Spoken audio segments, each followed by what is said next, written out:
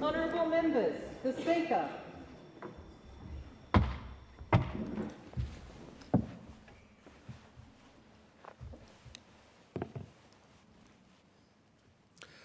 I acknowledge the Ngunnawal and Ngambri peoples who are the traditional custodians of the Canberra area and pay respect to the elders, past and present, of all Australia's Indigenous peoples.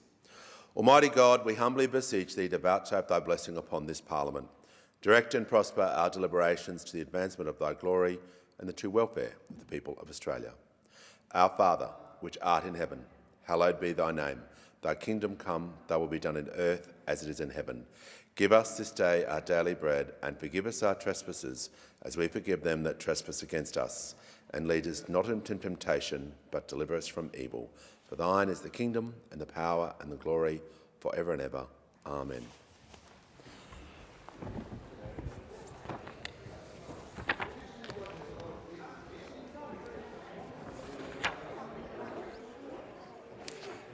Members can leave the chamber as quickly and as quietly as possible. The call to the honourable member for Macquarie. Thank you, Speaker. I present the 31st report of the Petitions Committee for the 47th Parliament, together with 11 ministerial responses to petitions previously presented. There are no petitions in today's report because there are no paper petitions for me to present, and e-petitions certified after the winter sitting break are still open for signature. However, this means that there should be a bumper set of petitions included in the next committee report. Speaker, members may be interested to know that so far this year, 501 certified petitions have been presented to the House.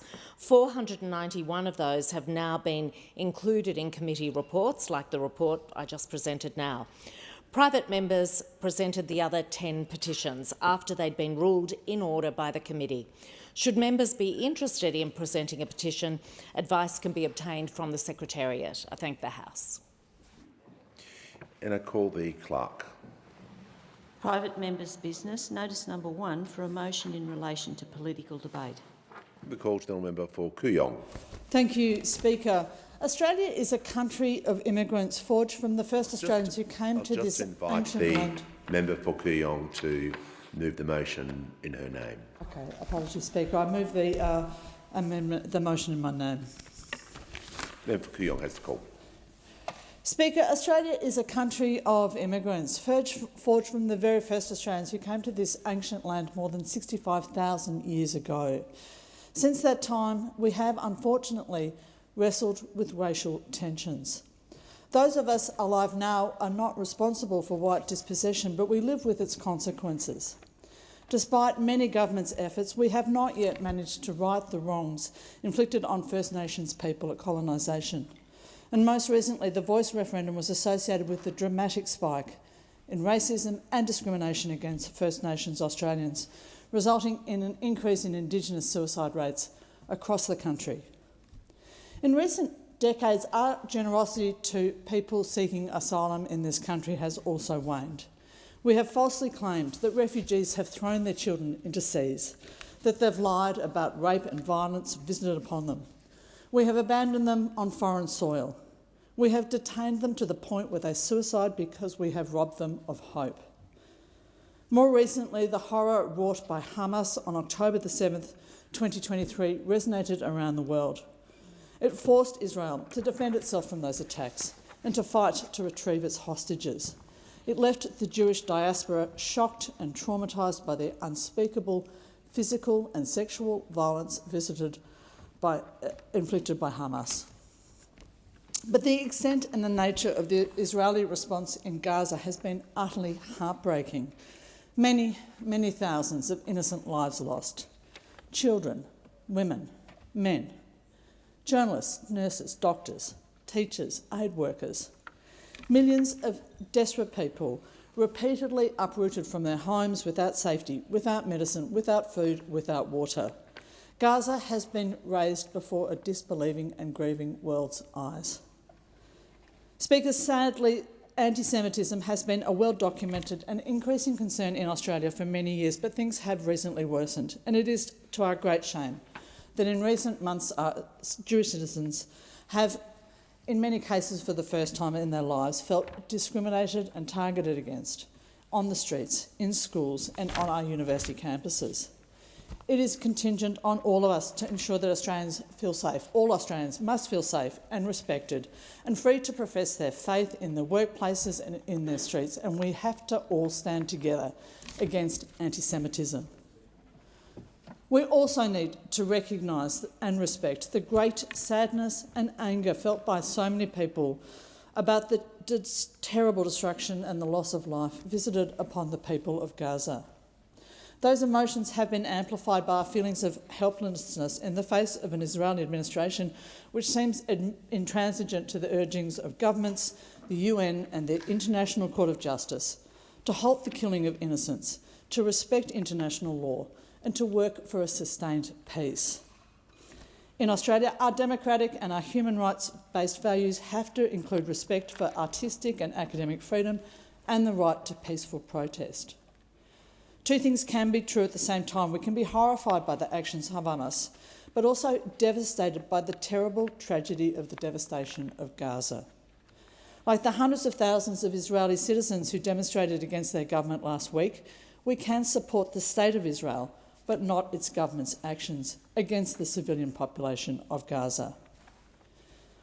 It is to this country's shame that the distress felt by so many Australians about this terrible war has in many cases been stoked by rhetoric and wedge politics in this place. Politicians from the left and from the right have deliberately fomented dissent and anger at a time when we need reason and respect. Most Australians are generous and accepting. We want our leaders to watch their words and our actions, to provide a means of acknowledging differences and acknowledge that both Indigenous and white Australians must need to be able to feel that this wonderful island home is our home, that both Jewish and Muslim Australians can fairly and reasonably feel great grief and anxiety about the war in the Middle East, that we must continue to offer refuge to the dispossessed and the homeless. Our nation looks to our leaders to show compassion and mercy. We know we owe Australians nothing less. We will always be a country of immigrants, and we are better because of that. Is the motion secondly be called on by Warringah? I second the motion and reserve my right to speak. The question is the motion be agreed to and give the call to the member for McNamara. Thank you very much, Speaker. I thank the member for Kooyong for bringing forward this motion in this place. There is a misconception out there that what I often hear is that somehow Jewish community members in Australia want to see this war continue. You know, somehow the Jewish community wants to see this terrible war go on, and that they support all sorts of terrible things that are happening to the Palestinian people. And it just could not be further from the truth. The truth is that this has been devastating, obviously for people in the region, but it has also been devastating for communities right around the world. And that the Jewish community in Australia has been at the point of the spear when it comes to the consequences and the pushback that we have seen as a result of this conflict. I mean, just think for a second what we have become desensitised to in this country. Concerts by Jewish performers like Deborah Conway, invaded. Jewish comedians, people feel that that's appropriate. Jewish community centres.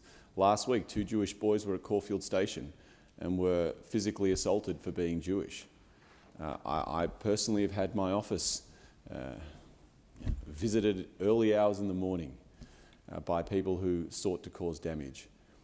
This has been, in my 37 years living in this country, one of the most devastating and awful times for the community that I am so proud to represent. No one in the Jewish community in Australia wants this war to continue.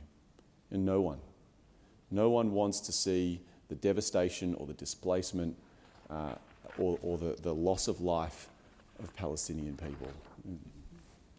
We are humans above all else, and we want to see dignity for all people. and freedom for all people and a future for all people. And that's why the way we conduct ourselves in this place really matters, because I wish we could click our fingers in the House of Representatives and for the war to be over, but it is just not the case. What we can do is hold the sort of nuanced and respectful and calm and measured debate that this country was built on. The respect for one another, the multiculturalism, the fact that we conduct political discussions in a way that respects each and every Australian. It is not okay to be pointing the finger at community groups and diaspora groups around the world, and it's not okay to be targeting Jewish community organisations if you are somehow have views on the Middle East, because they are not the Israeli government, they are Australians.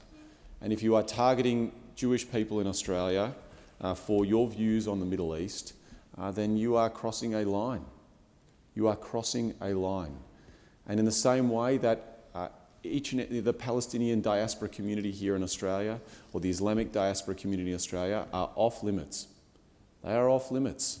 They are people who are worried about their family, they're worried about the future of their people, and they want to see a better life for their community as well.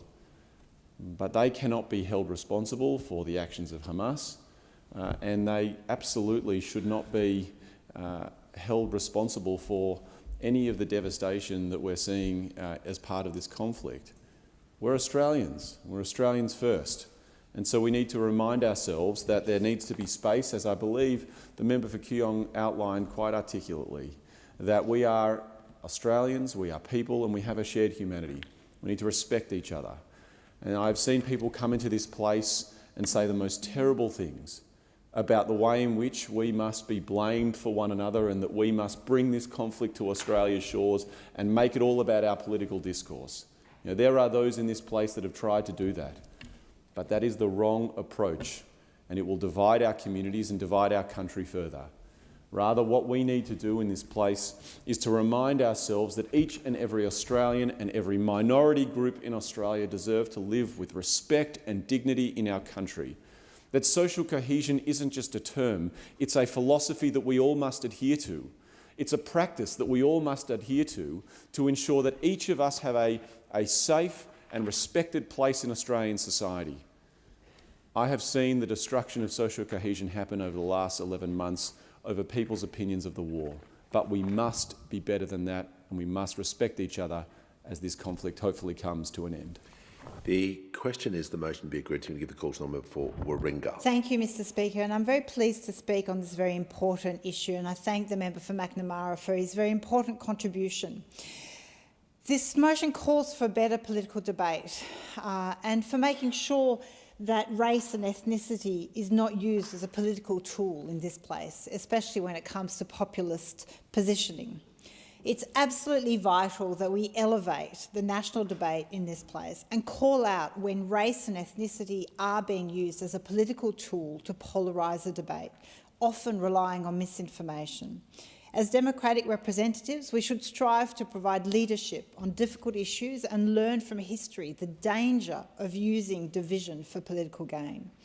In my maiden speech to this place in 2019, I said that while this may be a place of robust debate, it is time for a more respectful approach and accountability. That remains as true today as it was 5 years ago, and sadly, the tenor of the debate has too often not improved sufficiently and certainly not met the level that our communities expect.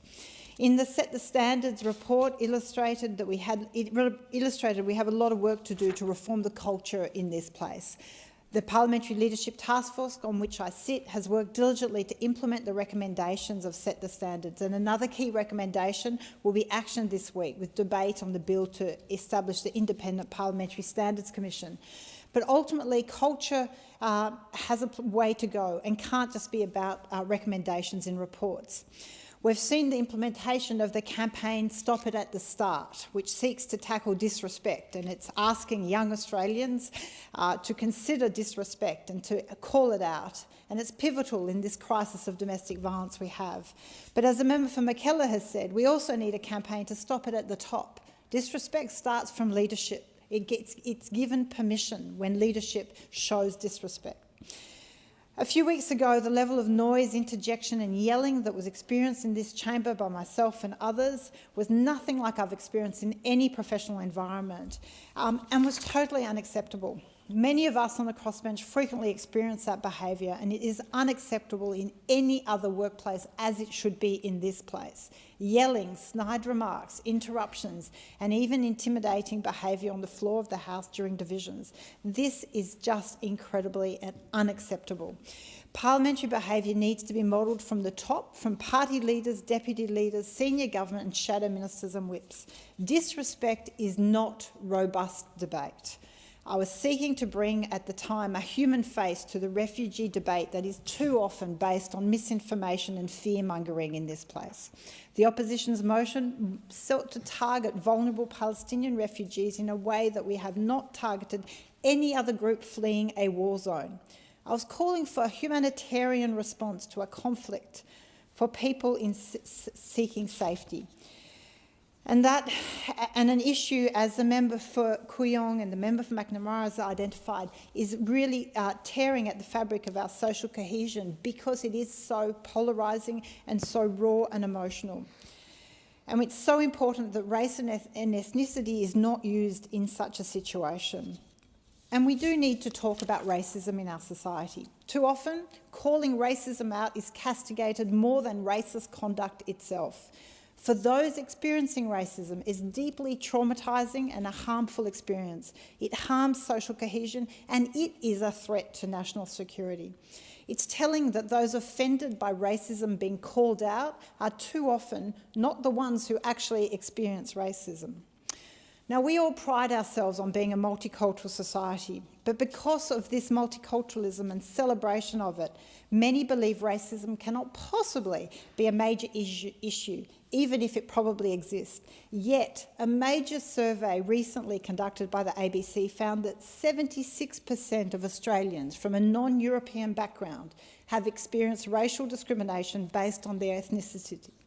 We often rightly call out anti-Semitism and Islamophobia, as many contributions on this debate have identified, but too rarely do we call out racism, and especially racist policy. And that's why it is important. Policies that are inherently racist are designed to foster fear and hatred of a minority group, and the fear of the consequences of calling out that racism means the policy itself does not get examined and sufficiently called out.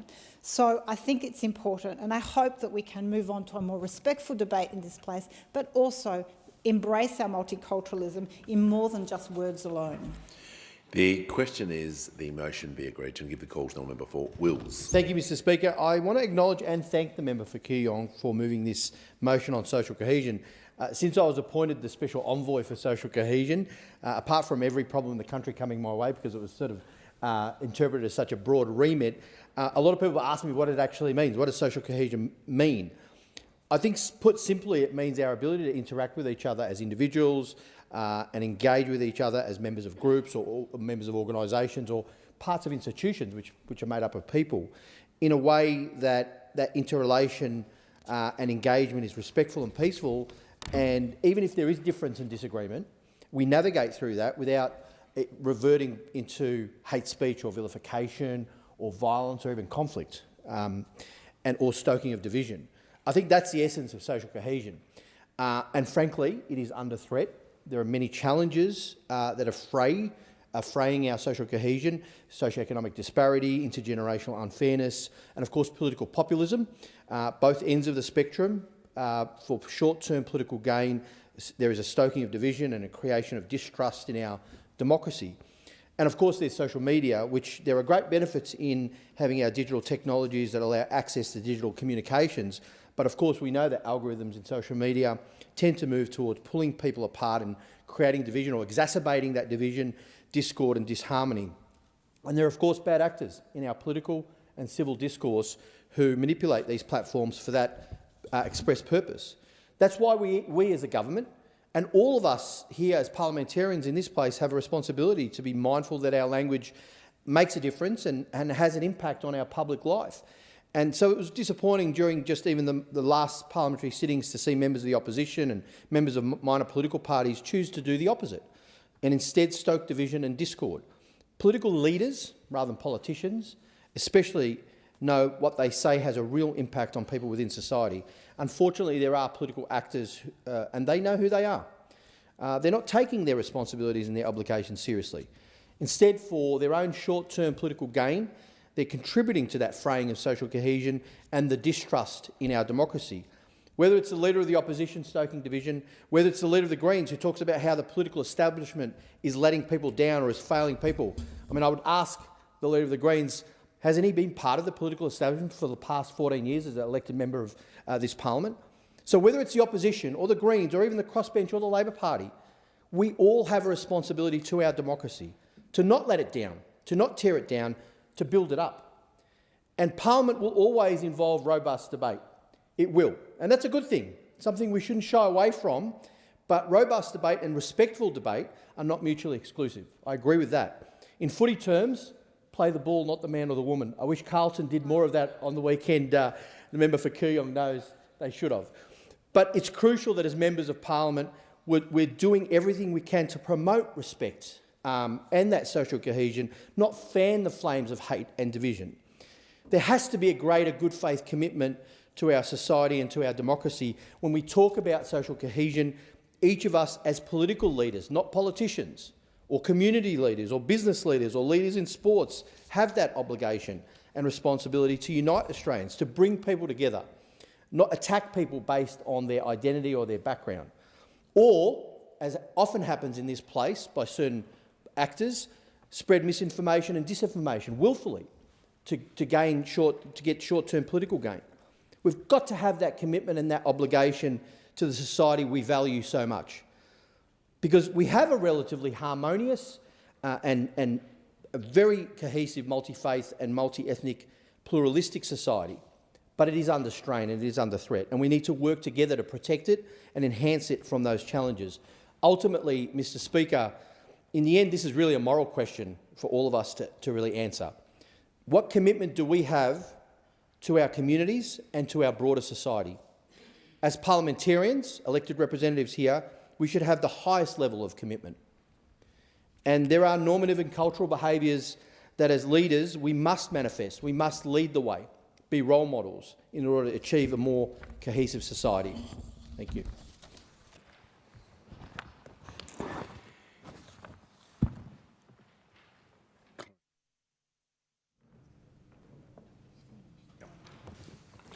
The time allocated for this debate has expired. The debate is adjourned and the resumption of the debate will be made an order of the day for the next sitting. I'll call the clerk. Private members' business, notice number 2, for a motion relating to affirmative action quotas. Give the call to the Chief Government Whip.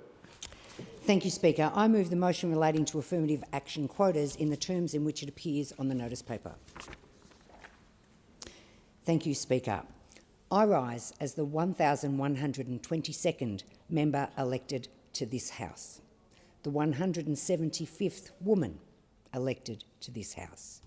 I rise as the 700th Labor member elected to this House and the 92nd Labor woman elected to this House. I stand here because of the tireless efforts of pioneering women within Australia's oldest political party, who 30 years ago advocated for greater representation within the Labor Party, ensuring that our parties truly reflected the diversity of the community and the nation that we seek to serve. The pivotal moment came at the 1994 National Conference of the Australian Labor Party, where Labor women successfully championed the cause for gender equality in pre-selection processes. As the formidable Joan Kirner eloquently said at the 1994 Victorian State Labor Conference, we can no longer be embarrassed as a party which says that other people have to have equal opportunity, other people mustn't practice discrimination, and yet in our pre-selections for seats we don't practice it ourselves. Comrades, it is no longer good enough to give women the seats to win them. It is essential that we give women winnable seats. Since then, the implementation of quotas and targets has led to a significant increase in women's representation within our caucus and this parliament. Today, I proudly stand as part of Australia's first female majority government, where diverse voices have enabled us to deliver meaningful change for women across the nation, from pay rises for feminised industries to real action to increase workforce participation, from support for women fleeing domestic violence to superannuation being paid on PPL. The legacy of affirmative action within the Labor Party is a testament to the perseverance and the dedication of countless women who paved the way for future generations. While time constraints prevent me from acknowledging each individual, I must pay tribute to my predecessor in the electorate of Lalor, Julia Gillard, our first female Prime Minister, whose leadership paved the way for more women into politics and into this parliament.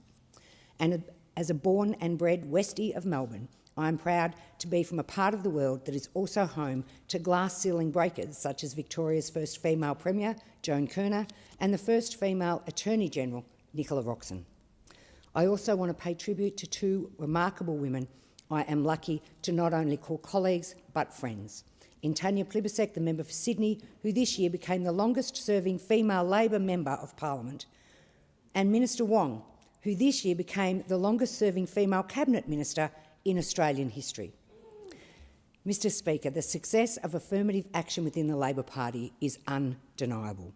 In the 92 years since between Federation and these reforms, only 28 Labor women had been elected to this parliament.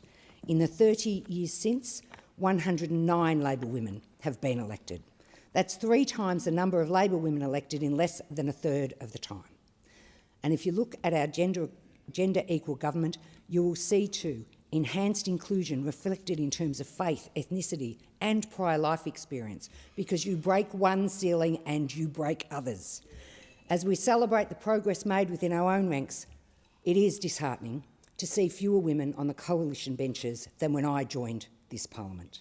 In fact, while Labor has gone from strength to strength since '94, in this parliament the Liberal Party has recorded its lowest female representation since 1993, something that disheartens us on this side.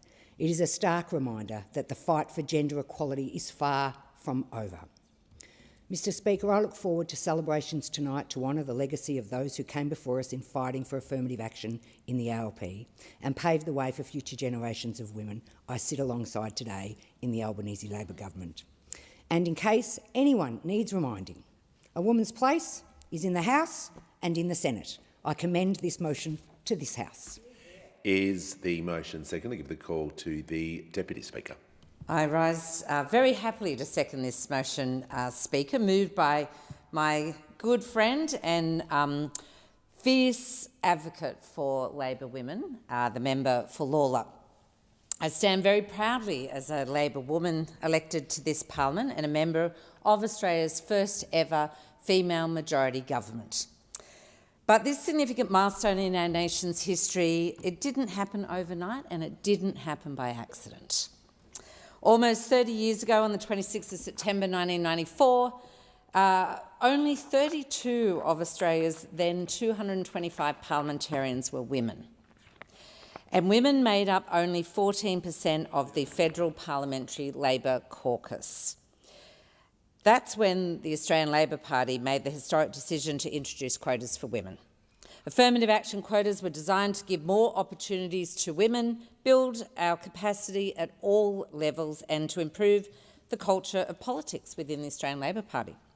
The first quota was set at 35% for women to be pre-selected into the held and winnable seats.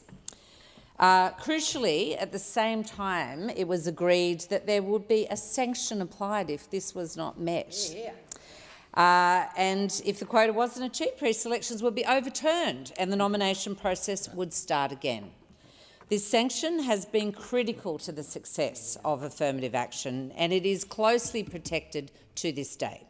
In 2002, the quota was then increased by up to 40% by 2012, and then in 2015 we went to 50% by 2025. Well, guess what? It is now 2024 and we've smashed that target. We smashed it 2 years ago. Every time we've set a target, Labor has exceeded it and we have delivered it ahead of time.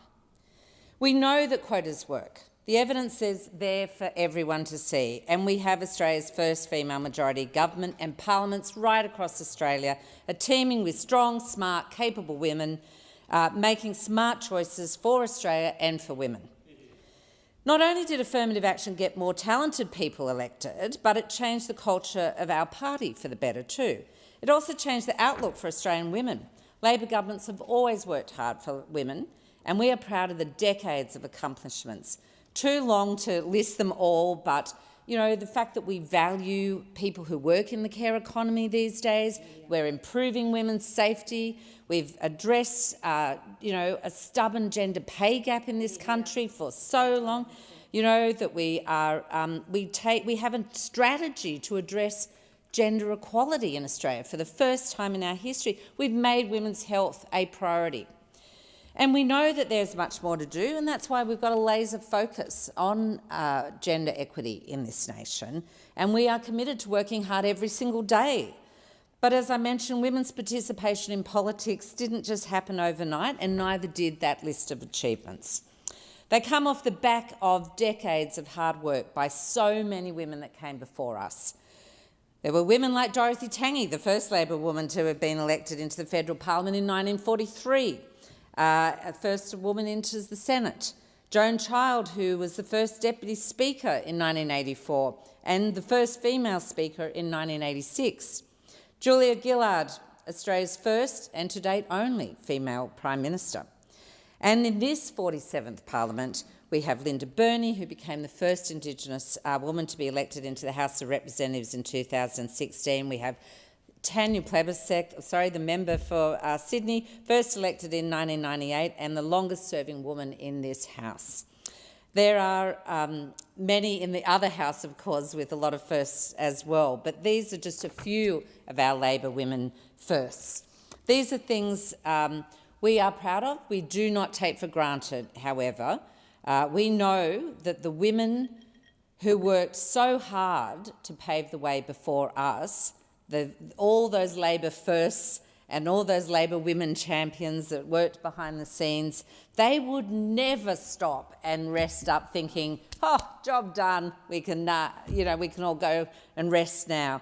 We know this not to be true. We are forever vigilant about the issues of gender equality in our parliament, in our party, in our nation, because women's representation matters. And it strengthens our communities and it strengthens our democracies.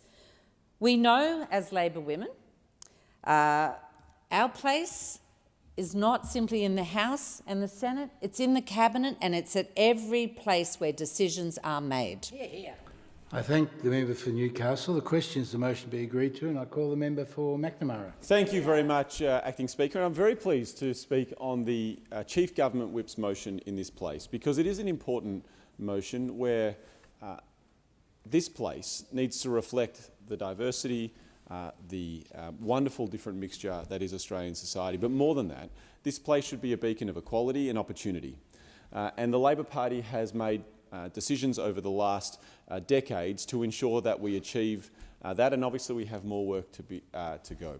But I also want to say this, that as a male member of the Labor Party, it is important that we also are a part of ensuring that institutions like the Labor Party have opportunities and are seeking talent from all different corners of our society. Because if we do not have the inherent structures like quota systems, then what will happen is that the inherent biases that live within each of us will rise to the top. We all look for ourselves in representation. We all look for ourselves to try and pursue all of the different institutions and opportunities in this place. But the Labor Party's made a different choice thanks to the strong and fierce women that have made up the leadership of our party and that make up the rank and file of our party as well. And they said that we can't just look like we have done for the last 100 years. We need to look in new places, and we need to ensure that women are better represented and are a part of the decision-making of our party. And we know that if we don't do that, what does it look like? If we don't create the opportunities and the quotas and the structures where we actually seek out and lift the talent and provide opportunity and find talented and smart and fierce women to be a part of our structures. Well, what does that look like? It looks like the modern Liberal Party, where not one Liberal Party member is speaking on this motion. And despite the fact that there are smart, talented Liberal women who should be promoted, each and every time there are inherent biases that the pre-selectors of the Liberal Party choose to connect onto, as opposed to ensuring that there are a system and a quota system of women. Now, I know that there are Liberal Party women who are pushing for change, and I think that that is an important thing, and it mustn't be an easy task. But it is a reflection of the fact that quotas not only work, they remove the ability for those inherent biases that, frankly, the blokes of the Labor Party were looking at for too long, and they ensured that people were given opportunity when they should have been. People like to talk about merit. Well, I am proud of the merit that we have on this side, where we have such fierce and smart and strong and articulate colleagues who are representing their communities and representing and fighting for policies that make our country stronger. And the fact that we have set targets to achieve gender equity in this country makes our party stronger. It makes our party stronger because we see more of what the Australian people need. You know, we as the Labor Party are not at our best if we have big blind spots. And how can you have a situation where you seek to represent half the population if half your representatives do not reflect that? How do you seek an opportunity for the Australian people and for Australian women if we are not even willing to provide opportunities to Labor women to rise through the ranks and become senior members of our party? But that is not the choice that we made, and it wasn't just because of these quota systems that has happened. Is because of the tireless effort of strong, fierce and smart Labor women over decades, and of party structures committed to the promotion and the equity that we seek for Labor women and for all women in this country. And that is why I am proud to stand alongside a caucus where over half of us are women, and where over half of us represent over half the population. And that is how it should be. Because we cannot be what we cannot see, and we cannot be the party that is there to promote things and policies like ensuring that women do not have blockages to be able to return to the workforce, or that their pay is not that in an equitable basis to men. We have to be better than that. And where it starts is in our own backyard. Affirmative action works. We are proud of our equity, and I'm proud to be a party that promoted so many amazing women alongside us. Thank the member for McNamara. The question is the motion be agreed to, and I call the member for McPherson. Yeah, sorry. Thank you, Deputy Speaker. I actually hadn't intended to speak on this motion, but having listened to the speakers on the other side, I thought it would be appropriate for me to actually put some positions that I have long held in this place. And if you just bear with me while I be sort of briefly self-indulgent, I graduated from university with a degree in mechanical engineering, which I'm incredibly proud of, and have always considered myself to be an engineer first and foremost. And of course, even back then, there were significantly less women who were undertaking engineering studies than what there are now. There's been some movement, but there's clearly not enough. I have spent my entire life working in male-dominated industries, and my entire life fighting to make sure that women are treated equally and given the opportunities that boys and men have.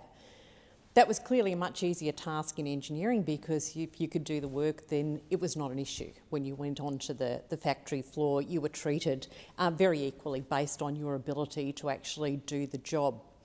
As I moved through, I guess, my second career, which was in industrial relations, I experienced similar issues as to what I had in engineering, where as long as I could do the job, I was generally accepted what I needed to do. My third career is politics. And when I first was elected as the member for McPherson, there were clearly discussions about making sure that there was greater representation of women in Parliament, and issues of quota or targets has been discussed by the coalition for many, many years. Initially, I would have to say I have always been opposed to quotas because I never wanted to be considered to have been appointed into a role for anything other than my ability to do the job. What I have seen over the last decade at least has made me soften my views into opposing quotas. My concern is that the Parliament of Australia needs to be a parliament that truly reflects the people of Australia. And that means that there are a number of groups, for want of a better way to describe it, that need representation within the Parliament. One significant group is women. And I look at this side of the House and I look at the female representation that we have here, and I am absolutely convinced that we need to do better. We need to make sure that we are doing all that we can to promote this as a workplace that is desirable for women to enter. We need to promote it from the coalition's point of view, in my view, as a welcoming place for women to be part of. Now, historically, we have always been of the view that you get pre-selected based on merit. But sometimes you look around and you think, well, maybe merit only applies in certain circumstances, and that basically merit and the appointment of people on merit is often used to stop women from progressing. So what I would like to see is that there is an openness, there is an understanding of what the issues are that we face. And one of those is to make sure that we recognise that there is a need to ensure that we have more women sitting in Parliament. Now, I have stated publicly on many occasions that I think that the pre-selection processes of my own party need to be looked at to make sure that there is opportunity for all people to be able to put their hands up to be pre-selected as a member of this Parliament and representing a political party if they choose to do so, or choosing to be an independent. What I have said before, and I say again, is that if we want to make change here, we cannot simply cross our fingers and hope that things are going to change unless we take positive action, because doing that in the past has been an abject failure. I thank the member for McPherson and say that it was a privilege to hear that. And the question is that the motion be agreed to, and I call the member for Hasluck. Thank you, Deputy Speaker. Affirmative action is more straightforward and powerful than we might think. Action to affirm the rights, abilities and potential of all human beings makes a better Australia and a better world for everybody. Some people are lucky enough to get affirmative action from birth, and I consider myself lucky in that way. They receive encouragement and pathways to achievement are clear and open to them. But there are those who are given very different messages and very rocky roads. When they are discouraged, we all lose. We need people of ability with contributions to make, to be speaking and doing loud and clear, not muttering in corners. For centuries, women were told that the halls of power were not for them, unless they happened to be born into a ruling family, and even then, a male was almost always preferred. All sorts of decisions were made without hearing or even considering women's opinions or perspectives. 30 years ago, our party, the Australian Labor Party, decided that waiting for this to improve wasn't good enough. It was time to act. That's always been a fundamental Labor principle. We don't sit around telling Australians that we'll all work out in the end in some mysterious way. We take action. It's our job and our responsibility. Successful people everywhere know that you have to set goals and targets along the way. Any person with a dream needs a plan to make it happen. And it was a different world back in 1994. The first goal then was to have a female candidates in 35% of all held and winnable seats by 2002. Labor achieved that in 2004. But we were already on the move with a new goal. Back in 2002, we understood that there was no going back. The answer was more determination and higher goals. We decided then that by 2012, 40% of held and winnable seats should have female candidates. After the federal election of 2013, 40% of the Labor caucus were women. This was a percentage to be dreamed of by most parties in most nations around the world, and there was plenty who dismissed it as silly and impossible dream. In 2015, the ALP National Conference adopted a new target. Half of all our MPs and senators should be women by 2025, and that was achieved at the election of 2022. It's difficult to say this without strong personal emotion, because I was one of those new members of Parliament who were part of this great milestone.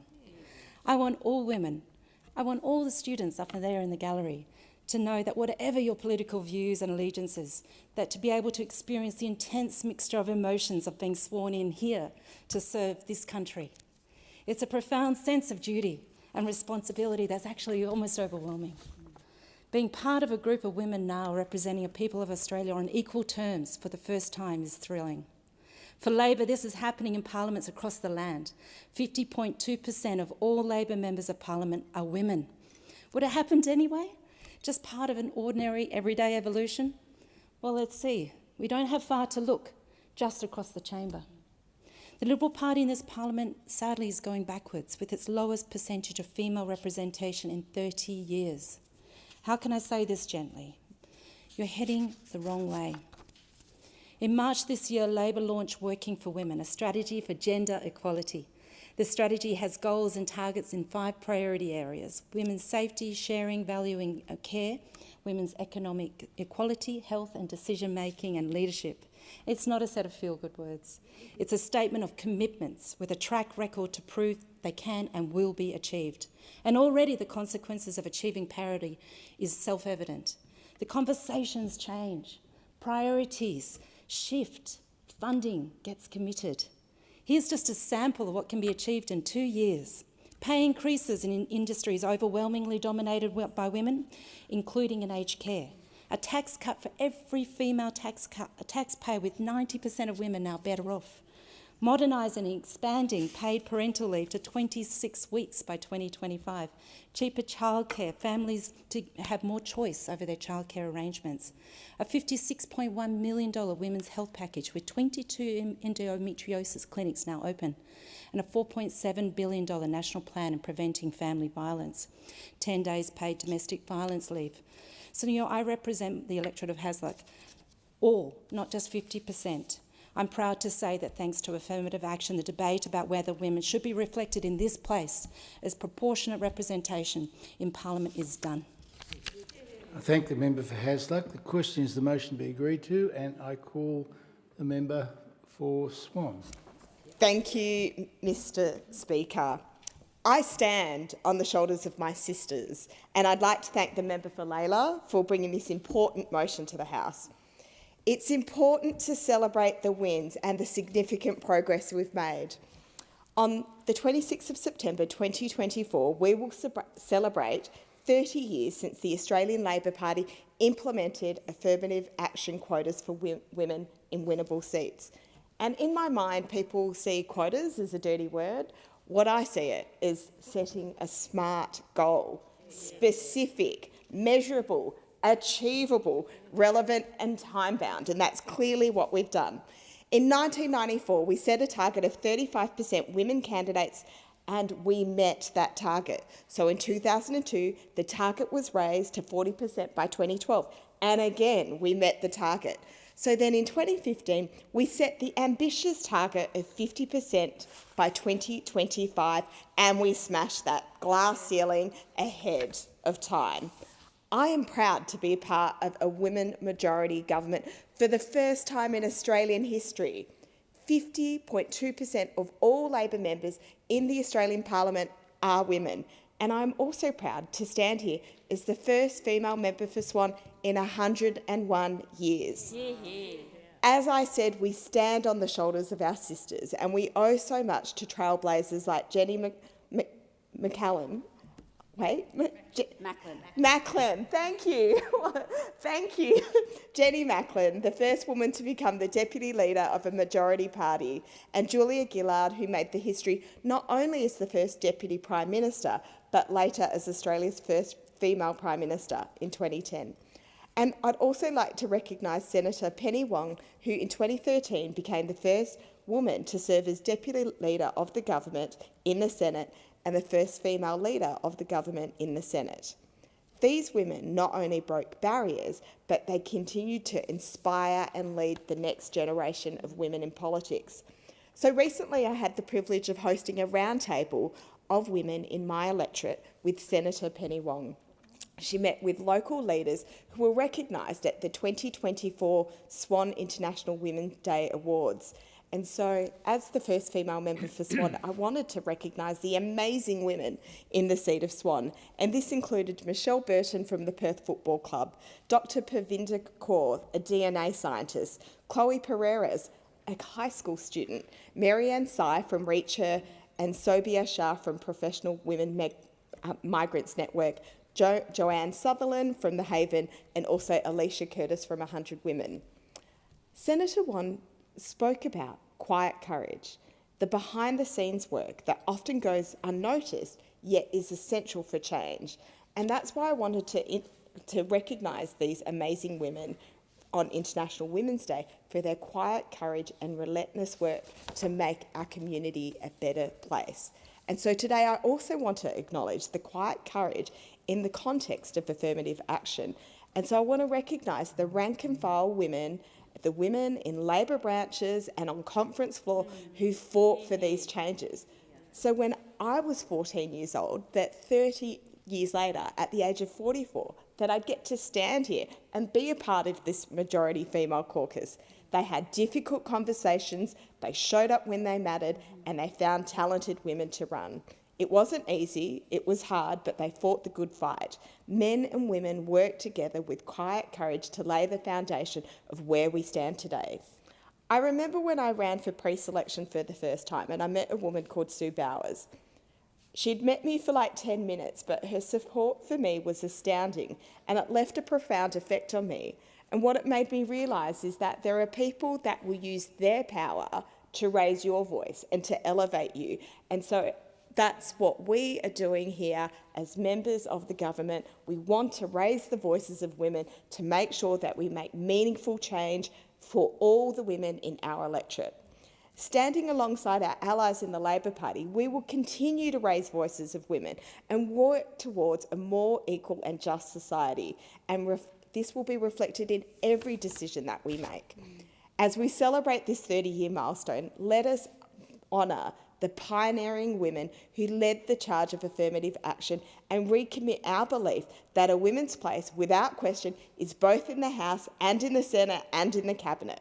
I fully support this motion and I encourage every member of the House to do so. I thank the member for Swan. The question is the motion be agreed to, and I call the member for Chisholm. Thank you so much, Deputy Speaker, and thank you to the member for Lawler, the second woman to hold that seat, for bringing this important motion to the House today.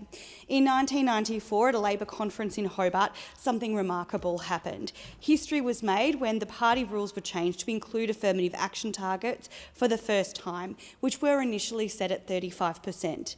It's incredible too that one of the people present and a fierce advocate for the rule change, Julia Gillard, would become the first woman member for Lawler and, of course, the first female Prime Minister. Over time, there have been adjustments to the quota, and I'm pleased to have played a very small part in working with women in the Victorian branch of the Labor Party and as a conference delegate to advocate for an increase to these targets. When we set targets, we met them, and which shows that quotas work and that if political parties are serious about gender equality and party rooms that look like our communities, then this is a path that should be pursued. The Federal Parliamentary Labor Party has met every quota and target set since its adoption ahead of schedule, including 35% initially, then 40% and then 50%. And so we now do have a government comprised of over 50% women. This did not happen by accident. It happened because of the hard work of so many women who've contributed to the Australian Labor Party. And whilst it was the achievement of those who were there at that conference 30 years ago that affirmative action was implemented in our party rules, the contributions of so many others, many whom history has failed to record or remember, their contributions led to that change being possible at that point in time too. And I want to acknowledge some of those unsung heroines in our party's history. Because we are a party of the collective and of struggle, we know that we work together through hard times as well as good to realise meaningful change. This change, affirmative action, has meant that our government now resembles the communities we represent in this place, which is vital for a model of government and parliament like ours in Australia. In my first speech, I spoke about Joan Child, the first female Speaker of the House of Representatives, as well as the first Labor woman to be elected to this place. And I've always found it absolutely staggering that it took until 1974 for that achievement to be realised upon her election as the Labor member for Henty. It took too long. That 20 years after that we could implement affirmative action, and that 30 years later we can now say we have a majority female government shows that change can start slowly, but a small step can turn into large strides. It is an honour to be part of a Labor government and a Labor Party that places gender equality at the heart of all that we do, so our communities and our country are reflected in this place and that the doors of opportunity are open to everyone. Gender equality in representative politics is meaningful. It delivers paid parental leave, measures to close the gender pay gap, such as paying workers in female-dominated sectors a fair wage and having an equal pay principle at the heart of our industrial relations system. It delivers cheaper early education and care so that more women can make the decision to enter or re-enter the workforce.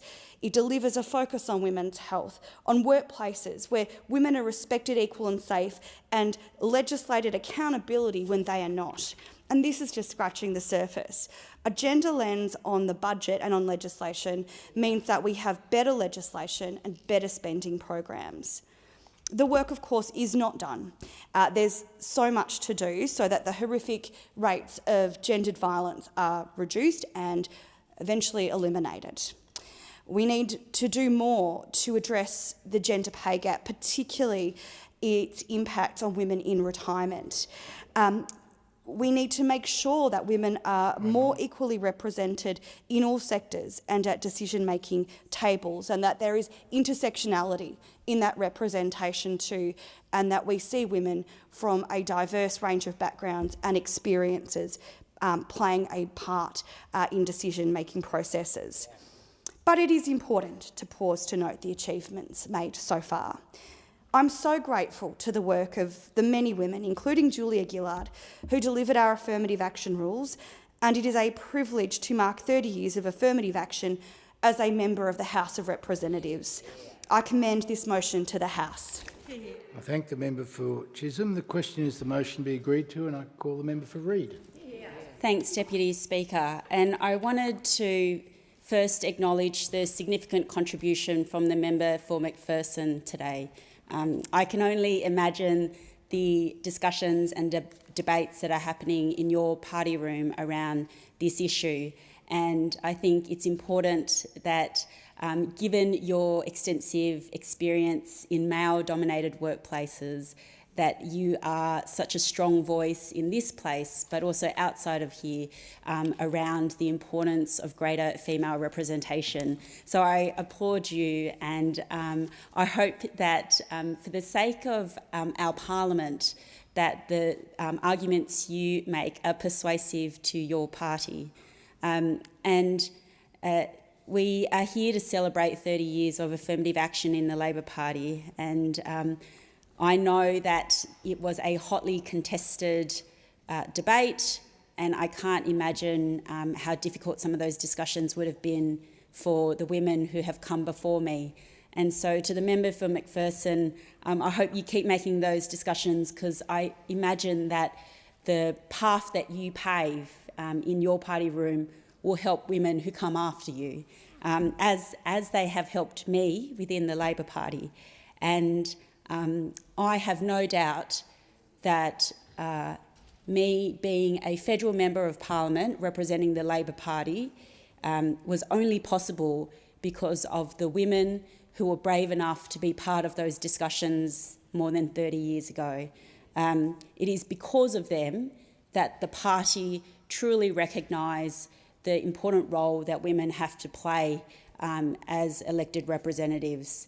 And I am indebted to them and am really grateful that we have this opportunity to celebrate the amazing work that they have done and the achievements that have come after them.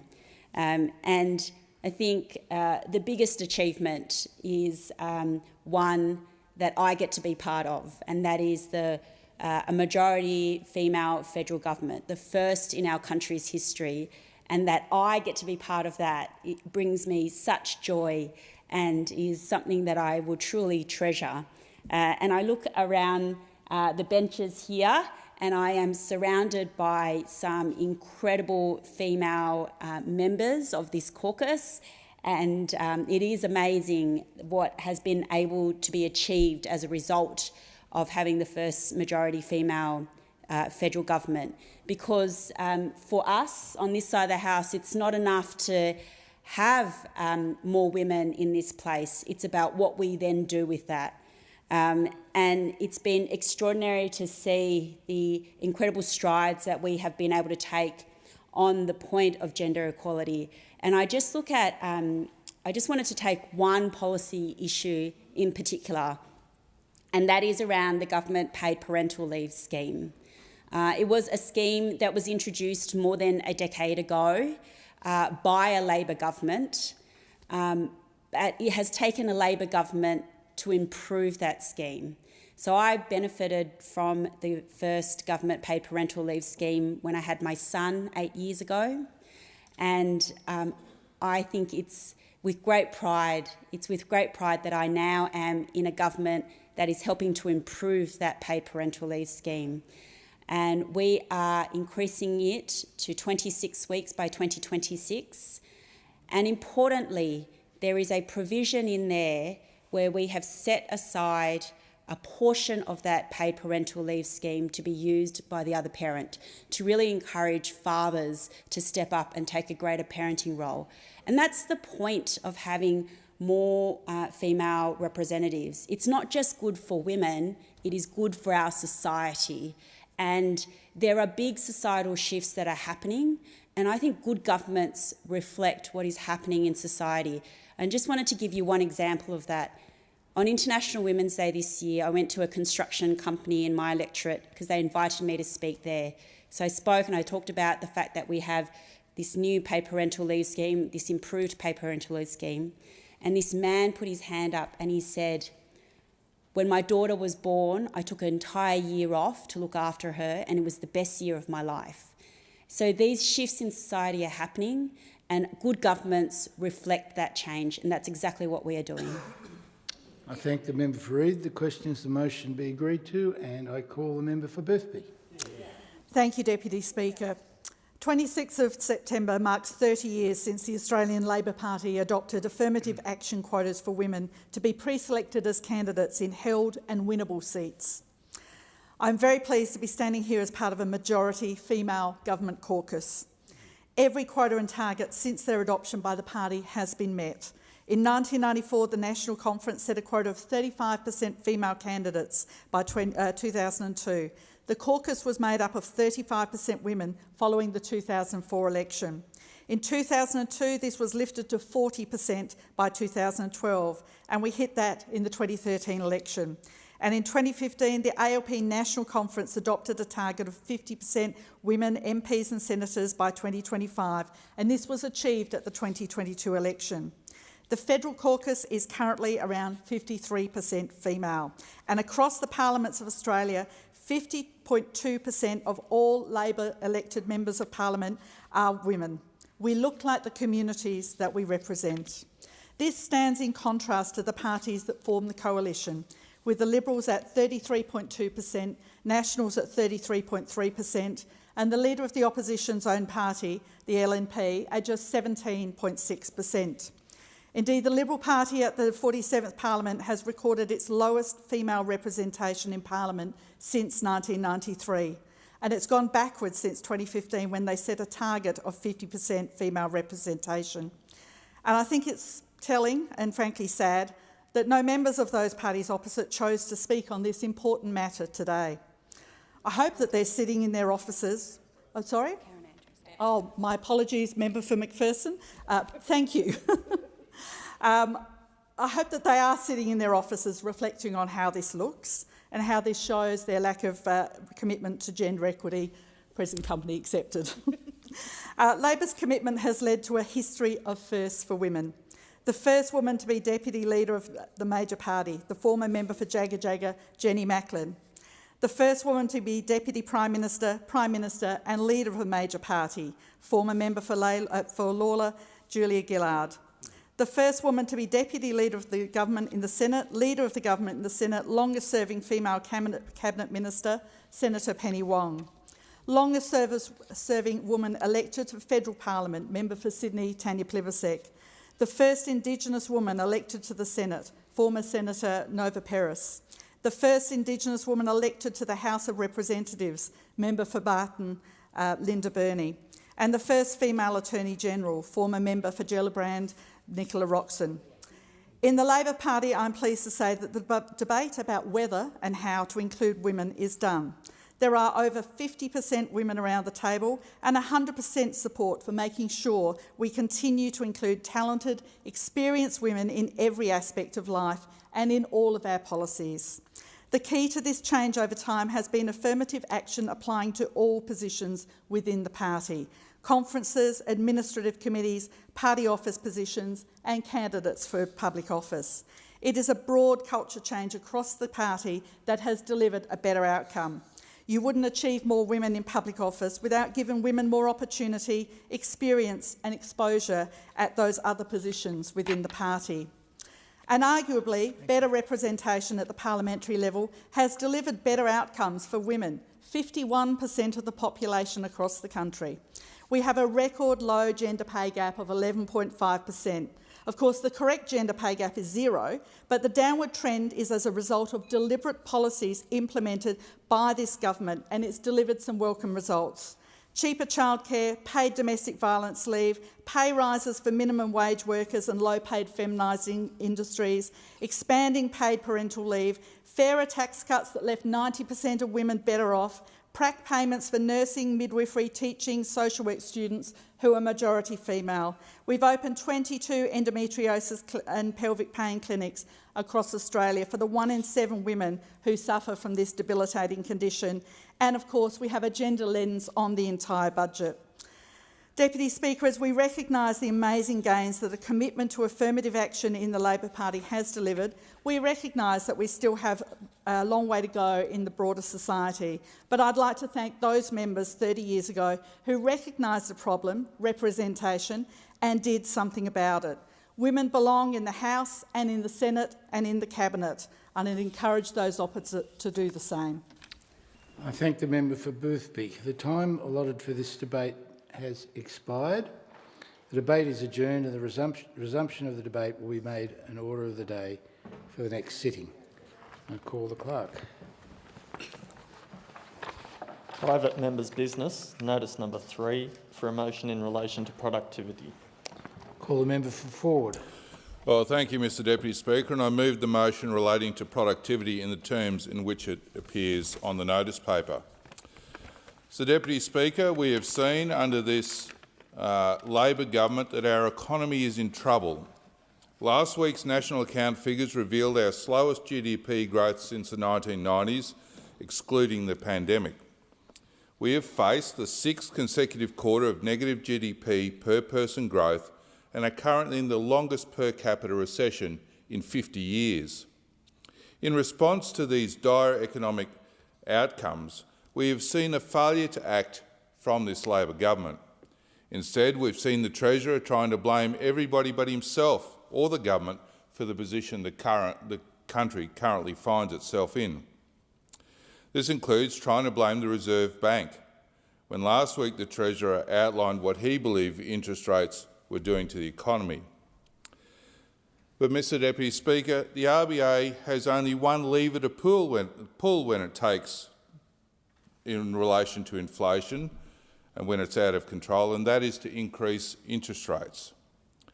When the government of the day fails to act on an economic and inflationary crisis, the RBA is actually not left with much choice. And I tend to agree with the Reserve Bank Governor, Michelle Bullock, who has previously stated that the only way interest rates can be reduced is an improvement in our appalling productivity.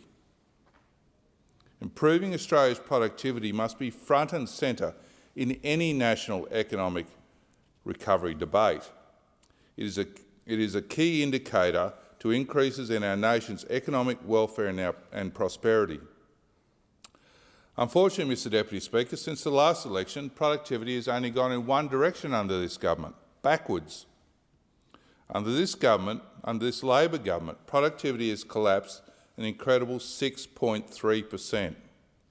That's an even further decline since the June 2024 national accounts highlighted in this motion, which had seen productivity fall by 5.2% at that point. Things are clearly not improving under this government's watch.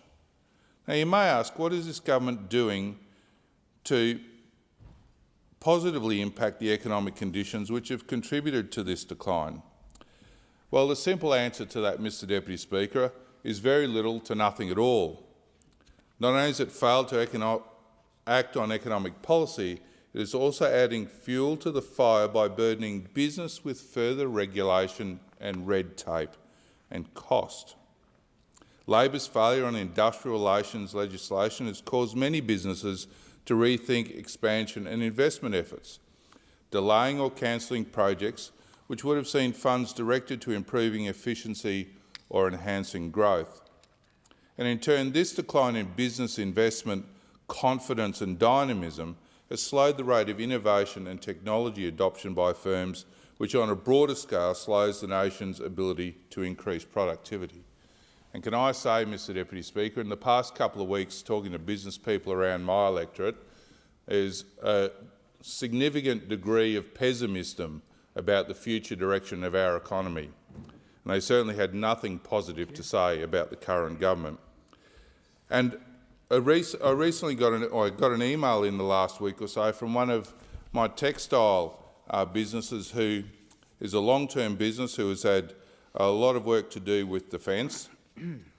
And they've advised me that in part, but not entirely, due to the cost of gas going up, the cost of additional regulation, the lack of proactivity from defence procurement in the fields that they work in textiles for defence, they are shutting up shop at the end of October. And not only that, Mr Deputy Speaker, they also advise that another textile manufacturer for defence, Wax Converters Textiles, have also just gone into administration. So Technical Fabric Solutions, Wax Converters and other businesses in this country who should be supplying Australian-made clothing to our defence forces are going out of business because of this government's failure to get proper processes and systems in place to order the kit and equipment the Australian Defence Force needs. What is the difference and what is the opportunity, Mr Deputy Speaker? That is a coalition government that will work on improving productivity and delivering for Australia. I thank the member for Ford. Is the motion seconded? Thank the member for Groom. The question is that the motion be agreed to, and I call the member for Morton. Thank you, Deputy Speaker, and I thank the member for Ford for kicking off proceedings with this motion, because it's always good to start the week with a good laugh. Because it's certainly laughable that he could be part of a government for 10 years that saw productivity stagnate. In fact, the former government was in charge of the worst decade of productivity growth in more than half a century. So no wonder he's slinking out of the chamber, Deputy Speaker, because their only contribution to productivity growth, and I'm sure the minister would recall, was red tape day. Red tape day. And then they cut that. Remember that? Their war on commas and semicolons ended because cutting was their only productivity option. Cut, cut, cut.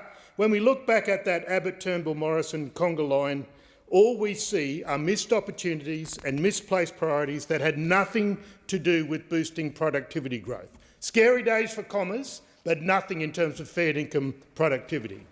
They grabbed our economy and drove it like they stole it, and we're still paying for that crazy joyride. The former government left behind a nation struggling to catch up, and the Albanese Labor government inherited an almighty mess to clean up. A quick pointer for the opposition. You know how you boost productivity? You invest in people. You invest in people. I know that the only renewable resource they believe in is ignorance, but we believe in the Australian people. Over the decade to 2020, the average annual labour productivity growth in Australia was the slowest in 60 years, falling to just 1.1% compared to 1.8% over the 60 years prior, basically.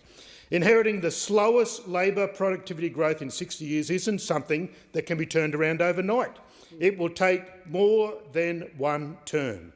Plenty for the new member for Morton, Jules Campbell, when she comes in to work on, but thankfully Labor is also making substantial progress in reversing the damage done to our economy with our responsible reforms. While Labor productivity was flat in the March quarter, previous quarters started to show some positive movement. It grew 0.5% in the December quarter at the end of last year, and 1.1% in the September quarter before. So we acknowledge there's work to do, but our drive to boost productivity rests on investing in new industries, implementing better functioning markets, boosting competition, boosting childcare so that more parents can return to the workforce earlier. Some of the lowest hanging productivity gains in our nation.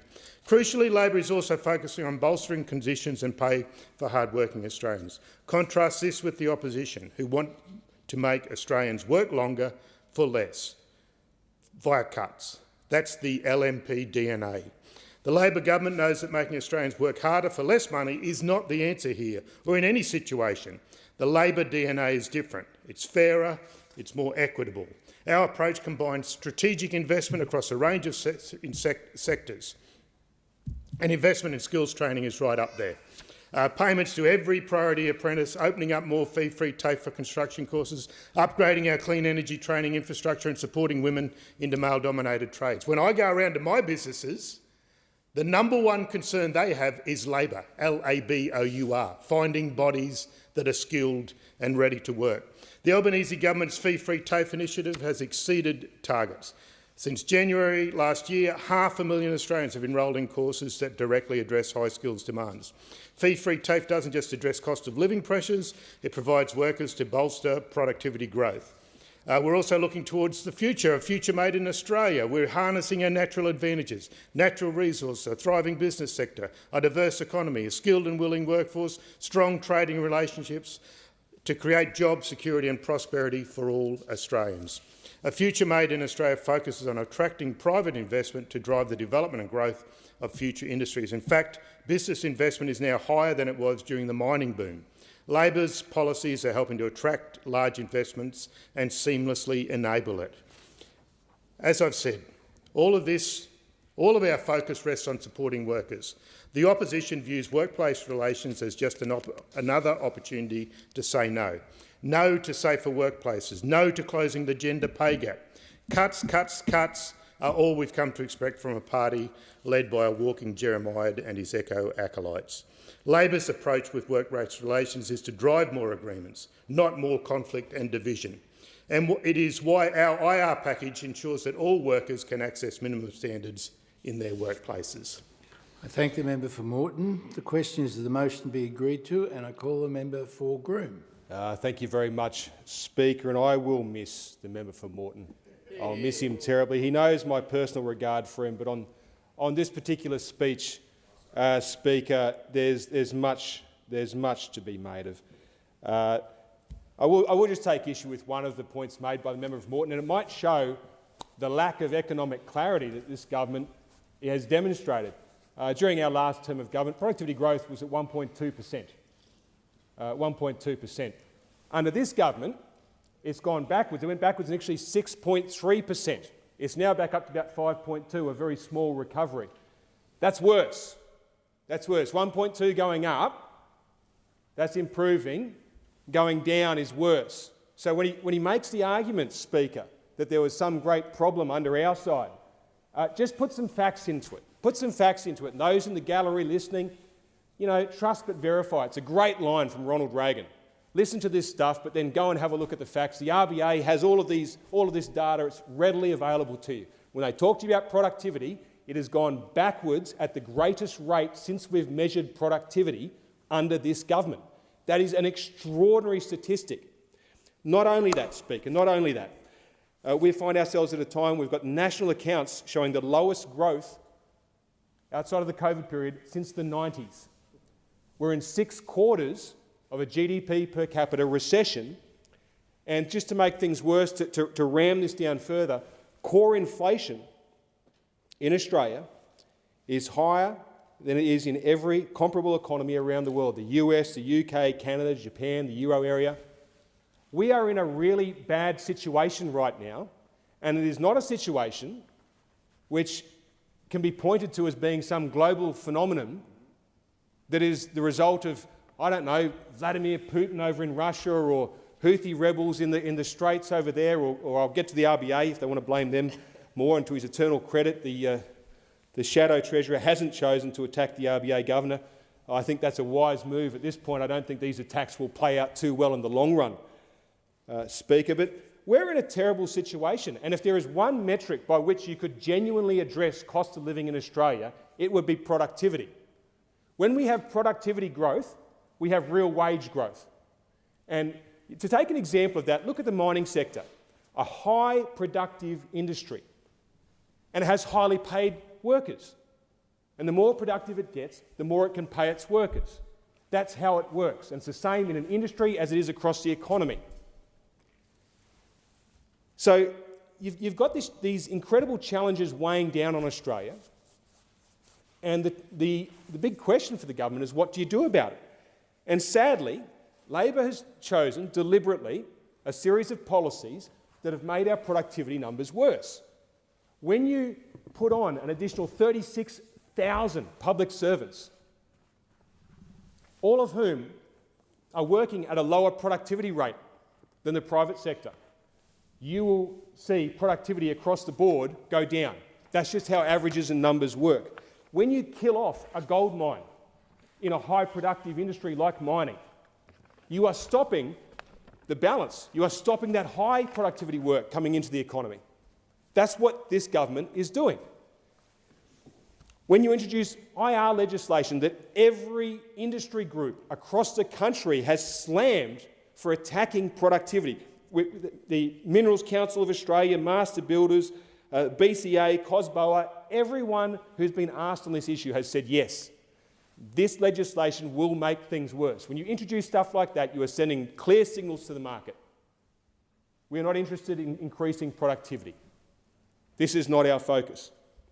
When you demonise casual employment, which is a choice that Australians make, and go back to numbers, the conversion rate when you force someone from casual to full-time is about 9%.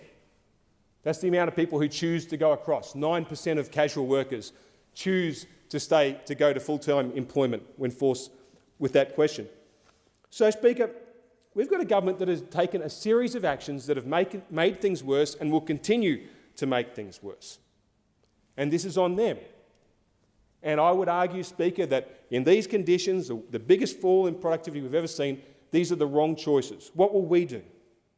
We will support high productive industries. We will support employees' choice of casual employment, or bring back flexibility and simplicity to IR that has been stripped away by this government. I thank the member for Groom. The question is the motion be agreed to, and I call the member for Bean. Thanks, Deputy Speaker. I thank the member for Ford for this opportunity to speak on productivity growth in Australia. But I also quickly remind the member that declining productivity didn't happen overnight. It was inherited from a decade of Liberal national inaction and missed opportunities. A government that was more interested in entrenching low wages as a design feature of the economy. Deputy Speaker, they won the gold medal for low productivity. We don't need these old canards about public servants versus contractors and consultants. We know the difference in terms of how much money we're saving through the budget by actually returning public sector work to public servants. But Deputy Speaker, just as this decline in productivity didn't suddenly happen when this government was elected, the solutions to turn this trend around will not suddenly undo decades of declining productivity. Deputy Speaker, under this Albanese government, we've got a genuine focus on boosting productivity, whether it's through the energy transformation, whether it's technological change or human capital, particularly investing in skills to meet the great public policy challenges of our times, but also use such opportunities to make our economy more productive. The Albanese government understands that productivity can grow when we address a few of the key factors that have constricted growth historically. And some of that does start with the bread and butter issues around unnecessary red tape.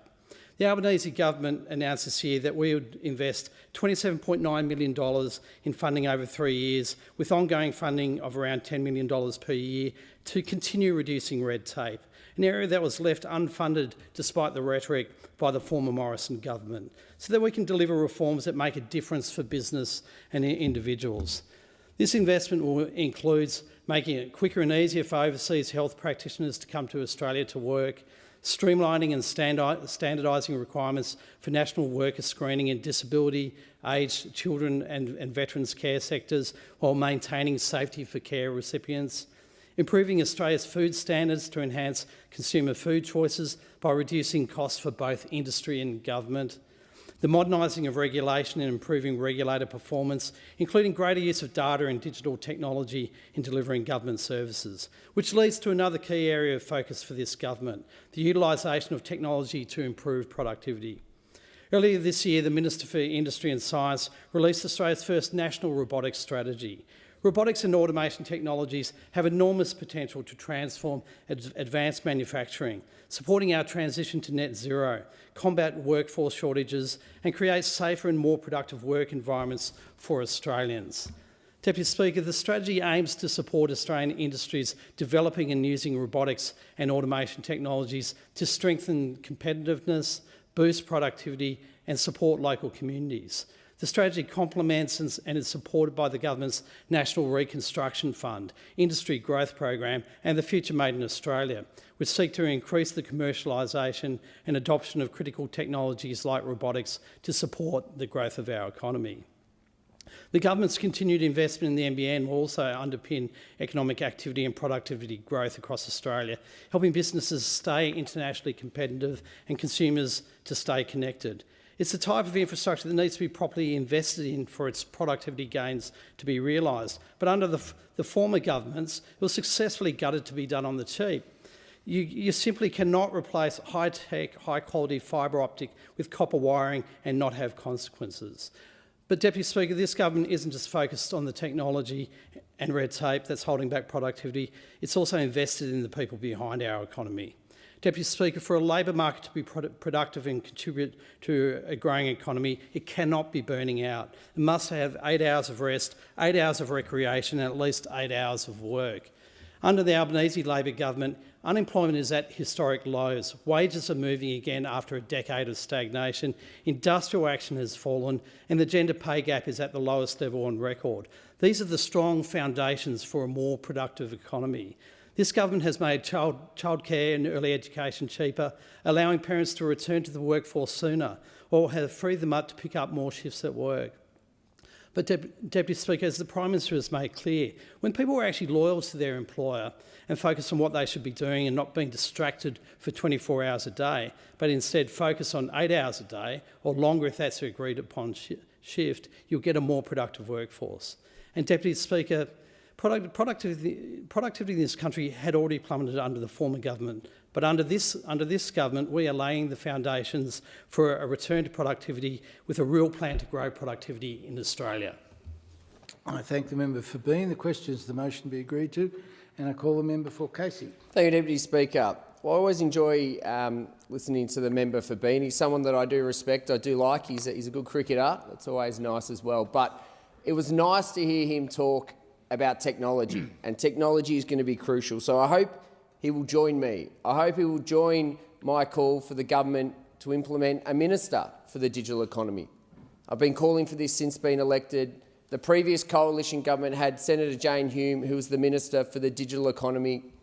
We had a plan, a strategy, a 2030 digital roadmap that was going to drive productivity, was going to drive economic growth, was going to help solve some of the challenges that we face as a nation, including high inflation. So I hope the member for Bean and those opposite will join me in calling for the government and for Prime Minister Albanese to appoint a minister for the digital economy, because in that action, his decision when elected to have a minister for the Republic but not have a minister for the digital economy shows his priorities are wrong and that he doesn't understand a modern economy. And the fact that he doesn't understand a modern economy shows that we have our productivity down 8% for this quarter, down 6.3% under this government. And when we talk about those numbers, they're important numbers because, as I said, productivity unlocks economic growth. It keeps prices down and the reason it does is it's focused on the output for a business offsetting their fixed costs and their variable costs.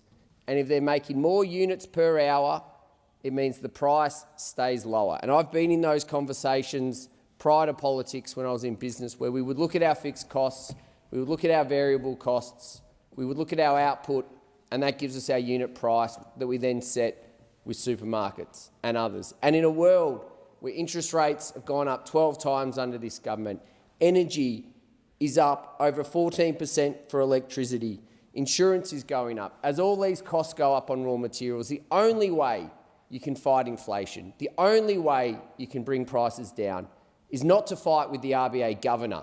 It's to have a strategy to increase productivity and unlock the strength of the private sector in Australia. And we can talk about the numbers, Deputy Speaker, but I want to share the stories behind this urgent need for productivity that the government refused to address. I want to share a story from Claire, from my electorate, and I quote, "I'm a mother of 2 adult children, married and nearing retirement.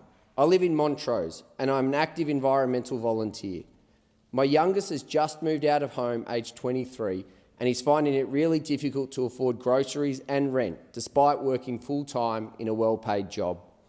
Last week, he told me he hasn't been able to afford a block of cheese for 3 months, uses not quite right and other unbranded foods, and doesn't get enough veggies to eat, relying on $1 tins of tomatoes and tinned beans on special to make a healthy meal. When he was living at home, we tried to prepare him for the challenges ahead, but he said he had no idea it would be this bad. Once I heard about my youngest not being able to afford a block of cheese, that's when I started buying him cheese and other staples. I never, in my wildest dreams, imagined I would need to help out our adult children with rent and food so they could remain housed and fed.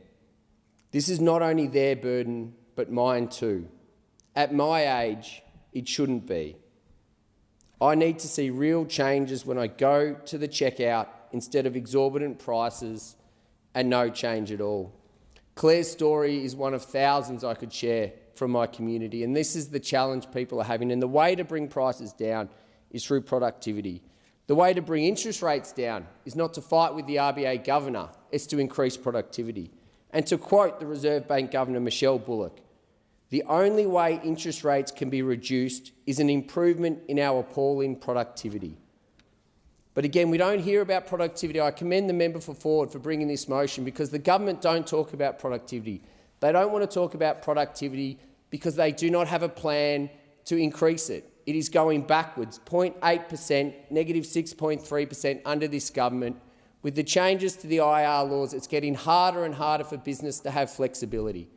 Everyone wants workers to earn more, but it has to be at a sustainable level, which is done through productivity growth. And we see with this government, they've got a line for everything and a solution for nothing. And the sad part is, it's the members of Casey and the members of Australia that pay the price for this government's lack of action. The question is that the motion be agreed to, and I call the member for Lawler. Thank you, Deputy Speaker. Deputy Speaker, I will cede my time to the member just arriving. I call the member for Parramatta. Thank you very much, Chief Whip. Always appreciate your support. Deputy Speaker, productivity is an incredibly important issue. Productivity fundamentally determines the long-run real growth rate in the Australian economy, and more importantly, it determines the long-run change in the standards of living of Australians. So this topic is perhaps one of, if not the most important topic we could be discussing in this House. Unfortunately, Deputy Speaker, the premise of the proposition put by those opposite shows that although productivity is an important issue, it is not one well understood by those opposite. The truth is, they don't understand the current productivity issue Australia faces. They don't understand the causes of the current productivity problem, and they have no solutions for how to address those problems in the future. Let's go through each of these in turn. Firstly, the current productivity issue that Australia faces. Now, it is true that labour productivity in Australia has been weak. In fact, in the annual productivity bulletin 2024 put out by the Productivity Commission, they describe labour productivity for the whole economy falling by 3.7% in 2022-2023. No question, this is a significant drop. Now, for those opposite, the attribution of that drop, the causes of that drop, are all manner of gripes and grievances that they have. Anything that they can pin on the government's actions to attribute to that drop, they will do. Unfortunately, there's just a disconnect between their rhetoric and the reality. The truth is that all of the things that they accuse the government of doing and producing this productivity fall are not based in fact. And let me read to you the actual facts. This is from the Productivity Commission. They say labour productivity fell because output growth failed to keep pace with a record increase in hours worked. A record increase in hours worked. They go on and they say the decrease in labour productivity was a result of large increases in hours worked for the whole economy and market sector, an increase in hours worked of 6.9%. This increase in hours worked is unprecedented, the Productivity Commission goes on to say. The next highest growth rate on record was 4.3% for the whole economy as far back as 1988. The growth in hours worked outpaced growth in output for the whole economy. So the cause of the current reduction in productivity, according to the Productivity Commission, is the extraordinary performance of the Australian labour market. And that's because those opposite fail to understand how productivity is measured and how it's calculated.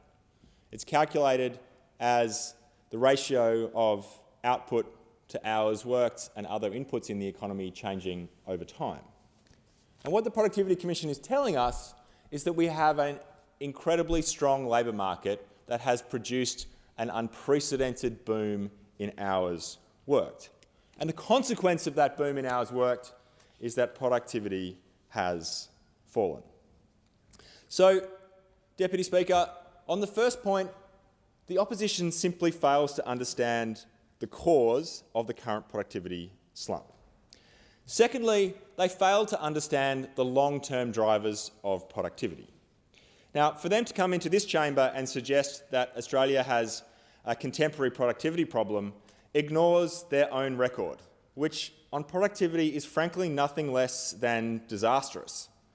The Productivity Commission in 2024 identified the productivity growth rate for the most recent 5 years, a period covered by their own time in government. Labor productivity over that 5-year period, 2018, 2019 to 2022, 2023, was 0.2%. 0.2% during the time that they were in office. That is around 1/6 of the long-term growth rate of productivity over the preceding 20 years of 1.3%. So, Deputy Speaker, they don't understand the current productivity slump, they don't understand its history, and they have no solutions for its future. The question is that the motion be agreed to, and I call the member for Berowra. Thanks, Deputy Speaker. Over the last fortnight, I've been talking to families and businesses right across the Berowra electorate, and they're hurting because costs are going up and Labor's economic policies are making things worse. People like Adam, who's a small business owner from Thornley. Through his business, Adam supports 11 families. He wrote to me and said, I'm working 6 to 7 days a week, 12 to 16 hours a day, missing out on family time, trying to cover my costs. My kids are missing out because I need to keep on top of the business, paperwork and support my employees. I spoke to Arjit, a small business owner from Pennant Hills. I heard about his struggles with the massive increases in energy and gas prices, rising rent, higher interest rates impacting the purchasing power of his customers. Arjit told me that his energy prices had doubled since Labor came to office. In my recent Berowra Small Business Survey, 70% of businesses say that the cost of living has impacted customer demand. How can small businesses be expected to survive the economic climate that Labor has created? Well, the sad answer is they can't. Labor's economic policies are based on a range of bad ideas that have been tried and failed, and yet despite the experience, this government is trying them again. We see Labor's approach in the way they're dealing with the cost of living crisis. Orthodox economic policy is that when inflation's going up and up, you reduce government spending to take pressure off prices. But Labor's increased government expenditure to the tune of $315 billion since it came to office. We have a productivity crisis. Orthodox economic policy says that you create greater flexibility in the labour market to improve productivity and to create more jobs. But Labor's re-regulation of the labour market in response to the demands of its union mates is making the lives of Australians harder. And orthodox economic policy says that you let markets decide what industries to invest in, and when governments pick winners, you end up with bad results. But Labor's manufacturing policy is taking that same failed approach. The definition of stupidity, Deputy Speaker, is doing the same thing and expecting a different result. Well, to quote that great political philosopher Forrest Gump, stupid is as stupid does. People in my community and around the country are hurting because of Labor's policies and that are damaging our economy, eviscerating the private sector's productivity and making the cost of living worse and worse.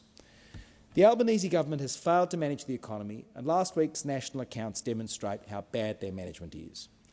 Outside the pandemic, we are now at the slowest GDP growth since the 90s, the 6th consecutive quarter of negative GDP per person growth and the longest per capita recession in 50 years. No Australian can possibly say that they are better off today than they were when this government came to power in May 2022. Under the weight of this bad Labor government, productivity has collapsed by 6.3%. Living standards have fallen by 8.7%. Household savings are down 10.2%.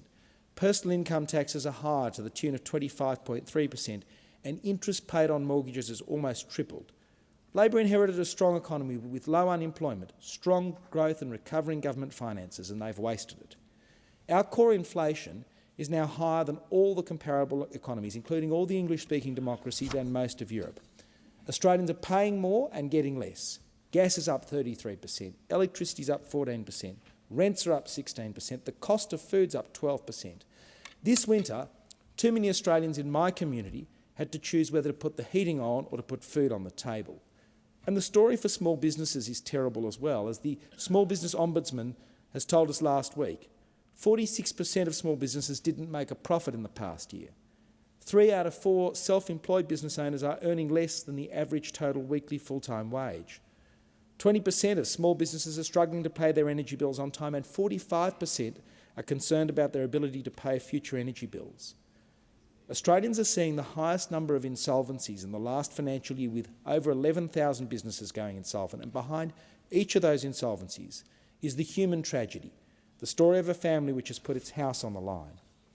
And rather than fighting inflation at this time, this Treasurer has decided to pick a fight with the Reserve Bank Governor, because Michelle Bullock had the temerity to tell the Treasurer a few home truths when she said, "The only way interest rates can be reduced is an improvement in our appalling," yes, that's the word she used, appalling productivity. This should be the government's sole focus, but it isn't. Deputy Speaker, Australians have never needed a change of government more than they do right now. And at this election, the Australians will face a real alternative. Winning the fight against inflation and improving productivity is the only way to ease the cost of living pressures that are facing Australians. The Labor government is hurting Australians, and the Australian people have had enough. It's time, Deputy Speaker, for a new government in this country. The question is that the motion be agreed to, and I call the member for Fraser. Thank you, Deputy Speaker. Look, I'll begin this contribution by making a confession of sorts, and that is that I have a background as a macroeconomist. And I say that because macroeconomists don't agree on a lot. And that's why Harry Truman once famously asked for a one-armed economist, so that the person couldn't say "on the other hand" constantly when giving opinions. But you know, there is one thing that macroeconomists agree on, and that is that productivity growth underpins our long-term growth in living standards. Productivity growth is central. And Paul Krugman once put it clearly and just about best when he said that when you look at long-term growth in per capita living standards, productivity growth is not the only thing, but it's just about the only thing. It's almost everything. And that's what we've seen across a range of countries, whether it be advanced economies sustaining productivity growth over the last 150 years, or whether it be the East Asian miracles. Productivity growth is at the heart of it. And that's why when those opposite say we inherited a strong economy, I don't know whether they're referring to the fact that we inherited an economy which over a decade had the worst productivity growth for over half a century. So for over 60 years, there couldn't be any administration that matched the previous one for low productivity growth, but those opposite are still saying that we inherited strength. Not the case. So we are taking, through a range of measures, we are putting in place policies that are turning around the inheritance that we have from those opposite, but it doesn't happen overnight. There is a certain momentum to productivity growth, and it is taking time to turn around a decade of economic vandalism. But what are some of the core planks of what we're doing to turn around low productivity growth that we've seen in our economy? Well, one is that human capital development is central to economic growth over the long term. We are investing massively in skills, in TAFE, in apprenticeships, all areas which those opposite ripped funding out of. We came to government with no national agreement on skills for a decade. We came to government with the TAFE sector bleeding cash. We came to government with apprenticeships in so many areas underdone. And that's why we found labour shortages. That's why we found skills levels inappropriately low. We came to power also after a decade of zero attention on the clean energy transition. And any macroeconomist, any policy expert will tell you that the transition to a clean energy net zero economy is absolutely critical to underpinning our long-term productivity growth. But I want to turn to one other area, which is such a common reference point between the two major parties when it comes to productivity growth. Those opposite fall back on the old shibboleth of the need for more flexibility in workplace relations. But the evidence points against the kinds of strategies and policies that those opposite advocate, and that's why when you look at the evidence, they were in charge of an economy where productivity growth was low and going backwards. The OECD in recent papers in 2019 and 2018 argued that greater coordination in wage bargaining and greater employee voice such as through unions, having a seat at the table, is a key ingredient in good labour market performance, including higher employment, inclusive labour markets and lower inequality.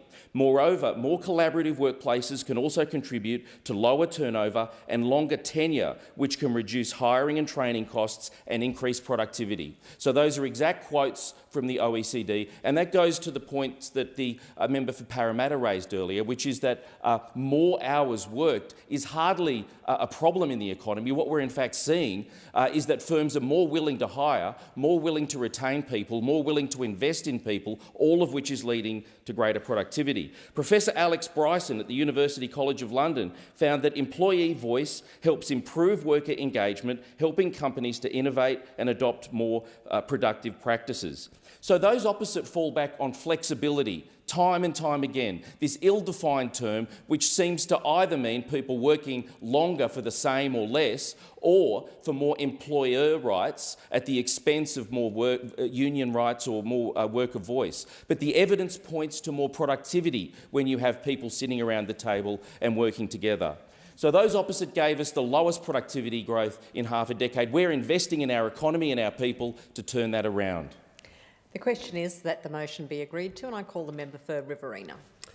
Thank you, Deputy Speaker. The member for Fraser has fallen into the same trap that the Treasurer seems to be in and seems to not be able to get out of, this deep, dark hole where they think that when Labor resumed power in May 2022, that the entire economy was bereft of vision, productivity, economic growth indicators. The fact is, and this is an absolute truth, Labor inherited a very good set of numbers, notwithstanding the pandemic that swept the globe, by which Australia was rated second in the world according to the Johns Hopkins Institute. And what we did during the pandemic was saved millions of jobs and tens of thousands of lives. That's what we did. And the economic record that we produced was one of which we should be proud, and made possible the Labor surpluses, and also on the back of very good prices for coal and iron ore and agriculture, three key export industries. Three industries, I might add, that Labor are now trying to shut down. Why would you, and I hear the member for Hunter go, whoa, whoa, whoa, well, it is a fact, member for Hunter, that Labor does not like mining. Labor does not like mining. I don't know what Labor is going to do going forward when the renewable energy sector cannot provide the sort of power and reliability and accessibility and availability to energy sources, because it is going to happen, and we are going to get blackouts, and we are going to be shutting down factories and manufacturing, and Labor goes on and on and on about being made in Australia. Let me tell you, when the lights can't be turned on, when the power can't be sourced because of Labor's rush to renewables, we're not going to have a coal sector. We're not going to be having those coal-fired power stations, which have provided for decades, I hear you use the word decades, but provide for decades the energy sources upon which this nation has relied on, upon which this nation has very much gained good export earnings. And this is about productivity. This motion brought to the parliament by the member for Ford is about productivity. And when you look at productivity, you look at factors such as living standards. Now, real disposable income net per capita fallen by 8.7% under Labor. Productivity has collapsed 6.3%. Household savings are down 10.2 percentage points. Personal income taxes 25.3% higher. Interest paid on mortgages almost tripled. How then do we produce a set of numbers that are going to lead to economic activity and productivity gains? We're not. And what we get is a Treasurer who's going around and blaming everybody else bar himself, bar his policies. It was like last week when he came out and talked about the RBA and through Governor Michelle Bullock, and her smashing the economy. It was like that naughty schoolboy who comes to school not having done his homework and blaming the poor family pet, the dog, for eating said homework. It is his fault. It is the Treasurer's fault that we have the national productivity decline. It is his fault that we have inflation rampantly out of control. It is his fault that we don't just have a crisis in cost of living, but a crisis of confidence, and confidence by our small business operators. An anti-mining, anti-resource government, but almost just as bad and probably worse, an anti-agriculture government. And tomorrow morning, we get the opportunity to hear from some of those farmers, those keep the sheep farmers, those brave souls from Western Australia who are getting their industry shut down. And shame on the Treasurer, because in the last budget he delivered, right at that spot there, the largest amount of money being spent on agriculture in that economic statement was to shut down an industry. $107 million to shut down live sheep, an export trade that Australia led the world in, and led the world in animal welfare standards. And tomorrow is a big test. See how many Labor members go out and address those farmers out on the front lawn. The question is that the motion be agreed to, and I call the member for Hunter.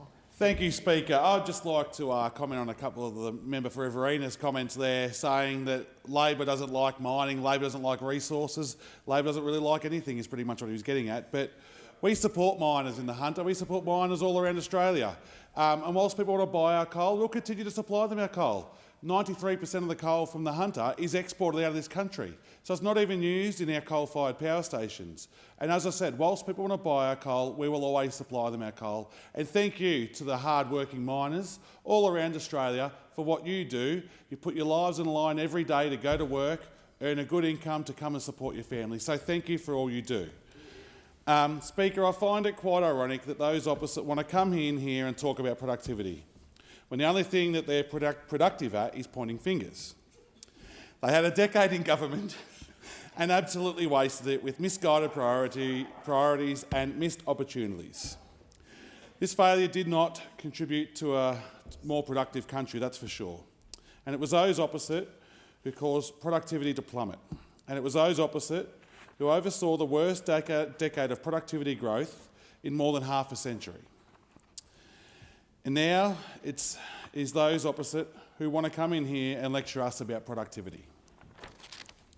Maybe they should stick to subjects that they know best, like colour-coded spreadsheets, because boosting productivity is certainly not something that they are qualified to speak on.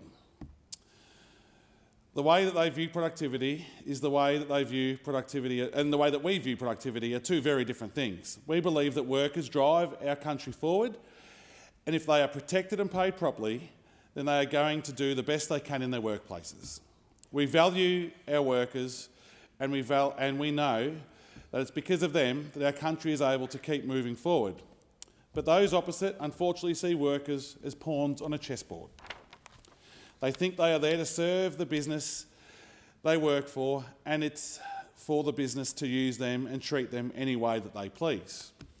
They want Australians to work longer for less because they don't care whether somebody works hard all week to hardly be able to provide for their families. But we look at things differently, Deputy Speaker. That's why our budget was focused on making life better for everyday working people, because it's by lifting these people up that we also lift productivity. We invested in people, new industries and better functioning markets and boosting competition.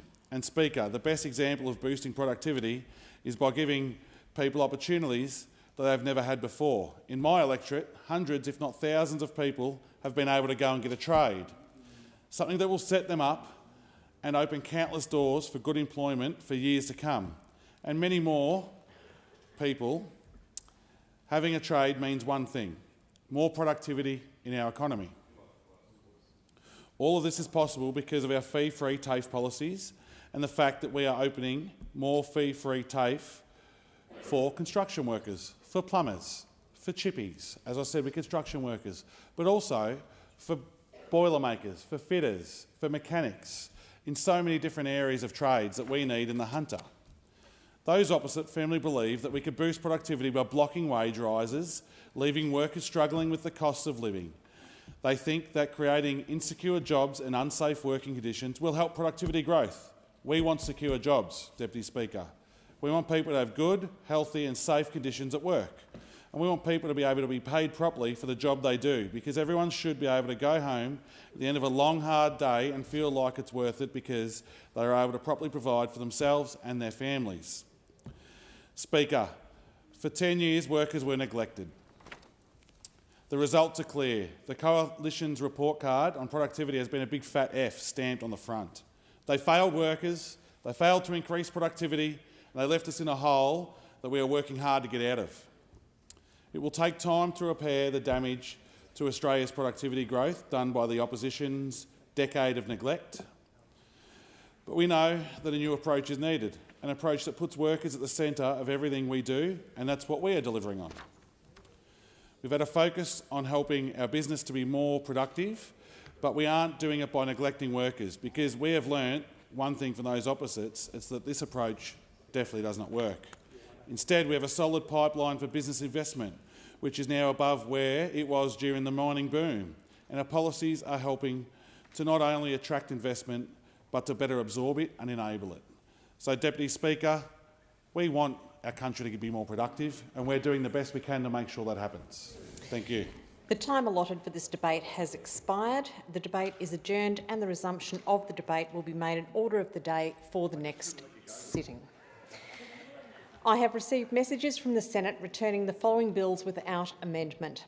Net Zero Economy Authority Transitional Provisions Bill 2024 and Public Service Amendment Bill No. 2, 2024.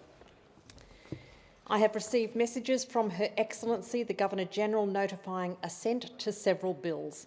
I do not propose to read the titles, which will be recorded in the votes and proceedings. The following message from the Senate has been received. The Senate returns to the House of Representatives a bill for an act to establish the Net Zero Economy Authority and for related purposes, and informs the House that the Senate has agreed to the bill with the amendments in the annexed schedule. The Senate requests the concurrence of the House in the amendments. I call the Minister. Thank you, Deputy Speaker. I move that the amendments be considered immediately. The question is that the amendments be considered immediately. All those of that opinion say aye. To the contrary, no. I think the ayes have it. I call the Minister. I understand that it is the wish of the House to consider the amendments together, and I call the Minister. Thank you, Deputy Speaker. I move that the amendments be agreed to.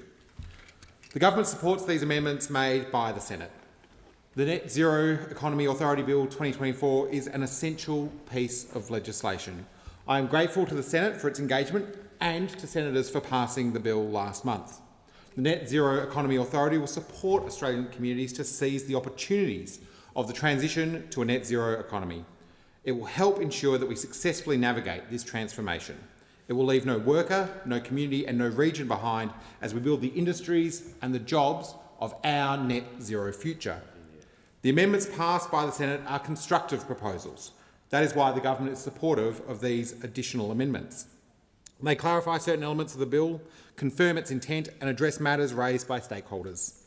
It is important to note that the amendments do not substantially change the intended operation of the Net Zero Economy Authority or the Energy Industry Jobs Plan that it will administer. I'll speak to each of the amendments briefly. Amendment to Clause 3, the object. This amendment adds reference to communities in the object clause of the bill.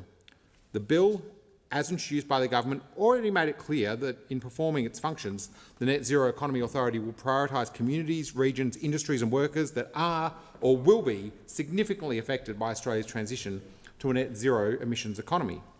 The Authority's operating model will be to work in partnership with and through local institutions and stakeholders. It will bring significant resources and capacity of the Commonwealth into local settings and be driven by local and regional priorities. The Government is happy to support this amendment. It highlights that supporting communities will be a central focus of the Authority's work. Amendment to Clause 68, tabling of review of Part 5. The amendment will ensure that the review of Part 5 of the bill, which relates to the Energy Industry Jobs Plan, will be tabled in both Houses of Parliament within 15 sitting days once provided to the Minister. This amendment is minor and responds to a recommendation from the Standing Committee for the Scrutiny of Bills. The Government accepts this amendment as a means of supporting transparency and accountability in government operations. Amendment to Clause 74, Annual Report. This amendment will require the authority to include in its annual report a section reporting on the operation of the Act. This includes describing how the operation of the Act responds to the needs and circumstances of communities, regions, industries and workers that are or will be significantly affected by Australia's transition to a net zero emissions economy. The Government wants to ensure that the authority operates in accordance with the Act. To enhance transparency and accountability, the Government supports this amendment. A new Clause 80A, reviews of the operation of the Act. This amendment will require the Minister to cause an independent review of the operation of the Act if a recommendation is made by the Board of the Authority. The Government notes that the Commonwealth Governance Structures Policy provides for periodic reviews of new and existing governance bodies at least every 10 years. The Government supports statutory bodies being reviewed to ensure that they remain fit for purpose. We are happy to go one step further and agree to include a general review provision in this bill. Every report of a review sets out one or more recommendations to the Government. A Government response to each of the recommendations must be prepared and tabled in both Houses of Parliament.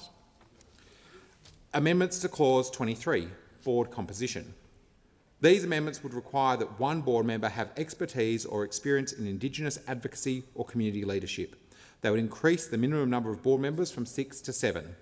Indigenous advocacy or community leadership was already a field from which potential board members could be drawn. The Government is happy to go one step further and require that one board member has this expertise or experience. The amendments to the board composition confirm that First Nations people are vital partners in the net zero transformation. For these reasons, Deputy Speaker, I commend the amendments to the House, and for these reasons, Deputy Speaker, I commend the bill to the House. Thank you. The question is that the amendments be agreed to. All those of that opinion say aye. Aye. To the contrary, no. No. I think the ayes have it. Division required. Ring the bells for 4 minutes.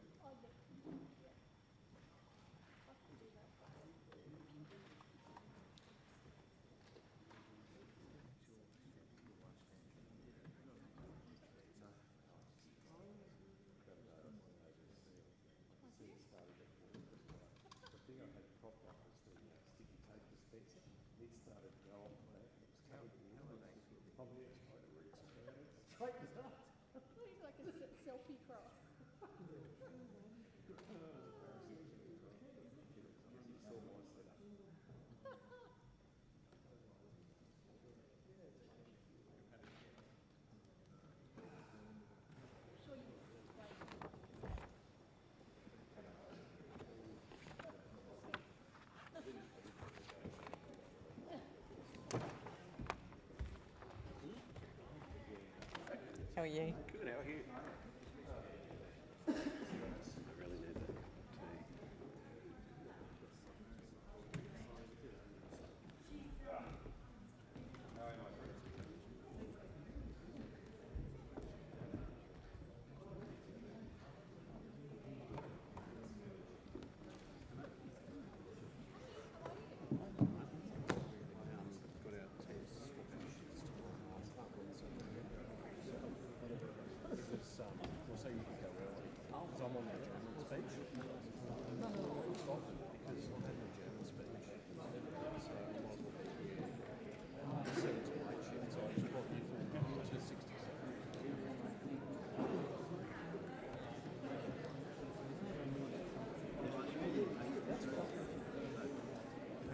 seen any yet. Where's Phil? Oh, he's here.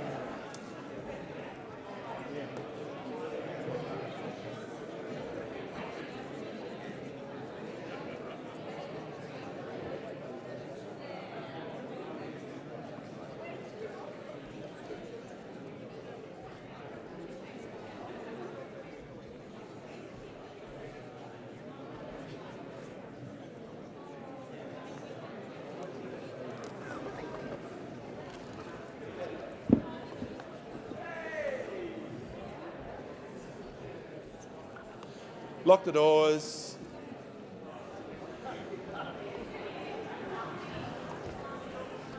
The question is the amendments be agreed to. The ayes will pass to the right of the chair and the noes to the left. Appoint the honourable members for Werriwa and Bean as tellers for the ayes, and the honourable members for Parkes and Gray as tellers for the noes.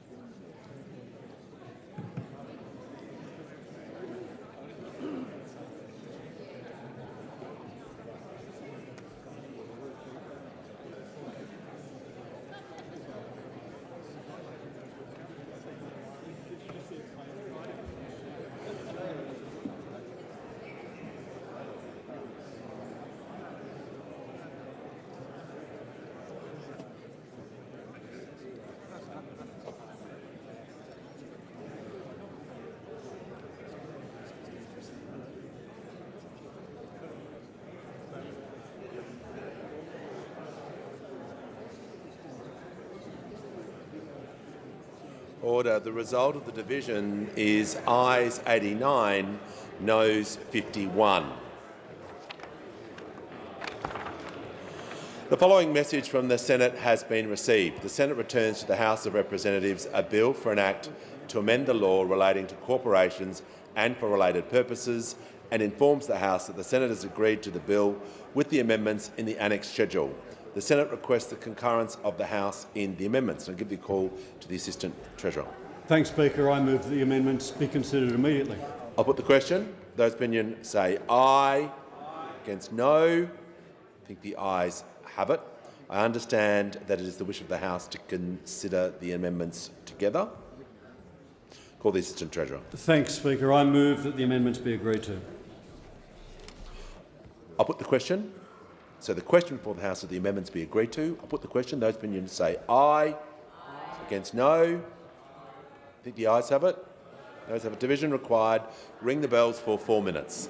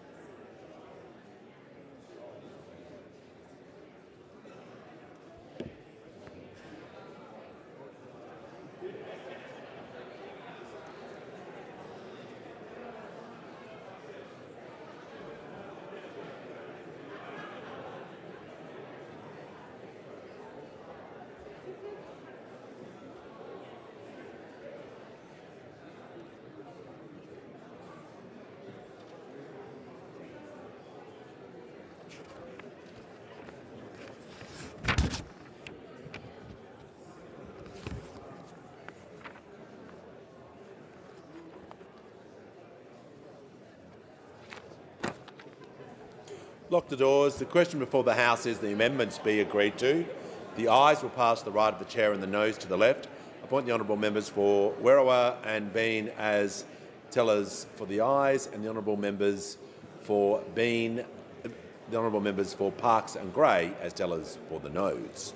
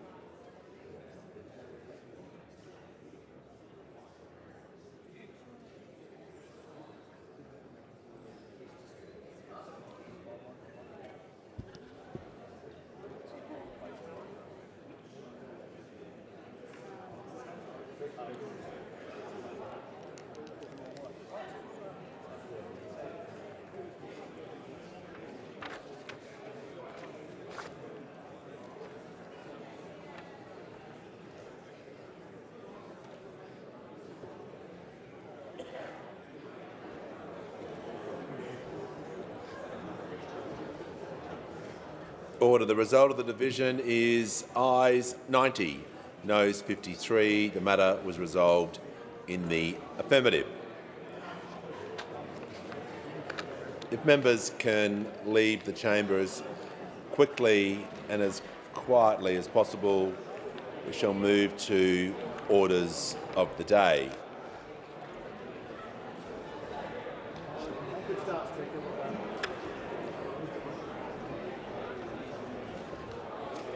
And I give the call to the clerk. Government business. Order of the day number 1. Future Made in Australia Bill 2024. Consideration in detail.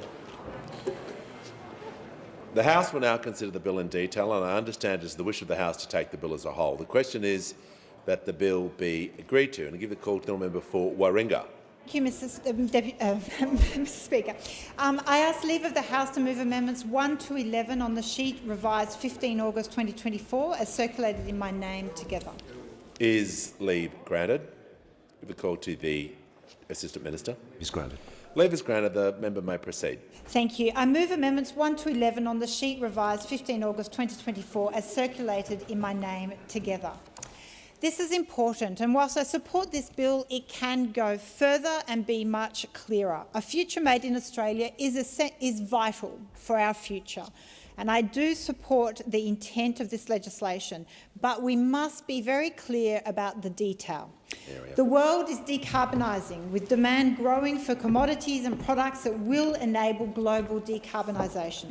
Australia, with its abundant natural resources and capacity for innovation, can capitalise on this demand and strengthen our economy through green exports. And while the opportunity is great, the opportunity cost is even greater. By failing to seize this opportunity to develop green exports, the world will decarbonise and demand for our traditional commodities of coal and gas will decline, undermining our economy. I acknowledge that. But so we need to be very clear when we say a future made in Australia is just how we are going to deliver the intention and the goal that is stated. So the policy is welcome, but it must be central and cornerstone of our economic policy for decades to come, but it must be clear what it is aligned to, and that is a net zero world, a clean energy, clean resources, and clean technologies. That is vital. We must play to our natural advantage, support both existing and new players, and ensure funding is targeted and fiscally responsible to ensure a return on investment. It must also be focused on decarbonising our own domestic operations and enable global decarbonisation. The amendments that I move today focus on ensuring that decarbonisation remains the focus of this future Made in Australia policy. The government has considered my amendments, and I thank the Treasurer and his team in relation to the discussions that we've had in that respect. I believe part of one of my amendments will be offered up as part of a government amendment, which is address some concerns, but not all of the concerns that I've expressed. So I understand the government will adopt in part one of my amendments, in particular in respect to First Nations communities and traditional owners being able to participate in and share the benefits of the net zero transition. This is important and I welcome this move. However, I understand they're not going to accept the need to these amendments around making sure emissions reduction are at the core of a future Made in Australia. They believe it's already implicit in this bill, but as we see too often in this place, there is no such thing as anything being implicit in legislation. It must be explicit. Specifically, the amendments I move to the preamble and objects of this Act make reference to the Paris Agreement and achieving 1.5, keeping global warming to 1.5 degrees of warming. We must ensure an investment of the scale of future Made in Australia is in line with that commitment. It must be linked to that. The current bill considers decarbonisation and the net zero economy considerations in only one stream, with the second stream referring to economic resilience and security. But you cannot have economic resilience and security unless you are operating in a net zero economy. Therefore, my amendments expressly state that support under this stream is for economic resilience and climate resilience and security are within a net zero economy. These amendments will not only safeguard against the future Made in Australia supporting fossil fuel projects, which absolutely should not happen, but also ensure that any support given under the legislation, whether it be for medical manufacturing or defence manufacturing, is to a project and business aligned with net zero goals. My amendments also mean that sector assessments must take into account direct emissions and decarbonisation potential, recognising that some projects, such as critical minerals value adding, may add to Australia's emissions, but ultimately have a substantial net decrease in emissions over its life cycle in decarbonisation that it will enable, and so, for example, electric vehicles and batteries.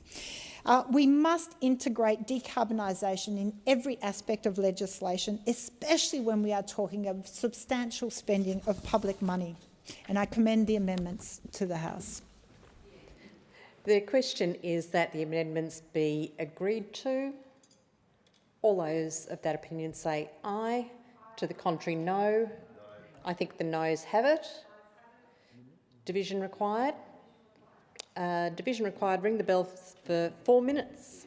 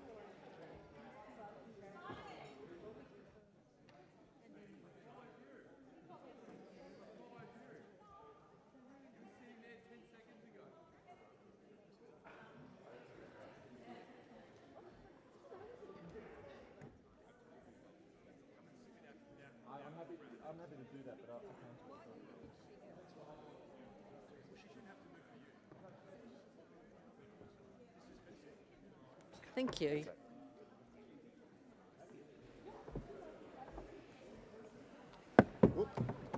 Good catch, Luch. Thank you.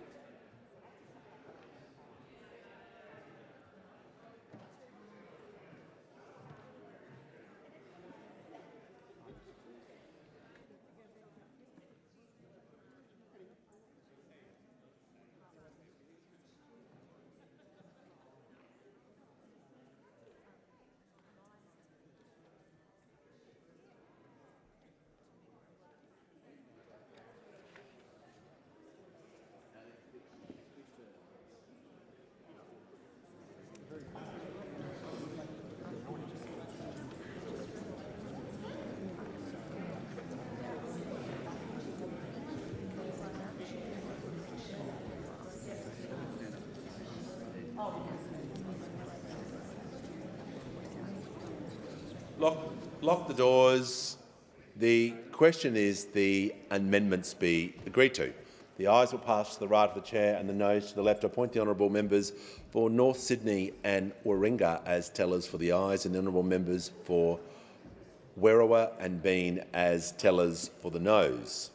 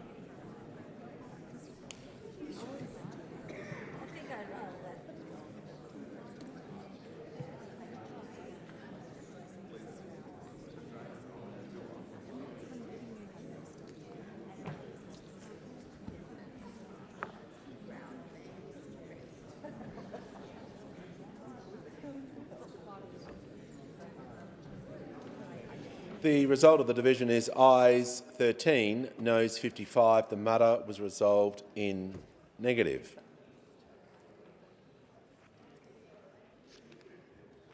If members can return to their seats as quickly and as quietly as possible. We shall move to the next series of amendments. And give the call to the honourable member for Kooyong. Speaker, and I ask leave of the House to move amendments 1 to 3 as circulated in my name together. Is leave granted? The Assistant Minister.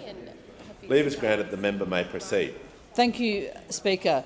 In this legislation, the Treasurer commits to improving government decision-making. I'll just ask the member to move the amendments circulated in her name. I move the amendments 1 to 3 as circulated in my name. Thank the member for Kooyong. Thank you.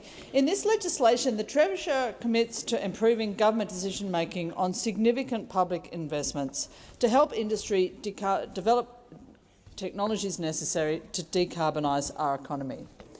It's true that we all want to be sure that the government will not sponsor businesses which will never be internationally competitive or create long-term dependency on public support at a significant cost to the wider economy.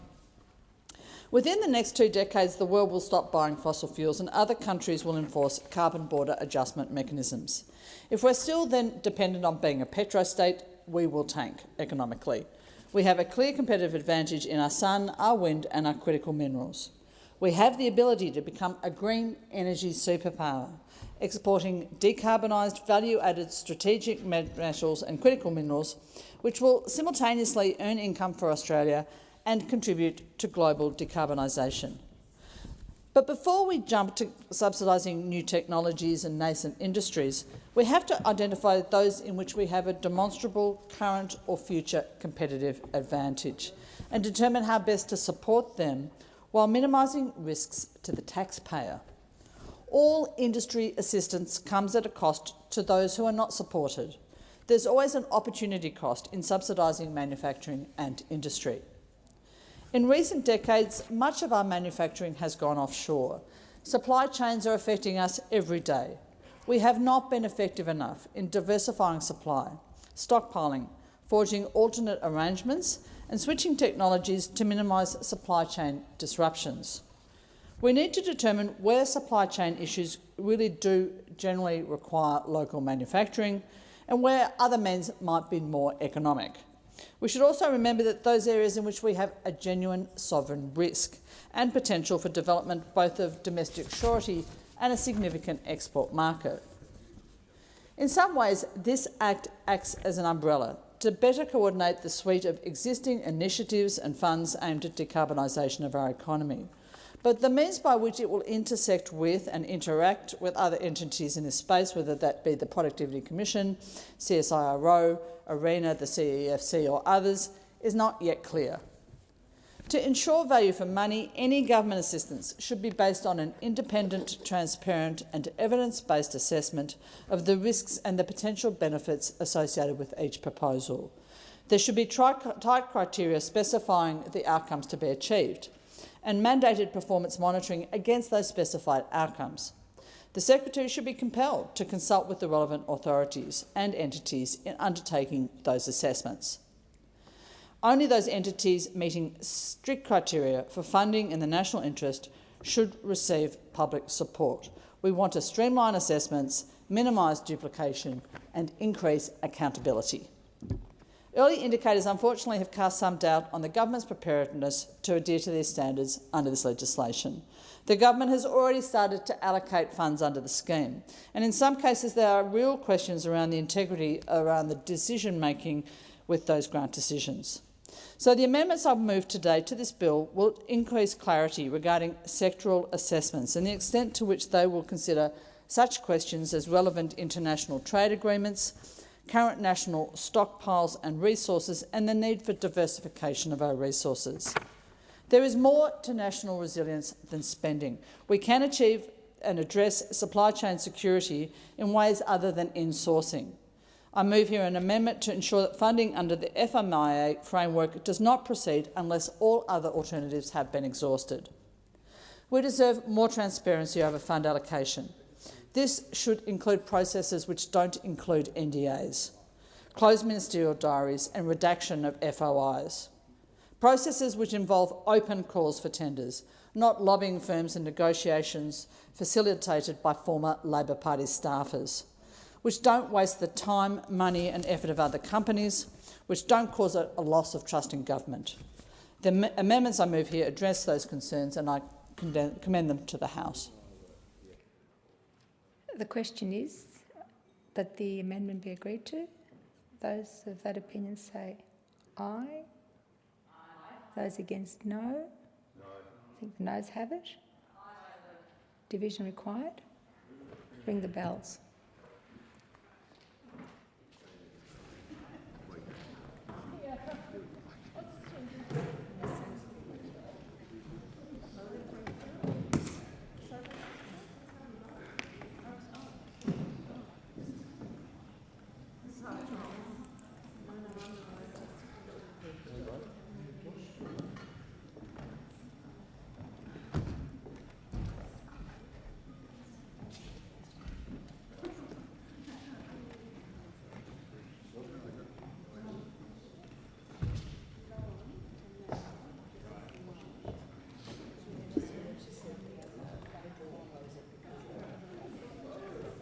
Linda. Hi, Peter. How are you?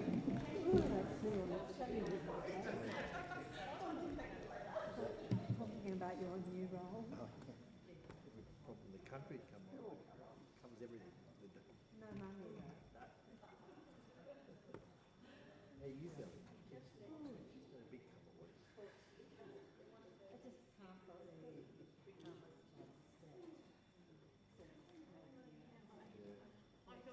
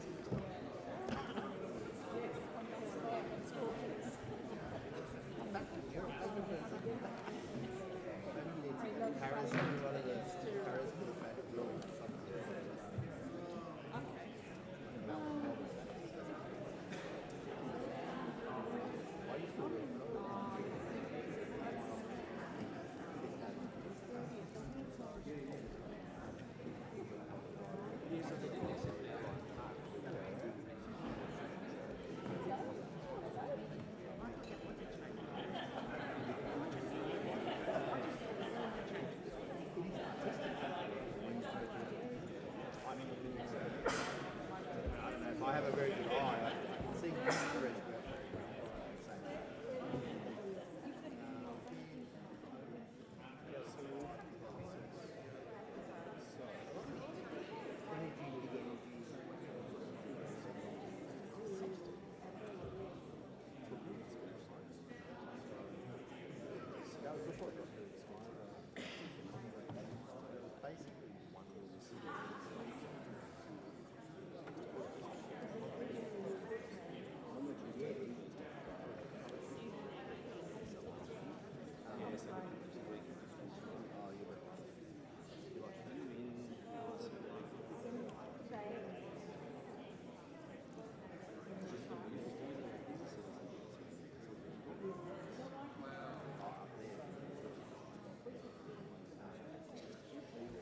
Lock the doors. The question is the amendments be agreed to. The ayes will pass to the right of the chair and the noes to the left.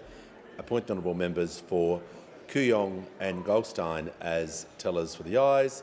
The honourable members for Werriwa and Bean as tellers for the noes.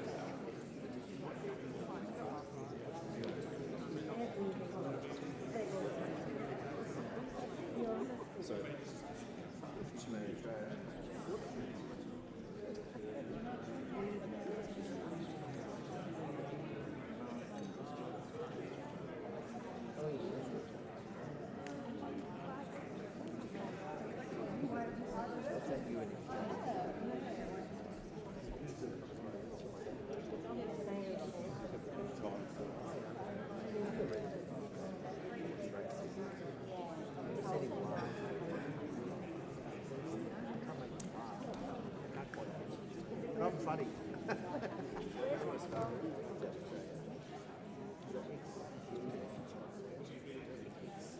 The result of the division is ayes 13, noes 54. The matter was resolved in the negative.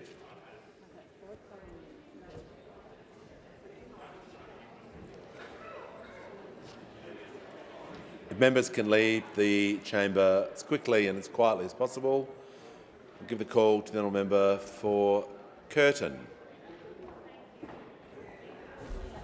I ask leave of the House to move amendments 1 and 2 as circulated in my name together. Is leave granted? The Assistant Minister. Speaker, leave is granted. Leave is granted. The member may proceed. I move amendments 1 and 2 as circulated in my name together. I'm supportive of the intention of the Future Made in Australia bill, but as I said in my second reading speech, in order for this to be successful, we need to know that the right people are making the right decisions for the right reasons. And the government has set out a framework for future investments intended to provide reassurance that taxpayer money will be spent sensibly so we can prosper in a global net zero economy. But I have some concerns about whether this framework is strong enough to provide that reassurance. So I'll be supporting all amendments that increase the transparency and integrity of this framework, including the 2 amendments that I'm proposing here. I recognise that the government needs to be nimble and respond to opportunities, but when making investment decisions under Future Made in Australia, it will be investing our hard-earned dollars, so it needs to have a clear and direct mandate.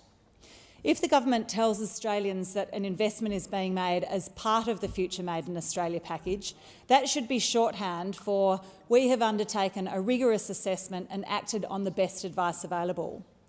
If any old investment can be shoehorned into this Future Made in Australia thing, it becomes a slush fund. It's always tempting for the government to have it both ways, to try to provide assurance about a rigorous process, but maintain the discretion to ignore the process that it's putting in place. And the amendments I'm proposing are designed to limit the government's ability to avoid using the processes that it's going to great pains to design. One of the amendments I'm proposing makes it clear that if support is labelled as part of the government's Future Made in Australia package, then it must be linked to a sector that has actually been assessed as part of the national interest framework. In other words, the government can't say, we've got this great rigorous sector assessment process, but we don't have to use it. Currently, the bill requires the government to identify sectors that align with the national interest framework that would benefit from government investment to address barriers to private investment. But there's no requirement for the government to only provide support in sectors that have been identified in this way. So the government can stick a Future Made in Australia label on anything it wants, even if it's not in a sector that's been assessed as being worthy of government investment. Allowing government to use taxpayer funds for industry policy requires a leap of faith that the government will make good investment decisions. And unfortunately, governments don't have a great track record of making good investment decisions in situations of uncertainty. I recognise that with the way other countries are responding to rapid economic transition towards decarbonisation, we do have to take some risks. But this amendment is designed to reduce that risk and prevent stupid things from getting through. And if the government backs the process it's designed for sector assessments, it should be willing to commit to using it. My other amendment recognises that this is a rapidly changing space. In setting industry policy, we need to be acting on the best and most current information we have about where the global opportunities lie. For example, certain critical minerals have a bright future now based on promising developments in different battery technologies, but in a few years, some may hit brick walls and others will flourish. And I recognise that good decisions made now on the best available information may not look like good decisions as technology changes. As the bill is currently drafted, sector assessments are conducted on the director of the minister within a period defined by the minister and a report delivered as required by the minister. The sector assessment then remains in operation without recourse to review. My amendment requires that sector assessments are reviewed every 5 years to ensure that they continue to be the appropriate areas of investment for Australian taxpayer dollars. Now, while regular assessment may be part of the intention of the government, it's not explicitly required in the bill, which may result in one sector being available for investment long after that's appropriate. I thank the Treasurer's Office for his engagement on these amendments and acknowledge the work that it has done, he's done on their own amendments to improve the transparency of this bill. If the government is not going to accept these amendments, I'd appreciate any reassurance that the Treasurer is willing to give about the circumstances in which Future Made in Australia support could be granted to a sector that has not been assessed as needing public investment. And if there are no examples of that, then I urge the government to adopt these amendments to help taxpayers believe that their money will be well spent to build a resilient future economy. Thank you. The question is that the amendments be agreed to. Those of that opinion say aye. Those against no. The noes have it. Division required. Ring the bells.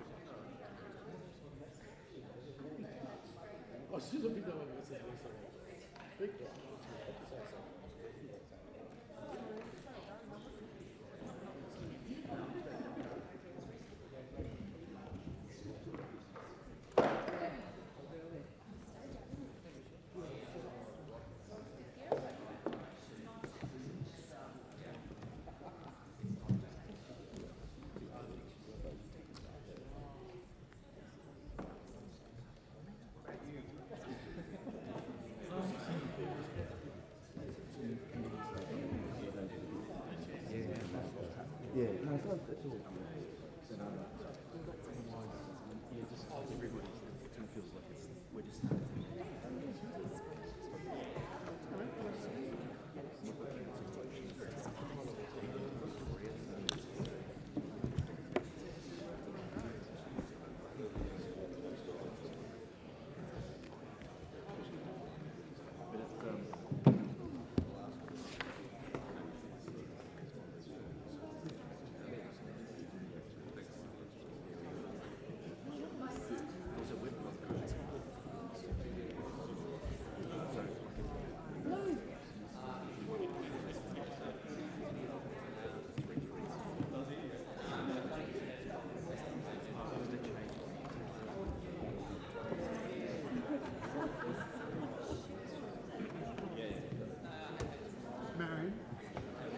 catch you on the next vote.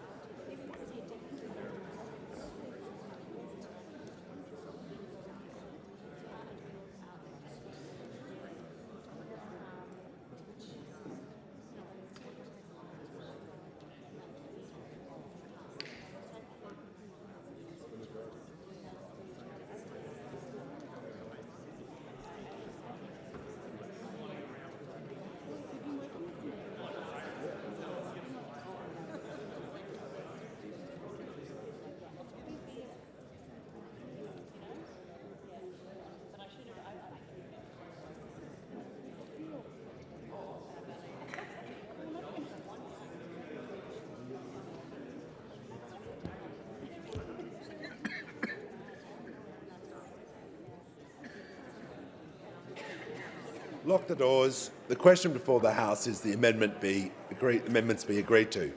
The ayes will pass to the right of the chair and the noes to the left. Appoint the honourable members for Kooyong and Wentworth as tellers for the ayes, and the honourable members for Werriwa and Bean as tellers for the noes.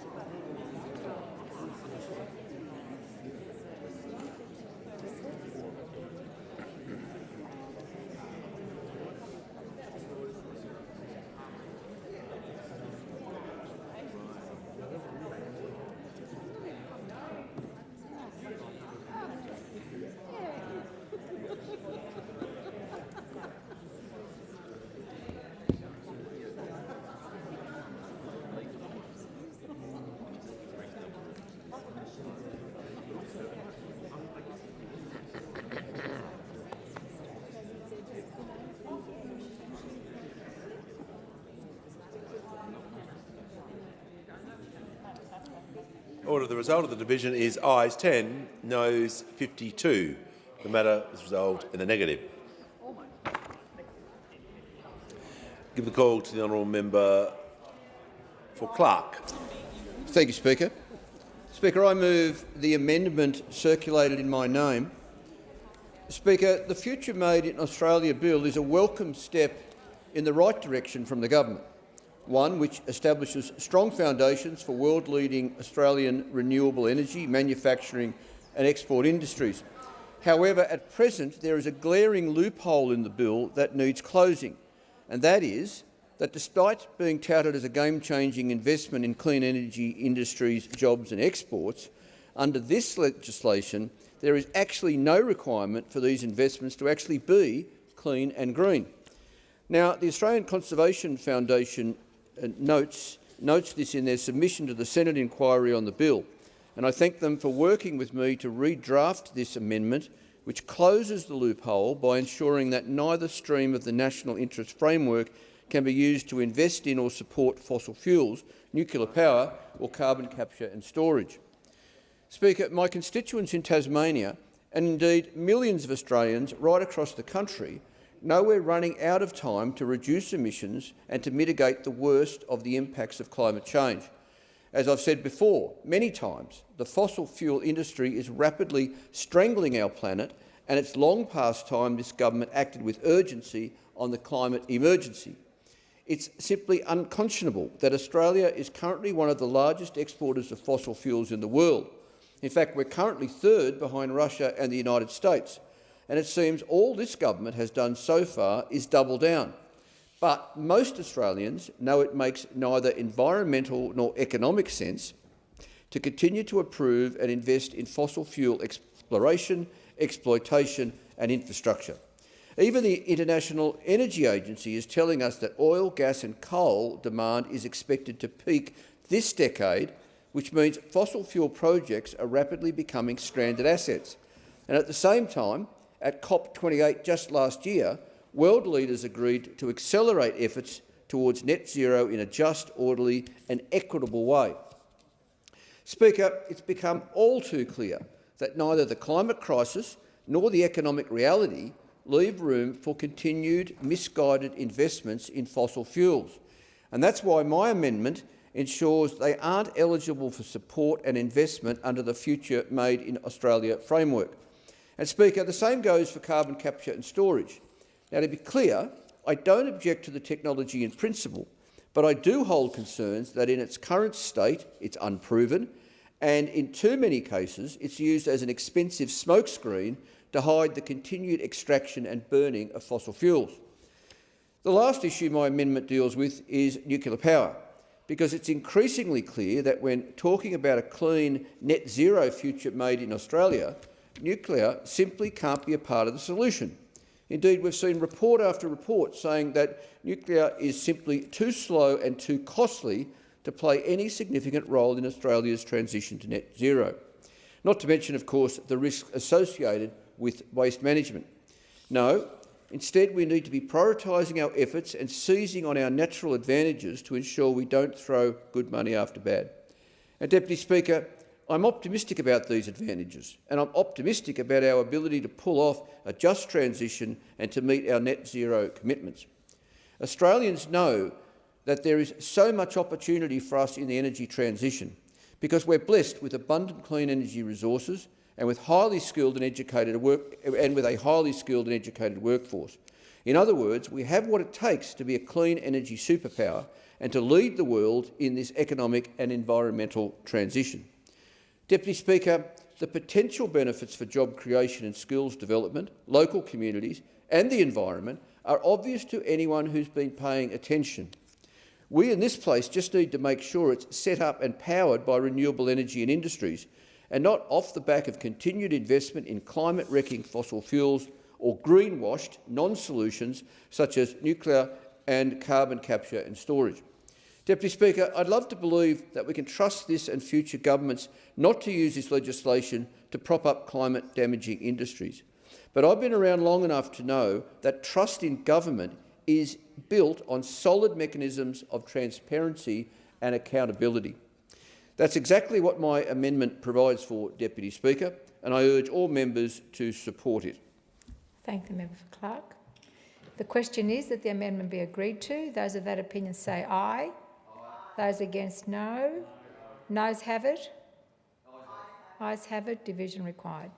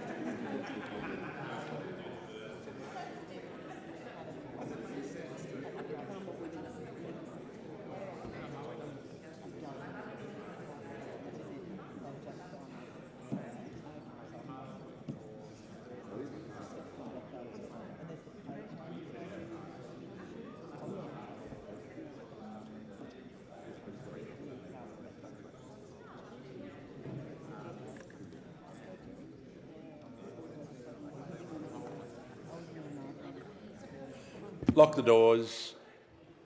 The question before the House is the amendment moved by the honourable member for Clark be agreed to. The ayes will pass to the right of the chair and the noes to the left. I appoint the honourable members for Clark and Indi as tellers for the ayes, and the honourable members for Werriwa and Bean as tellers for the noes.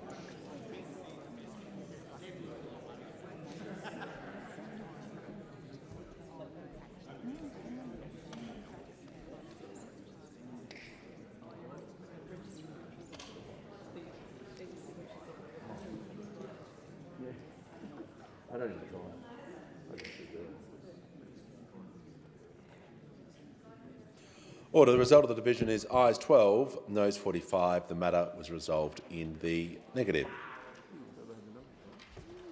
Members can leave the chamber as quickly and as quietly. We'll move to the next series of amendments, and I give the call to the honourable member for Goldstein. Order. I'll just ask the member for Goldstein if the audio can begin. I give the call to the member for Goldstein. Thank you, Speaker. I ask leave of the House to move amendments 1 to 9 on the sheet revised 19 August 2024 as circulated in my name together. Is leave granted? I give the call to the Assistant Minister for Foreign Affairs. Leave is granted. Leave is granted. The member for Wentworth, Goldstein may proceed. Thank you, Speaker. I move amendments 1 to 9 on the sheet revised 19 August 2024 as circulated in my name together. I'd like to begin by welcoming the government's circulation of amendments this morning to the Future Made in Australia legislation in response to concerns raised by myself and other members of the crossbench. The government's amendments represent some improvements to the integrity and robustness of this legislation and ensure it's future-proof from politicisation. First Nations communities must be included in the benefits of our transition to net zero. A new community development principle is a small step forward to this end. No community development principle explicitly provides for the role of women, though, in Australia's future net zero economy workforce, as my amendment does, which I'll address in a moment. It is critical for government to consult widely if sector assessments are to be a genuine partnership between government and industry. Mandatory consultation is positive, and the government's second amendment, a requirement for just one consultation, goes some way to this, but leaves more to be desired. And the government's third amendment, additional annual reporting requirements, is another step forward, but again a small one. Mr Speaker, Australians must have confidence in their public spending. This means robust financial reporting which details how supports intend to be implemented, as well as the duration of those supports. My amendments, therefore, would address each of the issues addressed by the government in the amendments that they plan to table, but go further towards a legislative package with integrity and robustness. My first amendment proposes a new standalone community development principle to guide the implementation of FMIA supports toward the inclusion of women in our future net zero economy workforce, which is critical to our net zero transition. I am concerned that the absence of such a principle to drive the participation of women in our net zero economy will leave 50% of our population uninvolved and unempowered and create yet another high-vis male workforce. My second amendment would empower the Department of Treasury itself to initiate sector assessments. One need only look to the Productivity Commission, indeed in the Treasurer's own portfolio, to a model which possesses an element of independence and protection against ministerial interference. The Productivity Commission, while taking direction for assessments by its minister, can determine areas of the economy to conduct research in as it deems appropriate. I can't see anything in this bill to prevent a future minister from simply not directing the Department of Treasury to conduct sector assessments at all, should it not be in the political interests of the government of the day. My third amendment would add an additional eligibility criteria to the net zero transformation stream to ensure that FMIA supports are committed only to projects which would substantially contribute to climate change mitigation and net zero. Mr Speaker, projects that receive Commonwealth support must be able to substantiate precisely how they would implement this funding toward what should be the primary goal of this legislation, that is net zero by 2050. My fourth amendment addresses the vast gaps of accountability and financial reporting the Treasury and funding recipients would be expected to produce once the funding has been delivered. Treasury would be expected to detail the intended objectives that each of its recommendations in sector assessments would intend to achieve, including how success would be measured, reduce potential barriers to these objectives and, importantly, specify a duration for these supports. It is vital that the renewable industries which the legislation seeks to build are sustainable and able to be competitive in the market once their future Made in Australia support has ceased. And I commend these amendments to the House. The question is the amendments be agreed to. I'll put the question. Those opinion say aye. Against no. I think the noes have it. Ayes have it. Division required. Ring the bells for 4 minutes.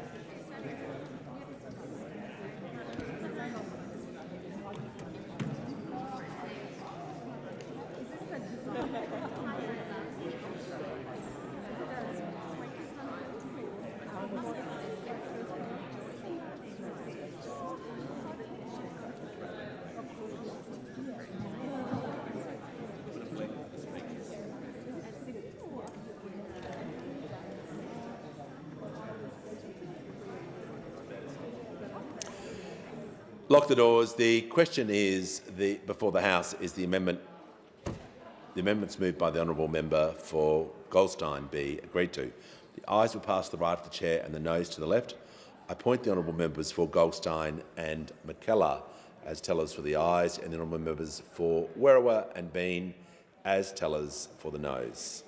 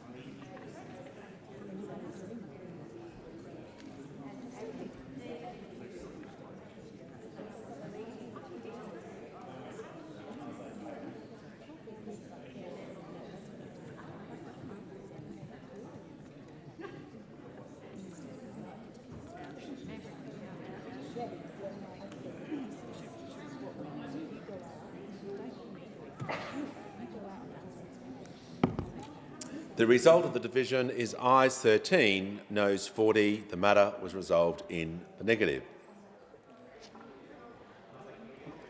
Members can leave the chamber as quickly and as quietly as possible.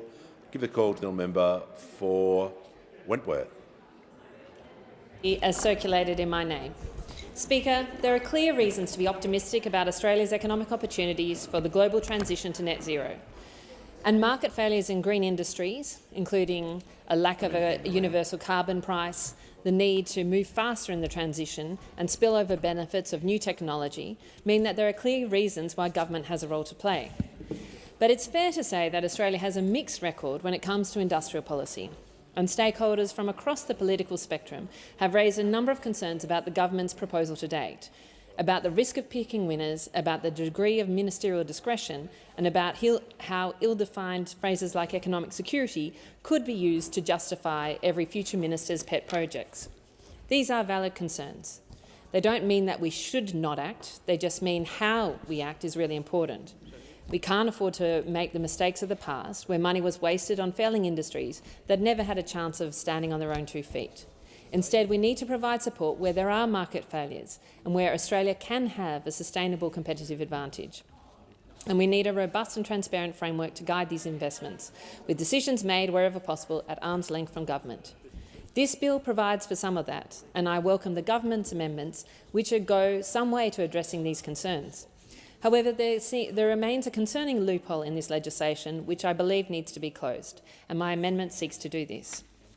This bill creates a national interest framework and the sector assessment process, which are intended to provide discipline and rigour around government spending under the Future Made in Australia. Sectors should not receive support until this process identifies a clear need for it. That is a good thing.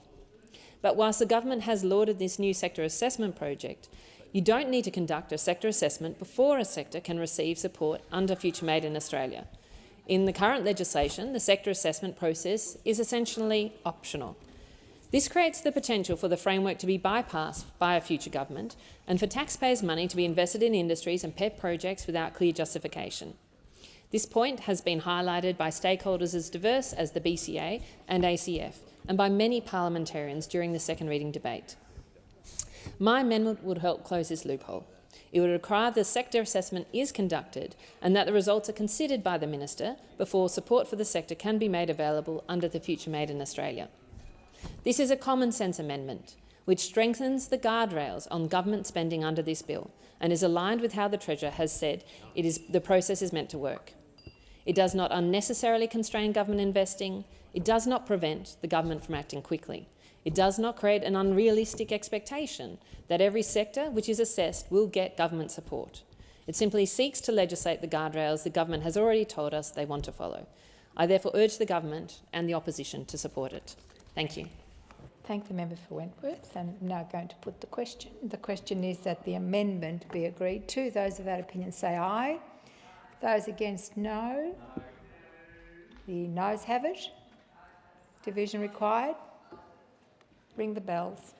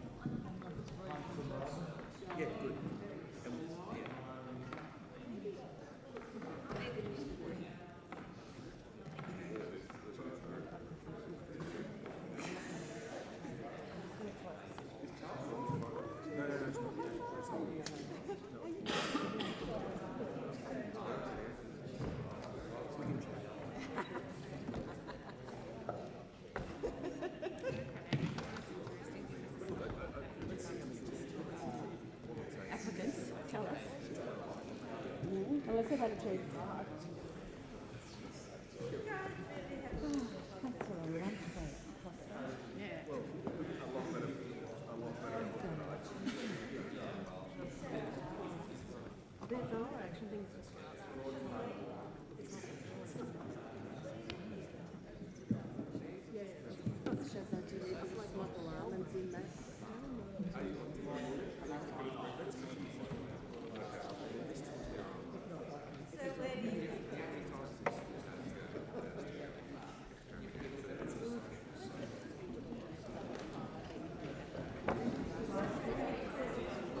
Does he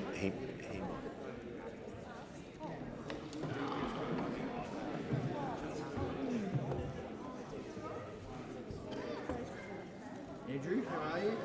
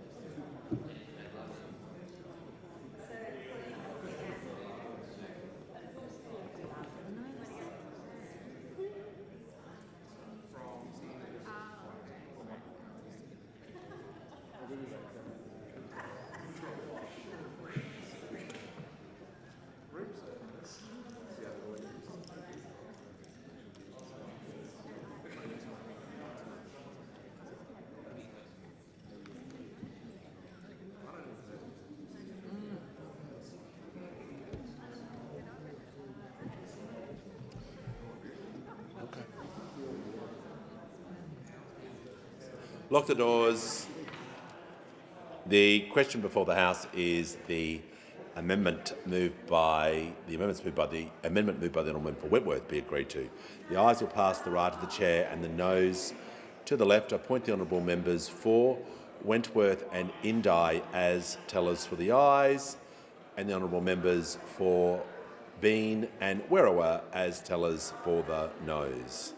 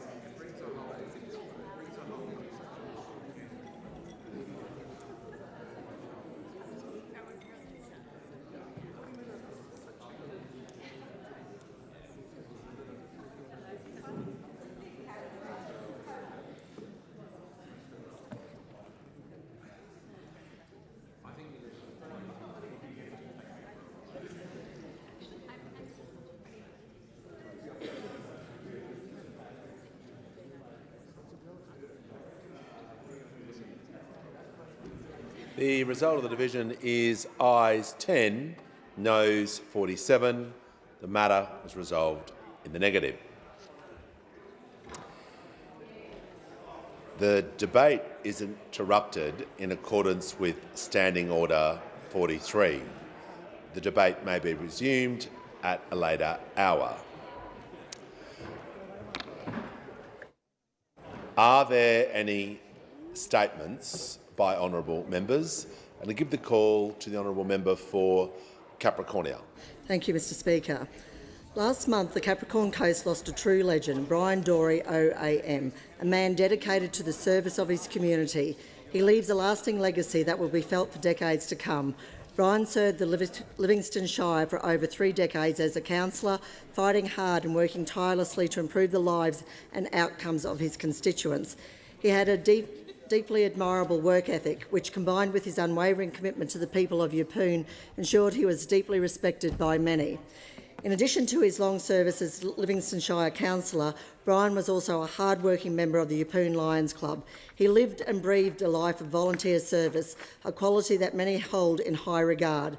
As a journalist in the Morning Bulletin's Rockhampton office, Mr Dorey was able to document the day-by-day of the region he loved dearly. He's been described as having a brilliant sense of humour, someone who always loved a chin wag, and someone with the tenacity to get the job done. After a long career as a councillor, community man and respected journalist, he will be highly missed by the many lives he has touched. I will remember Brian as incredibly selfless and a man truly dedicated to the people he served. My thoughts are with his loving wife, Olive, and the rest of the Dorey family in what is a very difficult time. May he rest in peace. Give the call to the member for Fraser. Deputy Speaker, 26 September 2024 marks 30 years since the ALP adopted affirmative action quotas for women to be pre-selected as candidates in held and winnable seats. Today, half of the ALP members in parliaments across the nation are female, and I have the honour of sitting in the first federal government whose caucus is majority female. I can remember when I entered Young Labor around 1994 when these measures were introduced and speaking to women about the challenges that they faced. Politics is partly a meritocracy, but in practice, barriers emerge for different groups of people, including but not limited to women. There is inertia, where certain types of people get promoted or pre-selected because they are like people currently in positions of power. And challenging preconceptions can be exacerbated in politics in particular, which is so based on long-lasting networks and cliques.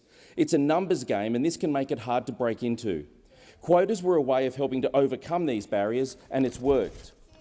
At an individual level, it has given so many women a chance to serve in federal and state and territory governments, and to so many firsts, including, of course, Julia Gillard, but many others. But equally, at a systemic level, it has also improved the quality of decision-making and policy development by ensuring that the people introducing and debating the ideas and voting on the budgets and laws are more representative of our community. I'm pleased to speak today on this anniversary and to celebrate the contribution of my amazing female colleagues. Thank you. Member for Petrie. In his budget and reply speech, the Leader of the Opposition, Peter Dutton, recommitted to assisting first home buyers by accessing their superannuation through the Super Home Buyer Scheme. The Super Home Buyer Scheme will allow first home buyers to invest up to 40% of their superannuation, up to a maximum of $50,000, to help with the purchase of their first home. And this would allow your super to work for you and assist with the purchase of your first home, and then be returned to your super at a later date, achieving the best of both worlds, home ownership and retirement security. This scheme would help young Australians get into their first home sooner and live the Australian dream of owning their own home. I think this is a great opportunity for people, particularly between 23 and 39, who haven't purchased their own home yet. Labor and the Greens will never support this scheme. They didn't support the First Home Super Savers scheme either. It will only be a coalition LNP government that will bring this scheme in. The coalition is committed to putting Australians in charge of their future with their own money. It's your money. It's not the government's money. Only a federal coalition government will give this extra lever to Australians if we are successful at the next election. Whenever the federal election may be, in May, I urge all young Australians to support the coalition in order to make this scheme a reality. Member for Holt. Thank you, Deputy Speaker. It is an honour to stand here as the first woman to represent the division of Holt. This moment is possible because 30 years ago, the Australian Labor Party made the courageous decision to implement affirmative action quotas for winnable seats. As a result, we now have the first government in Australian history where women are the majority. I am proud to be a woman of colour. I am proud to be Australian, and I am proud to be a member of the Australian Labor Party, a party that not only paves the way for women in Parliament, but also stands up for women in every household in this nation. To quote Christina Aguilera, "This is for my girls all around the world. We've come across a man who doesn't respect your worth, thinking all women should be seen and not heard. So what do, girls? Shout out loud. Let them know we will stand our ground. Lift your hands high and wave them proud.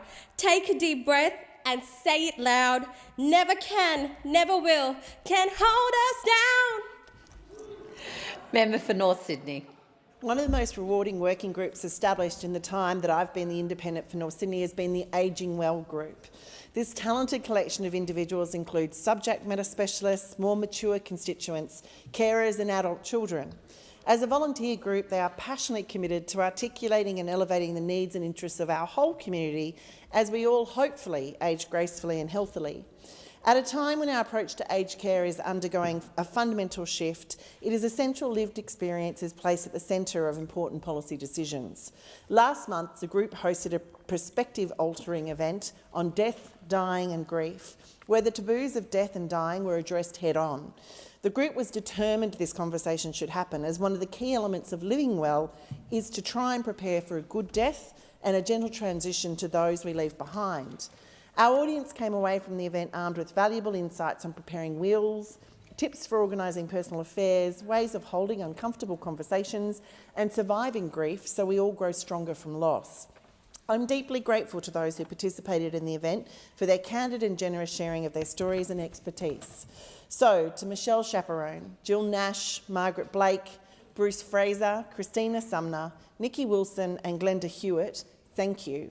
As the member for North Sydney, it's a great honour and privilege to help create the space for events like this. Member for Solomon. Thanks, Deputy Speaker. On the 26th of September this year marks 30 years since the Labor Party adopted affirmative action quotas for women.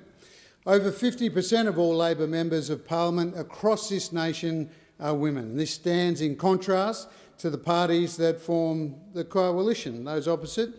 In this Parliament, the Liberal Party has recorded its lowest female representation in Parliament since 1993, and that is less than 1/3. Personally, I've benefited a great deal from the guidance and counsel of many women during my career. Janelle Saffin, the former member for Page in this place and a current New South Wales Minister, but also NT Senator Trish Crossan. I also acknowledge my groundbreaking colleagues of the Northern Territory, including Claire Martin, who was the first NT female Chief Minister, and my friend Nova Peris, who was the first Indigenous woman elected to the Senate. Selina Yubo has just become the first Aboriginal woman to lead a major political party in Australia, building on the great work of my parliamentary colleagues from the Territory, the member for Lingiari and Senator Malandiri McCarthy. I'm very proud to be a member of the great Australian Labor Party. We include Australian women in every aspect of policy development, leadership, and we are all the better for it. Member for Griffith. Thanks, Deputy Speaker. How many lives have to be destroyed before Labor takes real action on the housing crisis? To give you one example, a single mum in Brisbane, maybe you could listen to this and realise the consequences of your actions. A single mum in Brisbane, evicted into homelessness. She has a daughter studying in TAFE and a son in Year 12. She's had a perfect 10-year rental history, never late, always had her bond returned, but can't find anywhere to live. Rather than sleeping in her car, she is burning through her life savings to pay for hotel fees. Here's what she said to me. The system is working as intended, a punitive system designed to entrench a permanent underclass. Housing is designed by politicians as an investment, so the goal is money over people. This is not living but existing. She goes on to say, we didn't choose this path. We are victims of a government that failed to plan, failed the country and failed the people they allegedly serve. The cost of this mental trauma will be staggering. I see others in this hotel and at the storage facility in the same predicament. Families being divided as they can't stay together. Children placed with relatives or friends sleeping in a car. This should not happen in a wealthy country like Australia. And this single mum, like the 5 million adult renters in this country, will not forget Labor's betrayal. They will not forget that Labor chose to give billions of dollars in tax relief to property investors rather than help people like her. They will not forget that they had the power to cap rent increases and refused. Member for Bendigo. Thank you, Deputy Speaker. Well, I rise to acknowledge 30 years since the Labor Party adopted affirmative action and set quotas for women in Parliament. And it worked. At the time when we had the debates in Labor, it was about changing party culture. We are the oldest political party in this country, and there's a recognition that if we wanted more women to represent the Australian Labor Party, then we had to change our culture, and we did that by setting targets. And it's changed a few times over the years. At first, it was a target of 30%, then 40-40-20, to what we see today, which is the situation where we are in a government of majority women. And that's because our party took the bold step to adopt the change at a party level to encourage more women to be pre-selected.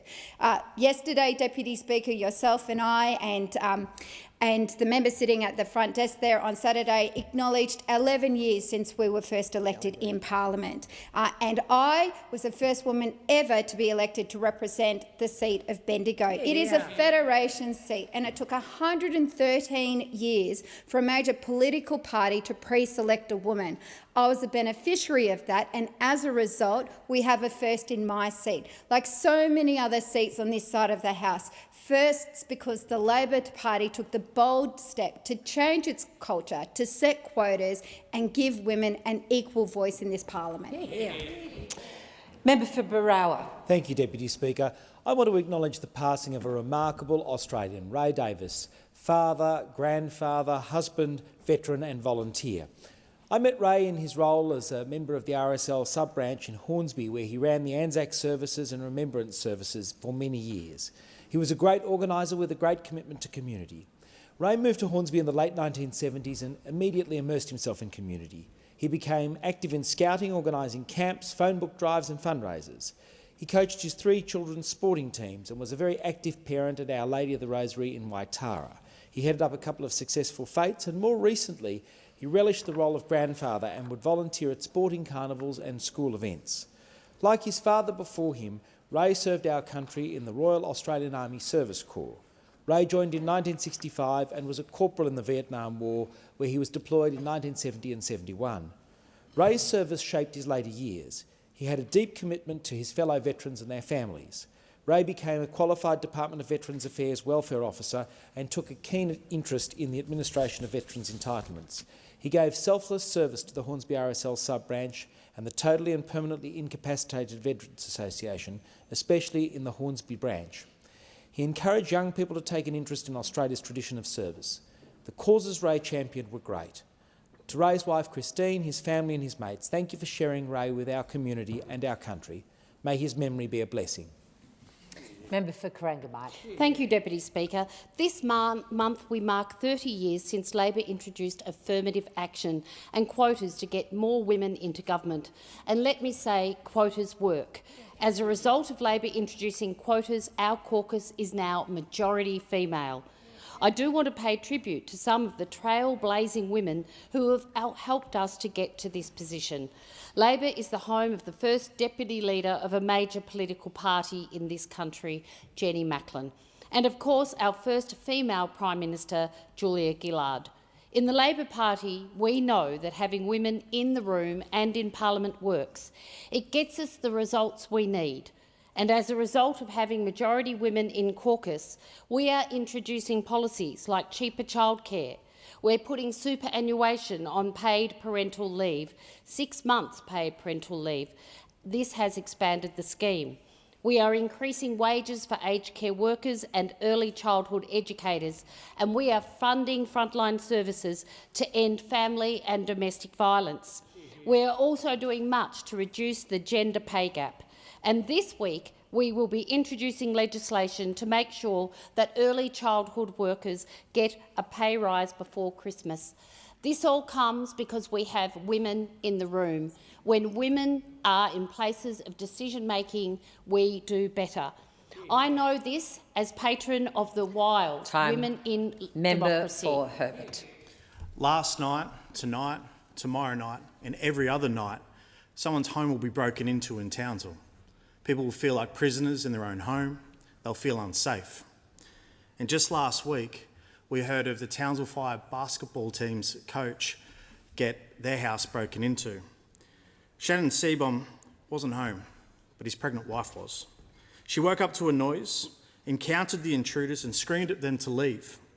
Instead of fleeing, these thieves charged at her. She had to lock herself in the bedroom for safety. These thieves then ransacked the house, discovered the car keys and stole the family's vehicles, including the Townsville Fire branded car. Hours later, the car was discovered, burnt in flames, and the other vehicle was also found abandoned. Sadly, this has become all too regular in my community. Over the past few weeks, cars have been stolen from hospitals, the elderly have been robbed at knife point, and teenage gangs have terrorised our streets. Youth crime in Townsville is escalating, and the state Labor's light on criminals policy is making it worse. In Queensland, far fewer teens have been locked up for their serious crimes. It's about time we get tough on youth crime. We must end the failed detention as a last resort policy. It has failed. We need people to represent Townsville that stand up and lock up these criminals. Member for Hasluck. Deputy Speaker, the Australian Labor Party took action 30 years ago to affirm the rights, the abilities and the potentials of all human beings in Australia. Back then in 1994, decisions were often made without hearing or even considering women's opinions or perspectives. Labor decided that our parliament needed to reflect our nation. Action was needed. That's what Labor does. We don't sit around telling Australians that things will work out in the end in some mysterious way. We work the problem. We set goals, targets and get on with it. The first goal then was to have female candidates in 35% of all held and winnable seats by 2002. Labor achieved that in 2004. In 2002, we decided that by 2012, 40% of held and winnable seats should have female candidates. In 2015, the ALP National Conference adopted a new target. Half of all MPs and senators should be women by 2025, and that was achieved in 2022. Today, 50.2% of all Labor members of Parliament are women. Labor is working for women in 5 particular priority areas: women's safety, sharing and valuing care, women's economic equality, health, decision-making and leadership. In each of these areas, we will make things happen. We have the track record for this because we listen, we develop the policies in consultation and then we fight for them. The Liberal Party, on the other hand, is going backwards. The parliament has its lowest percentage of women in 30 years. Member for Fisher. Thanks, Madam Deputy Speaker. In the last week of August, I set out on my 7th tour to Fisher, cycling across my electorate to host 23 listening posts in 23 towns over 5 days. The overwhelming feedback from locals was that they are struggling under Labor's cost of living crisis. Pensioners, self-funded retirees, single parents and families and aspirational Australians are barely making ends meet. In Queensland, it's disproportionately worse. And the release of the QCOS Living Affordability Report, released just today, proves this point. Over 1/3 of Queenslanders' pay is going to housing. Petrol prices and poor public transport is driving up already the cost of travel, particularly in regional places like mine on the Sunshine Coast. Families are forced to choose between school fees, healthcare and keeping the lights on. As the Leader of the Opposition talks about, people are having to choose between heating and eating. As one contributor said to me, I keep recycling debt to get by, using my credit card to pay everyday bills. Families are hurting. But where is Labor in all of this? They throw money, hold press conferences. Why do Australians always pay more under Labor? Member for Swan. Thank you, Deputy Speaker. Step over the glass, sisters, because the ceiling has been broken. The Albanese Labor government is the first Australian parliament to have a majority women government ever. Full stop. Period. Was this an accident? Hell no. This was deliberate by design. 30 years ago, the Australian Labor Party took a bold stance and backed affirmative action. The goal was to set a target for women to be pre-selected for held and winnable seats.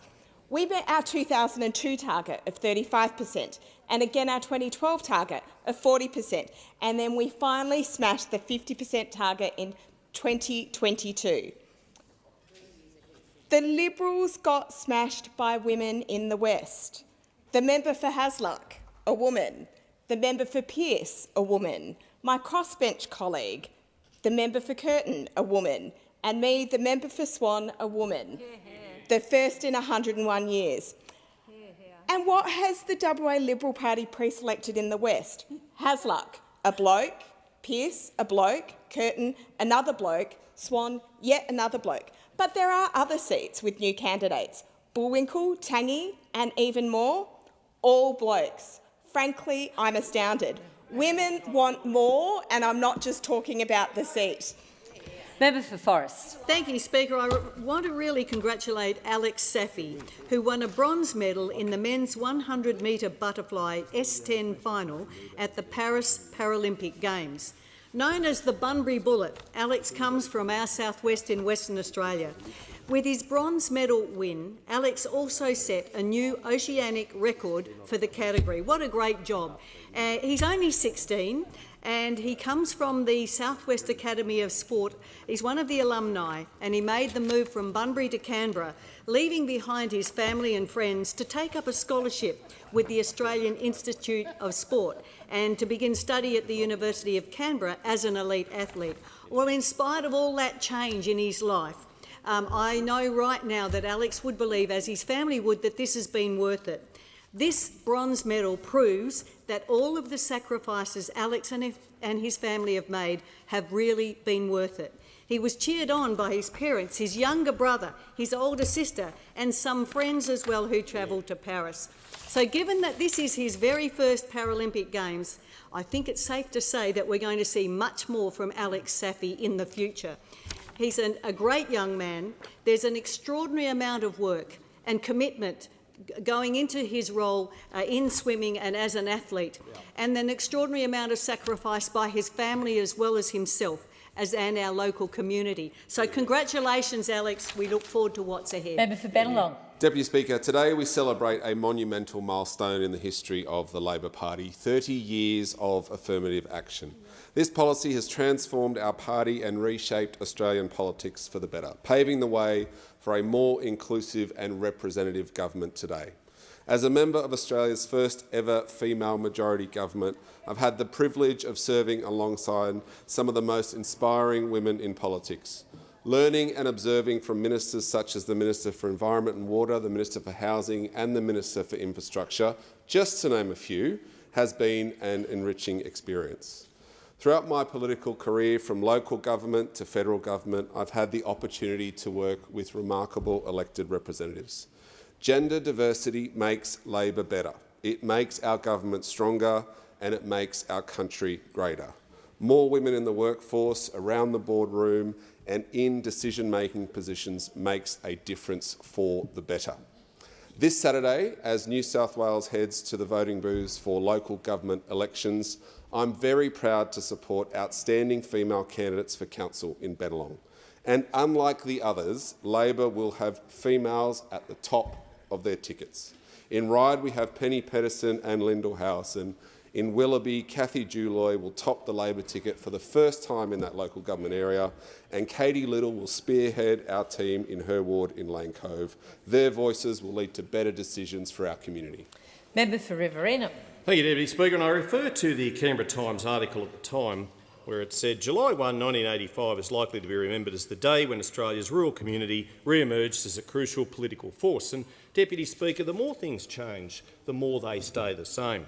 Indeed, the article also referred to, speaking over noisy interjections, Mr Hawke, that was the Prime Minister, blamed previous Liberal and National Party federal governments for the high tax and cost structures faced by farmers today. He said the government was doing its best to ensure that farmers received a fair price for their produce on world markets and was aware of the need to contain costs in the rural sector. Yet Mr Hawke actually went and addressed that rally. There were 40,000 farmers out the front of Parliament House protesting against Labor government policies. And my father never used to protest, but he did turn up to that one. He did turn up to that one. And politics, like life, is a test. It's a test of conviction. It's a test of character. It's a test of resolve. Now, I know that the current Prime Minister has been invited to tomorrow's rally, but as yet his office has not responded to that invitation. And here's the test. Will he go out and address those brave farmers who've had their industry taken away from them? $107 million to stop the industry. That's what the Treasurer had in his budget. Shame on the Treasurer. The Prime Minister should go and address that rally. Member for Lawler. Thank you, Deputy Speaker. Well, in terms of tests of resolve, I'll tell you what we're celebrating today.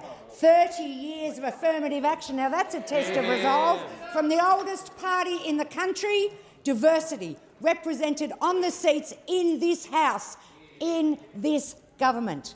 Deputy Speaker, it is no surprise that when the Labor Party adopted the affirmative action quota 30 years ago, that they planned to smash a ceiling that kept women down and out of this place. In doing so, they smashed lots of ceilings. Have a look at the representation and the diversity on this side of the House in this first ever majority female government, but look at the diversity in language, in ethnicity, in background. This government reflects 30 years of a Labor Party determined to represent every electorate in this country. I am a really proud member of the Albanese Labor government, proud of the women who came before me, proud of the decades of work that they did, influencing people, having those critical conversations to get a party to make a commitment. And Carmen Lawrence said on the day we did this that the Liberal Party would have to follow. Carmen got a lot of things right. It's a pity she didn't get that bit right. It's a pity they didn't listen and learn. Member for Lindsay. Deputy Speaker, there is no cheering on the streets of Western Sydney about this government's high energy prices. There's certainly no cheering on the factory floors, because newsflash, heavy industry in Western Sydney needs gas. Aussie made is a farce. The biggest risk to insolvencies of businesses is in Western Sydney, in our region.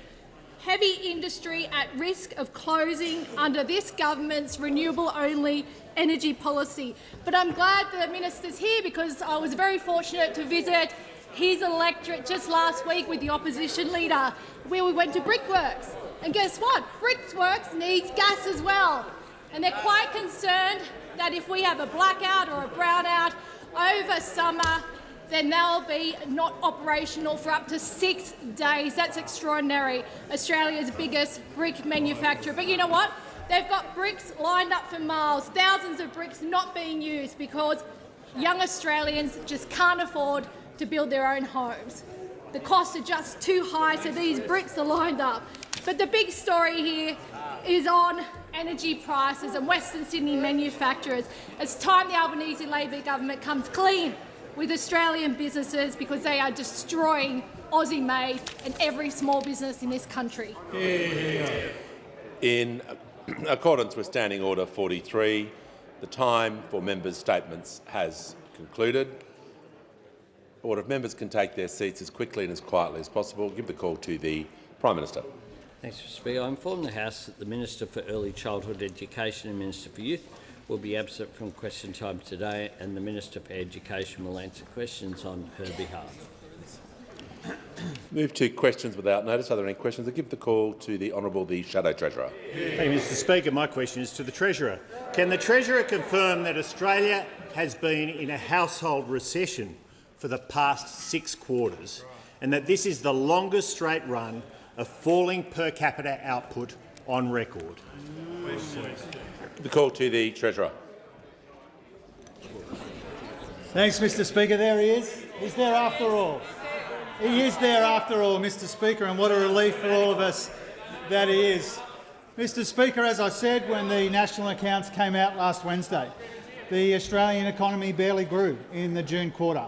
That's true in nominal terms, and it's true that the economy is weak per person as well.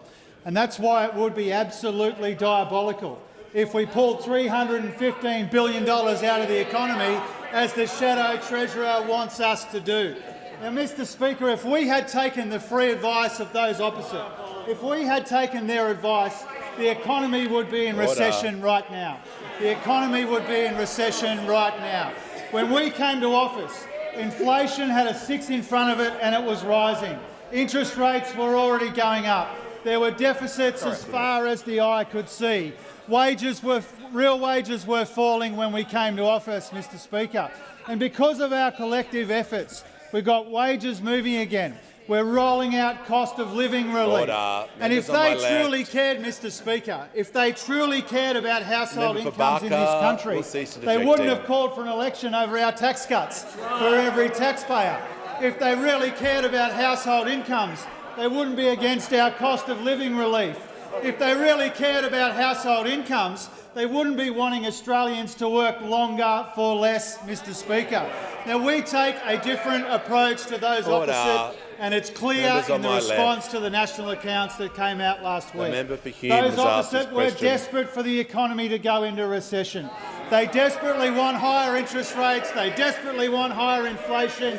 They desperately want the economy to go backwards because it serves their political purposes. And they hope, Mr Speaker, that if we go into recession, nobody will notice that we're in the 3rd year of a 3-year parliamentary term and they still don't have any credible or costed economic policies, Mr Speaker.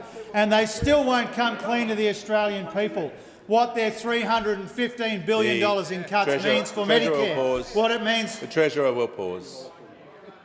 There's far too much noise during this first question and first answer. We're not starting the week that way. We'll have a lot more quiet as we move forward, but the Shadow Treasurer will raise his point of order. It was a very specific question, relevance, Mr Speaker. We've seen a record 6 quarters of collapsing GDP per capita. The Leader of the House on point of order. The point of order went directly to household. The question went directly to households, which is what the Treasurer is answering. Well, for there to be some compare and contrasting, there must be, of course, at least outline what the government's policy is. So for the remainder of the answer won't just be about the opposition, because he wasn't asked about opposition policy. He was asked about government policy. And he has the call. Thanks, Mr Speaker. I'm talking about the madness of pulling out hundreds of billions of dollars out of an economy which is already weak, Mr Speaker, already weak in per capita terms and already weak in nominal terms, Mr Speaker. Order. Now, what we've done, Mr Speaker, is we've managed this economy responsibly. We've maintained a primary focus on inflation, but not ignoring the risks to growth or the pressures that people are under. Now, per capita growth went backwards, Mr Speaker, on a number of instances under those opposite as well. We understand that the economy is particularly soft right now. It would be even softer if those opposite had their way. Their approach to cuts in the budget, Mr Speaker, would be a recipe for recession. We found a way to keep the economy growing at the same time as we provide cost of living relief and get the budget in much better. The Leader of the Nationals and the member for Hume are interjecting far too much. That will cease immediately. The member for Solomon has the call. Thanks, Speaker. My question is to the Prime Minister. Today, the report from the Royal Commission into Defence and Veteran Suicide was handed down.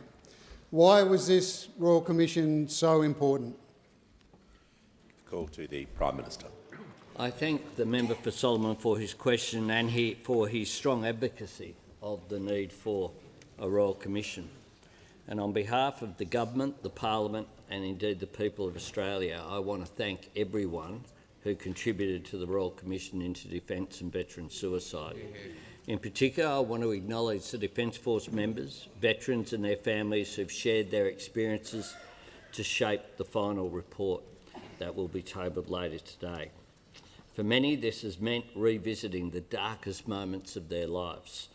12 public hearings, 340 witnesses, 900 private sessions, more than 5,800 submissions were made to this Royal Commission. It is a measure of the extraordinary courage of those involved and a reflection of their great selflessness, their determination to make sure that others are protected from what they have endured. I do want to also, in addition to recognising the contribution of the member for Solomon, recognise particularly Senator Lambie for her steadfast efforts and other members of Parliament across the Parliament on both sides who have been passionate about this issue. I also want to recognise some of the families. I note Julianne Finning is in the gallery today. She did so much to bring this commission about. Mr Speaker, Royal Commissions hold a special status in our democracy. They have power to seek the truth about what has happened and in the past, but they also carry a weight and status to drive change into the future, to make our nation face up to our collective failures to not do better, but to demand that we do better in the future. And this is where the government will thoroughly consider every recommendation. We want to work across the Parliament on these issues and do what we can to ensure that just as our veterans and defence personnel step up for our country, we have an obligation to step up for them. Speaker, I do want to say that this will be a difficult day for many people. It will be triggering. So I do want to encourage anyone who's in need of support today to contact either Lifeline on 131114 or Open Arms 1800 011 046. Lest we forget is Australia's most solemn promise.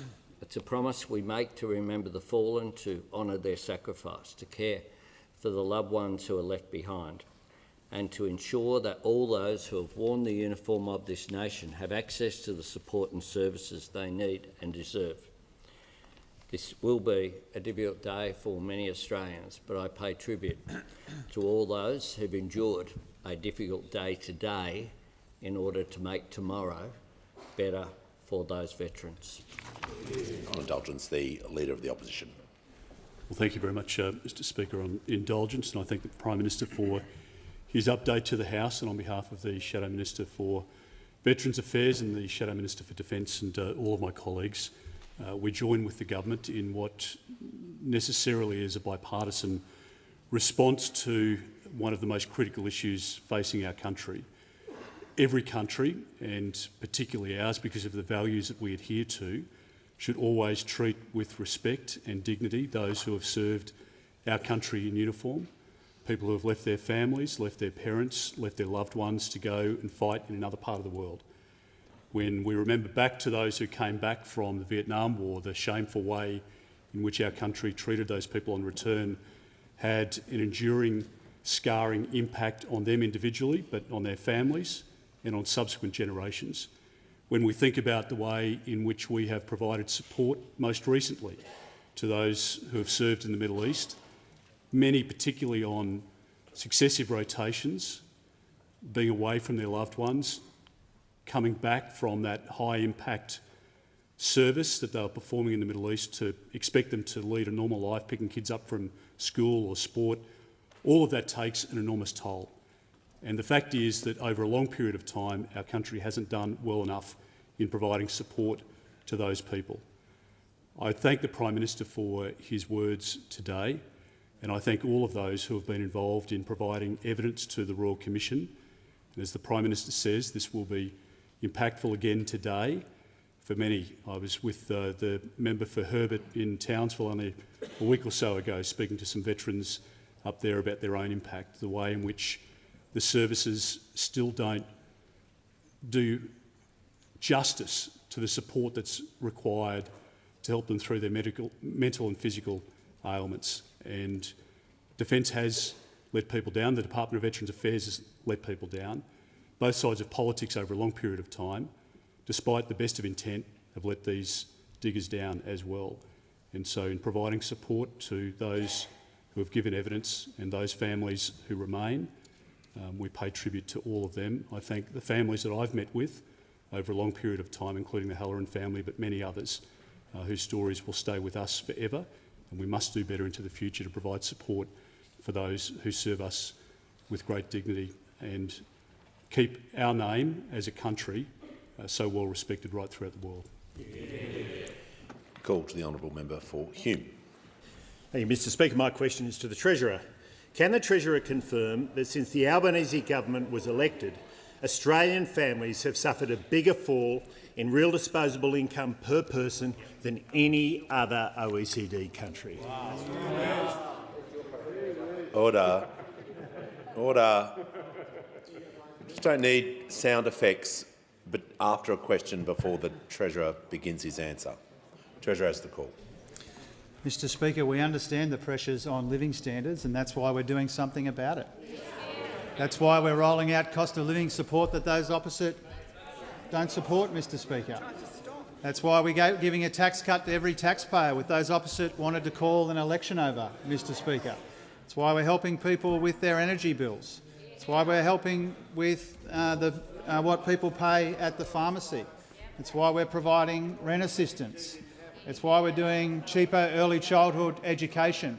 It's why we're getting wages moving again after a decade of deliberate wage stagnation and wage suppression. So, Mr Speaker, if those opposite really cared about living standards, they'd support our efforts to help people with the cost of living, but they don't. If those opposite cared about living standards, they support our efforts to get wages moving again, but they don't. In fact, they want people working longer for less. We want people earning more and keeping more of what they earn, Mr Speaker. And when we came to office, real wages were falling 3.4%. Now they're growing again. And that's not an accident. That's deliberate. That's because of the policy agenda of this Albanese Labor government, Mr Speaker. And so I welcome, two and a bit years into the parliamentary term, I welcome the appearance of the Shadow Treasurer. That's a good thing for all of us, Mr Speaker. But if he wants to ask about living standards, he should be honest about living standards. And he should acknowledge that every time they put their hands up in this place, it's to make life harder for people when we're trying to make life easier for people. Every time they oppose more housing, every time they oppose energy bill relief, every time they oppose tax cuts, which the Deputy Leader says that they want to unwind. Order. The Minister for Climate Change and Energy will cease interjecting. So I'd like to hear from the Manager of Opposition Business on a point of order. On relevance, it was a very tightly drafted question. Australian families have suffered a bigger fall in real disposable income per person than any other OECD country. If the Treasurer is unable to answer that, he should be directed. He was asked about can he confirm if families order, and he's just got to make sure his answer is relevant. As I said, he can do some compare and contrast regarding his answer. That can't be the entire answer. He hasn't been doing that. He's been talking about the government's achievements and what he's been doing, and he has 1 minute 20 seconds remaining. Thanks, Mr Speaker. I have acknowledged that people are under extreme pressure. I have acknowledged that. But more than acknowledge that, Mr Speaker, we are doing something about it. And only one side of this parliament cares about the pressures that people are under. And that's why we're rolling out cost of living help. That's why we're cleaning up the mess that they made of the budget. That's why we're investing in housing and skills and energy and a future made in Australia, Mr Speaker. Because when we came to office, real wages were falling. Inflation had a 6 in front of it and it was rising. Interest rates had already started going up. And what we've done since we've come to office is we've recognised the pressures that people are under. We've recognised that growth in our economy is slow. We've been fighting inflation without ignoring the risks to growth and the pressures that people are under. And if they were serious about it, Mr Speaker, instead of opposing our changes to the tax cuts, instead of opposing our cost of living relief, instead of opposing getting wages moving again, they would have supported it. The call to the honourable member for Macquarie. Thank you, Speaker. My question's to the Prime Minister. How is the Albanese Labor government delivering cost of living relief to Australians? What economic approaches has the government ruled out? The call to the Prime Minister. I thank the member for Macquarie for her question. And indeed, we know that many Australians are feeling under pressure right now, and easing that cost of living pressure is, of course, our #1 priority. Now, we've kept our focus on delivering relief whilst making sure that we put that downward pressure on inflation at the same time. And since we were last here, just a few weeks ago, we've made medicines more cheaper on the 1st of this month. More of them going into the 60-day list, something that those opposite opposed. We've opened more free Medicare urgent care clinics, once again opposed by those opposite. Energy bill relief has rolled out to more households, and this month over 1 million households will get an increase in rent assistance. And this week we're progressing our plans for super on PPL as well as HEX relief, $3 billion off the HEX bill that Australians have.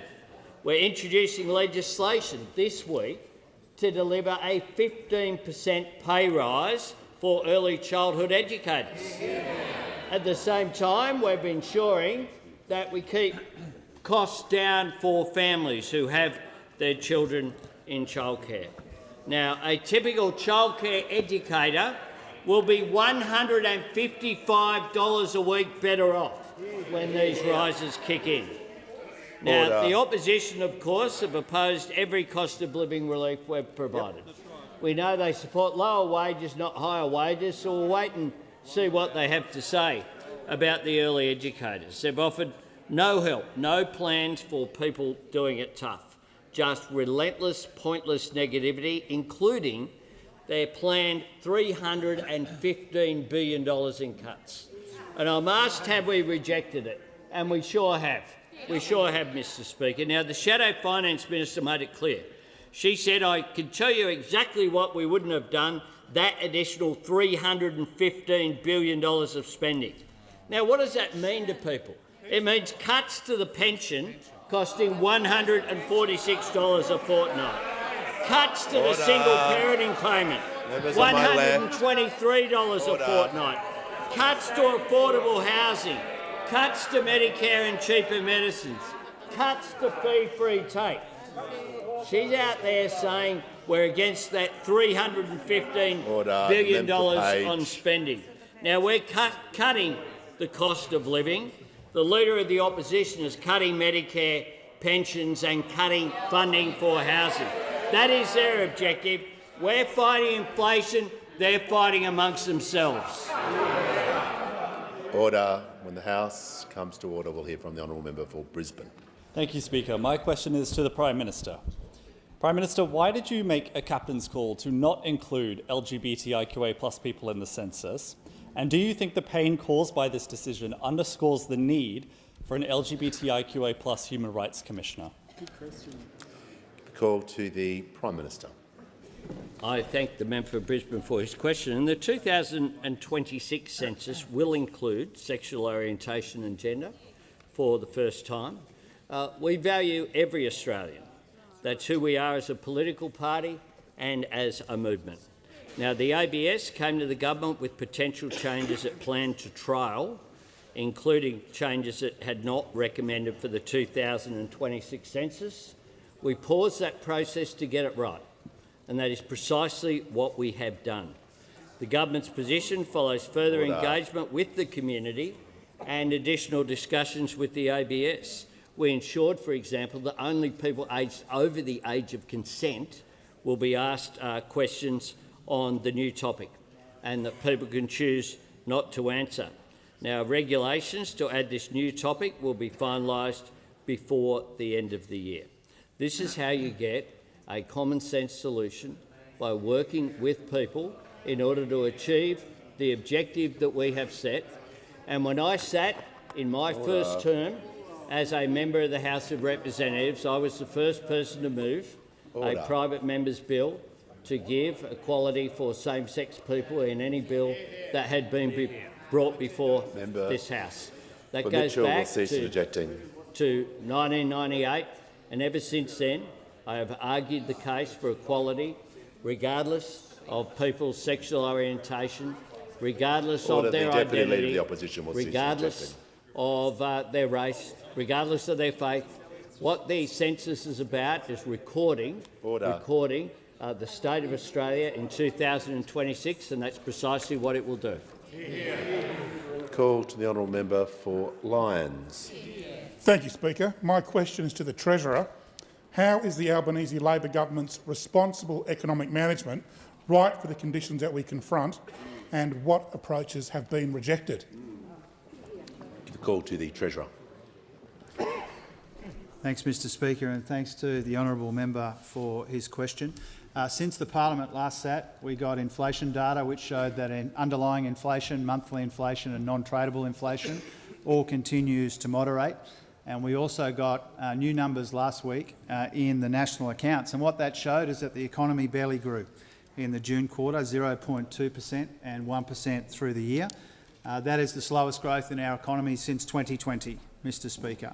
And the basic story of the national accounts was that weaknesses in the household part of the national accounts and private investment was offset by exports and public final demand. Now, Mr Speaker, the weakness in our economy is the inevitable consequence of three things. First of all, global economic uncertainty. Secondly, persistent price pressures in our economy. And thirdly, the impact of higher interest rates on our economy. Now, the main takeout, Mr Speaker, was that consumption is going backwards in our economy right now, and discretionary spending fell substantially, and household saving is very low. And these are all signs, as we know, or at least this side of the House understands, that people are doing it tough, and that's why our cost of living help is so important, and why it's so important that household incomes grew in the most recent numbers.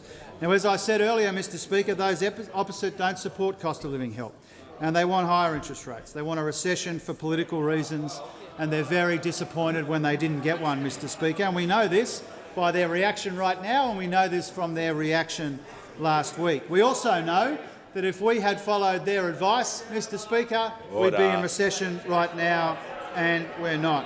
This side of the House is fighting inflation without ignoring the risks to growth, and fighting inflation while recognising the pressures that people are under, and we're getting the balance right.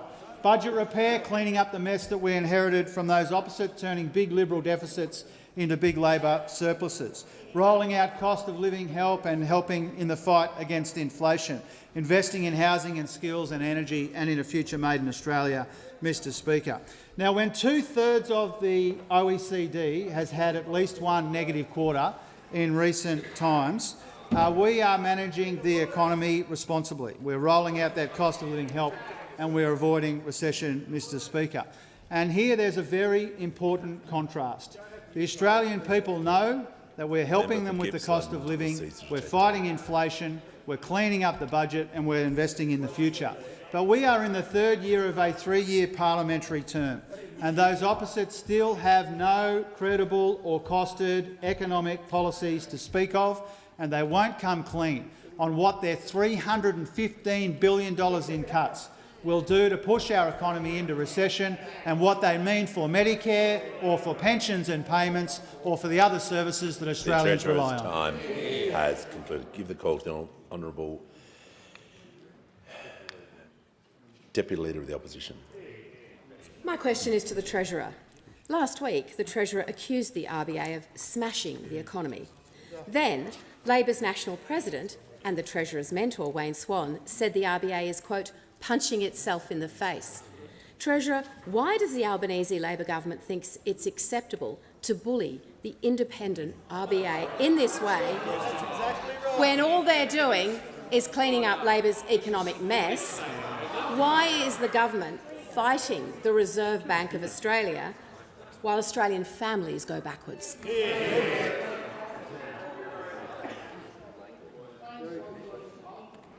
The member for McEwen is warned. I wasn't particularly happy with some of the language in that question. I'm just going to ask the Deputy Leader to state the question again. I don't, just want to make sure it's within the standing orders. That's okay. Well, I do. The Treasurer. Last week, the Treasurer accused the RBA of smashing the economy. Then, Labor's National President and the Treasurer's mentor, Wayne Swan, said the RBA is, quote, punching itself in the face, unquote. Treasurer, why does the Albanese Labor government think it's acceptable to bully the independent RBA in this way when all they're doing is cleaning up Labor's economic mess? Why is the government fighting the Reserve Bank while Australian families go backwards? Call to the Treasurer.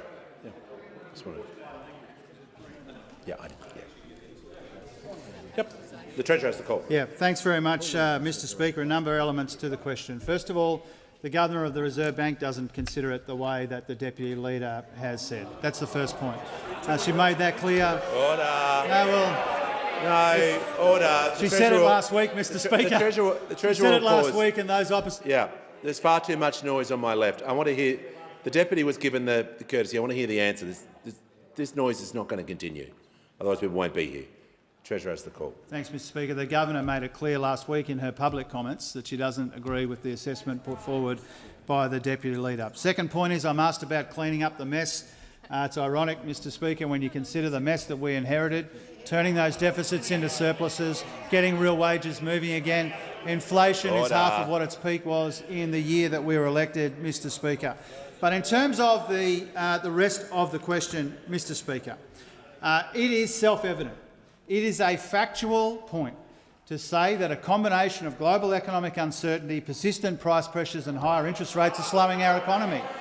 And if those opposite don't agree with that, they don't know the first thing about the economy. And I say to the Deputy Leader, don't take your economic advice from the Shadow Treasurer, because everybody who looks at this objectively and factually knows that higher interest rates are slowing our economy. We saw it in the numbers for consumption, discretionary spending, households, dwellings. We saw it in a number of indicators in the national accounts, Mr Speaker.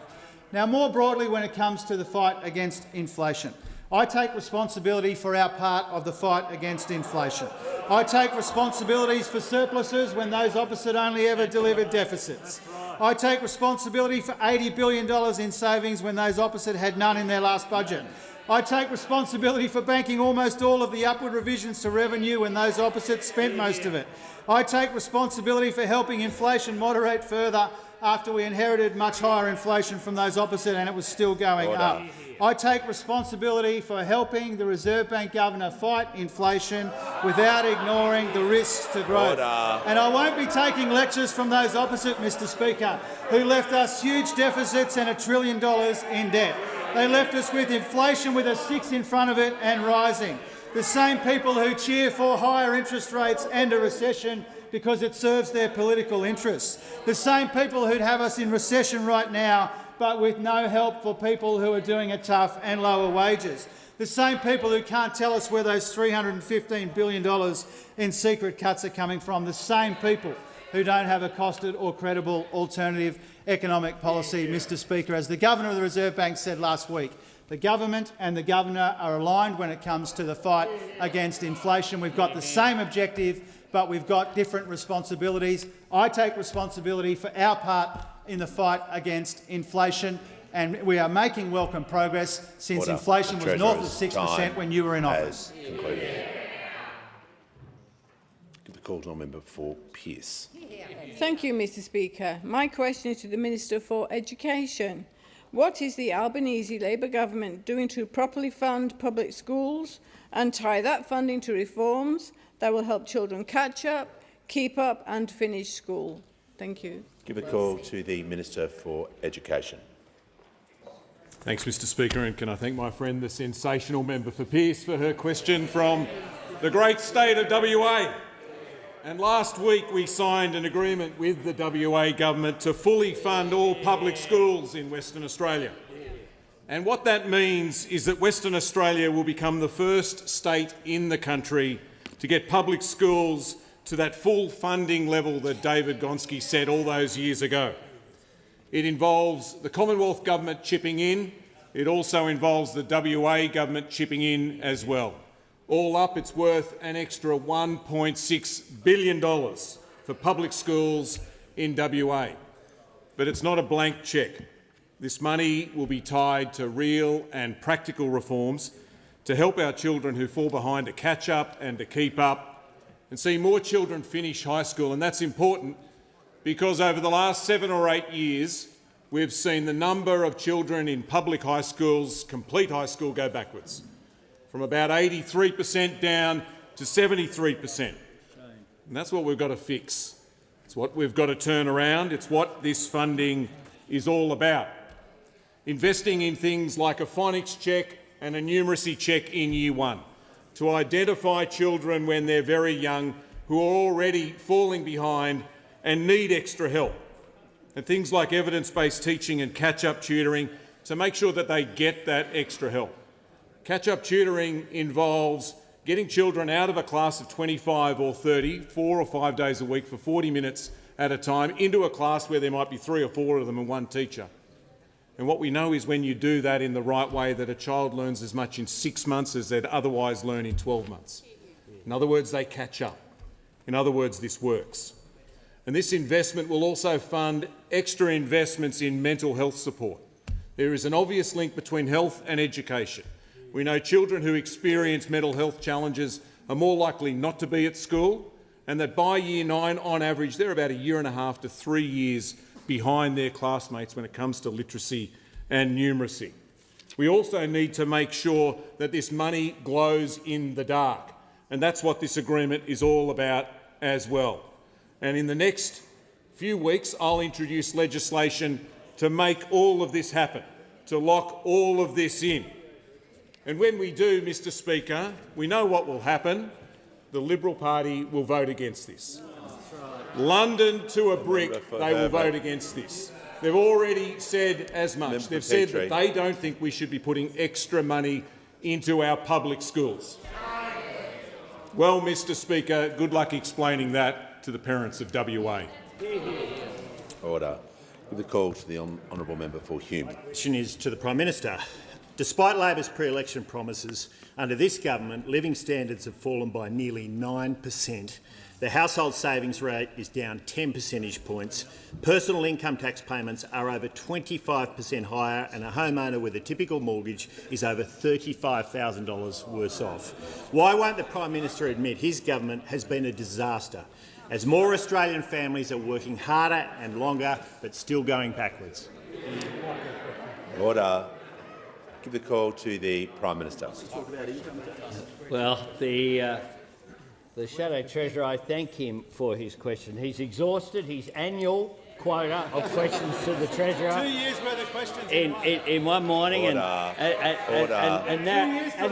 the Treasurer will cease interjecting. And now we're back on, Mr. Speaker. Now we're back on.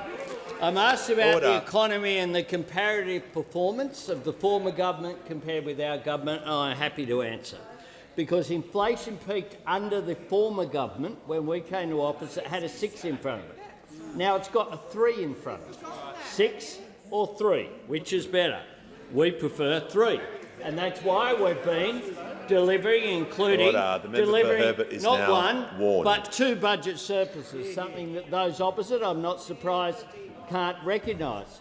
But the other thing that we've been doing, whilst we're putting that downward pressure on inflation, while it's continuing to moderate, what we've been doing is making sure that people aren't left behind in that process, that we don't just let it rip with $315 billion of cuts, which is what those opposite are suggesting.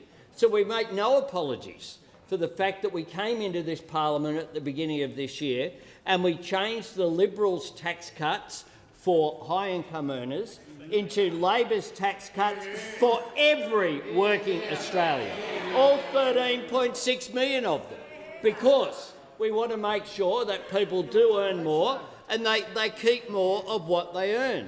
We make no apologies either for coming in here and increasing the wages of aged care workers. And later this week we'll have legislation to increase the wage for early educators as well. It's these sort of measures that have seen the gender pay gap reduced to the lowest level in our history, something that we are very proud of. We want to get real wages growing again. They've been up in the last 3 consecutive quarters. We make no apologies either for making sure that our policies have led to the fact that almost 1 million jobs have been created on our watch. But we're not just dealing with the immediate pressures by providing that cost of living support, all of which has been opposed by those opposite. We're also setting up Australia's future through the Future Made in Australia agenda by not being frightened of the future but trying to shape it in the interests of working people, so that we not only have the jobs created through the shift that's happening in the global economy, through things like production tax credits in critical minerals, we're making sure, as well as those measures, that we train people for those jobs through our university support and through fee-free TAFE.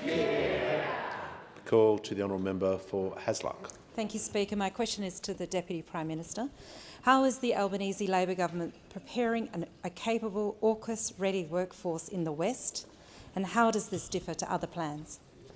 The call to the Deputy Prime Minister and Minister for Defence.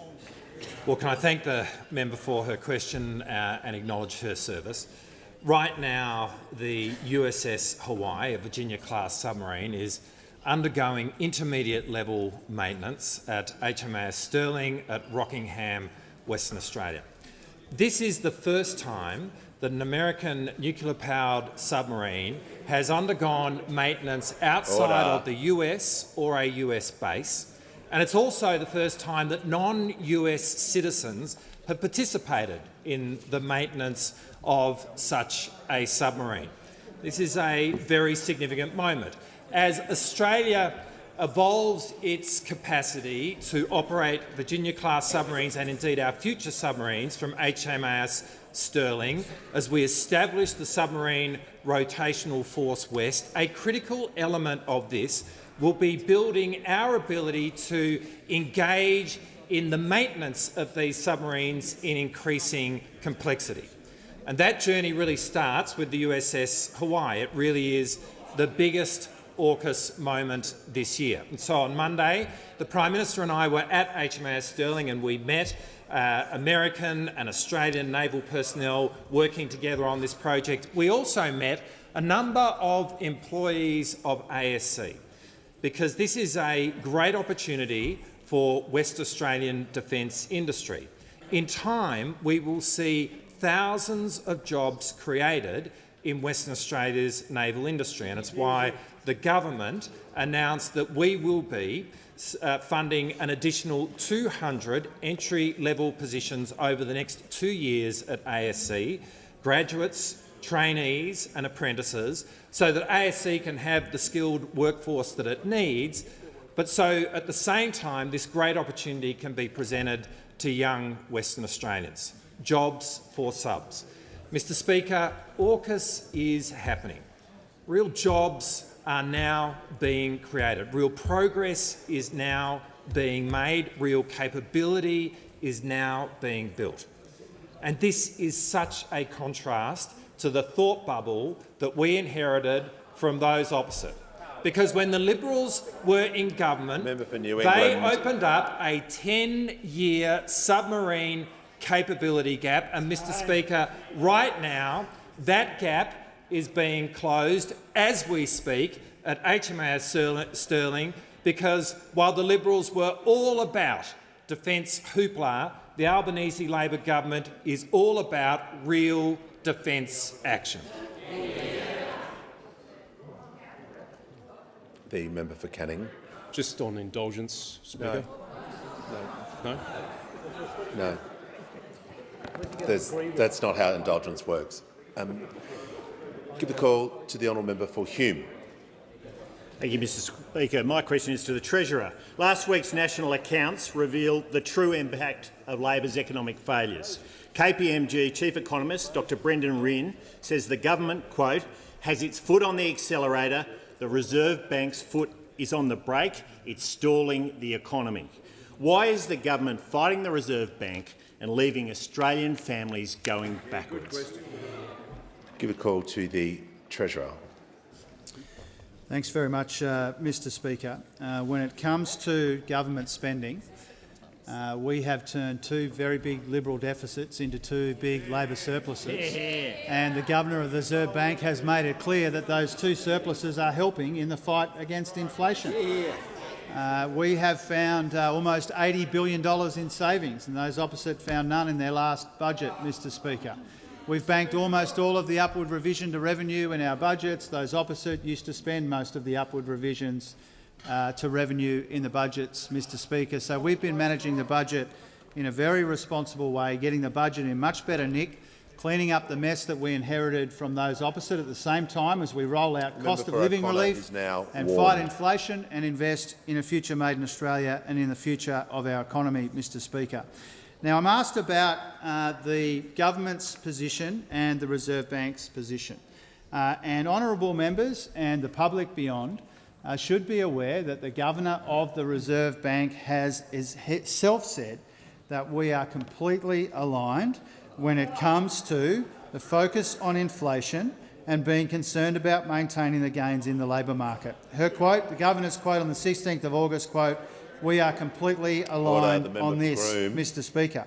Governor Bullock also said on the 5th of June, "I think fiscal policy has been running a surplus for the last couple of years, so I'd say that has been helping the homegrown inflation situation, if anything, in that circumstance," Mr Speaker. Member for Hume. No. The member for Hume is just going to cease interjecting. He's had a good go right throughout question time. I'm sure he wishes to stay, so he can help me stay. Well, help himself as well. So the Treasurer has the call. Mr Speaker, another very similar point that Governor Bullock has made, and I'm surprised, given she said it twice, that the Shadow Treasurer didn't notice it. On the 16th of August, Governor Bullock said, "Public demand is not, as I said, the main game here. It's not the thing that we're focusing on." On the 5th of September, she said, "Government spending is not actually the main game here," Mr Speaker. So if they don't want to take my word for it, take the word of the Governor of the Reserve Bank. The Governor of the Reserve Bank's made it very clear that we are aligned when it comes to the fight against inflation. It's one of the reasons why we've got inflation down from something that had a 6 in front of it when they were in office to a 3 in front of it right now. We know that these price pressures are more persistent than we would like, and that's why it requires ongoing effort. Our primary focus is the fight against inflation, as is the Reserve Bank's. We know that we need to do that without ignoring the risks to growth and the pressures that people are already under, Mr Speaker. Now, if those opposite were in office, we'd be in recession right now.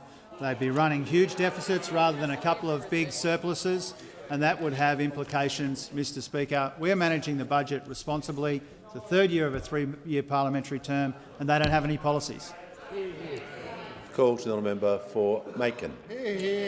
Thank you, Mr Speaker. My question is to the Minister for Industry and Science. How is the Albanese Labor government backing Australian businesses to secure a future made in Australia? And what approaches has the government rejected? Call to the Minister for Industry and Science. Thank you, Speaker, and thanks to the member for Macon. He knows that great Aussie ideas lead to great products and great, secure, well-paying jobs.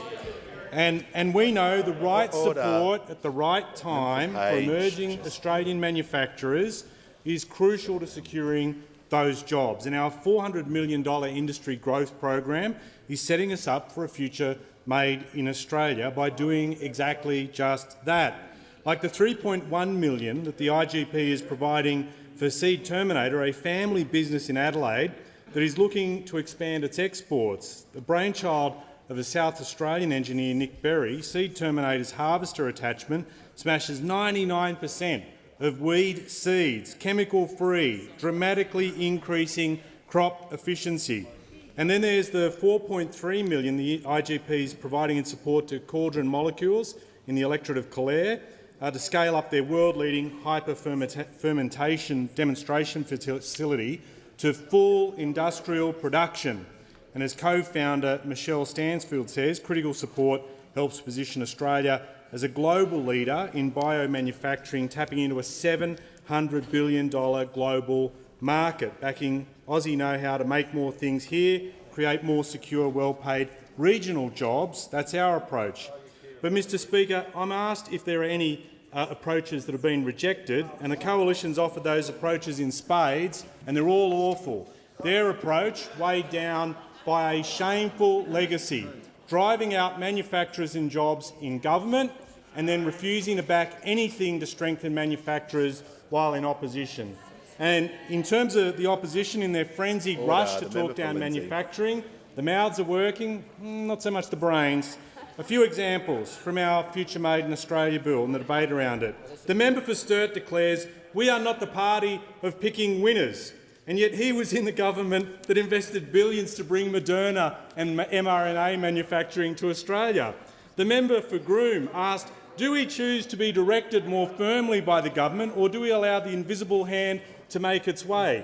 The same invisible hand that brick by brick will magically build the nuclear power plants funded entirely by taxpayer dollars. And the member for Mitchell, fresh from dusting a Milton Friedman statue, leave it off his philosophical manner to warn that Milton Friedman spoke about the misallocation of government capital and the increase in government spending. Perhaps penned that dire warning about misallocating government capital in a commuter car park that was built nowhere near a train station. Great work, that. So strong manufacturing delivers a strong economy. Yes, a coalition might not believe it. We do, and we will fight for it.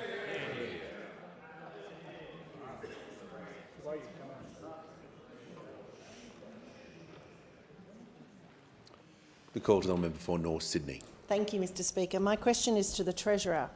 With our economy recently recording the weakest annual financial year growth in years, small to medium-sized family-owned businesses are struggling.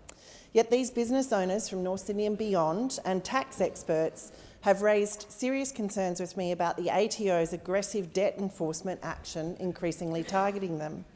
Treasurer, will your government issue guidance or a mandate to the ATO to ensure debt collection processes targeting small to medium-sized businesses are conducted in a way that recognises the tough economic times? Call to the Treasurer. North Sydney. Yes. Thanks very much, Mr Speaker, and to the member for North Sydney for raising the genuine concerns that I know that she has about the ATO's debt collection activities. And I also wanted to acknowledge the member for Warringah, who raises these matters from time to time with me as well.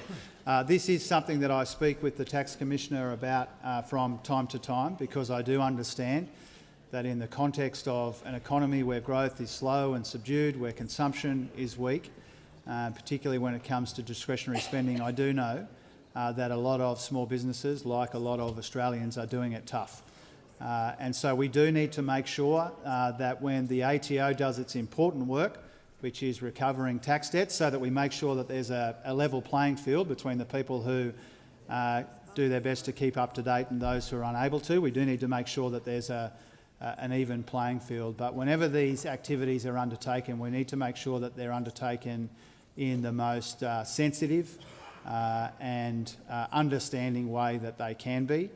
My advice to small businesses who are in the situation that you described, the member for North Sydney describes, I'd encourage them to engage as early as possible with the ATO to come to the arrangements that they need in order to keep doing the really important work that they do in our economy. From our point of view, we'll continue doing what we can to support small business, whether it's a bit of help with energy bills, whether it's the tax breaks and in other ways. We're big supporters of small business. We know it's a tough time for them, and we want the ATO to recognise that as well. Call to the honourable member for Swan. Thank you, Mr. Speaker. My question is to the Minister for Resources and Northern Australia. How is the Albanese Labor government supporting a strong resource sector to drive a future made in Australia and create secure jobs? What approaches to our resource sector has the government ruled out? Call to the Minister for Resources and the Minister for Northern Australia. Thank you very much, Mr. Speaker, and thanks to the wonderful member for Swan for her fine question. And especially in Minerals Week, we're here in Canberra. We welcome those from the industry to come here together to talk about the nation-building contribution of the resources sector, which is the engine room of Australia's economy. It is the source of well-paid jobs and billions of dollars of investment from right around the world, and it will help drive our future made in Australia to capitalise on the world's transition to net zero. And the May budget, this government's budget in May, put the resources industry at the heart of government policy making. We have committed to $17 billion for a production tax incentive for critical minerals to encourage onshore processing, and $3.4 billion for the Resourcing Australia's Prosperity Program so that Geoscience Australia can identify deposits of critical minerals and map our future. It was the most significant federal budget for the resources sector in a generation because we support the resources sector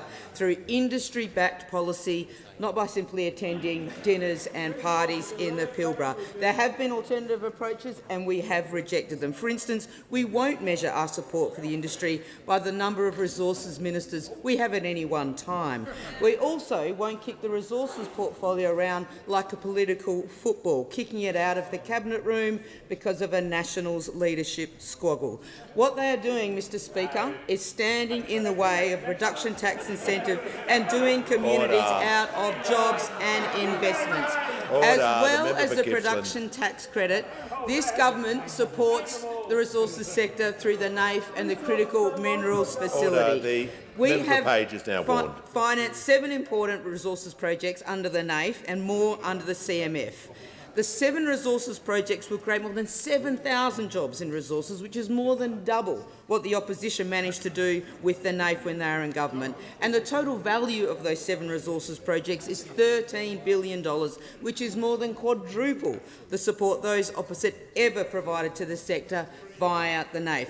What those opposite are doing is worse than nothing. Worse than nothing, Mr. Speaker. By standing in the way of production tax credits, they are standing in the way of jobs in their communities. It beggars belief that those opposite have absolutely no problem with government loans that necessarily assume a higher risk because of their challenges, but they oppose industry-led policy that is no risk because it provides investment incentives and is paid out only on success. These economic dunderheads on the other side of the House, they want to break up Qantas and Jetstar, they want to boycott Woolies, they want government-owned and run nuclear power plants, but they won't back industry-led to production tax credits for a critical minerals processing sector. For Before I call the Leader of the Nationals, I inform the House that present in the gallery today is a delegation of senior officials from the Federal National Council of the United Arab Emirates, led by the Secretary-General, His Excellency Dr Omar Al-Nawawi, as part of a study visit. On behalf of all members, welcome to question time. I give the call to the Leader of the Nationals. Thank you, Mr Speaker. My question is to the Minister for Environment.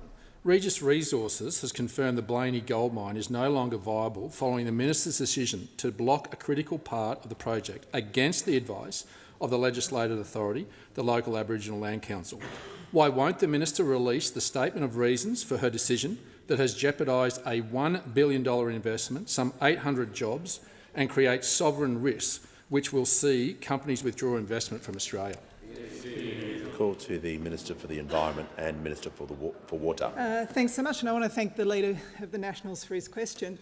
It's interesting that he suggested that the company doesn't believe that the project is viable because the chairman has just bought 15,000 extra shares, and one of the other directors has just bought another more than 10,000 extra shares with his wife. The CEO and his wife, through Deck Chair Trust, have bought more than 10,000 extra shares. But just to be very clear here, I have not blocked the gold mine. What I've said is, of this 2,500 hectare site, 400 hectares ought to be protected. And I've done it on the basis of advice from the same group of traditional owners as the former Minister for the Environment, the now Deputy Leader of the Opposition, and I want to table the picture of the former Minister meeting with the same group of traditional owners. I made the same type of decision.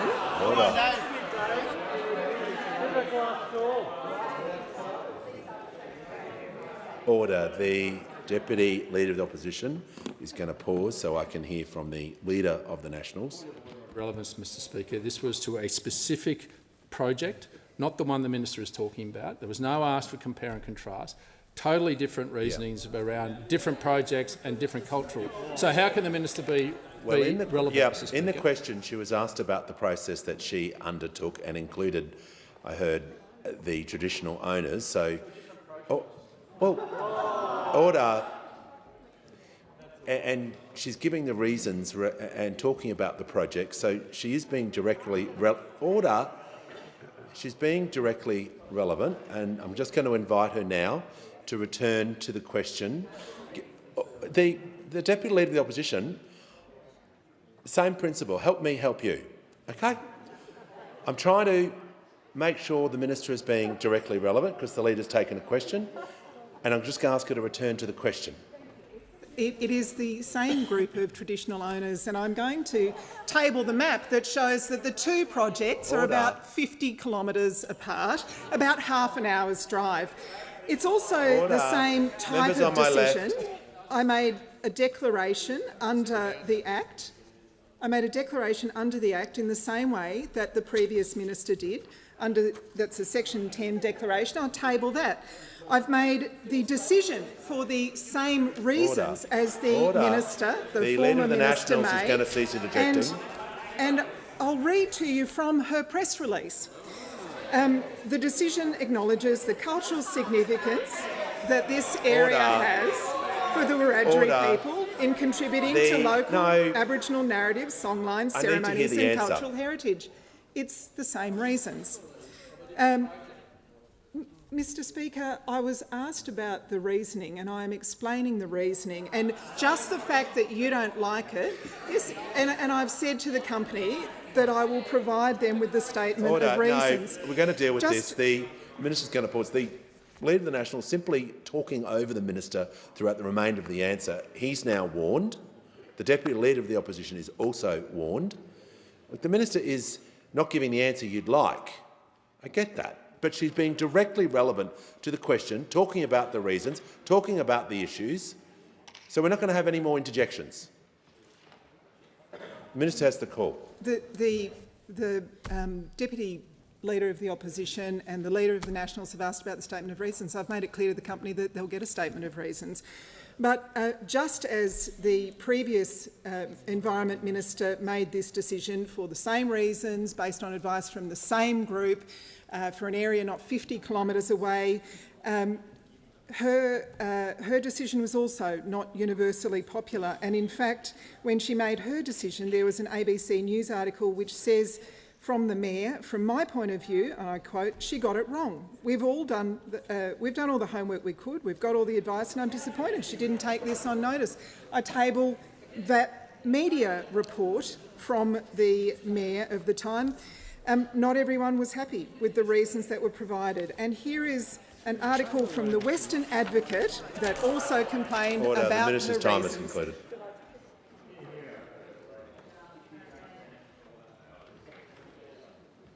Give the call to the member for Chisholm. Thanks so much, Speaker. My question is to the Minister for Social Services.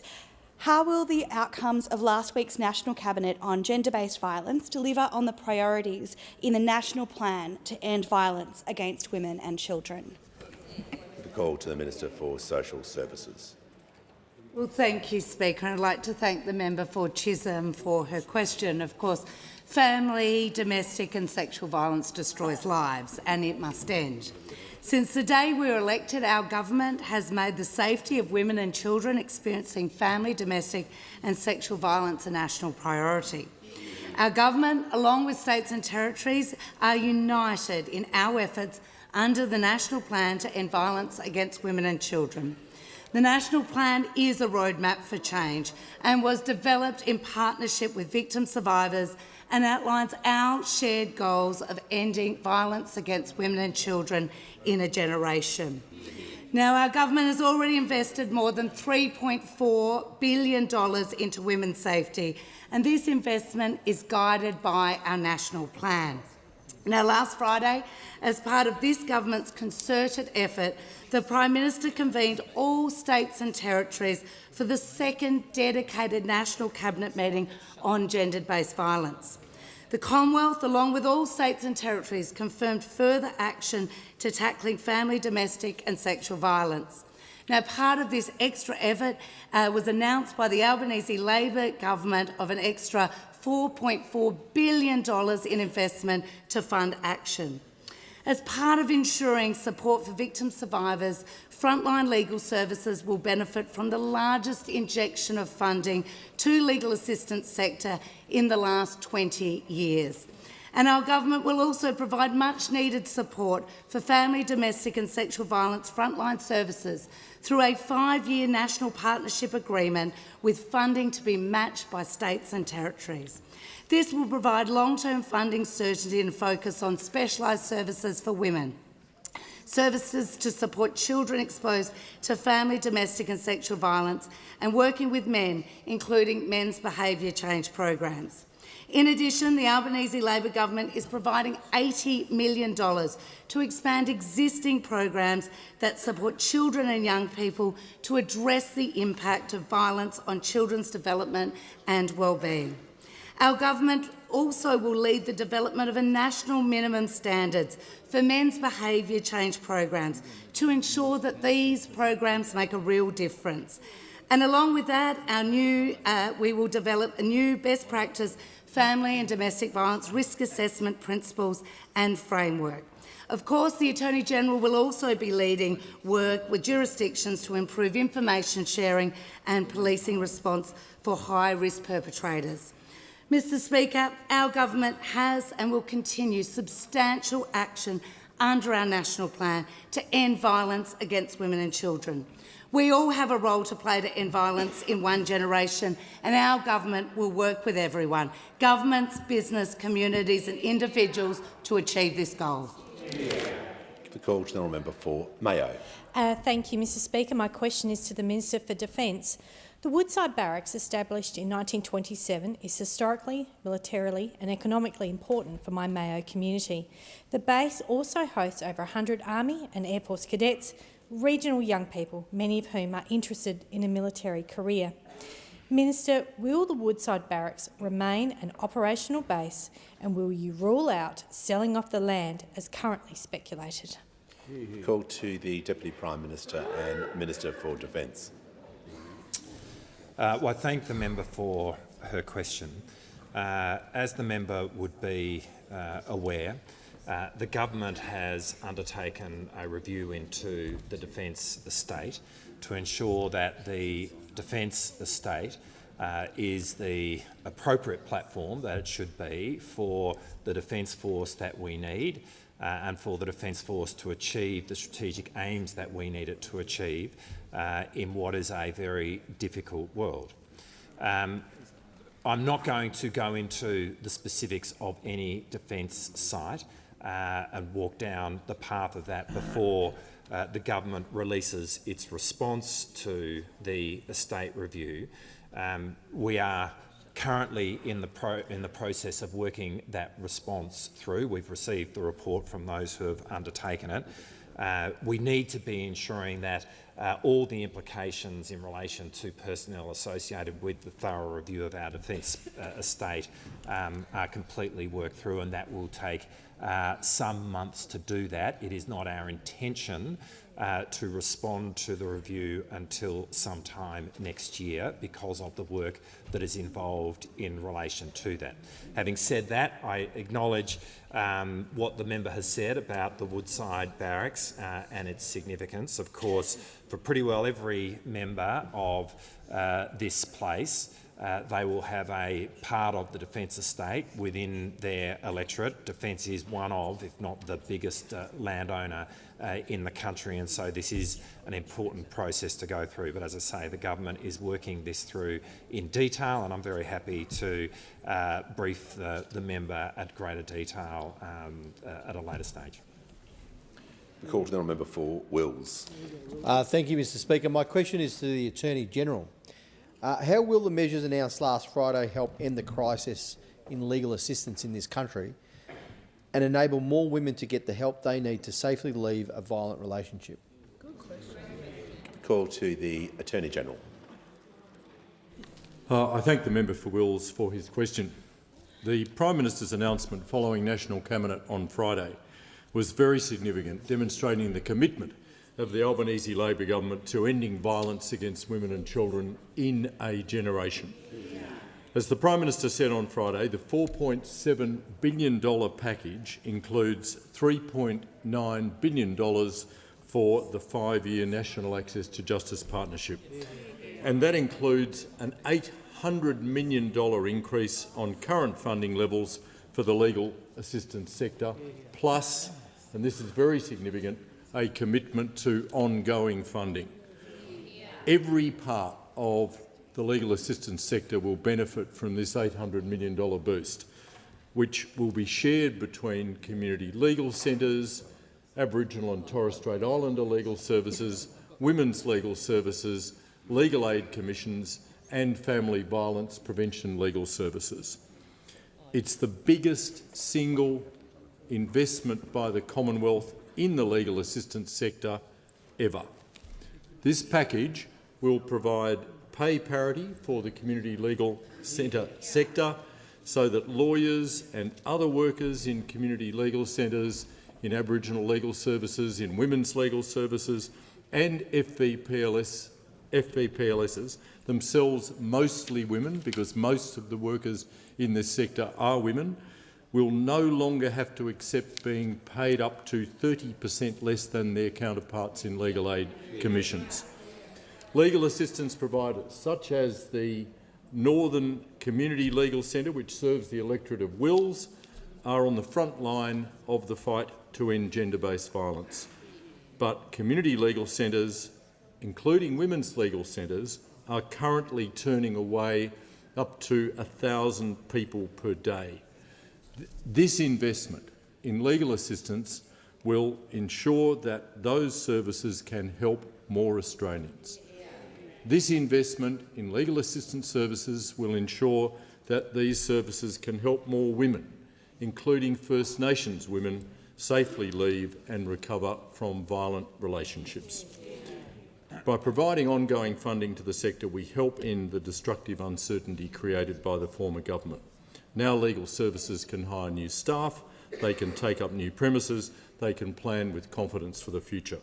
The Liberals oversaw a decade of chronic underfunding. Order. I know you don't like it, but you'd better listen. The Attorney General will pause. That is not an invitation to order. The manager has the right to ask a point of order. It was, in fact, a commendably tightly drafted question. There was no reference to alternative approaches. The Attorney-General, of all people, should be able to follow the standing orders and control his temper. Yeah. You should control your temper. No. The Attorney General's going to pause. Just going to take his seat for a moment.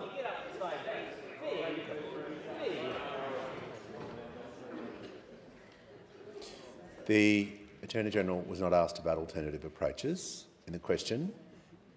I'm going to ask him to conclude his answer about government policy, or he will resume his seat. Thank you. Only a Labor government is genuinely committed to the legal assistance sector and the essential work that they do to keep women safe. Order. The member for Riverina will cease interjecting. Order. No, the member for Riverina, I can appreciate, has passionate views, but he'll just remain silent. Member for Flinders has Thank you, Mr. Speaker. My question is to the Treasurer. Why does the Treasurer blame everyone and everything for his failings, from the former government, COVID, war in Ukraine, global economy, financial instability and the RBA Governor herself? Interest rates have come down in the UK, Canada and New Zealand, so why won't the Treasurer take responsibility for the weakest GDP growth outside the pandemic since Paul Keating's 1990s recession?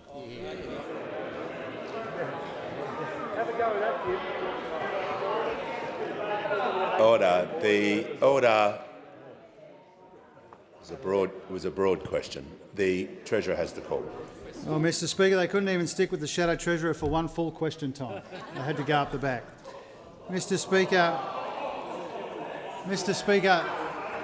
Order. Order. Members on my left. The member for Barker. Order. The Leader of the Opposition. Just going to... No, the member for Fadden will leave the chamber under 94A. We're just going to take the temperature down. The Treasurer has the call. Well, a couple of things about that, Mr. Speaker. First of all, the honourable member made the point about interest rates in other countries. A number of the other countries that those opposite cite have got higher unemployment than us, and they've got higher interest rates than us, and their inflation peaked higher and earlier than us. And so if they want to make comparisons with other countries, make the full comparison. You know, do they want the much higher unemployment that we see in some of these countries that they cite, Canada and New Zealand and the like?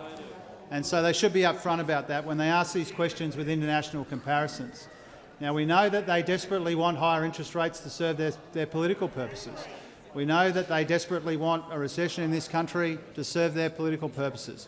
We know they won't come clean on the impact of their $315 billion in cuts, Mr. Speaker. Now, I'm asked about taking responsibility.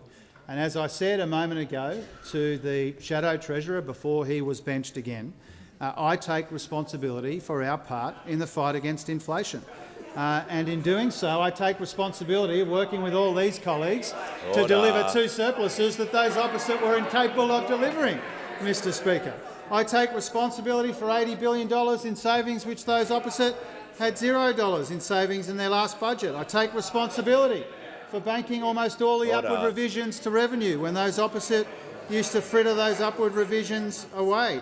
I take responsibility for the fact that the day that we arrived in office, inflation was 6.1%. Now it's got a 3 in front of it, Mr. Speaker. I take responsibility for maintaining this primary focus on the fight against inflation at the same time as we recognise, alone in this place, that people are already under pressure and growth in the economy is already soft and subdued, Mr. Speaker. And I say once again that when it comes to responsible economic management, I will not be taking lectures from those opposite who left us huge deficits. They left us $1 trillion in Liberal debt, a budget full of waste and rorts and mismanagement. The same people who cheer for higher interest rates, the same people who want inflation to go up, the same people who'd have us in recession right now if we had followed their advice, Mr Speaker. Their time would be better spent coming clean to the Australian people about what their $315 billion in secret cuts means for Medicare and pensions and for the economy. Call to the honourable member for Bendigo. Thank you, Speaker. My question is to the Minister for Infrastructure, Transport, Regional Development and Local Government. How is the Albanese Labor government reforming the aviation sector to deliver better access, reliability and competition? What approaches has the government ruled out? Call to the Minister for Infrastructure, Transport, Regional Development and Local Government. Thanks, Mr Speaker, and can I thank the member for Bendigo for the question and her tireless championing of regional aviation, particularly the investment in Bendigo Airport. Now, of course, this government is implementing the most significant reforms to Australian aviation in a decade, and over recent years the performance of our aviation sector hasn't been good enough. Poor passenger services, customers being left waiting for refunds, travellers with a disability facing shameful treatment, and our government saw the need to act, and we are acting. Through the Aviation White Paper, along with our major reforms to Sydney Airport, we're increasing consumer protections through the creation of the first ombudsperson. We're covering, to cover the sector, we're creating a Charter of Consumer Rights, we're increasing transparency on airline performance, and we're increasing access to Sydney Airport to boost competition. And of course, we're building Western Sydney International Airport. Choice has said that they strongly welcome the reforms. Tourism and Transport Forum called our reforms significant steps forward towards creating a stronger aviation sector, and the Airports Association said our reforms put passengers first, and the ASU said this is our chance to make Australian airlines the envy of the world. Now, I'm asked what approaches has the government rejected. Now, what we have rejected, frankly, is the lazy and tired approach that those opposite took when they were in government.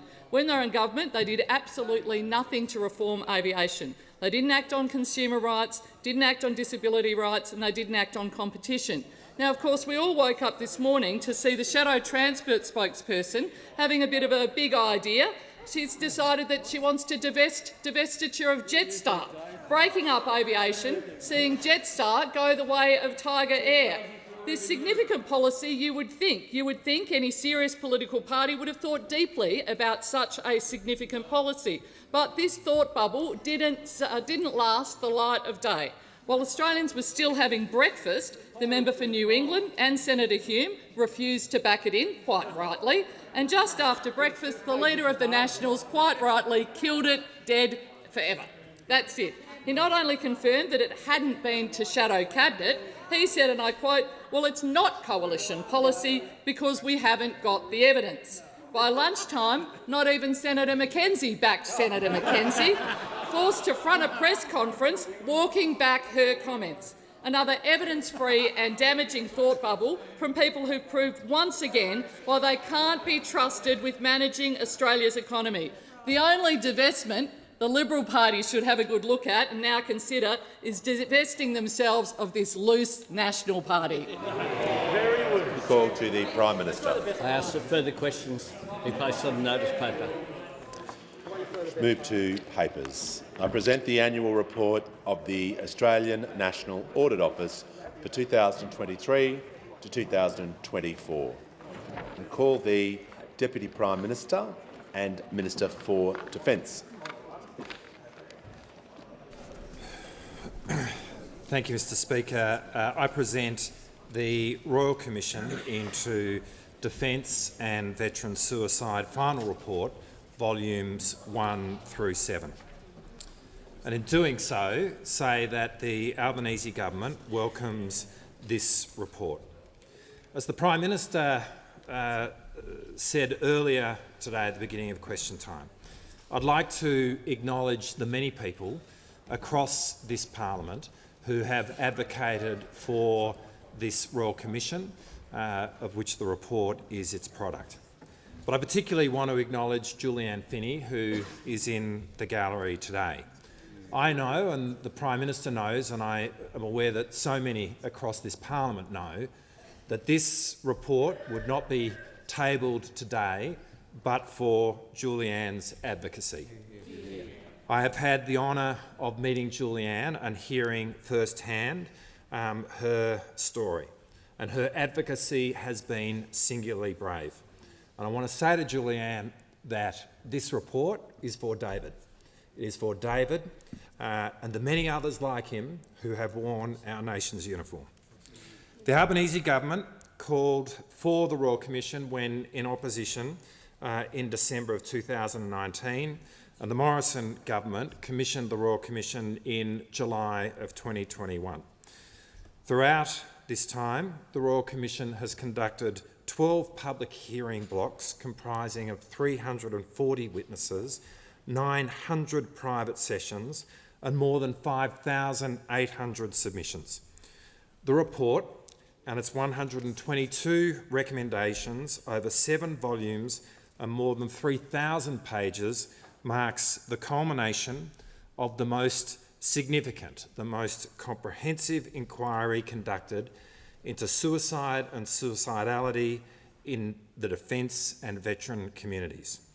And the government thanks all of those who were brave enough to contribute to the inquiry, those who told their story and came forward to give their evidence. That act of bravery has made an enormous difference. The government also wants to thank the Royal Commissioners, Nick Caldis, APM, the Honourable James Douglas, KC, and Dr Peggy Brown, AO, for their thorough and their compassionate inquiry. Since coming to government, we have continued to demonstrate our commitment to improving the welfare of defence personnel, veterans and their families, and we've been working to deliver real change each and every day. In August of 2022, the government acted swiftly to table the interim report of the Royal Commission and in the process agreed to implementing all of its recommendations. Mr Speaker, wearing our nation's uniform is a sacred act. It is an act of service to all of us. It is an act of humility, because inherent in the act is putting one's comrades in arms, one's community, the nation itself, ahead of oneself. But most significantly, it is an innate act of sacrifice. Sacrifice each and every day, where so many of those days are spent away from family and friends. But sacrifice in the sense that in that most critical moment, in that darkest hour, there is a willingness in wearing our nation's uniform to lay down one's life in complete commitment to the decisions which are made in this building and on behalf of each and every one of us. And so it is utterly incumbent upon us to do honour to those who wear our nation's uniform. I have had the distinct pleasure or privilege in meeting so many who have made this choice to understand what a special group of people they are who decide to wear our nation's uniform. And so it is most important that we are doing everything within our power to make sure that the environment in which they operate is the best that it can be. And so our government's priority is in ensuring that those who pursue a career in the ADF have a safe and inclusive workplace and are supported from the time they join through transition and service. The Royal Commission's final report and recommendations will strengthen our approach to the mental health and welfare of defence personnel, of veterans and of their families. And we will now work through the recommendations in a timely and methodical manner. The government, as the Prime Minister said earlier, recognises that today may be a mixed and difficult day involving significant emotions for people. And if you are struggling or in need of extra support, please know there are services available to you. Lifeline on 13 11 14, Open Arms, Veterans and Families Counselling on 1800 011 046. From here, Mr Speaker, the government is committed to responding to this report shortly. We will do so soon, in a manner which is timely, and we will do so with complete thoroughness, because those who wear our nation's uniform deserve nothing less. And on indulgence, the member for New England. Thank you very much, Mr Speaker. And on indulgence, I too would like to recognise, because of her presence here today, Julianne Finney and the great loss she had with Dave. Mr Speaker, there were 3,000 Daves around about that between 1997 and 2021.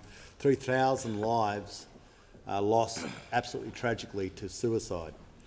And we have a responsibility in this nation that when someone signs their name on the dotted line, therefore they offer their life for this land, that we protect them when they come home. There is something wrong, Mr Speaker, when a person is more likely to die once they've finished their service and get back onto Civvy Street than they are actually in the service. And this is something that I hope on a bipartisan level we work to our very best, and I'd like to acknowledge the Minister here at present to expedite this process, get it through, get it resolved out of respect for those who have died. I'd also like to acknowledge those in the chamber who have served, obviously the member for Canning, the member for Herbert, the member for Braddon, the member for Menzies, the member for Leichhardt, the member for Solomon, the member for Spence, and all the other reservists who have served as well. In so doing, when people do this, they are making sure that our nation is safe. Without a nation, you don't have a superannuation fund, you don't have a house, you don't have a business, you don't have a future, because you don't have a nation. It is just not present. And for us to have that nation, we have to have people, men and women, who are prepared to serve. For those who have tragically died, they are someone's mother, someone's father, they are someone's brother, they are someone's sister, they are someone's son, they are someone's daughter. And that hole in that family's life, that hole in that circle of people's life remains with them forever. The questions as to why remain with them forever.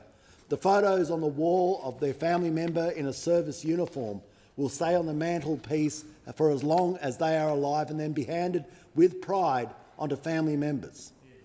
Those who serve our nation are families of honour, because with them they offer their lives for the future and betterment of this country. I look forward to this report being handed down, and I look forward to doing what we can on this side to work in good nature and with honour with the Minister to make sure whatever can be done as quickly and as properly as possible, so that people such as Dave are remembered. And we can never bring him back, but Julianne, the respect we can show is that we have taken this very, very seriously and to the best of our ability. I'd also like to acknowledge those who were so fully in support of bringing this forward and the fights that they had. This was an issue at the start which there might have been some conjecture, but once it was in train, there was not one doubt whatsoever that this was an item of the utmost importance. And the Leader of the House. Speaker, these documents are tabled in accordance with the list circulated to the honourable members earlier today. Full details of the documents will be recorded in the votes and proceedings.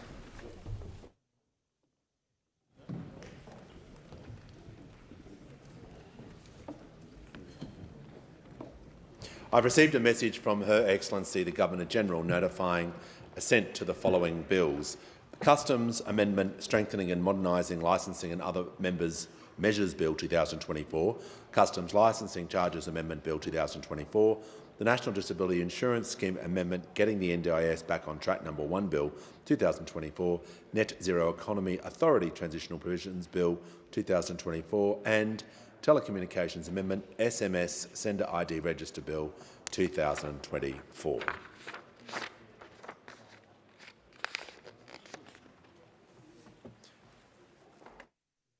I give the call to the clerk. Government business. Order of the day number 1. Future Made in Australia Bill 2024. Further consideration in detail.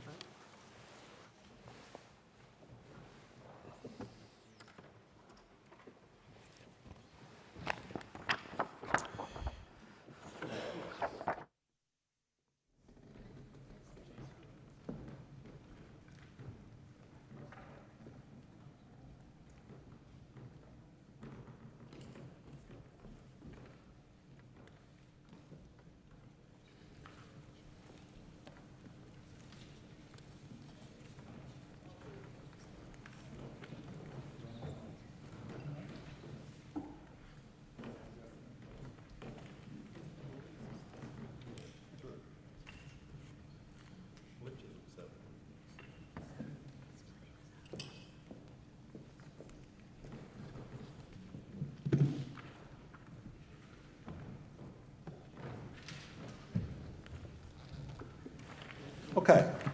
I give the call to the honourable member for Calais. Thank you, Mr Speaker. I ask leave of the House to move amendments 1 and 2 as circulated in my name together. Is leave granted? I give the call to the Minister. Leave is granted. Leave is granted. The member for Calais may proceed. I move amendments 1 and 2 as circulated in my name together. Speaker, I have moved these amendments because I believe that this bill could be of much greater benefit to our nation and in particular country Australia if areas of priority were expanded to include food processing and agriculture. We saw during COVID how vulnerable nations were when their supply chains were cut and put at risk. Food security must be a key priority of our country. And food processing is one area in which Australia does have a very strong competitive advantage. We've heard about that time and time again in this debate, competitive advantage. Our processing plants are in close proximity to our primary producers, and it's one area of our economy which requires strong support.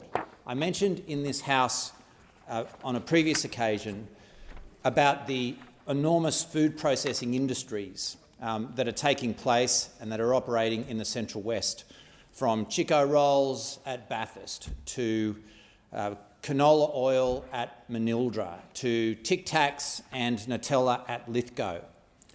Our area in the Central West of New South Wales is a powerhouse of food processing, and it is of concern to me that this sector has been inexplicably overlooked in this legislation.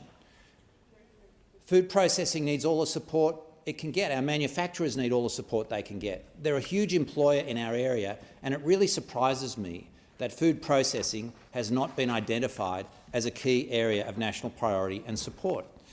This package will deliver tens of billions of dollars, but none of it will flow to ensuring that Australia has food security and the associated jobs that go with it. It's a glaring oversight of this bill. Another glaring oversight of this bill is the lack of support for agriculture. Deputy Speaker, the wealth of our nation has to be based on production. Australia has the best produce in the world. The food basket of our country is located in regional Australia and in particular central western New South Wales. And it does defy belief that the agriculture sector has not been identified as an area of priority for this bill. The gross value of agricultural production has increased by 51% in the past 20 years to $94.3 billion in 2022-2023. And if you look back to the global financial crisis and then the crisis brought on by the pandemic, one of the key sectors which carried us through was agriculture. It is a vital plank in the economic foundations of this country, and we must support it. There are some exciting developments happening in agriculture, which I've previously outlined for this House and which the member for Kennedy enthusiastically endorsed, including initiatives that benefit both farmers and the environment, such as the conversion of atmospheric CO2 to soil carbon, which not only increases yield but allows farmers to make an extra dollar as well. So it's highly surprising that agriculture has not been a part of the conversation surrounding this bill. Our farmers and our food processors deserve much better, as do the supply chains that support them. Food processing and agriculture need to be areas of priority for this bill and for the billions of dollars that it will deliver. And look, it will be very disappointing if these key amendments aren't supported. So I'm reserving my position on the bill until I hear what the Treasurer has to say. But if the answer is that maybe food processing and agriculture can be included sometime in the future, that would be very disappointing and would be a real shame. We need to pin the colours to the mast now. Come out and emphatically back agriculture and food processing. Let's not wait. Let's not think about it. Let's back these amendments and get it done now. To members of the Liberal and National parties, I would say to you, back these amendments. Tomorrow there are going to be farmers here from all over the country, right here in Canberra. So I ask you to stand up for them and stand up for our food processing industries and support these amendments. I urge all members of this place to stand up for agriculture and stand up for our food processors. I also urge all members of this House to stand up for the men and women who feed and clothe our nation and the world. I urge all members of this House to back these amendments and support agriculture and food processing in regional Australia. Thank you. The question is that the amendments be agreed to. I'll put that question to the House. All those of that opinion say aye. To the contrary, no. I think the noes have it. I've only got one voice, sorry. Okay, then we will call a division. Could you ring the bells for 4 minutes, please?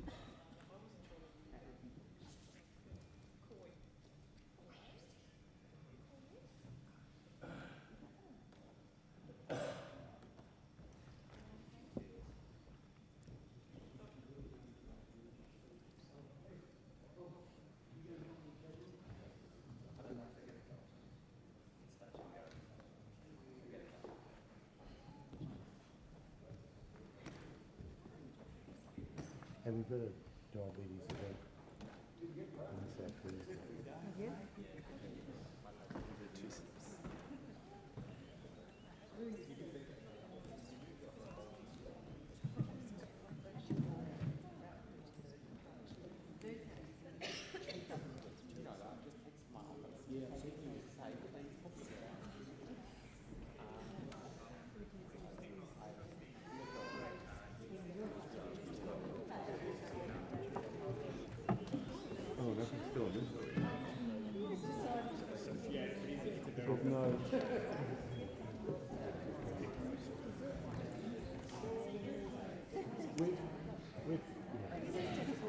Very good.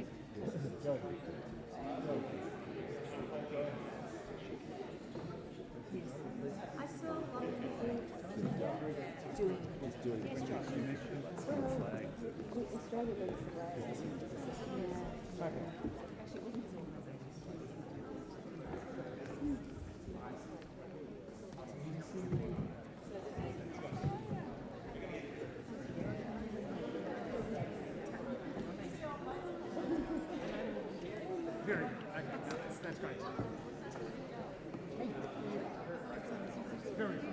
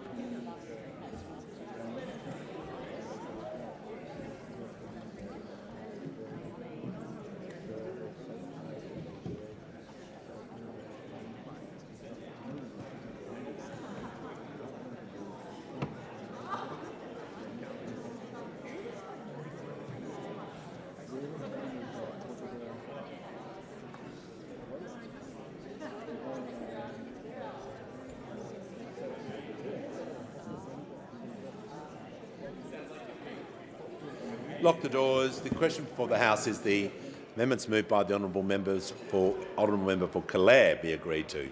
The ayes will pass to the right of the chair and the noes to the left. I appoint the honourable members for Clare and Fowler as tellers for the ayes, and the honourable members for Werriwa and Bean as tellers for the noes.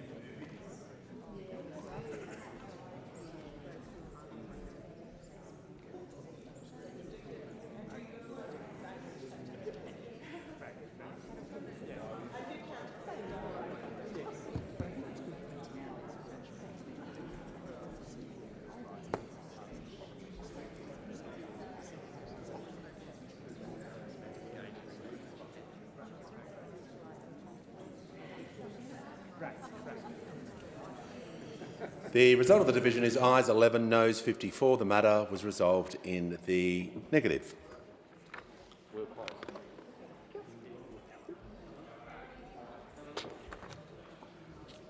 Members can resume their seat as quickly and as quietly as possible.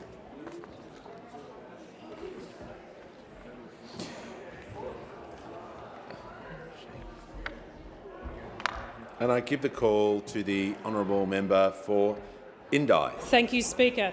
I ask leave of the House to move amendments 1 to 5 as circulated in my name together. Is leave granted? Give the call to the Minister. Leave is granted. Leave is granted. The member may proceed. I move amendments 1 to 5 as circulated in my name together. Speaker, I want to be clear. I support this bill's intention because I support measures to reach net zero emissions by 2050. We must focus on this goal if we have any hope at all of avoiding the worst impacts of climate change. The Future Made in Australia plan put forward by the government is an important pillar to reaching this goal by helping to unlock renewable energy resources and future-focused manufacturing. My community sent me here as their independent to work towards strong action on climate change, but they also sent me here to be a strong legislator, to be their champion for integrity in government decision-making and spending. And while in principle I support the bill as a measure towards net zero, I have deep concerns about integrity when it comes to this program. Because we're talking about tens of billions of taxpayer money, $22.7 billion to be exact, and in anyone's measure that is an enormous amount of money. But right now the bill as drafted does not give the public a clear and timely line of sight on where their money is going. Instead, the government have only given a vague outline of how the money might be spent, and when it comes to the fine print, the guardrails, the rigour, they say, that will come later, please trust us. But without this fine print, without an oversight and transparency framework, there is a risk that money will be awarded to industries or companies without merit because of lobbying efforts, because it could win votes in certain electorates. With that concern comes an erosion of public confidence in the Future Made in Australia bill itself. And the government has not shown us that they're putting integrity right up front when planning to spend this money. And, Madam Speaker, in order to lead the nation through momentous transformation to net zero, this government needs public trust above all else. And I'm not alone in raising these issues. The recent Senate inquiry into the bill uncovered the following from respected organisations and businesses. The Grattan Institute said that the bill doesn't currently have enough guardrails to prevent the risk of pork barrelling. The Australian Chamber of Commerce and Industry specifically raised concerns about processes under the bill. They said there absolutely needs to be public confidence that the system isn't being used for the wrong purposes.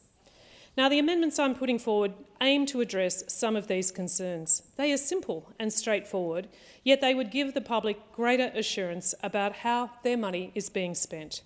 My amendments would, 1, require the Minister to give unredacted sector assessments to the Parliamentary Joint Committee of Public Accounts and Audit, so there is a fulsome parliamentary mechanism to ensure Future Made in Australia supports are given to sectors where it is appropriate to do so.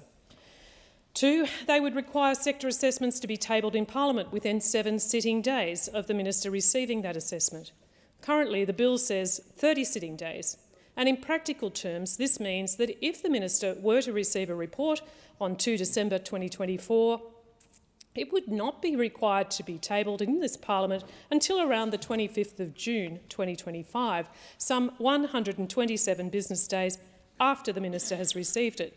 And in my view, this is far too long for tabling a report in order to serve its transparency and accountability function. Finally, my amendments would specify what should be included in a Future Made in Australia annual report. Now, I acknowledge that the Treasurer intends to move a government amendment that goes to this point, and I'm grateful for that, but this amendment has less detail than my amendments. And again, it is not nearly enough to achieve its intended transparency objective. My amendment would require annual reports to specify the total amount of Future Made in Australia supports, the recipient of these supports, the purpose of the support and the kind of support provided and the amount of support provided to and spent by that recipient. These transparency measures are missing from the government's proposed amendments. Like I said, these are simple amendments, and I thank the Treasurer and his office for engaging with me in the way that they have. But I must say I am disappointed that my amendments and those of my fellow crossbenchers, which all speak to this issue of transparency and accountability, have been responded to in a rather piecemeal fashion. If the Future Made in Australia plan is indeed going to seize the opportunities of the move to renewable energy, then the government has work to do to shore up taxpayer confidence and trust in its plans to spend $22.7 billion of the very same taxpayers' money. And I would argue that my amendments would help fix the holes in the government's current plan, and I urge the government to support my amendments. Thank you. So the question before the House is that the amendments be agreed to. All those of that opinion say aye. To the contrary, no. No. I think the noes have it. Treasurer, I'll give the call to the Treasurer. Thank you, Speaker. I present a supplementary explanatory memorandum to this bill and the Future Made in Australia Omnibus Amendments No. 1 Bill 2024. Thank you. And I ask leave of the House to move Government Amendments 1 to 5 as circulated together. Is leave granted? Leave is granted. Thank you. Treasurer. Thank you, Mr. Speaker. I wanted to very genuinely thank the members of the crossbench for the way that they've engaged with us on the Future Made in Australia bill. And that engagement's taken a number of forms, but I know that it is well motivated, and I know that we share with the crossbench the objective to make sure that the Future Made in Australia bills support a regime which is transparent, which is rigorous, and which delivers maximum benefit for our community. I'm also grateful, Deputy Speaker, that a number of crossbench colleagues have noted that what we've tried to do with these 5 government amendments is we've tried to pick up as much as we can of the good suggestions put forward by members of the crossbench, and even where that has not been possible, for example in relation to the member for Calaire's contribution a moment ago, it's because we think that the objectives which the amendments are written to serve are already possible under the Future Made in Australia regime that we are seeking to legislate. So the 5 amendments that are before the House from the government are about largely 3 things. First, they make projects supported by Future Made in Australia even more transparent. The companies delivering the support will have to publish the value of that and list its beneficiaries each year. Secondly, the amendments will make the sector assessments more rigorous. They will put in legislation the recommendation for Treasury to consult expert bodies when making these assessments, and this will help Treasury consider what impact or benefit individual industries will have on our net zero transformation.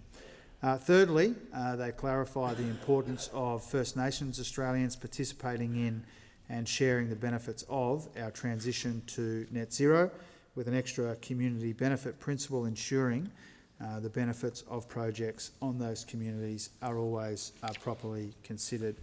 We're also proposing a minor amendment to the Omnibus bill to ensure that the Australian Renewable Energy Agency is considered a public authority of the Commonwealth.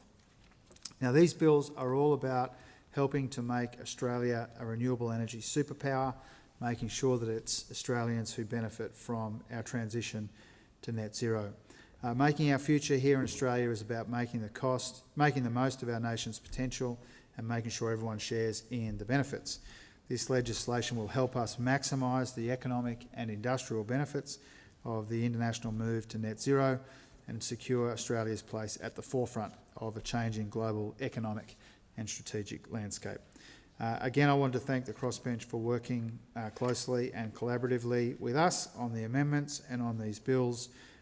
Their thoughtful and creative suggestions will strengthen the Future Made in Australia legislation, and I move these amendments in lieu of their constructive proposals. These 2 bills together, Deputy Speaker, are a major step in implementing the Albanese Labor government's Future Made in Australia agenda to deliver our country's next generation of prosperity, and that's why I commend the bills to the House. Thank you. So the question... Oh, you're seeking the call? I'm going to put the question first. Sorry. Yeah. So the question before the House is that the amendments be agreed to, and I'm giving the call to the member for Wentworth. Thank you, Deputy Speaker. I want to briefly rise in support of several of the amendments moved by the government, in particular those which go to consultation and transparency requirements. The government amendments indicate that Treasury will consult with the Productivity Commission and others when conducting sector assessments under the National Interest Framework.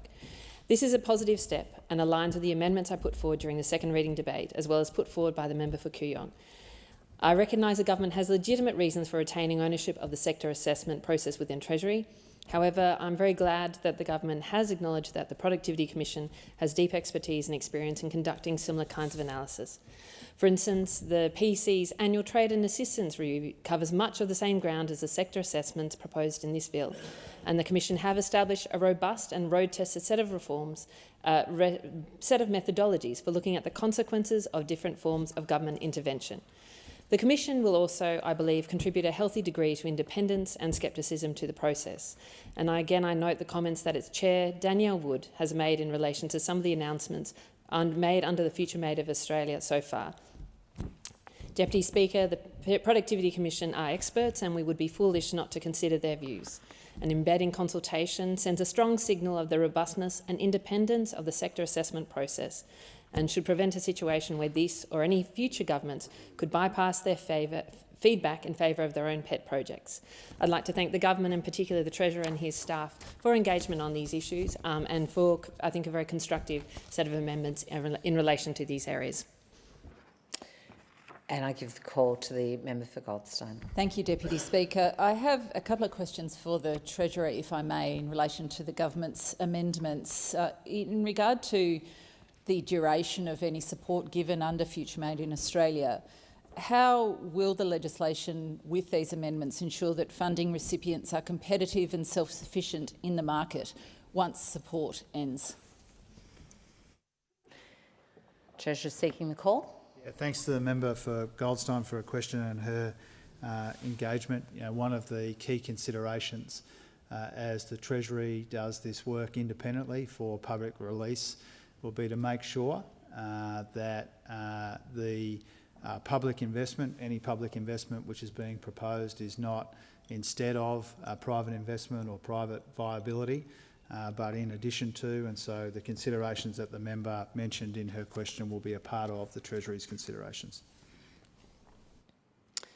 Member for Goldstein. Thank you, Deputy Speaker. And further on the community development principles through you, Speaker, to the Treasurer, as they stand currently, are they sufficient to ensure that women and girls are included in the implementation of FMIA supports? You'll recall, Treasurer, that I moved an amendment to this effect out of genuine concern about women and girls particularly being included in a renewable energy revolution. Are you confident that the legislation as it stands addresses this? Seeking the call. Thank you, Deputy Treasurer. Speaker, and to the member, I am. And as a demonstration of our bona fides here, a big part of our skills agenda, for example, when it comes to the energy transformation, is focused on women. And when we say that we want communities to benefit from the additional investment that we will leverage in the net zero transformation, we don't mean 49% of those communities, we mean everyone. We want to make sure that women are big beneficiaries of what we're proposing here. And we're also, while I've got the microphone, Deputy Speaker, very grateful as well for the encouragement from the member for Goldstein when it comes to the First Nations community benefit principles as well. And I give the call to the member for Clark. Thank you, Deputy Speaker. Deputy Speaker, through you to the Treasurer. Treasurer, a great many people in the community would have been concerned to see that the government and the opposition voted against my amendment. To remind you, Treasurer, it was a very straightforward amendment. It was simply that it be explicitly excluded that this funding arrangement provide any funding for fossil fuel or carbon capture and storage and nuclear. Although the government did not support my amendment, are you able to here now to put into the record of the Parliament a categorical statement that no funding will be available for any fossil fuel, carbon capture or storage or nuclear project or proposal? Treasurer seeking the call. Thank you, Deputy Speaker, and again thank you to the honourable member for his engagement and for his question. The way that we have tried to come at this issue that he has raised in good faith is that the explanatory memorandum now makes it clear that this, the independent sector assessments and the national interest framework will take into consideration the role the sector will play in the net zero transformation, including its direct emissions impact and its role in net zero supply chains. I assure the member that the focus of the Future Made in Australia legislation and the policy more broadly that I announced from this dispatch box at budget time is focused very firmly on the net zero transformation, making Australia a renewable energy superpower, tens of billions of dollars being invested in renewables and in industries which are central to that transformation. I believe, the government believes, that we can make ourselves indispensable to that global net zero transformation, and the legislation reflects that. I'm not entirely sure who got up there first, but I'm going to give the call to the member for Clark, who's on a roll, I expect. Yeah, thank you, Deputy Speaker, and again through you to the Treasurer. Am I right then, Treasurer, in understanding that the government is open to funding being provided for at least gas projects? Treasurer. Thank you, Deputy Speaker. No, that's not the intention of the $22.7 billion that we announced and the rigorous frameworks that we're seeking to legislate. The focus here is not on gas. The focus is on renewable hydrogen. It's about value adding in critical minerals. It's about looking at sustainable aviation fuels and green metals and the industries that we have identified. We haven't said that gas is a priority when it comes to this investment we're seeking to legislate and impose rigour on. Member for Goldstone. Thank you, Speaker. And again through you to the Treasurer. Can the Treasurer confirm whether the government's agreement with PsiQuantum falls under the Future Made in Australia legislation and how quantum computing contributes to national economic resilience at this time? Treasurer. Thank you, Deputy Speaker. As the honourable member is aware, the member for Goldstein is aware, the PsiQuantum investment predates the regime that we're seeking to legislate here, but that doesn't mean that there's been an absence of rigour. There's been an abundance of rigour when it comes to that investment, $470 million, combination of different kinds of investments in PsiQuantum. And that's because quantum computing is an absolutely essential part of the future economy, and we want to make sure that Australia is part of that. As the honourable member rightly identifies in her question, there is an economic element to it, but also an element around national security and resilience. The future of the economy, in the future economy, quantum computing will play a very big role, and we want Australia to play a role in that as well. Thank you. So the question before the House is that the amendments be agreed to. That's the question I'll put. All those of that opinion say aye. To the contrary, no. No. I think the ayes have it. How about we listen to the voices first and then I'll make that call. A division is required, I understand, and I ask for the bells to ring for 4 minutes, please.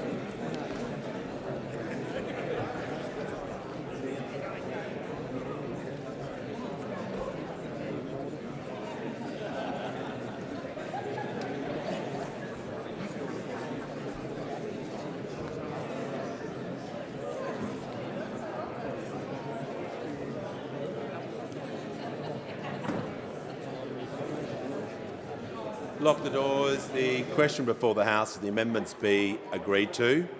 The ayes will pass to the right of the chair and the noes to the left. I appoint the honourable members for Werriwa and Bean as tellers for the ayes, and the honourable members for Parkes and Gray as tellers for the noes.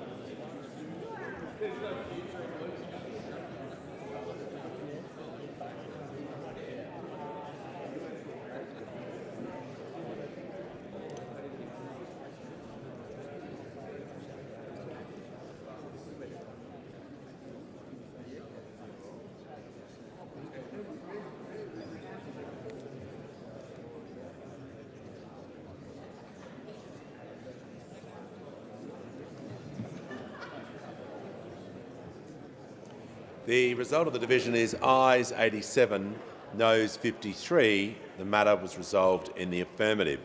The question now is that this bill, as amended, be agreed to. I'll put the question. If those opinions say the question is that the bill, as amended, be agreed to, and I give the call to the honourable member for Casey. Thank you. Minister, Section 10, Subclause 3 of the bill establishes so-called community benefit principles, which, quote, a personal body deciding whether future Made in Australia support should be provided and must have regard to. Will the personal body be required to evidence how they have had regard to the principles? If yes, how will this be documented? If not, why not? Further, one of the so-called principles established in Clause 3.5 is, and I quote, demonstrating transparency and compliance in relation to the management of tax affairs. How exactly will the government demonstrate transparency, and how will this be measured? Will applicable metrics be established in the annual report? How will these metrics be decided? Will the minister have to report on the performance of the person or body against the metrics? The member for Lyons is not in his. The member for Lyons is not in his seat. First of all, just to assist the member for Casey, we have moved past the detailed amendment stage, so the time for back and forth for questions. So, if you wish to raise on debate this is the question before the House is that the bill as amended be agreed to. So, whilst there's no standing order preventing a member debating,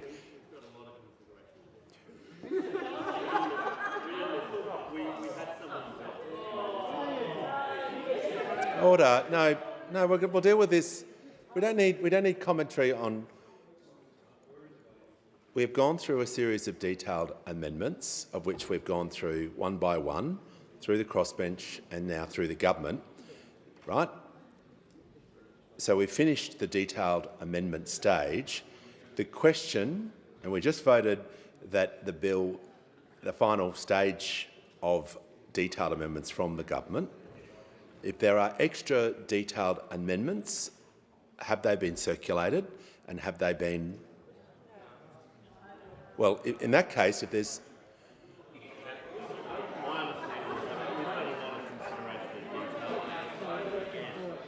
Well...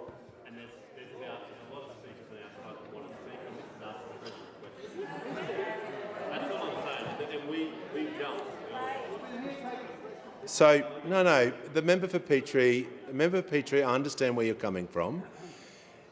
Just so that you're clear, with the consideration in detail, when the Treasurer is going back and forth, answering questions regarding detailed amendments, that's detailed amendments before the House. So we've finished the detailed amendments. And if you had detailed amendments, I don't think the member for Casey has detailed amendments, he has questions. So that's two different things from detailed amendments and questions. So we can, the matter and where we're at in the stage of dealing with the bill is that we've agreed with all the amendments. So the question now is that this bill as amended be agreed to. We can have the under the standing orders that can occur. There's no prohibition on that. Order, the Leader of the Opposition. The member for Petrie. We're just going to handle this in a systematic way. The Deputy Leader of the House. I move the question be put. The question is that the question be put. All those opinions say aye. Against no. The ayes have it. Noes have it. Division required for 4 minutes.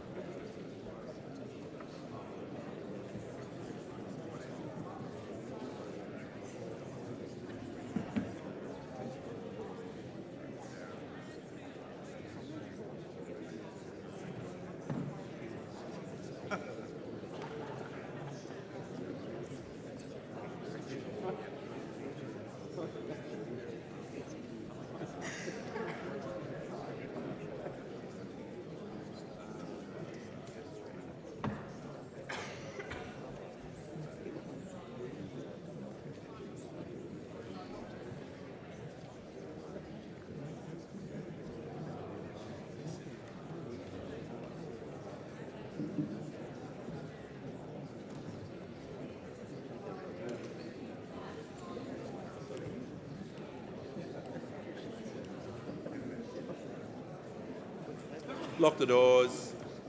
The question before the House is the question be put. The ayes will pass to the right of the chair and the noes to the left.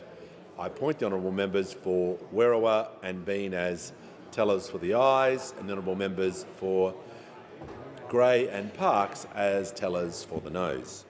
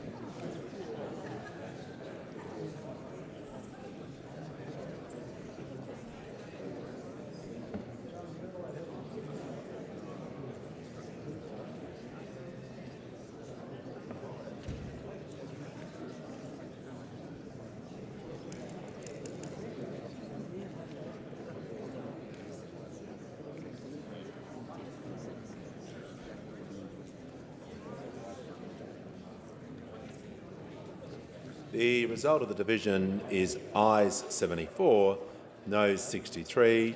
The matter is resolved in the affirmative. So now we deal with the question that this bill, as amended, be agreed to. I'll put the question. Those opinions say aye. Against no. Did the ayes have it? Noes have it. Division required.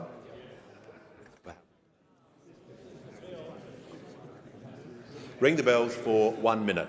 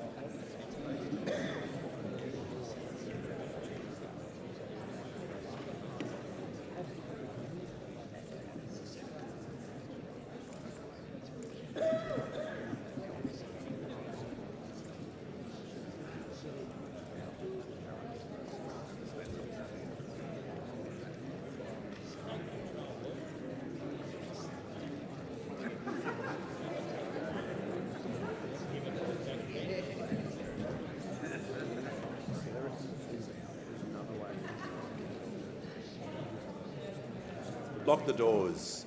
The question before the House is the bill, as amended, be agreed to. The ayes will pass to the right of the chair and the noes to the left. I appoint the honourable members for Werriwa and Bean as tellers for the ayes, and the honourable members for Parkes and Grey as tellers for the noes.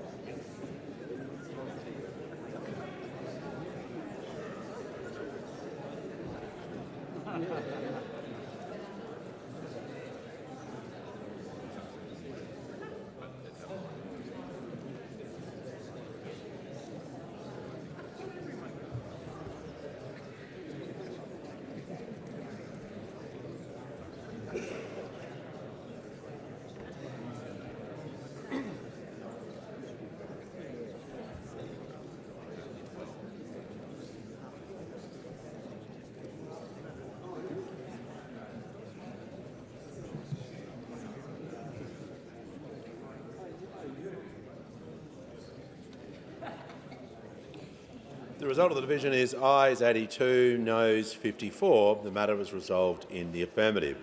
This bill, as amended, has been agreed to.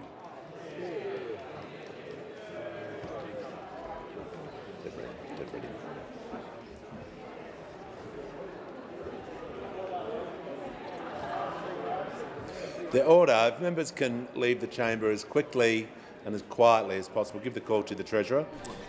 Thank you, Speaker. I ask leave of the House to move the third reading immediately. Is leave granted? No.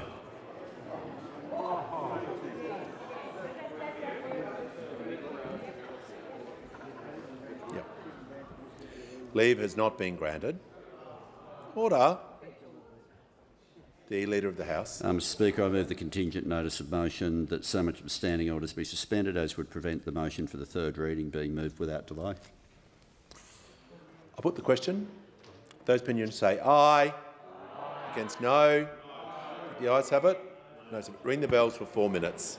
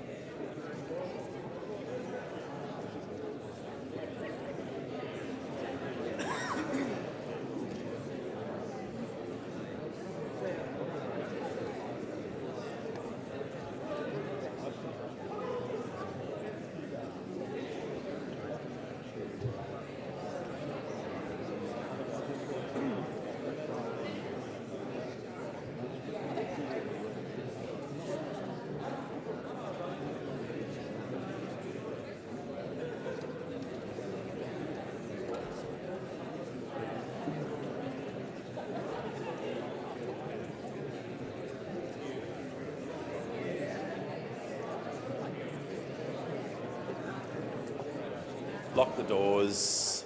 The question is that the question before the House is the motion be agreed to. The ayes will pass to the right of the chair and the noes to the left. Appoint the honourable members for Werriwa and Bean as tellers for the ayes, and the honourable members for Parkes and Gray as tellers for the noes.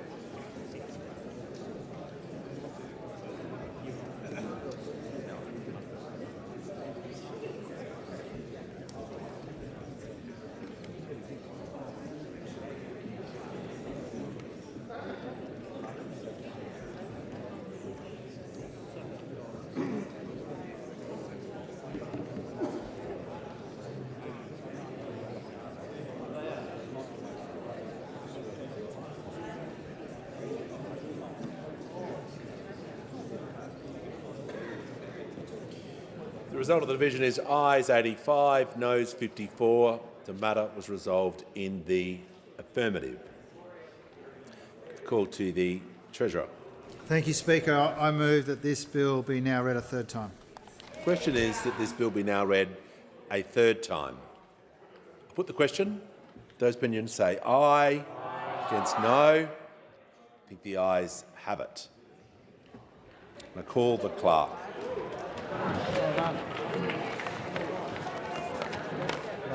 Third reading, a bill for an act to unlock investment in a future made in Australia and for related purposes. And I call the clerk. Government business, order of the day number 2, future made in Australia, Omnibus Amendments number 1, Bill 2024, resumption of debate on the second reading.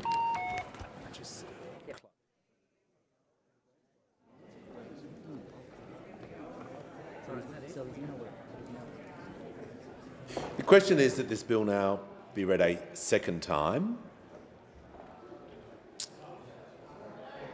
I'll put the question. Those opinion say aye.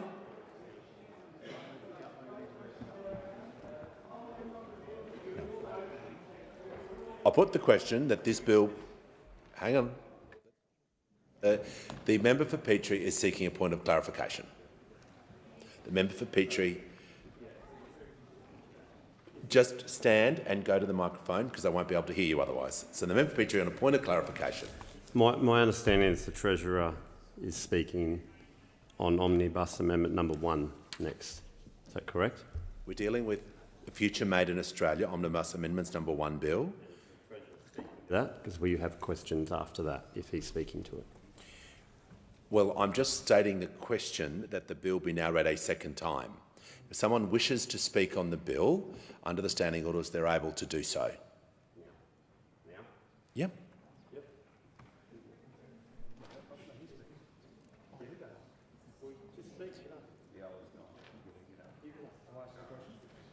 No. We're just dealing with, just so for the benefit of the House, we're not in consideration in detail for this bill. The clerk has called on the bill. The next item, which is listed in the blue, we've finished with order number 1. Now we're moving to number 2. And it says resumption of debate on the second reading. So we're technically in the second reading stage. Now, if someone wishes in the House to debate or to debate the second reading, they're entitled to do that under the standing orders. So, everyone's clear? I'll put the question that the bill had been... So if any member wishes to speak regarding the second reading debate, they're entitled to do so. I'll put the question, just to state the question for the House, that this bill be now read a second time. There being no one indicating to wish to speak to the bill, I'll put the question to the House. Those opinions say aye. Against no. I think the ayes have it. Noes have it. Division required. Ring the bells for 4 minutes.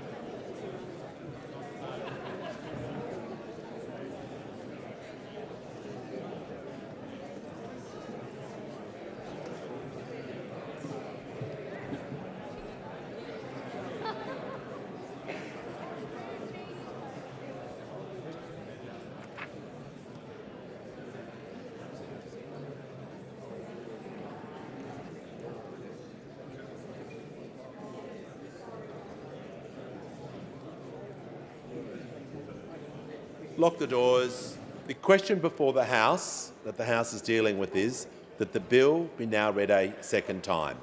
The ayes will pass to the right of the chair and the noes to the left. I point the honourable members for Werriwa and Bean as tellers for the ayes, and the honourable members for Parkes and Gray as tellers for the noes.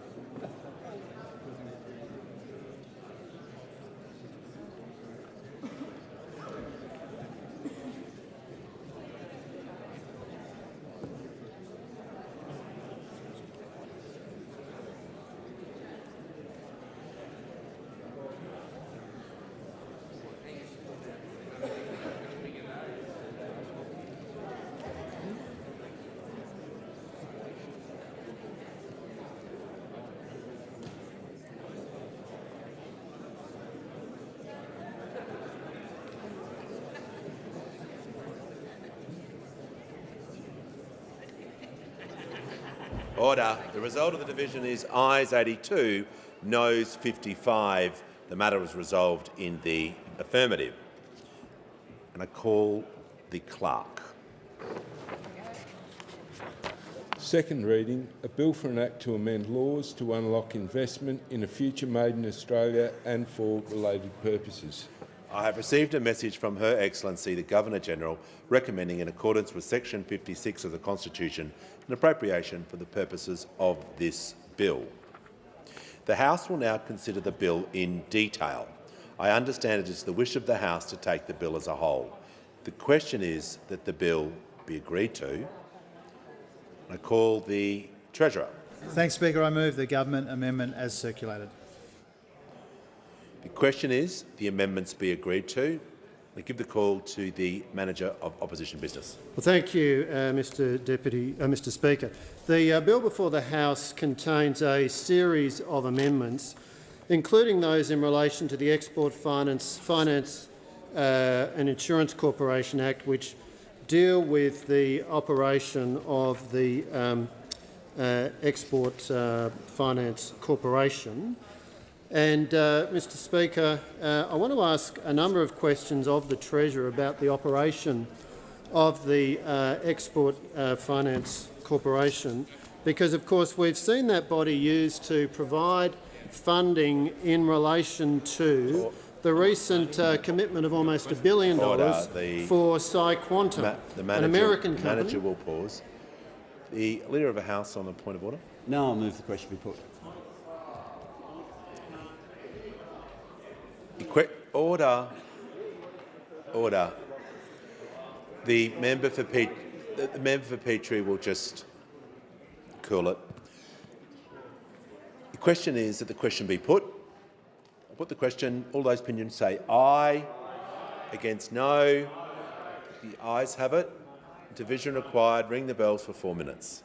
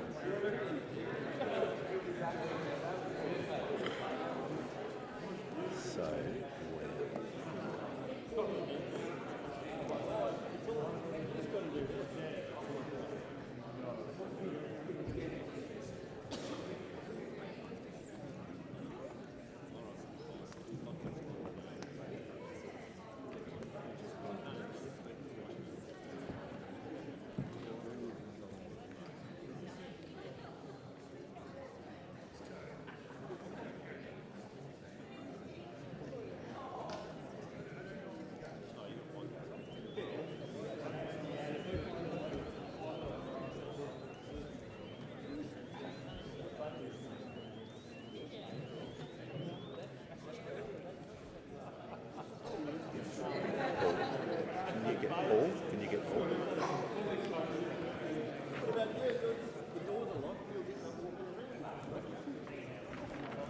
Just tell you where we're at.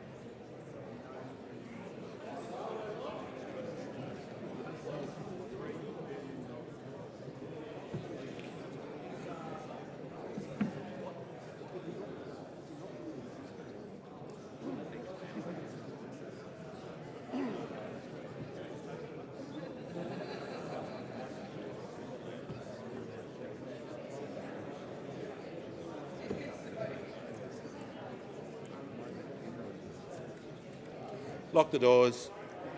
The question before the House is the question be put. The ayes will pass to the right of the chair and the noes to the left. Appoint the honourable members for Werriwa and Bean as tellers for the ayes, and the honourable members for Parkes and Gray as tellers for the noes.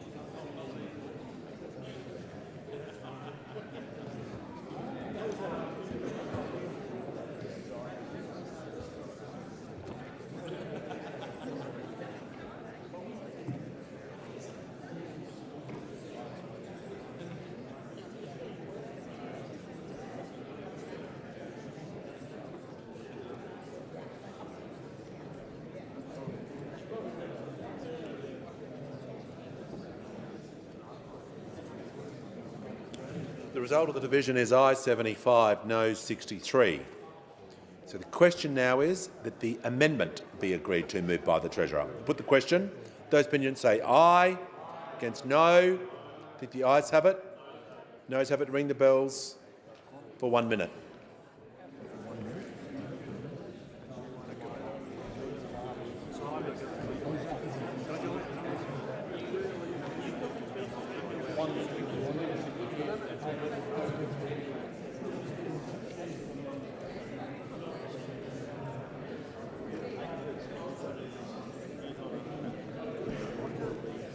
In that 1 minute.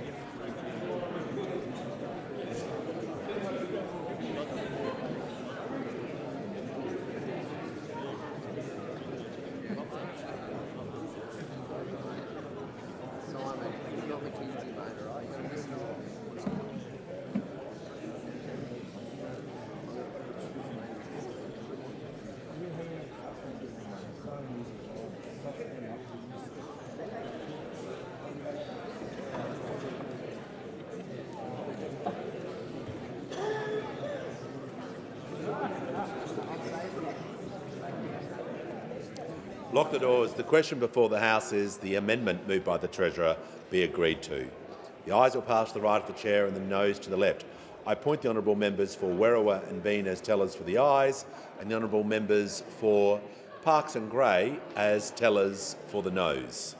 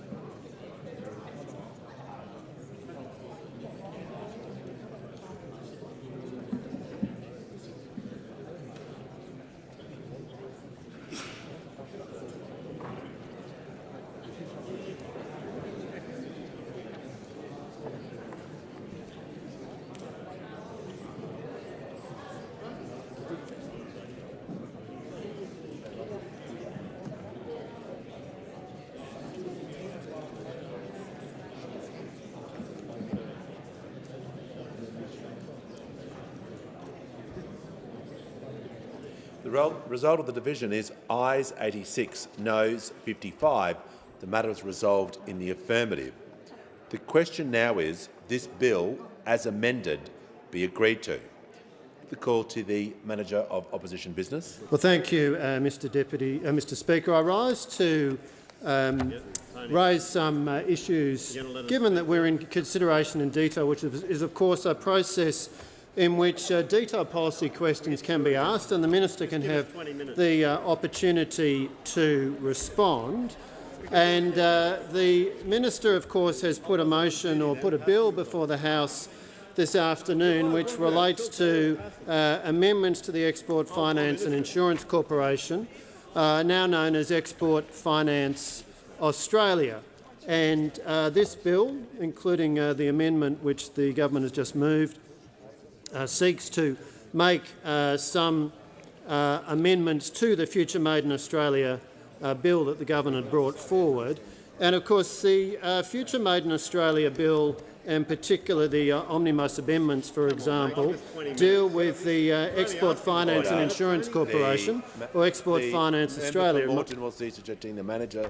We'll just pause. The Leader of the House.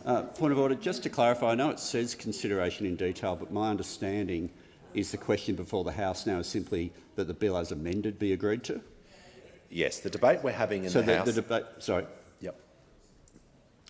Just for the point of clarification, and the Manager is correct, the debate we're having at the moment is around the amendment that's been agreed to. So we're not in consideration in detail. It's part of the process, but we've finished the consideration in detail. We've finished the amendments.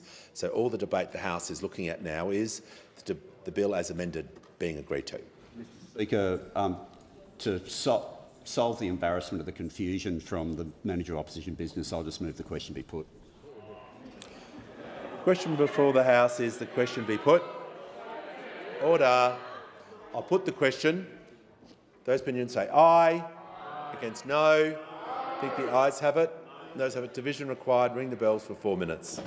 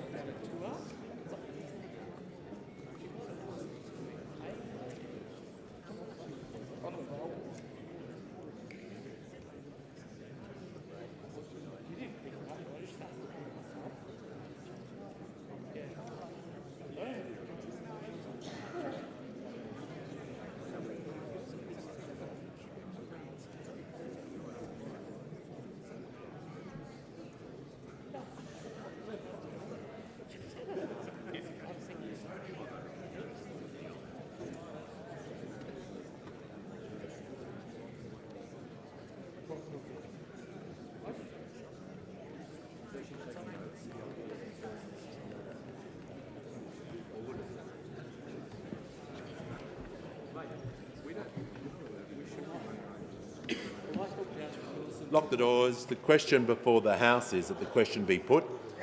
The ayes will pass to the right of the chair and the noes to the left. I point the honourable members for Werriwa and Bean as tellers for the ayes, and the honourable members for Parkes and Gray as tellers for the noes.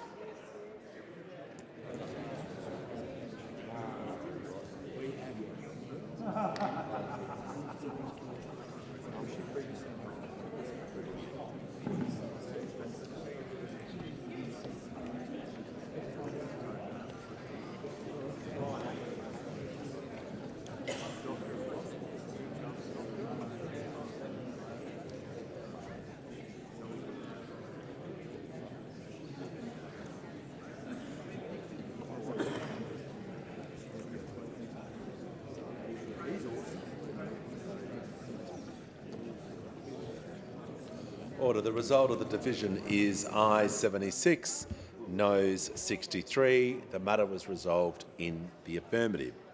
The question now is that this bill, as amended, be agreed to. I'll put the question. Those opinions say aye. Against no. I think the ayes have it. Noes have it. Division required. Ring the bells for 1 minute.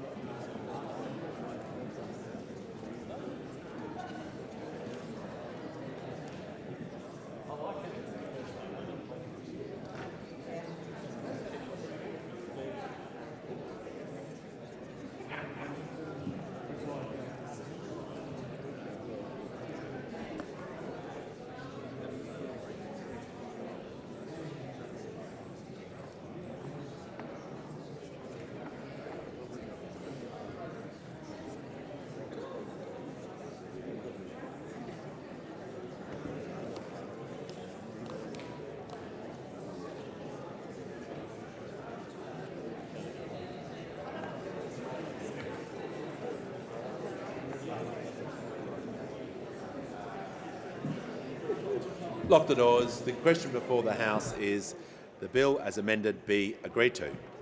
The ayes will pass to the right of the chair and the noes to the left. I appoint the honourable members for Werriwa and Bean as tellers for the ayes, the honourable members for Parkes and Grey as tellers for the noes.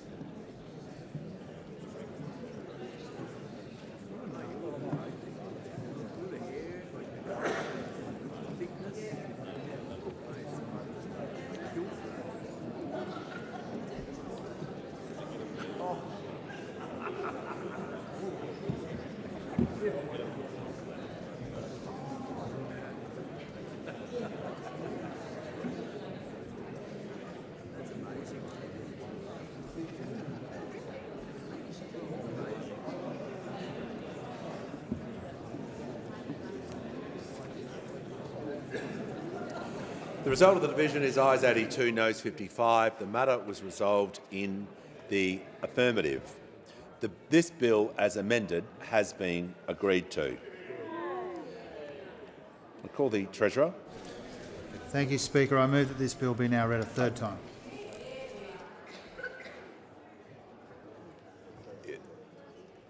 I'll just get the Treasurer to seek leave. So I ask leave of the House to move the third reading immediately. Is leave granted? Leave's granted. Give the call to the Treasurer. Thank you.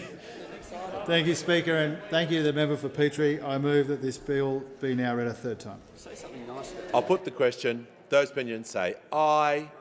Against no. I think the ayes have it. And I call the clerk. Me on that. Third reading, a bill for an act to amend laws to unlock investment in a future made in Australia and for related purposes.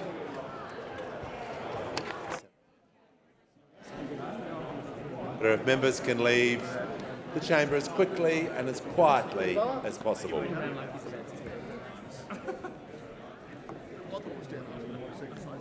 Yeah, but mine's on at 5:55. I have received a message from the Senate returning the illegal logging prohibition amendment, strengthening measures to prevent illegal timber trade bill 2024 without amendment. I give a call to the clerk. Government business, order of the day number 3. Universities Accord, Student Support and Other Measures Bill 2024, resumption of debate on the second reading and on the amendment moved by the member for Brisbane to the amendment moved by the member for Bradfield. The original question was that this bill be now read a second time. To this, the honourable member for Bradfield moved as an amendment that all words after that be omitted with the view to substituting other words. The honourable member for Brisbane has moved as an amendment to that amendment that all words after reading be omitted with a view to substituting other words. The question is that the amendment moved by the honourable member for Brisbane to the amendment moved by the honourable member for Bradfield be agreed to. I give the call to the honourable member for Holt. Thank you, Mr Speaker. A released report in the impact of voluntary student unionism on services, amenities and representations for Australian university students. This report suggested that the defunding of student-led organisations in the early 2000s had a negative impact on the provisions of services and amenities for Australian university students, as well as their ability to participate in university governance and decision-making. By returning funding to student-led organisations and providing them with secure funding, we will enable greater services, representation and advocacy for students. It will also ensure more consistent service provisions across the country, making sure that all students, regardless of where they study, have access to the support they need. Deputy Speaker, these reforms build on government's first set of changes under the Higher Education Support Amendment, response to the Australian Universities Accord Interim Report Act 2023. The Interim Report Act removed the strict 50% pass rule, which disproportionately forced lower SES and regional students to drop out. Instead of penalising students who may be struggling to adapt to their new adult life, we are requiring universities to provide the support necessary for their success. This bill also expands the demand-driven system to include all Indigenous students. This is a crucial step in closing the gap and addressing the generational inequality that many of our Indigenous Australians face. With this change, the government aims to double the number of Indigenous Australians with a university degree within a decade. The Interim Act also doubled the number of university study hubs from 34 to 68, including 20 in regional Australia and 14 in the outer suburbs. These hubs were designed so that students in the outer suburbs, such as Cranbourne, Hampton Park, and Clyde, have access to university services close to their homes. This is about bringing education closer to the people, ensuring that distance is no longer a barrier to high education. Deputy Speaker, the passage of the Universities Accord, Student Support and Other Measures Bill 2024 is a step forward in our nation's history. It is a demonstration of our commitment to education as a cornerstone of our future.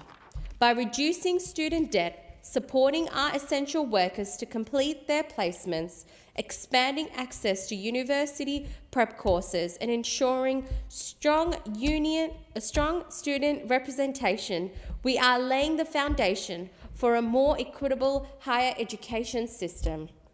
Our education system should be a beacon of opportunity, accessible to all, regardless of background or circumstances. This bill takes us one step closer to that vision. It is a step towards a fairer and a more equitable higher education system. It is a step towards a future where every Australian has the chance to reach their full potential and contribute to the success of our great nation. Thank you to the Minister for Education, Jason Clare, for your hard work on this bill.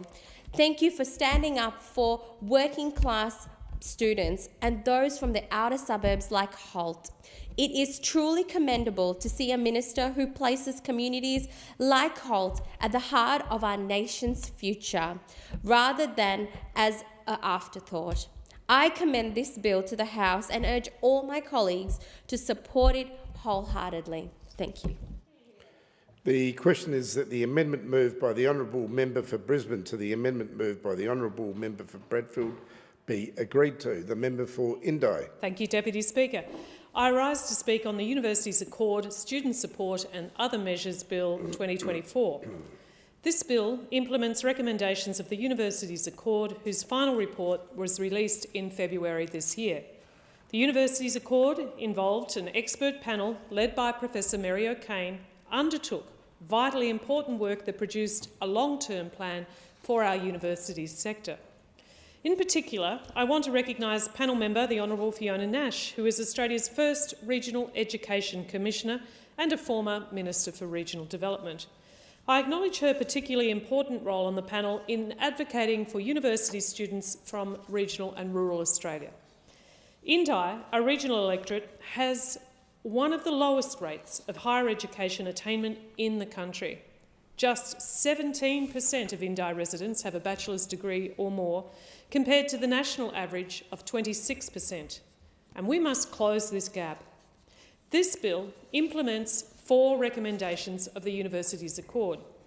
Firstly, it will cap the indexation rate for all help loans, more commonly known as HECS, to the lower of the Consumer Price Index or the Wage Price Index, and backdate this to 1 June 2023. Second, the bill provides for the creation of a weekly Commonwealth prac payment, a new form of income support for students who are required to undertake unpaid placements in teaching, nursing, midwifery and social work. Third, the bill establishes a new Commonwealth grant scheme for fee-free uni-ready courses so that more students can access bridging courses to transition to university. I was pleased to recently meet with La Trobe University's Vice-Chancellor, who emphasised that this measure would help more regional students enrol in university. Finally, the bill requires higher education providers to allocate a minimum of 40% of student services and amenities fees revenue to student-led organisations. Acting Deputy Speaker, I support all of these measures, and I want to draw particular attention to the first 2, capping the HECS indexation rate and the new Commonwealth prac payments. More than 14,000 people in my electorate currently have HECS debts, amounting to $300 million in total debt. It's a staggering amount for our electorate, and with more than 10% in indexation applied to these debts in the last 2 years, it means around $30 million in extra debt in Indi in that time, just because of indexation. I know that rising debts are causing concern right across my electorate and indeed right across the nation. It's making it harder to balance study and work, harder to save for a home and harder to have a family. Debts are hanging around longer, and it will take many of today's young people decades to pay it off. I'm concerned that ballooning levels of debts will discourage young regional Australians from pursuing higher education. It will discourage more working Australians from upskilling or making a career change. It will deny more people the opportunity to build a meaningful and rewarding career, and it will set regional communities such as mine, it will set them back. The Universities Accord agreed, stating that the status quo risks, and I quote, deterring some people from seeking higher education at exactly the time we need growth in participation. Because in regional Australia, I know how desperately we need more teachers, nurses, engineers, planners, agricultural scientists, just to name a few professions. And frankly, if debts continue to grow like we've seen in recent years, then we have Buckley's chance of meeting the government's 80% higher education target by 2050. That's why I support reform to HECS. The Universities Accord recommended significant reform, including ensuring that debts don't increase faster than wages. And the government's now delivering on that recommendation, and I heartily commend them for that. But let's be clear, that would not have happened without the strong advocacy of the crossbench. This change came on the back of a petition led by the member for Kooyong that amassed more than 288,000 signatures, making it one of the largest petitions in Australian political history. calling on the government to fix the broken HECS debt system. The proposed changes in this bill will wipe more than $3 billion in debt across Australia and many millions in communities across my electorate. It will soften the blow caused by sky-high inflation, but it will not fix many of the underlying issues. There is more work to do. HECS is not fixed yet. I support the Universities Accord recommendation and amendments put forward by my crossbench colleagues to change the timing of indexation to deduct compulsory repayments before applying indexation. The status quo is unfairly adding thousands of dollars to Australians' HECS debts, and it could be fixed. In a cost of living crisis, this simply isn't good enough. So I support the calls from the member for Goldstein and the member for Warringah to change the unfair timing of HECS debt indexation. Alongside the changes to HECS indexation, the introduction of Commonwealth prac payments was another welcome budget announcement. The new prac payment, around $319.50 per week, will support around 68,000 teaching, nursing, midwifery and social work students per year to complete their university placements. Recipients will be means tested and the payments will be delivered by the universities as a type of bursary to students. This was the result of years of advocacy by students and the organisation representing professions that require practical placement to complete their degrees. Income support during university placements was also a recommendation of the Universities Accord, which explicitly recognised the need to reduce the financial hardship and placement poverty caused by mandatory unpaid placements. According to the Department of Health and Aged Care, registered nurses require a minimum of 800 hours unpaid clinical placement. For teachers, it's 80 days, and for social workers, it's 1,000 hours. As a former nurse, I know that students must complete this practical training before they receive their qualifications. But especially in a cost of living crisis, students should not be expected to work for free, because on many occasions that's exactly what unpaid placements are. And take it from me, I've seen plenty of this. Working long unpaid hours, critical to the whole clinical team. Unfortunately, what should be a necessary course requirement has turned into what is widely known as placement poverty. A 2022 survey by the Council of Heads of School of Social Work, which surveyed more than 700 students, found that the financial burden of placements, often requiring travel, parking, professional clothing or a uniform, could be crippling. There's the cost of undertaking the placement, and then the lost income that comes with giving up other paid work in order to undertake these placements. More than a third of students surveyed said they lost their entire weekly income because of placement. 96% of students said they didn't have enough money to pay for food, clothes and travel required. The consequences of these challenges aren't just financial. The mental health of many students also suffers with these pressures. These experiences are reflected in the stories of many constituents who contact my office about the significant challenges they or a family member face when they're required to find the time to study, work, care for children or other family members, and then on top of this, undertake weeks of unpaid placement. Last year I wrote to the Minister on behalf of a constituent who is an enrolled nurse, trying to upskill by undertaking training to become a registered nurse. And this requires that this particular constituent undertake 20 weeks of unpaid placement, suspending her employment in the process.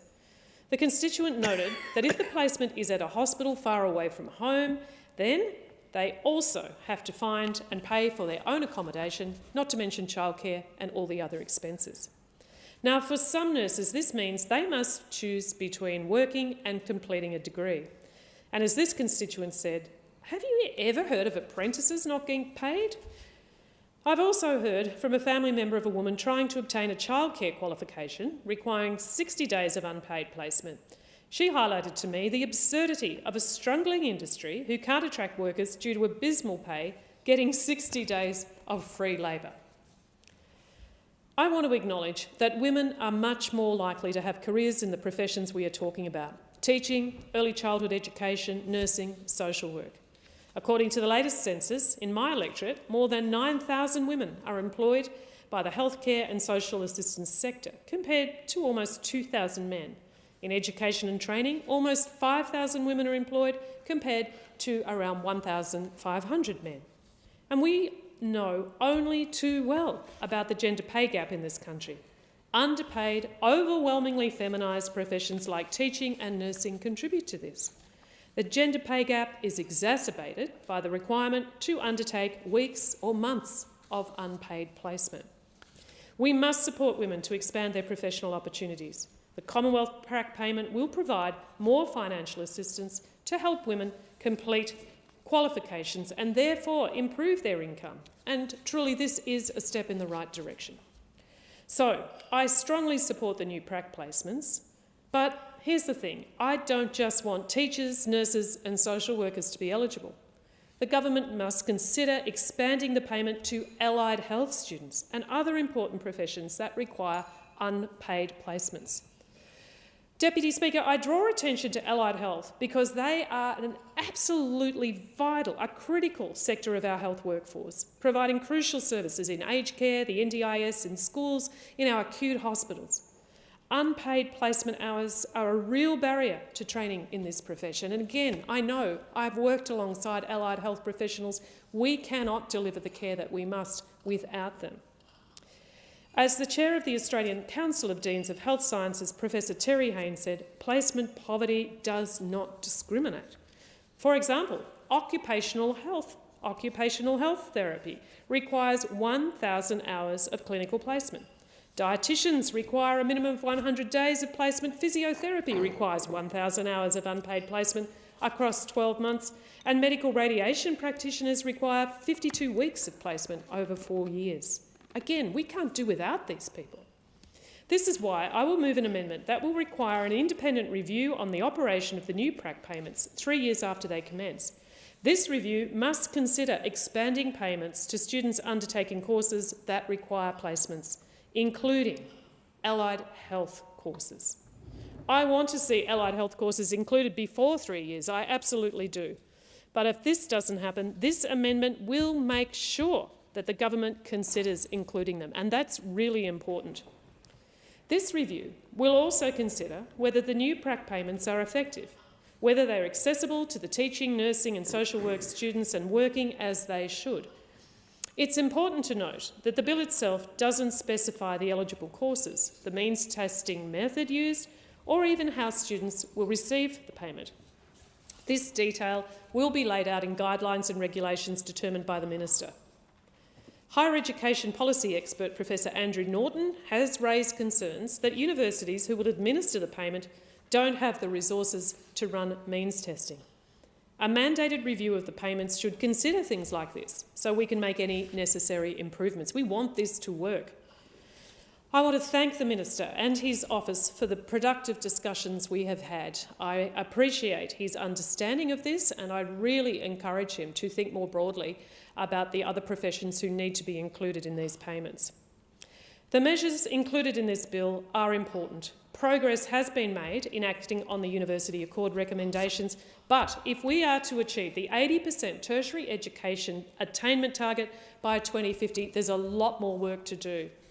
I've already outlined changes that could be made to this bill to ensure it delivers for regional, rural and remote Australia, and this includes changing the date the HECS debts are indexed to come after compulsory repayments are made. PRAC payments should be expanded to include degrees in allied health who are vital to addressing workforce shortages in the regions. This government must also deliver on its commitment to a new needs-based funding model that works for regional Australia and that recognises the added costs of delivering tertiary education in regional areas. Regional universities in my electorate are key contributors to the community. They undertake influential research and they're a driver of regional employment and regional economic development.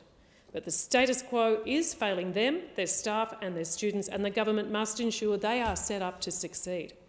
It's why I support regional university study hubs, which make it easier for students to succeed while living in regional Australia. And I know firsthand what an impact centres in Corryong, Mansfield and Wangaratta have had, and I hope to see a hub finally funded in the Murrindindi Shire, where it would make such a difference for students in communities such as Yea, Alexandra and Kinglake, who quite frankly are locked out of further education. So while I commend the government for its action on some key recommendations of the University Accord Review, the work is not done. As a regional independent, I will ensure the education needs of regional, rural and remote Australia are strongly represented in this place, and I will continue to push the government to do better. All in all, Acting Deputy Speaker, I'm pleased for the reforms that are here, and I commend this bill to the House. The question is that the amendment moved by the honourable member for Brisbane to the amendment moved by the honourable member for Bradfield be agreed to. The member for Boothby. Thank you, Deputy Speaker. Education changes lives. Like many in this place, I am the first person in my family to go to university. Unlike some, I was not lucky enough to have free university. I missed out by a matter of a year or so, I think. But I continue to be grateful that here in Australia we have subsidised university, and we have what was the Higher Education Contribution Scheme loans and is now called the HELP system. I think if I'd had to pay full fees for university, as they do in some countries overseas, I would not have been able to go to university, and I certainly wouldn't have been able to go on and do higher degrees. Like those in overseas countries, I would still be crippled with hundreds of thousands of dollars of debt. I was lucky enough to complete my tertiary education here in Australia, to have a good career, and I'm lucky enough to have paid off my HECS debt over time. I often say I should get frequent flyer points at the South Australian universities, but I digress. In my electorate of Boothby, I have the main campus of Flinders University and a smaller campus of Adelaide University called the Waite Institute. And I have a particularly high number of tertiary students living in the electorate. And Deputy Speaker, when I hear from them and from their families about the higher help debts that they are accruing, and I hear about the cost of undertaking long, compulsory placements on a full-time basis, how students are having to give up paying jobs to undertake these placements in order to complete their degrees, and how so many of them simply don't complete the degrees because they can't afford not to have paid work. Deputy Speaker, I want something better for those that come after me, for my children's generation and the generations that follow. As a country, we need the next generation to be able to take their place in the workplaces that we need, the hospitals, the schools, the advanced manufacturing businesses, human services. We need them to bring their skills and ideas to agriculture, mining, construction, and we want for them to be able to follow the careers that interest them in well-paid, secure jobs. And for many of those jobs, tertiary education is the entry point. So we want tertiary education to be an attractive option, an affordable option for anyone who so chooses, no matter what their background. The Albanese Labor government is putting in place significant reforms in response to the Australian Universities Accord to provide cost of living relief and make higher education better and fairer for students, including those from low SES or disadvantaged backgrounds and those from the outer suburbs and regional Australia. The Universities Accord Student Support and Other Measures Bill 2024 enacts many of the important changes announced in the 24-25 budget.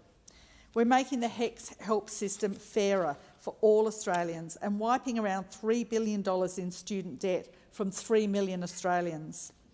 Currently, the help indexation is based on CPI, and last year saw a spike of 7.1%. This meant that the indexing of HECS help debt was higher than wage growth, and we don't want to see students and former students going backwards. So we are changing the way the indexation is calculated so that it will be capped at the lower of the consumer price index or wage price index. But not only that, we're actually backdating this to the 1st of June 2023. So for those with a current HECS or help debt who saw indexation jump over the past year, this will cut some of that existing indexation. And for those who paid off their debt last year, including that higher indexation, the credit will be applied to them as well. For someone with an average HECS debt of around $26,500, this means that their HECS debt will be cut by about $1,200. And these changes cover HELP, VET student loan and the Australian Apprenticeship Support Loan and other student loan accounts that existed in 1st of June last year. This will benefit around 24,000 people in my electorate of Boothby. Deputy Speaker, the other area of this bill that is generating the most excitement in my electorate is that for the first time ever, the Commonwealth will introduce a prac payment to support teaching, nursing, midwifery and social work students to do their mandatory placements. And I can't tell you how positive the feedback on this has been. At a street corner meeting last weekend, a current social work student told me she had had to give up her paid work to undertake her prac placement. She was lucky. Her husband was working and supported her through this, and her mother was available to look after their 2-year-old child. However, I'm sure it wasn't easy for them as a family. And even though she herself would not benefit from paid prac placements, she was so pleased for her fellow students, those following along after her, that they would not have to do what she had done, give up paid work. Because many of them were not in the same situation with family available or able to support them. A lot of students have said that when they do the prac component of their degree, they've got difficult financial decisions to make. Some have to give up their part-time job, others have to move away from home. And for a lot of people, that can mean delaying finishing their degree or not finishing their degree at all. We need more teachers, more nurses, we need more midwives, we need more social workers. These are some of the important jobs in this country.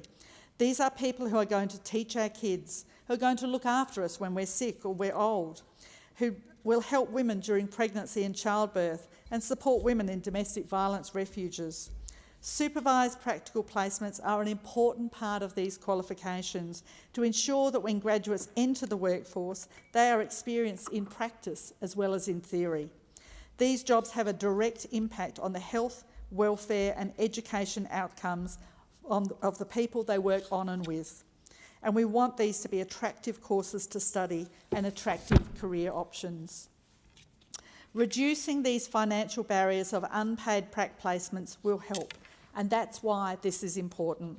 It's a bit of practical support for people while they do their practical training. Deputy Speaker, we've talked about the changes to HECS help calculation and reduction of HECS help debt, and we've talked about the payments for compulsory prac placements for social work students, teaching students, nursing and midwifery students. But this bill also uncaps fee-free uni-ready courses right across the country, so more people get the skills they need to start a degree. So what is a uni-ready course? Many people starting university aren't coming straight from school. They may have left school many years previously, they may not have finished year 12. They may lack confidence about studying. Schooling may not have been a great successful experience for them. These courses are effectively a bridge between school and university to help people get the skills they need and succeed when they get there. As a former university lecturer, I can tell you that mature-age students are often the most committed and motivated. They know why they're there, they know the value of tertiary education, and they've often given up a lot to get back into university. But even for students who haven't been out of school for a long time, they may lack confidence in their ability to study, and particularly to study at a university level where there's an expectation that students will be more self-directed. Uni-ready courses, often called bridging courses, are a great way for potential students to learn about how to study at university. What are the expectations? Practice the skills in a safe environment and gain the confidence to enrol in a university course. These changes are expected to increase the number of people doing these free uni-ready courses by about 40% by the end of the decade and double the number in the decade after that. And the flow-on will be more students at university and more well-prepared students at university. Deputy Speaker, this bill also mandates that higher education providers allocate at least 40% of student services and amenities fees to student-led organisations. This will strengthen student-led organisations and their ability to act for the best interests of students. The bill also includes a definition of student-led organisations and allows for transition arrangements to support higher education providers and the student-led organisations to put in place appropriate arrangements. And of course, relevant to my home state of South Australia, This bill also adds Adelaide University to the list of Table A providers, reflecting the merger of University of South Australia and the University of Adelaide, which is currently being undertaken. Deputy Speaker, I'm going to end where I began. Education changes lives. It changes careers, it changes families, it changes communities. This groundbreaking bill is only one part of the Universities Accord, but it is a really important part because this bill is about making education more affordable for all. The reduction in financial barriers for students will particularly encourage people from lower SES communities, regional areas, women, mature-age students and those who disproportionately experience barriers to tertiary education to consider a tertiary course and a tertiary qualified career. I commend the bill to the House. Thank you. The question is that the amendment moved by the Honourable Member for Brisbane to the amendment moved by the Honourable Member for Bradfield be agreed to, and I call the member for Goldstein. Thank you, Deputy Speaker. The final report of the task force charged with coming up with the Universities Accord put it bluntly. Quote, Australia must significantly increase participation in tertiary education. This is a matter of urgency. Australia is not meeting its current skills needs and will not meet them in the future unless we produce more higher education and vet graduates. Failure to increase student numbers to meet these needs will do lasting damage to Australia's prospects of national economic success. It will also do lasting damage to social cohesion by preventing generations of Australians from enjoying the career opportunities and higher incomes that tertiary education makes possible. This is not a surprise. Businesses and economists were warning about skills shortages years ago. COVID exacerbated the problem, and now we find ourselves without the skilled workers we need, whether it be to supercharge the transition to clean, green and cheaper energy, or the skilled workforce to build and service the AUKUS submarines, should they ever see the light of day. To make up for lost time, the report listed 4 ambitious targets: lifting the tertiary attainment rate, university as well as vocational education and training, from 60% currently to at least 80% by 2050. Increasing the proportion of university-educated Australians aged 25 to 34 from 45% currently to 55% by 2050, requiring doubling of the number of Commonwealth-supported students in universities from 860,000 currently to 1.8 million by 2050. 40% of 25 to 34-year-olds to have a tertiary level vocational or technical qualification in 2050, and opportunities for lifelong learning for all Australians to reskill and upskill. None of these targets is out of the question, but they are quite a challenge. When HECS was introduced in 1989, less than 8% of the population had a degree. By 2023, the percentage had risen to 21%. Quite a climb, but also a reminder of the task ahead of us if we're to get to 80% by mid-century, especially when young people are under pressure in ways that most of us were not at their age. 45% of Goldstein residents have a degree, close to double the national average. Nearly 20% are currently studying at university, nearly 5% more than elsewhere. But these students are living with greater instability, insecurity and uncertainty than earlier generations. Employment is much less secure than it was in the past, and there's no certainty anymore that a university degree will reward a graduate with higher income than someone without tertiary qualifications. On top of all that, they're living amid a once-in-a-generation cost of living crisis. Rents have reached a record high, with the median weekly rent in Australia now at $659 a week, 9.4% higher than a year ago. The days when it was relatively easy to find an affordable share house are over, as are the days when students could be sure their pay in part-time jobs would keep pace with inflation. Many young students in my electorate are still living at home with their parents because they simply can't afford to move out. That's because in real terms, although wages have finally grown slightly recently, the average wage is the same now in real terms as it was in 2011. Meanwhile, the escalation in tuition fees means that graduates have much higher HECS debts in real terms than even a decade ago, and much more than when the system was introduced. When HECS came into being, the idea was that all university degrees would cost the same amount, $1,800 a year, the equivalent of around $4,700 today. Significant, but not insurmountable. It's not the same story now. Tax office data compiled by the Australia Institute shows that Australians in their 20s with a HECS help debt in 2005-06 had an average debt of $12,557. From then until June 2023, inflation increased by 57%. Had the average size of debt increased in line with inflation, the average 2022-23 HECS help debt held by people in their 20s should have been $19,546. Instead, according to the Australia Institute, the average debt had risen by 145% and was $30,763. And that doesn't even consider the previous government's ineffective and punitive Jobs Ready program, which saw the cost of a communications degree, for example, rise from around $20,400 to $43,500. It was early in 2023, before that year's federal budget, that it became clear to me that the high rate of inflation was creating hardship for some HECS help debtors whose debts were increasing faster than repayments. At the same time, real wages had been falling, creating a perverse outcome, as the Accord report noted, where help debts were growing just as relative ability to service debts was declining.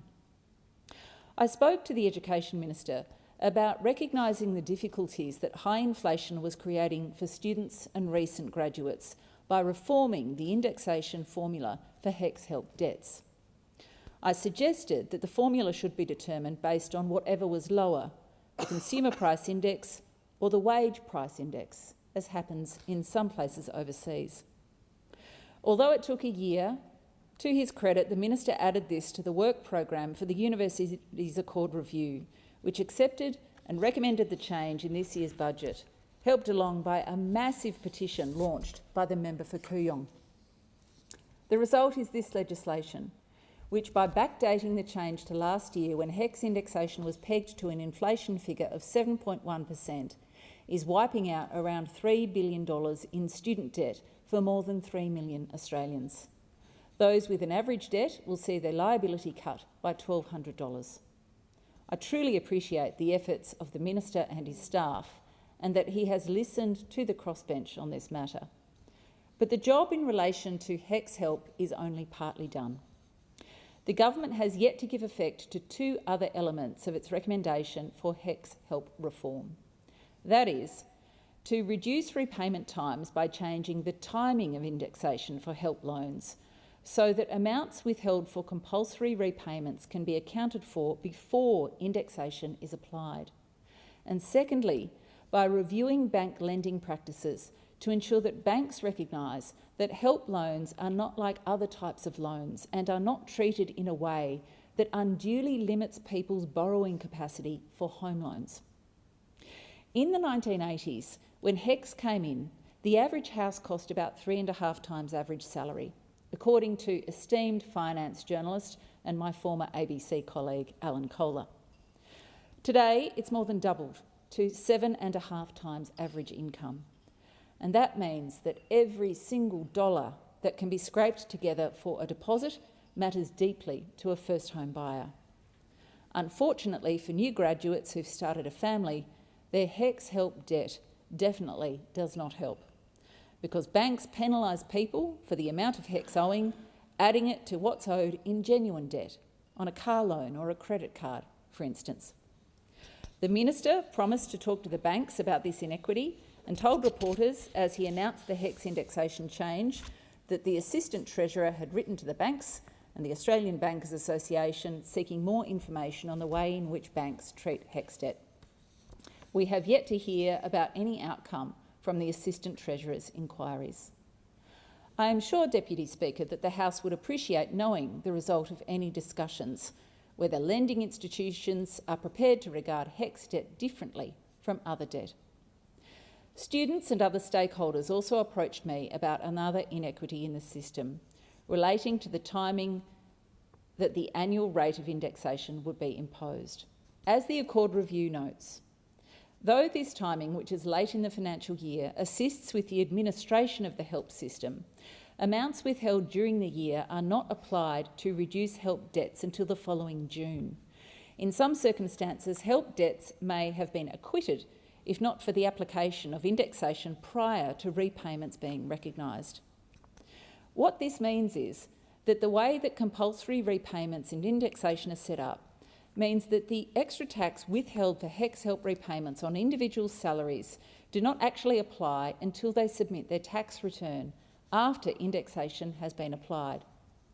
In just one example, modelled by the Parliamentary Library and based on a graduate who completed their studies in 2010 with a debt of $15,292, the cost then of an average degree, the difference is small but significant. The final payment, if indexed first, would be $679, but just $298 if repayments were made ahead of indexation, a saving of $381 to the graduate. Obviously, the bigger the debt, the bigger the saving.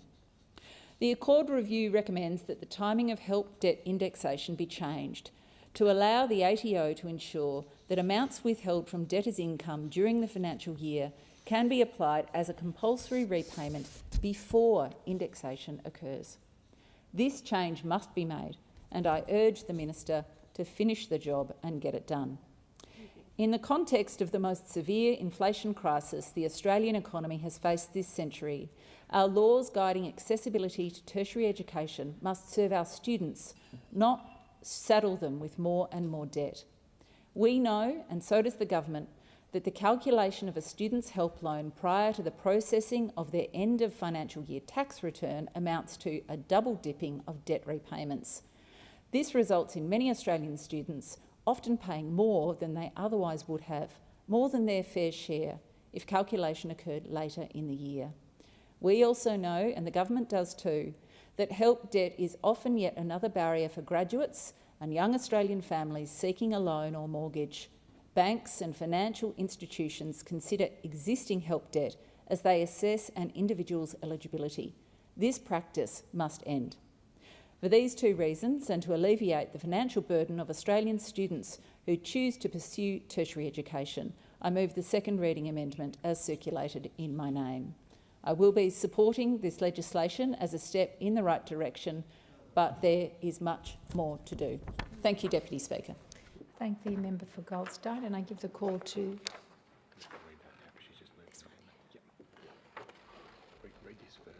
So is the amendment seconded? Thank you. Thank you. The original question was that this bill be now read a second time. To this, the honourable member for Bradfield moved as an amendment that all words after that be omitted with a view to substituting other words. The honourable member for Brisbane has moved as an amendment to that amendment that all words after reading be omitted with a view to substituting other words. The honourable member for Goldstein has now moved a further amendment, and the question now is that the amendment moved by the honourable member for Goldstein be agreed to, and I give the call to the member for Wills. Thank you, Deputy Speaker. Education is, I think, at the heart of Australia's success. It's part of that story of success in this country. In my electorate of Wills in the northern suburbs of Melbourne, we have so many staff and students in the university sector who work in the university sector, and I speak with them regularly and often hear them identify many issues around access, quality and affordability within our higher education sector. Australians know that there is such a very, very impactful cost of living challenge that we are facing in our economy right now, and everyone is seeing and feeling this. And that's why the Albanese Labor government understands the immense pressures that have been built up in our higher education system. And that's why the government is putting in place significant reforms to provide cost of living relief for students and having a long-term focus on delivering a better and fairer university sector for students. And I've, of course, always valued the immense importance of a good quality education.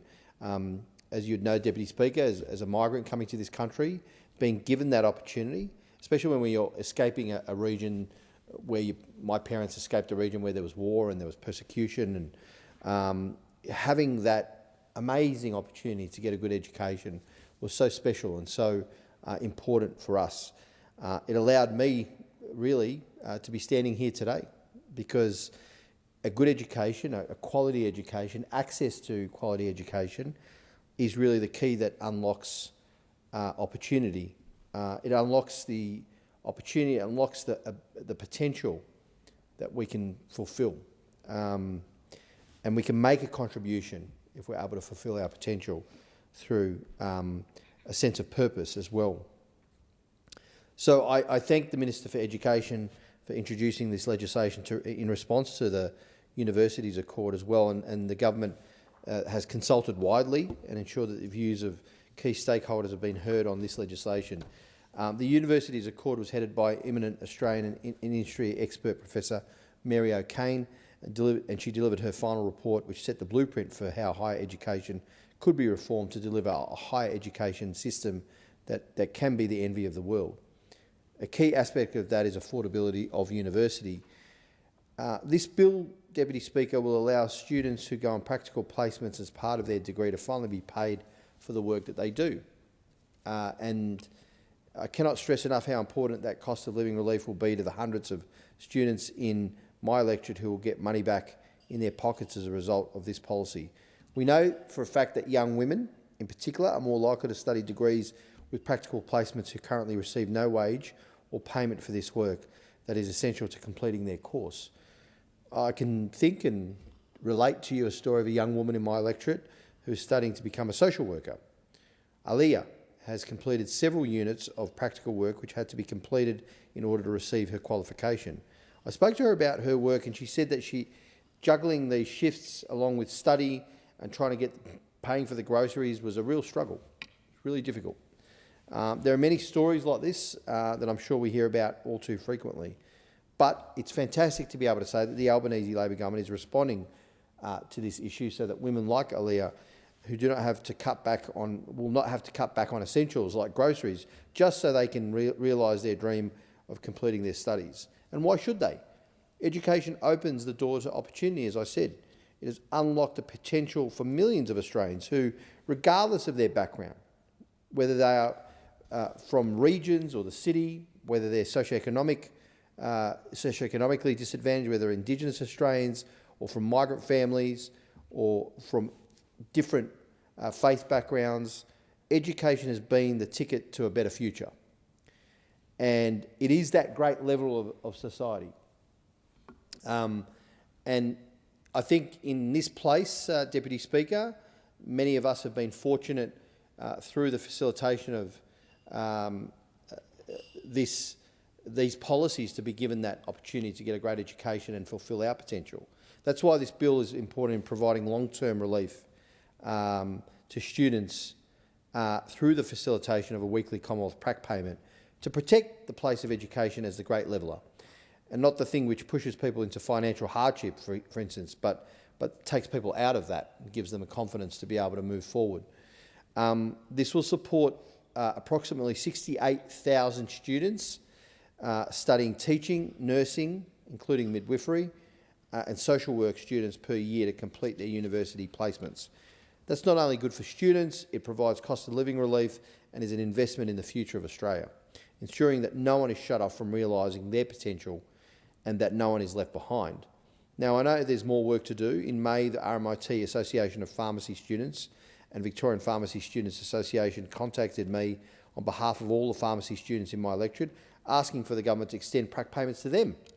And that was a request that I received, and I obviously listened to their representations, and that there is a start in this bill around this particular issue on prac payments for those particular areas, and we're listening to different stakeholders in the community, importantly, and taking a number of measures that will help every student, not just some students.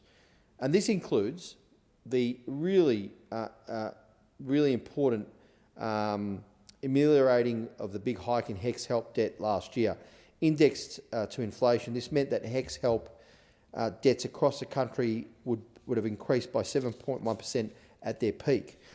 So this is why the Albanese Labor government, with this legislation, is wiping $3 billion in student debt for 3 million Australians. That's hugely significant. That's a direct action to help younger Australians, particularly in my electorate. There are a lot of young people who work in my electorate whilst balancing study, whether at the reception of the Glenroy Family Clinic or the Hatfield Woolies. The government hears you, we're listening to you, and we're acting on this. We know that you want to complete your studies without being financially burdened, and that's why this has been so important. In addition, we know that the cost of living has put a real squeeze on young people and having to make choices between study and getting more work. With inflation at 7.1% and the HECS payments indexed to this inflation, those young people with debts of $50,000 would have been slapped with an additional $3,550 in indexation costs. That's no longer the case. That's real relief for those students. And that is something that has been very warmly welcomed by students right across my electorate, I'm sure across the country. Despite you know, a lot of people in the community being pressured and saying, well, to young people, you know, don't eat the avocado toast or the kale or whatever it is. If you save on that, you'll be able to save up. That's not really, you know, it's not going to work. Pulling back on a couple of breakfasts or some coffee and lattes, no amount of saving on these types of things is going to get you to relieve the real intergenerational unfairness that younger Australians are facing in the current economic environment, especially with that debt that they're facing. So this debt relief is real. It's actually practical. It's substantive, substantial. And under a Labor government, we've delivered it, and it's here to stay, because HECS loans will now be indexed to the CPI or the wage price index, whichever is lower. Because if your wages aren't growing, your debt shouldn't either. Deputy Speaker, importantly, this bill couples immediate cost of living relief with a long-term plan to ensure accessibility to quality higher education. The government wants to do more than just remove the barriers to education. We want to actively encourage skills and training. That's why the government set a target of 80% of the workforce having a tertiary qualification by 2050. That's the next step that the Labor has always been taking to deliver world-class results. It started with the Hawke-Keating reforms. Now, I remember, Deputy Speaker, speaking to the late great Bob Hawke, one of the great Prime Ministers, if not the greatest Prime Minister this country has seen. Some on the other side might dispute that, but he was a great Prime Minister. And I remember asking Bob, it was over a couple of beers at this point, Bob, what was he regaled me with all these stories about his government's achievements during those periods. I said, well, what's something that you achieved that not many people talk about as much? Because he was telling me all about how he helped end the Cold War by negotiating between Reagan and Thatcher and Gorbachev. He was sort of in the middle of that, and all the big economic reforms that he did. And he said, you know what, Peter? I'm not going to do the impersonation of Bob. He said, when I started as Prime Minister, some 30% of students were matriculating. They used to call it matriculation, finishing high school. By the end of my term as Prime Minister, or my time as Prime Minister, some 80% of people were finishing high school. And that's really, and I said, Bob, I was one of those because I did Year 12 in 1990 while he was still Prime Minister. So we all benefited from the policies of the Hawke government and later on the Keating government to really boost this access to education and good education. And that's something the Albanese government is continuing, this tradition. It's in our DNA. This bill also takes an important step in ensuring students at universities have a greater say on how their student fees are used. So the legislation will support students by requiring that higher education providers allocate a minimum of 40% of their student services and amenities fees and the revenue to student-led organisations, ensuring students have a greater voice in how their services and amenities fees are spent. So that's a significant addition. It's important to recognise, Deputy Speaker, that this legislation is just one part of the Albanese government's comprehensive reform agenda on education.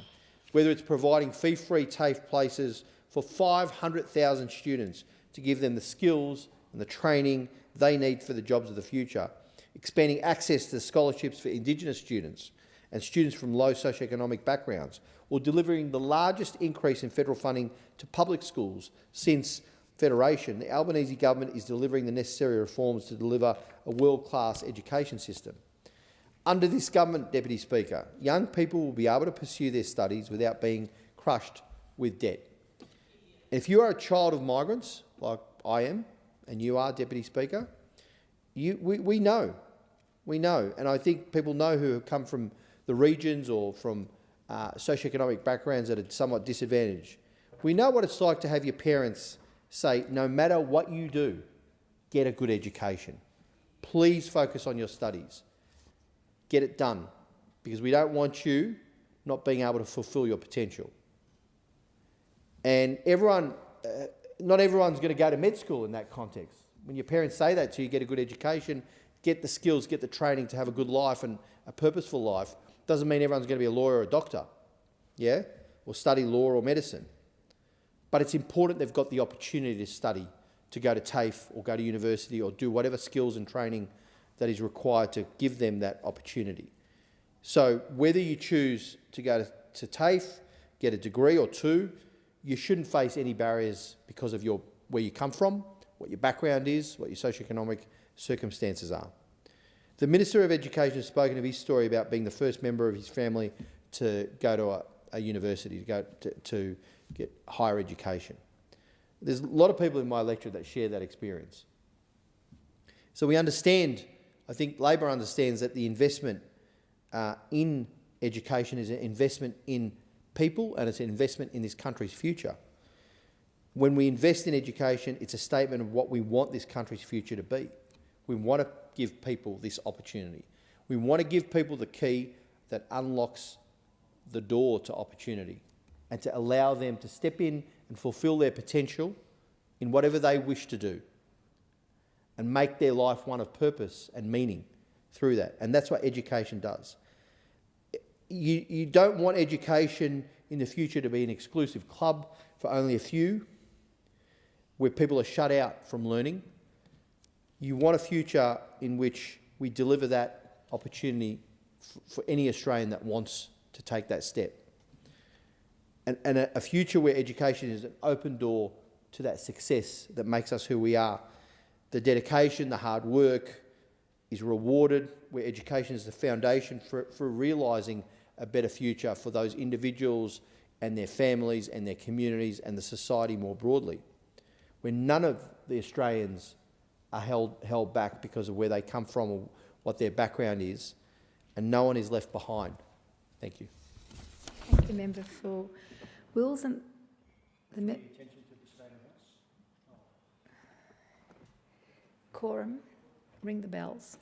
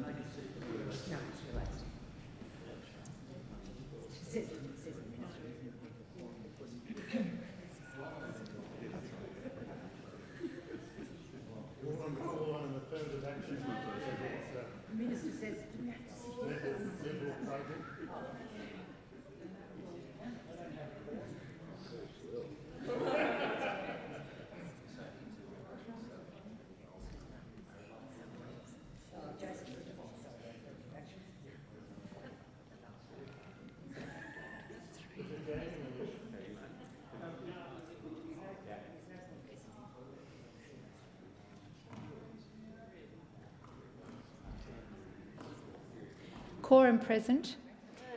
The question now is that the amendment moved by the honourable member for Goldstein be agreed to, and I give the call to the member for North Sydney. Thank you, Deputy Speaker.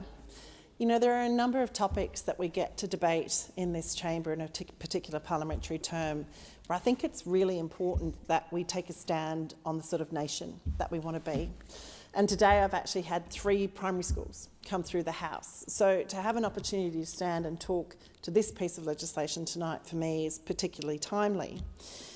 You know, I think ultimately the question we need to ask ourselves as a nation is, do we see the education of young people and others across the country as an investment in the future of our economy, on the basis that those that are educated and upskilled are able to generate significant personal income that then translates into significant personal income tax takings? Or do we want to continue on a mindset where the investment is only warranted where it is into high return professions, or in the case where those who can afford to learn are given the opportunity to learn, while those who cannot afford are left on the sidelines? Like many in this chamber, I am the first person in my family to go to university. And it was drummed into me from a very young age that education was the way out and up. And it's a message that I have passed on to my children. But it's not lost on me as somebody in this House that actually I am the first generation of HECS. When I entered university, it was the first time that HECS and a user pay system was introduced. And I can't help but reflect on the fact that the first generation exposed to that regime have actually gone on to continue to thrive. We were asked to abide by a set of rules that enabled us to have a sense of paying back for our education, but it didn't hold us back from achieving everything else we wanted to do, including owning homes and setting up businesses. Somewhere along the line, in the pursuit of an ideal that was established back in 1989, we have lost our way as a nation. And we are uncertain about what tertiary education now means to us, why we wish to invest in it, or how we wish to invest in it. And I guess what I'd like to do tonight is just to take a moment to say I encourage all of us in this parliament to reset our expectations around education and to be prepared to fight for education as a fundamental human right, a right that all should have access to. For us to enable that, though, we are going to need bipartisan support in this place. And so I do reach out to colleagues right across this chamber to say, please weigh up in your mind what role you think education plays in driving our economy and our society forward. As it relates to this particular piece of legislation, the Universities Accord Student Support and Other Measures Bill 2024 implements some of the recommendations of the Australian Universities Accord final report, which was tabled in 2023. And it takes the necessary and long overdue steps to start to improve our higher education sector. And it's true, the community of North Sydney welcomes this legislation, particularly the changes to the method by which help debt indexation is calculated each year, as this is an issue my community specifically raised with the government within the first 6 months of my term. Changing the way the indexation is calculated ensures the perverse indexation outcomes of 2023 are not repeated, and that help debts will no longer grow faster than wages. And I sincerely thank the Minister and his team for engagement on this issue. Many in my electorate have written to me about help debt indexation over the last 2 years, including current school students worried about their ability to afford tertiary education, recent entrants to the workforce who are shocked to find their help debt growing despite their repayments, and parents who see their adult children struggling to launch themselves into the world under the weight of help debt. In an environment where cost of living crisis is being felt by everyone, burgeoning help debts reduce young people's capacity for economic engagement and disincentivise the personal investment in education that we as a society are looking to encourage. Indeed, the various targets outlined in the final Accord report, such as lifting tertiary education attainment rates to 80% by 2050, are incredibly ambitious. And I think we need to be clear that will not be achieved without making the system more equitable, more affordable, more accessible, more inspirational, and ultimately more aspirational, particularly for people from disadvantaged or remote backgrounds. But the truth of the reform that we see in this legislation is that it's only part of the story, and there is still definitely more for this government and this parliament to do. For this reason, I welcome the opportunity to support the member for Goldstein's second reading amendment, which appropriately draws the House's attention to one fact that I think is often overlooked, and that is that the costs of many degrees have increased well above CPI in recent years, resulting in punitive help debts, which are placing additional financial burden on Australians in the midst of a cost of living crisis. The member's amendment also calls on the government to calculate help debt indexation after the due date for individual tax returns each year. And on this, my community could not agree more.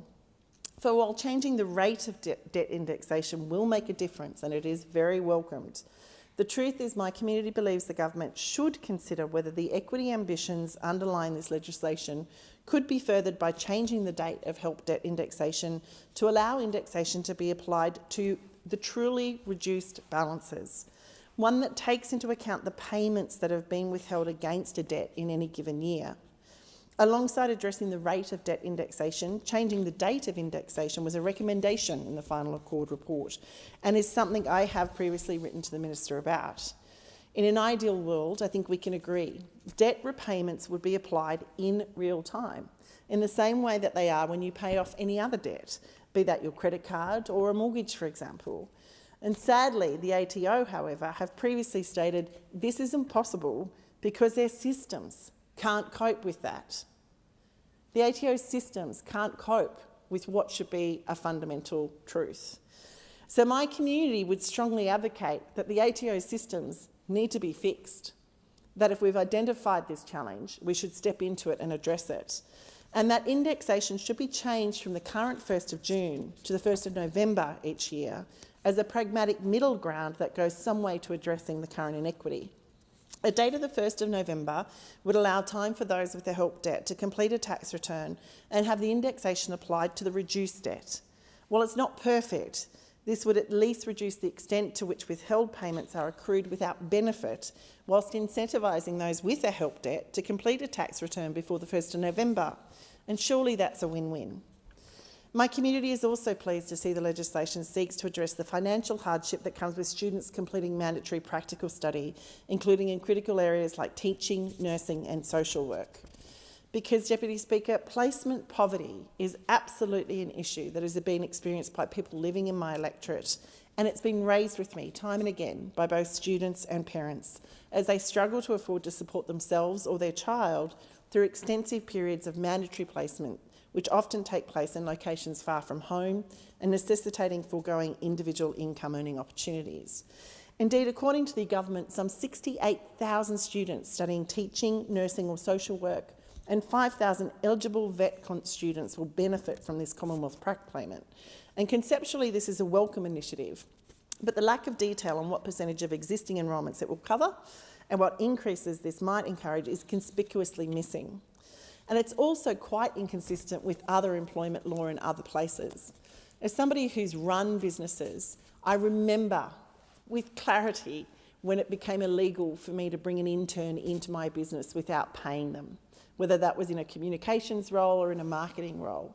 And I do not understand why that law has not been equally applied across all workplaces.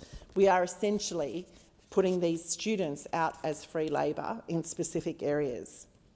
Having said that, the payment the government is pursuing in itself is only proposed to be a maximum of $319.50 a week, which is significantly less than the comparative payments, including Austudy, and with eligibility rules that require students to either be on some form of Australian government income support or be able to demonstrate that they needed to work more than 15 hours per week prior to their placement to attend uni, this modest compensation of $8 an hour will be hard to access, and it probably won't cover what's being lost.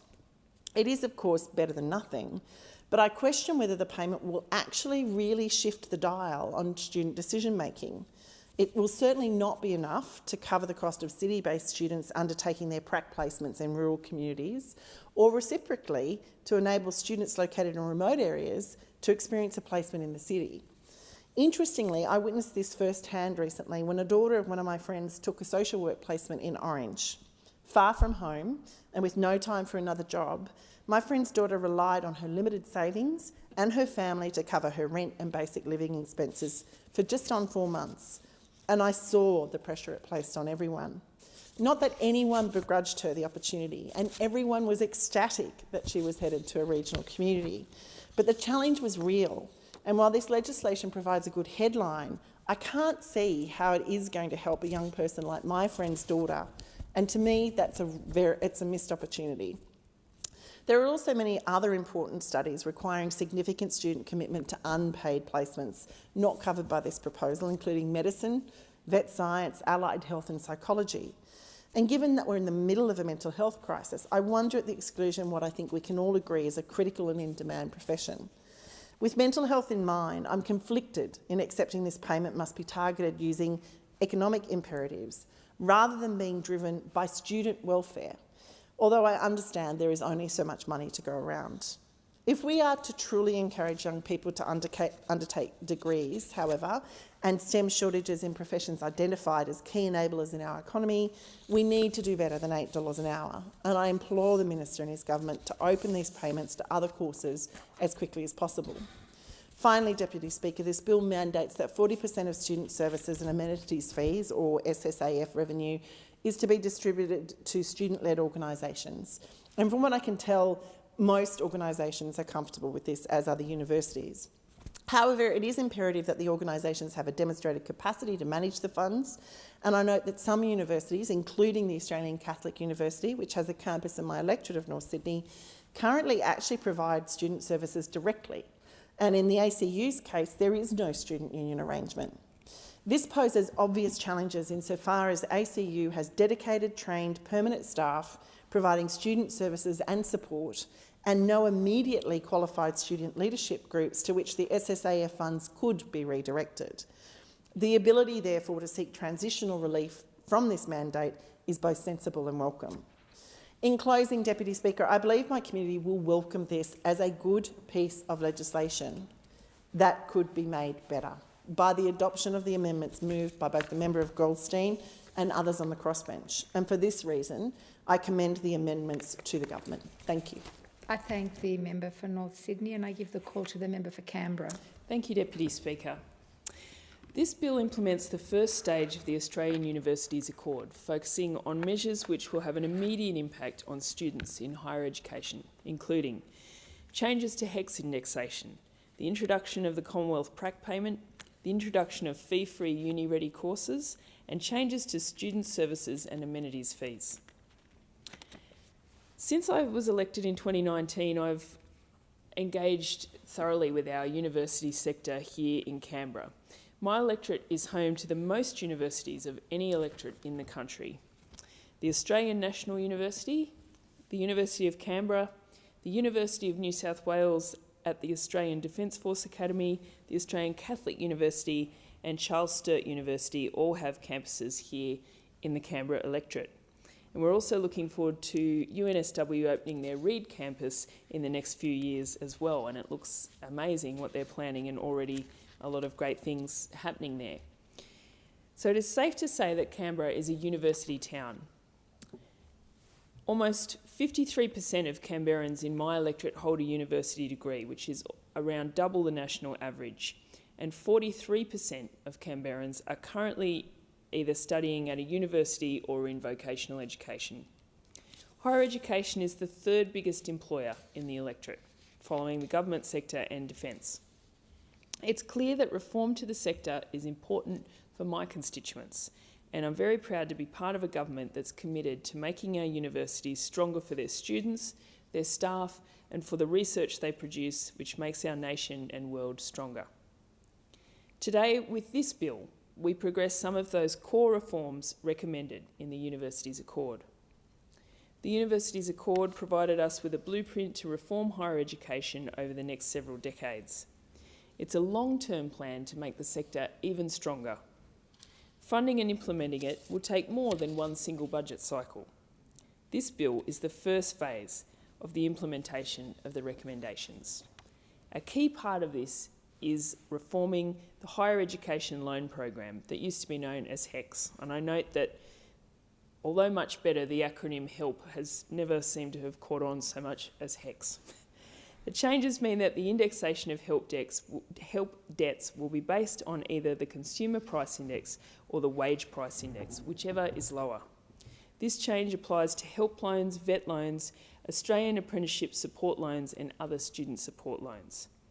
We've listened to people who are paying off their student loans and we've acted. Last year, with CPI as high as it was, millions of Australians saw a significant increase in their student debts at tax time. For many, the indexation essentially added back onto their debts the payments that they had made on every payday over the year. Some saw indexation push their debts higher than even that, and many wondered if they would ever be able to pay off these debts. The changes to indexation will be backdated to loans that existed on the 1st of June last year. In essence, what that means is that the indexation that occurred based on the CPI rate of 7.1% will be replaced with the lower wage price index of 3.2%. And for this year's indexation, instead of the 4.7% it will now be 4%. This will wipe around $3 billion worth of student debt for 3 million Australians across the country. For someone with an average debt of $26,500, they'll see around $1,200 taken off. For someone with a debt of $45,000, their debt will be lowered by $2,000. And for someone owing $60,000, their debt will be reduced by $2,700. Deputy Speaker, this is what happens when you have a government that listens and better decisions are made. We've taken this action to support students and people with student debts because it is undoubtedly the right thing to do. This bill also establishes the Commonwealth PRAC payment. And it was wonderful to join the Education Minister at the University of Canberra Hospital recently to talk to nursing students about the huge difference it will make to them. For students studying nursing, midwifery, teaching or social work, the Commonwealth will support them as they undertake their previously unpaid PRAC placements. The Accord recommended that these are the courses we focus on first, and that's what we're doing. And I know I've heard from others in my community about wishing to include other courses, and this is something, obviously, that this is a starting point for this scheme. We know that a huge barrier for many in accessing higher education is, of course, costs. And for particular courses, hard decisions need to be made. When students are undertaking PRAC placements, they're essentially undertaking full-time work. And many will need to move away from home to undertake the PRAC in a different location. They need to decide whether to give up their part-time jobs. They may even need to rent in 2 places at once. For too many students, these decisions will mean they either have to delay their degrees or they don't finish them at all, or they don't start them at all. This payment will support them through their degrees, so that our future nurses, teachers, social workers and midwives are able to graduate and are able to enter the workforce, filling those critical skills shortages in some of the most important professions. This is practical support while people are doing their practical training. And as we heard from the students there, that this meant a lot to them and would make it much easier for them to be able to undertake these practical placements, particularly when it means that they're unable to have any time to do any paid work while they're doing that. And we also heard about people who had not been able to enrol in those courses at all because of the inability to cover these times without an income, and that this would make a big difference to those people. To give an example of what this will mean, a mature age midwifery student from the University of Technology, Sydney, who's a mother of 2 small children, told the Minister for Education that this reform will be life-changing for her, as it will help her better balance her studies, practical work placement and looking after her children. And she said it will also benefit future mature age students who might also want to enrol in courses but previously couldn't financially afford to. And that's what this reform is all about. The Albanese government is also uncapping fee-free uni-ready courses right across the country so that more Australians can get the skills they need to start their degrees. These courses, often known as bridging courses, help people to succeed when they finally start their tertiary studies. These changes we're making to these courses are expected to increase the number of people completing these free bridging courses by about 40% by the end of the decade, and double that number in the decade following that. Jennifer Barker from Newcastle is a prime example of how these courses can change lives. As a young mum at 19, Jennifer had worked long-term in hospitality and didn't have the opportunity to undertake university study. But she saw an ad in her local paper for one of these free courses. She went and enrolled and now has a science degree, an honours degree, a PhD, and was the recipient of a Fulbright scholarship. And today she works as a computational medicinal chemist.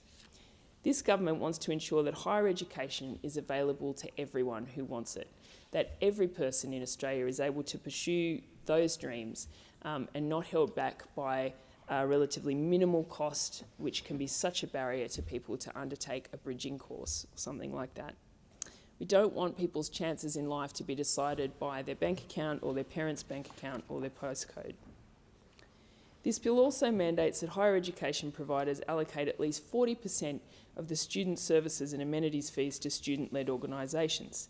This will strengthen student-led organisations and their ability to act for the best interests of students. Universities are a major part of our economy. They educate our citizens, conduct groundbreaking research, drive innovation, and employ many thousands of workers. Unfortunately, however, our university sector is not currently fit for purpose and requires serious reform. Unfortunately, we've got a government and a minister who is up to the task. And how refreshing it is to be standing here talking about reforms that we wish to take in the university sector rather than having to defend it from attacks from those opposite. For a decade, we saw attack after attack ideologically motivated on our universities, often because they told the government inconvenient truths. We saw the previous occupiers of the Education Minister's office lodge warfare on the humanities. They picked and chose the disciplines which would be so lucky not to receive extra funding, but to not have their funding levels cut. We do things differently on this side of the House, and this bill is one example of that.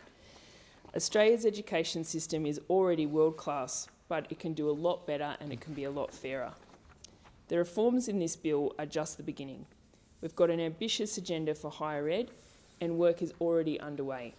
Some of the big recommendations we're implementing include removing the 50% pass rule that was part of the Morrison government's Job Ready Graduates package, expanding demand-driven funding to all First Nations students who are eligible for the course they apply for, expanding the number of regional university study hubs across the country and setting them up in the outer suburbs, extending the higher education continuity guarantee for a further 2 years to provide funding certainty to universities as the accord process rolls out, and working with state and territory governments to improve university governance.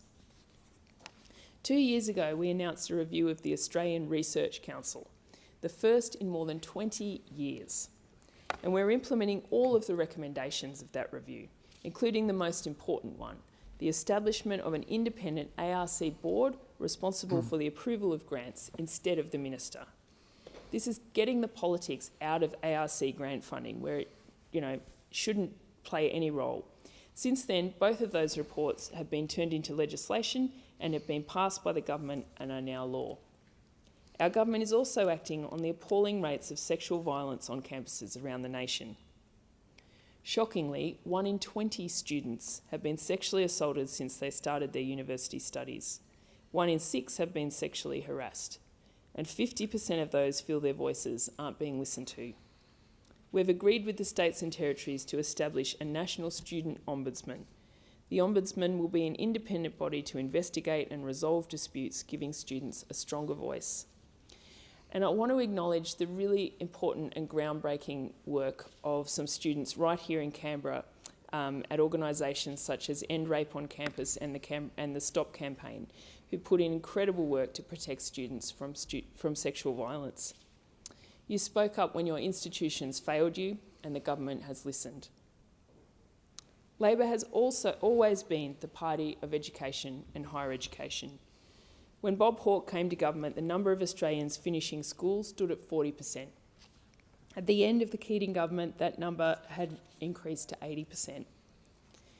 The University Accord has set us a target that by 2050, 80% of our workforce should not just be finishing school, but also going on to study at TAFE or university. It's an ambitious goal, but it's one that we are fully committed to. I want to acknowledge the work of the Education Minister, Jason Clare, his staff and the hard-working public servants of the Department of Education for their work putting this bill together and for the broader reforms already enacted and yet to come. Education is so critically important to the health of our nation, and that's why this bill is so important. Thank you. The question is that the amendment be agreed to, and I call the honourable member for Warringah. Thank you, Mr Deputy Speaker. Now, we know intergenerational inequality is growing and growing rapidly, and the cost of university degrees and the HECS or help debt as it's known today plays a major part in that generational inequality. My parents' generation had free university. My generation, we had a system that did not burden us with too much debt. What we are now seeing, what I'm seeing with my children and their friends and so many of the younger generation, is they are burdened by, I would say, nearly an unconscionable debt when it comes to how they are going to face their prospects. It will impact young people's ability to get ahead. We know some 2.9 million Australians have some form of help debt, and it takes them close to 10 years to repay it in full if they are so lucky to be able to. The current help system impacts the number of young people attending university to be our future workforce. And it also impacts how they choose their subjects and what they are looking at. But it also impacts older Australians that are returning to university to retain or gain further qualifications. And we need them. We need more people to be considering this. We know current younger generation will have up to 10 different jobs or career in their work life, right? It's changing dramatically. And that will mean retraining. And we can't have a situation where to meet our skills demand, which we want people to do, especially people, older Australians, where maybe an industry they've been in is a dying industry or something where the prospects are not there, but there are new opportunities and requires retraining. We're not burdening them with so much debt that there's a disincentive to go forward and do that.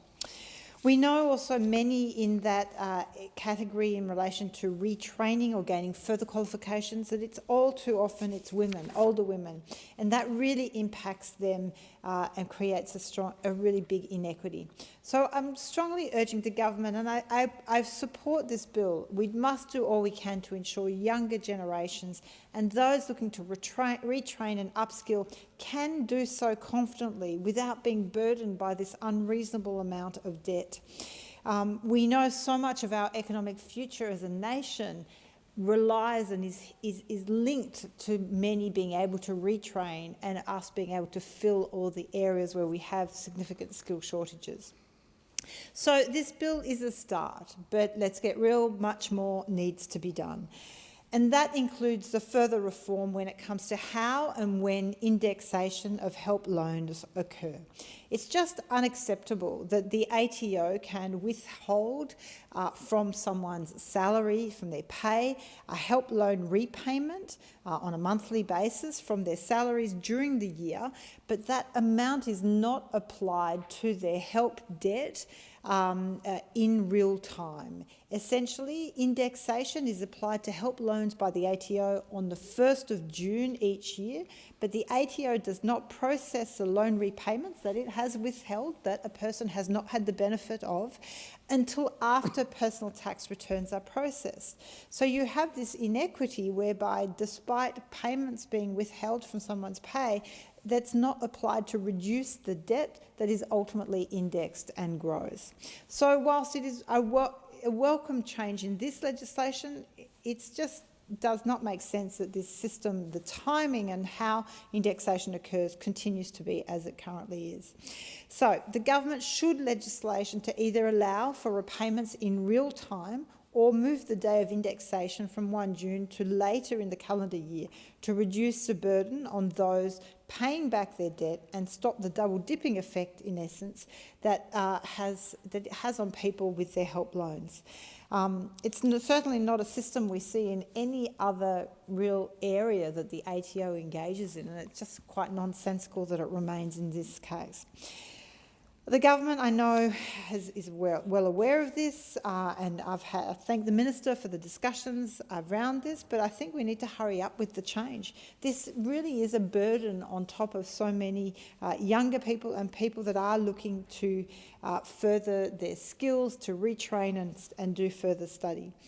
But I do acknowledge that this bill represents progress, and especially progress when it comes to the huge mobilisation of young people in our communities who called on the government to do this.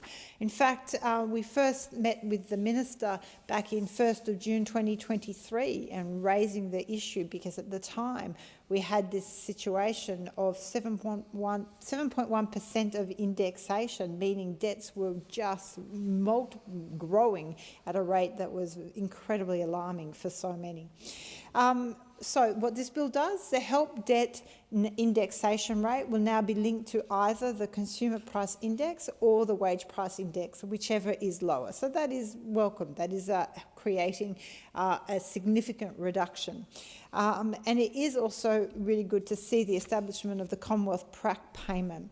This payment will support students undertaking mandatory workplace placements required for university and vocational education qualifications. So it's good progress. We know having to attend that vocational placement is often prescriptive and just simply unaffordable for many. So I know that measure will go some way to alleviating the placement poverty that many have faced. However, it is still picking winners, where we're only covering some placements, not all mandatory placements under certain qualifications. And I've raised that with the Minister, and the answer was simple, that ultimately it's a budgeting question, and that at the moment it's a question of picking priorities.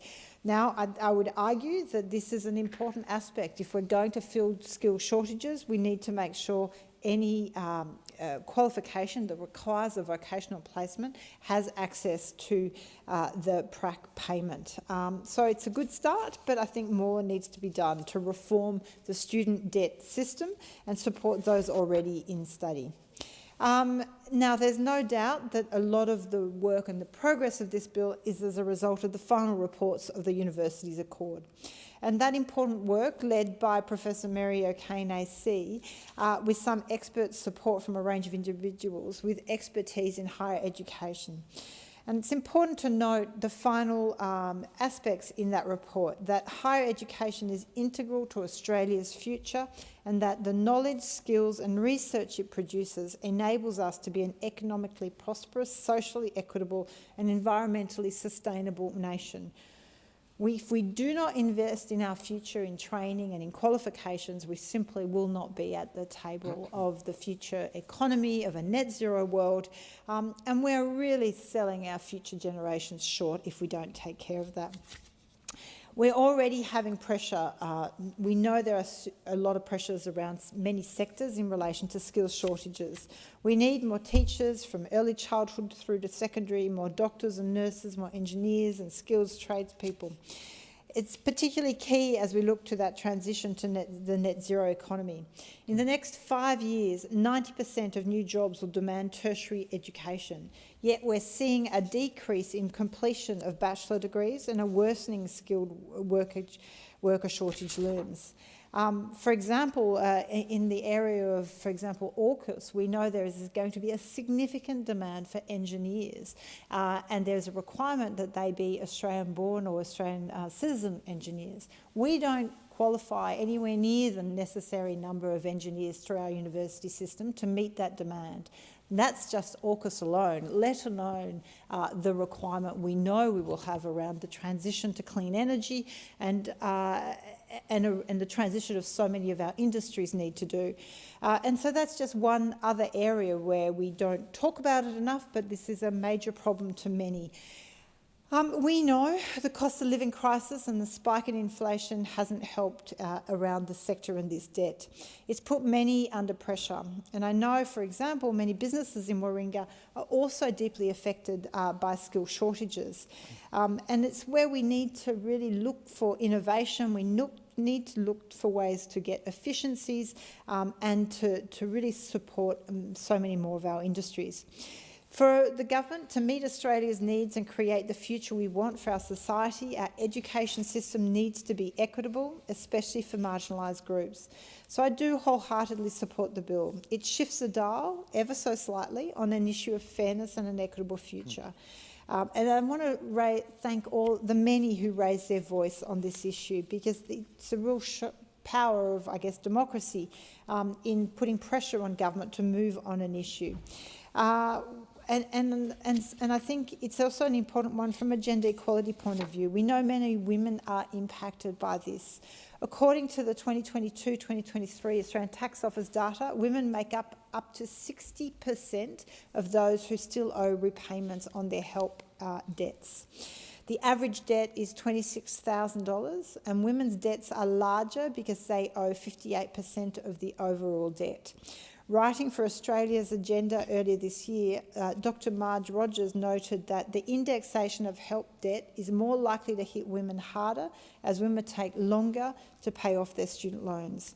And that, unfortunately, is because women, amongst other factors, take more career breaks to care for children and other members of their families, are more likely to work part-time, reducing their income and amount they repay. They earn less in feminised care industries, they earn less overall, and they're more economically impacted during a relationship breakdown, and then struggle to work in regional, rural and remote locations due to the lack of services such as early learning, disability care and aged care.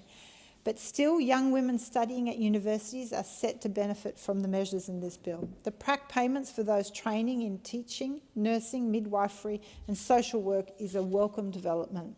From July 2025, eligible students will be able to access some $319.50 per week while they are undertaking a placement. A means test will apply. The placement poverty is a real issue, including for those in Warringah, and I am glad that there is now a program in place to help alleviate that for them. And yes, of course, many of those in those sectors, these are highly feminised sectors. According to the statistics of the Workplace Gender Equality Agency, women make up almost 3/4 of education and health students at Australian University.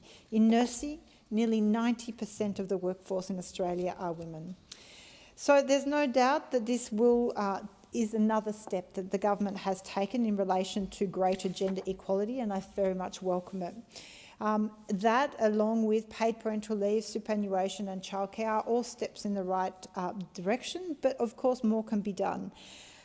There are issues such, whilst the debt write-off, indexation change and prac payments in the bill are welcome, they're a start. For example, there are many recommendations remaining under the Universities Accord, and I encourage the government to act on the further changes before the end of this year, in particular that change to the indexation date that I referred to earlier.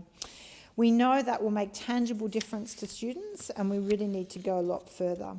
I've received a lot of positive feedback from Warringah residents and students when it was announced, many who had in fact signed the petition from the member for Kooyong, many medical students, veterinary students, and those studying to become psychologists will miss out. And these are key industries that we know we have major shortages. So I encourage the government to also look to medical students, veterinary students, those starting to become psychologists, and all other areas requiring prac placements. So anyone where there's a practical element in their degree who cannot access the payment. Now, in the last Parliament, the Morrison government also introduced some very controversial changes to the cost of tertiary education, in particular when it came to humanities degrees. I strongly oppose those changes then, and I call on the government to revisit and reverse the decision that did. It really inappropriately substantially increase the cost of humanities degrees compared to others. As a society, we need all levels of education. We really will benefit from having all areas available to many, and especially young people.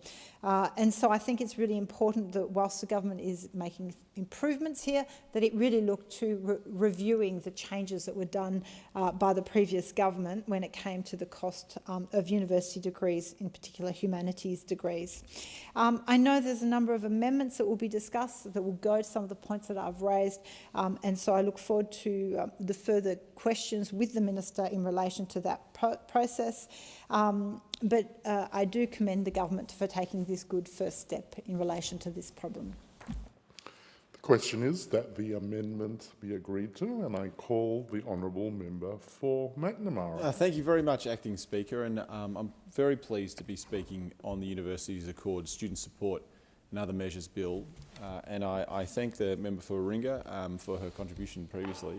It was a very measured contribution, and one where I think she made some excellent points, but also I think the member for Warringah rightly pointed out that there have been some really important steps that are put forward in this bill, and obviously the university sector is one where it is an ever-evolving sector, and one where we need to continue to strive. And while there are a whole range of issues around access and around student well-being and student welfare that need to be captured and dealt with, this bill is a very, very good piece of legislation that will make some significant changes to the lives of university students in our country. I might just start, Acting Speaker, on some personal reflections, as, like many members in this place who did have the privilege of attending university in one of our outstanding universities in this country, I know that for my own family, my grandparents, especially on my father's side, they left school when they were 13 and 14. The ability and the privilege and the opportunity to go to university was just not a reality for generations gone past. They then moved to Australia and were able to provide a situation where my father's generation and our generation were all able to access higher education and access further training post-school. We all finished school. We all, my generation, we went to university, and it was a great privilege. And it meant that there was social mobility. It meant that there was options in life. It meant that Australia was a place where it didn't matter where you came from or what your background was, that university was an option. And that if you wanted to strive to get to university, it wasn't necessarily going to be easy, but it was going to be possible. And that's exactly what the HEC system was all about. It was about ensuring that Australia had a system where people could access university regardless of whether they could pay for it up front. And the HEC system was originally designed to be a low-interest loan system, one where students would not be penalised and students would have the lowest interest possible. But obviously with the high inflation, what that meant was that students had very ever-increasing university bills, and that is one of the key reforms outlined in this bill, which I'll come back to in a moment. The other point I wanted to mention on this bill is that inside Macnamara we have a number of higher education providers, but we also have two of Melbourne's finest universities in my electorate, or campuses of, Monash and the University of Melbourne. Monash Caulfield campus is tucked away in one corner of my electorate, right on the edge, and then the University of Melbourne South Bank campus is on the other, and also University of Melbourne is building a big engineering precinct in Fisherman's Bend, which is going to be really one of the most exciting prospects for young engineering students in the country. It is going to be truly not only a national but a world leader in terms of education, industry connections, practical applications. It is going to be a world-class institution, and we're all very excited for that to be unfolding. But there are so many wonderful universities around town, and there are so many wonderful universities in our country, and I'm pleased to support them and pleased that they are providing so many opportunities to young students.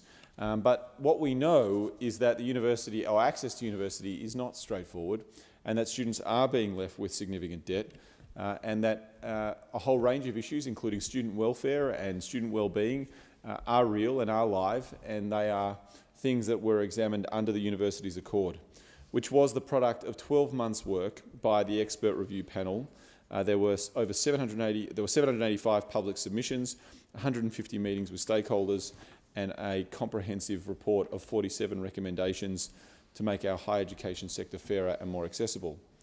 I'm not going to go into all of the things that the Accord did, but this bill does make some 3 important measures that are all about assisting those with access to university, assisting those with the cost of living pressures, and assisting those who have mandatory training as well. The first change, obviously, is the changes to HECS.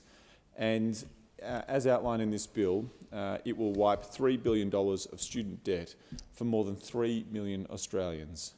And it is going to be backdated to the 1st of June last year.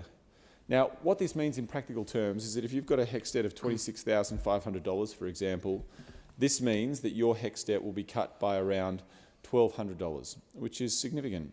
And especially when you look at the scale and the number of people who will be affected by this, it's a really positive thing, and I think that we need to do as much as we possibly can to reduce the financial burden and the financial strain on our students. One of the advantages of HECS, obviously, has been that it has meant that more people have been able to go to university, that the government no longer provides universal free university access, but what it does mean is that more, literally hundreds of thousands of more people can access the university system and can get a degree, which is obviously a huge benefit of the HECS system.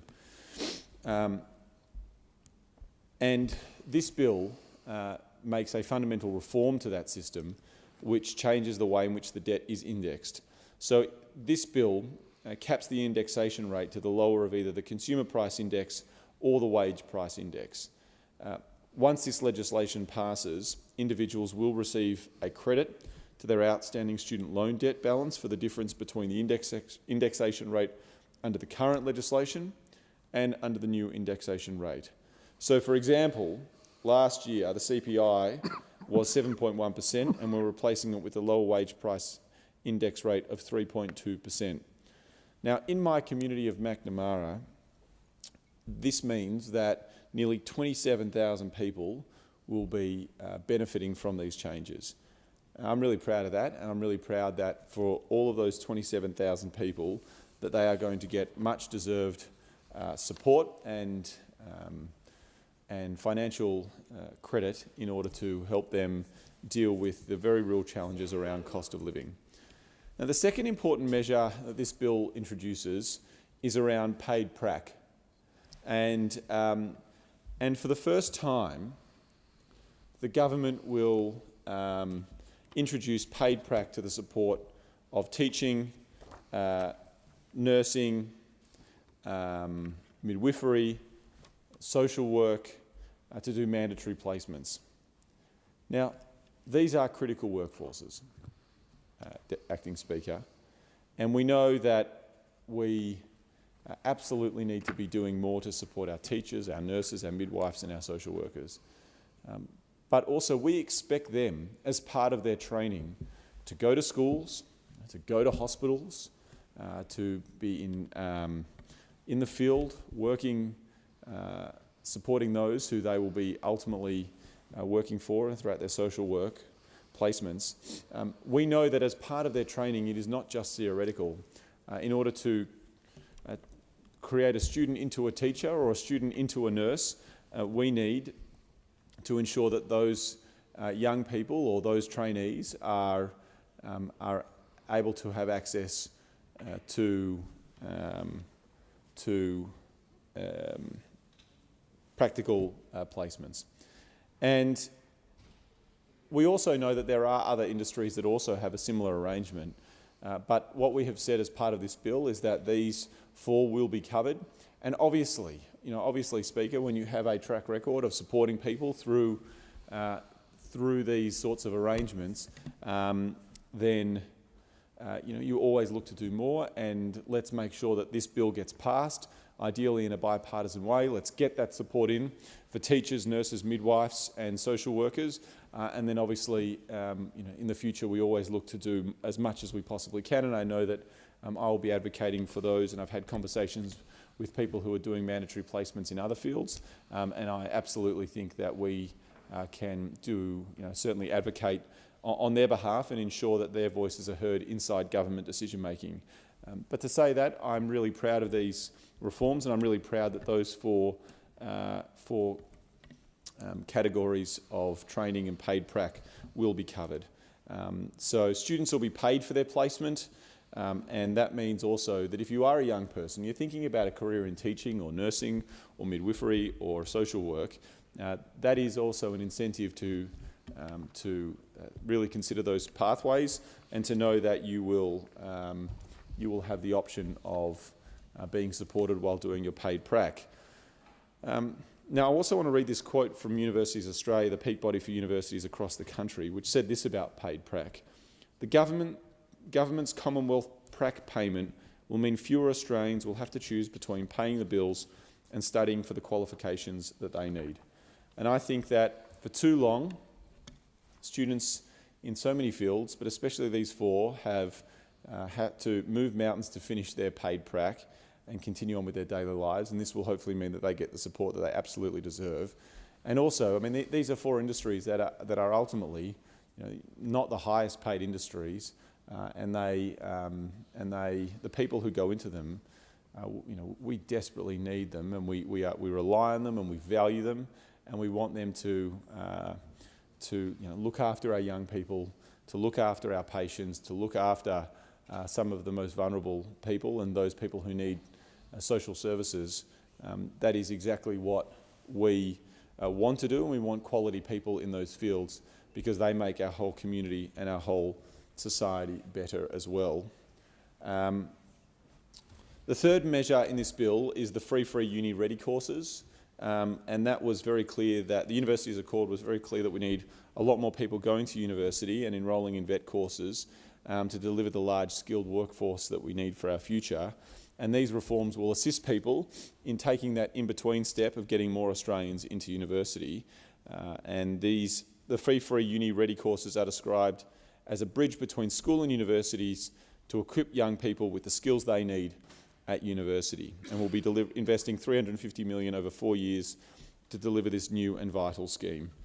So this is particularly important as this will assist students who are from underrepresented backgrounds, ensuring university and higher education is accessible for all, which I believe is a fundamental core belief of the Australian Labor Party, and one that has assisted my family and one that I'm very proud to work for.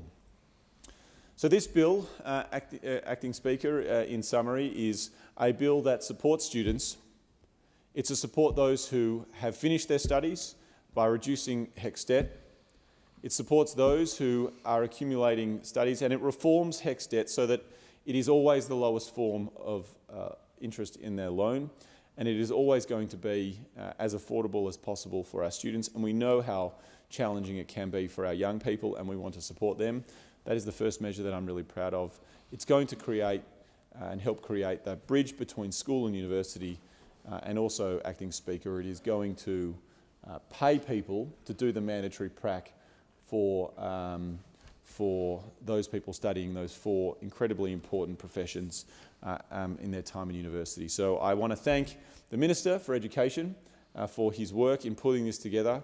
It is an outstanding piece of reform. It is one I'm very proud of, and I commend the bill to the House.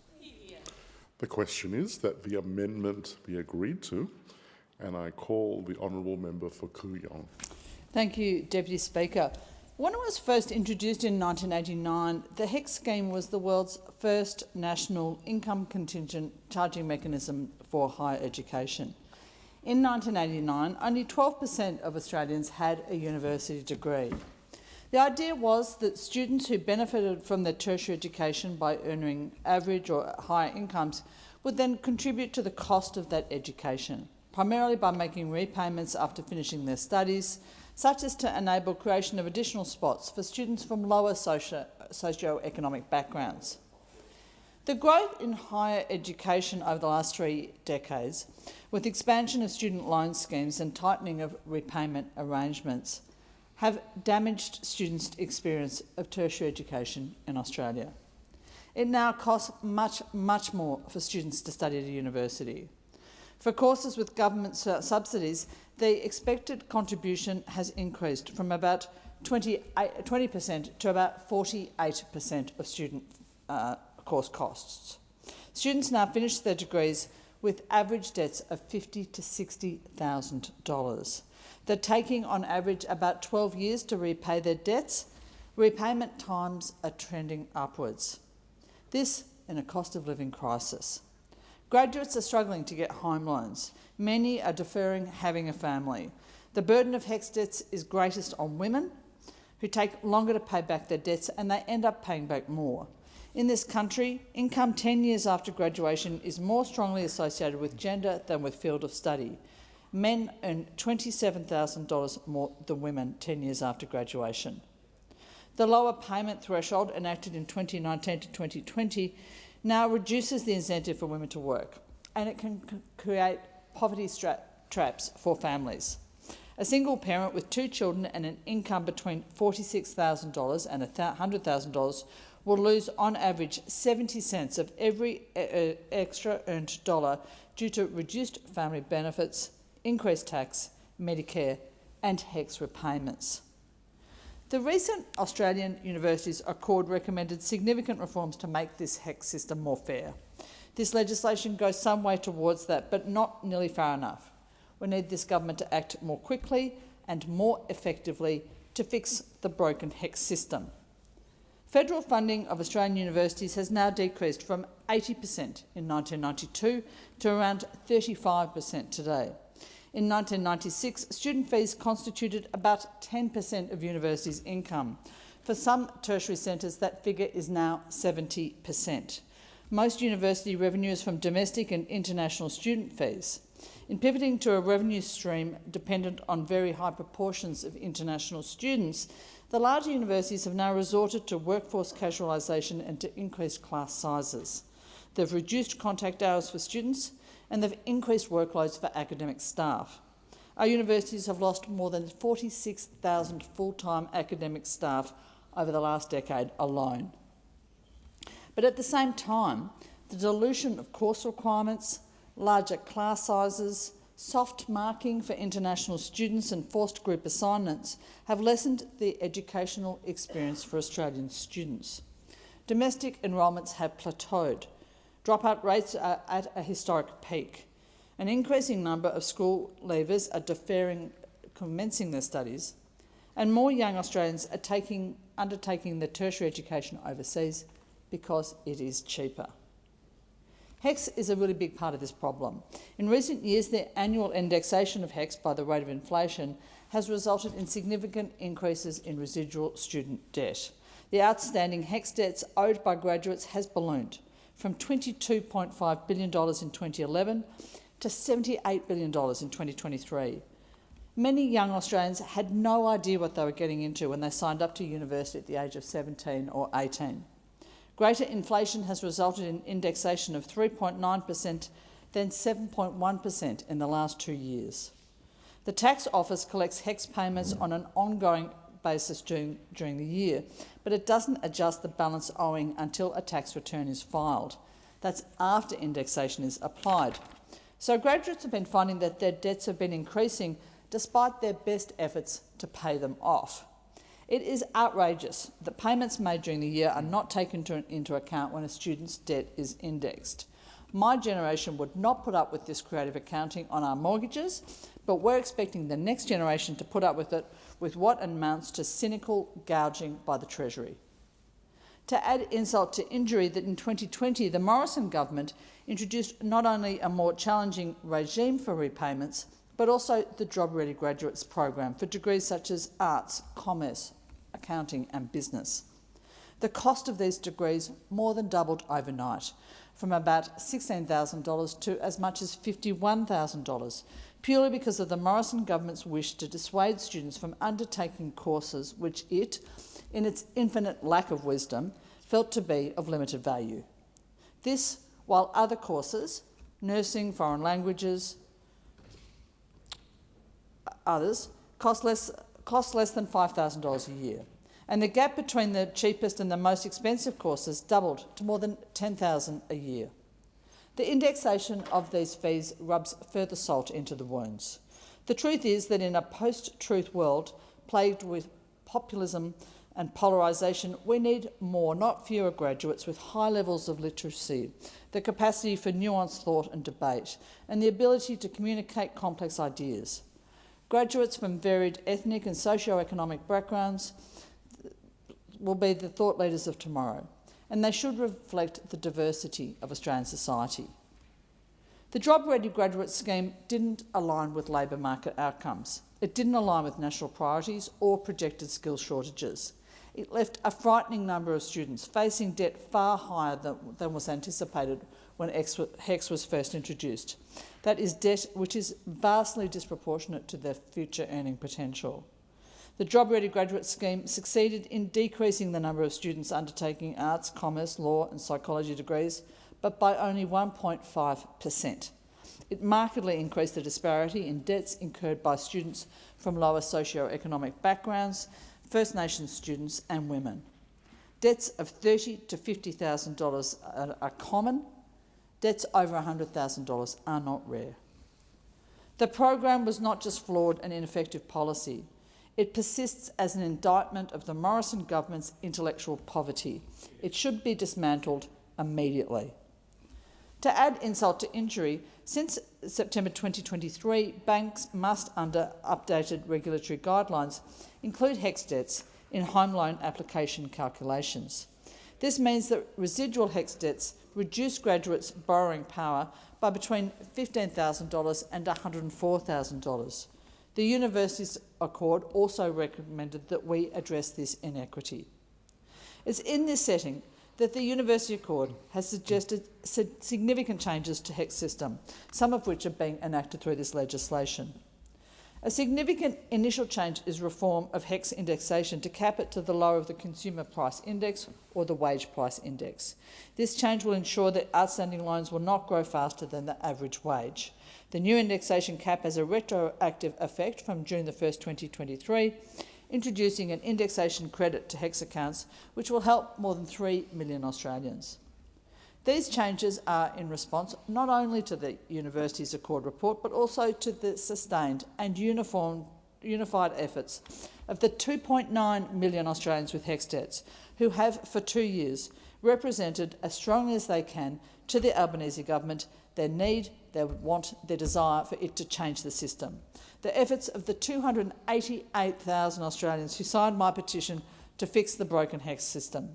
To them are owed the changes in indexation and the refunding of $3 billion to Australian people with HECS debts. The legislation also creates a support payment to help students bear the cost of participation in mandatory practical training. The University Accord recommended this form of support to students in care and education sectors, but the legislation affords it only to the approximately 68,000 students who are undertaking teaching, nursing, midwifery and social work studies. There is really no clear or justifiable rationale for excluding students of medicine, radiography, allied health and other health sector professions, students who are also required to undertake compulsory placements, some of whom have told me that they find themselves paying rent in 2 places.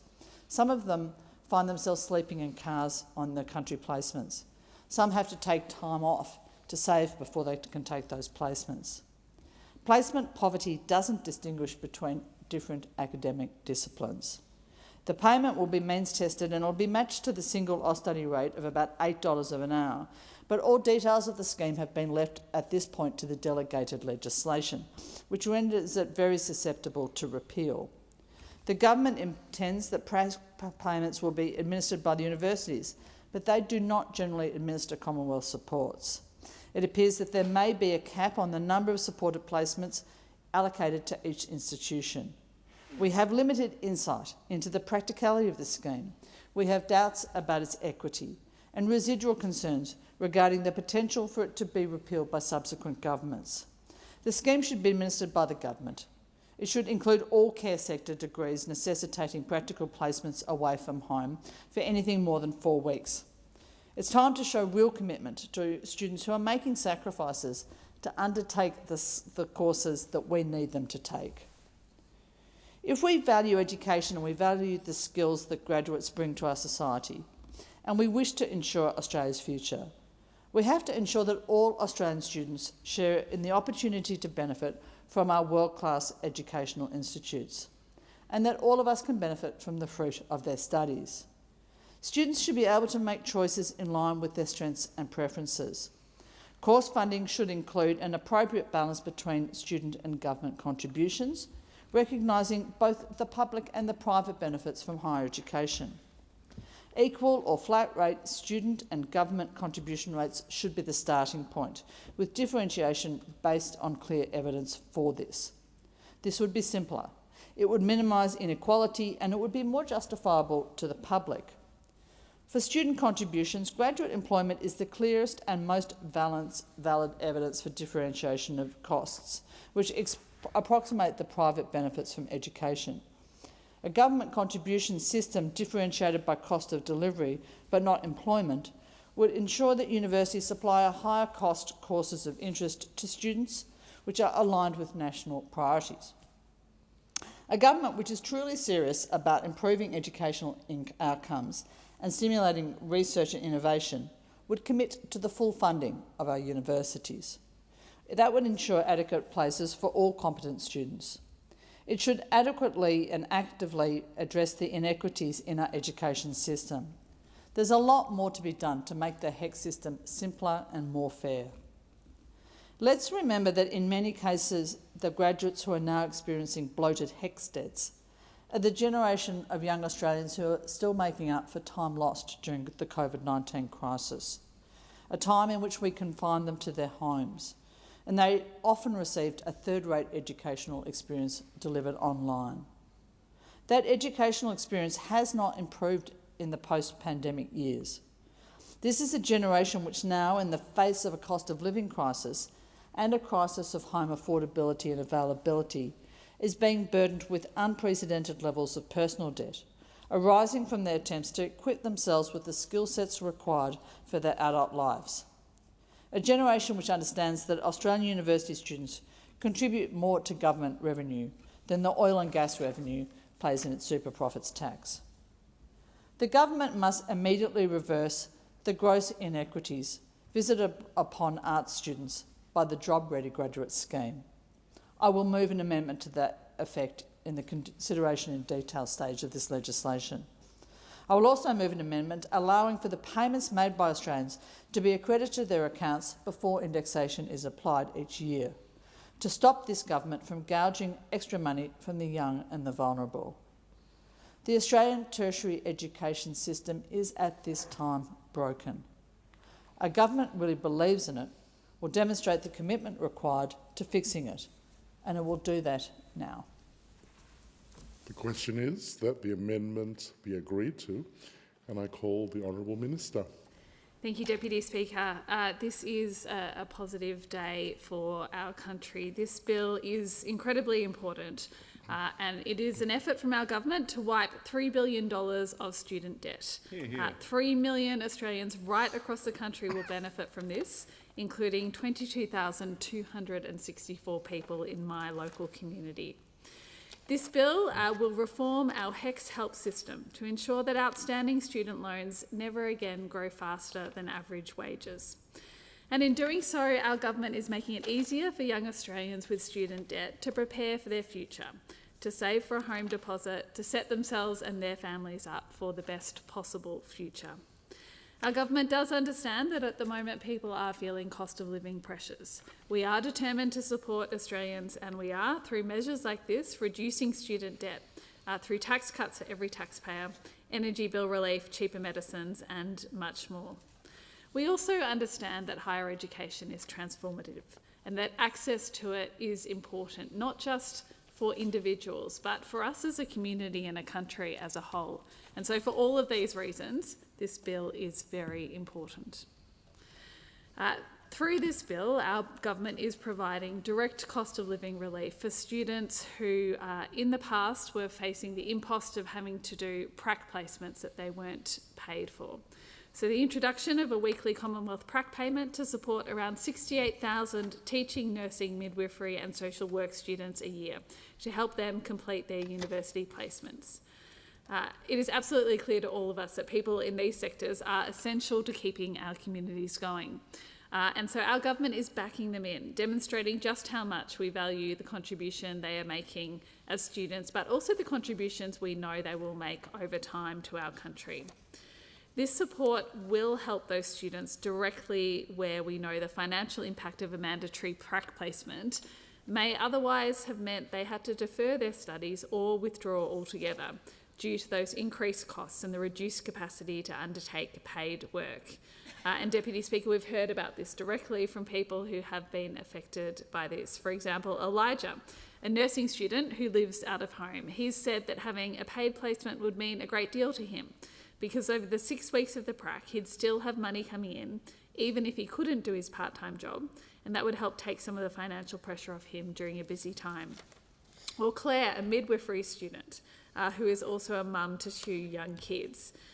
Claire was facing the juggle of 16-hour days between her placements and casual work, while also caring for her kids. Now, for Claire, she said the paid prac is going to be absolutely life-changing for her, and an incredible opportunity for her and other mature-age students to help make the switch into a degree that they're passionate about. Teachers, nurses, midwives, social workers, all of these professions that as a community and a country we rely on, our government is backing in students to undertake this work, to undertake these paid pracs, and to make sure that they are getting jobs and into the industries that we need them in for the future.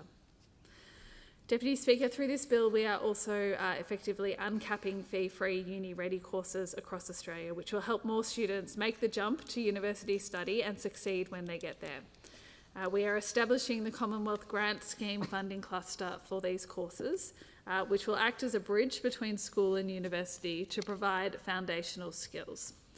And we're also supporting students by requiring that higher education providers allocate a minimum of 40% of their student services and amenities fees revenue to student-led organisations. And this will ensure that students have a significant voice in how their services and amenities fees are spent. I know that that's a development that will be welcome news for students in my local area, including at La Trobe University. Yeah. This bill represents a significant step forward in implementing the recommendations of the Universities Accord and building a better and fairer education system. Now, the Accord is the largest and the most wide-ranging review of higher education conducted in this country in 15 years. And again, I think it speaks to how this government approaches the challenges that are before us.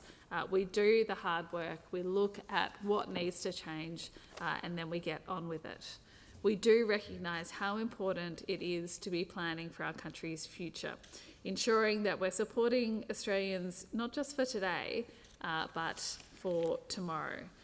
And this is the work that will make sure that our tertiary education system is not just fit for purpose now, but is actually fit for purpose for the generations to come. And again, I know that will be important to many people in my community, not just students at the moment, but those who are thinking about that intergenerational piece and the fairness and the opportunities they want for those to come.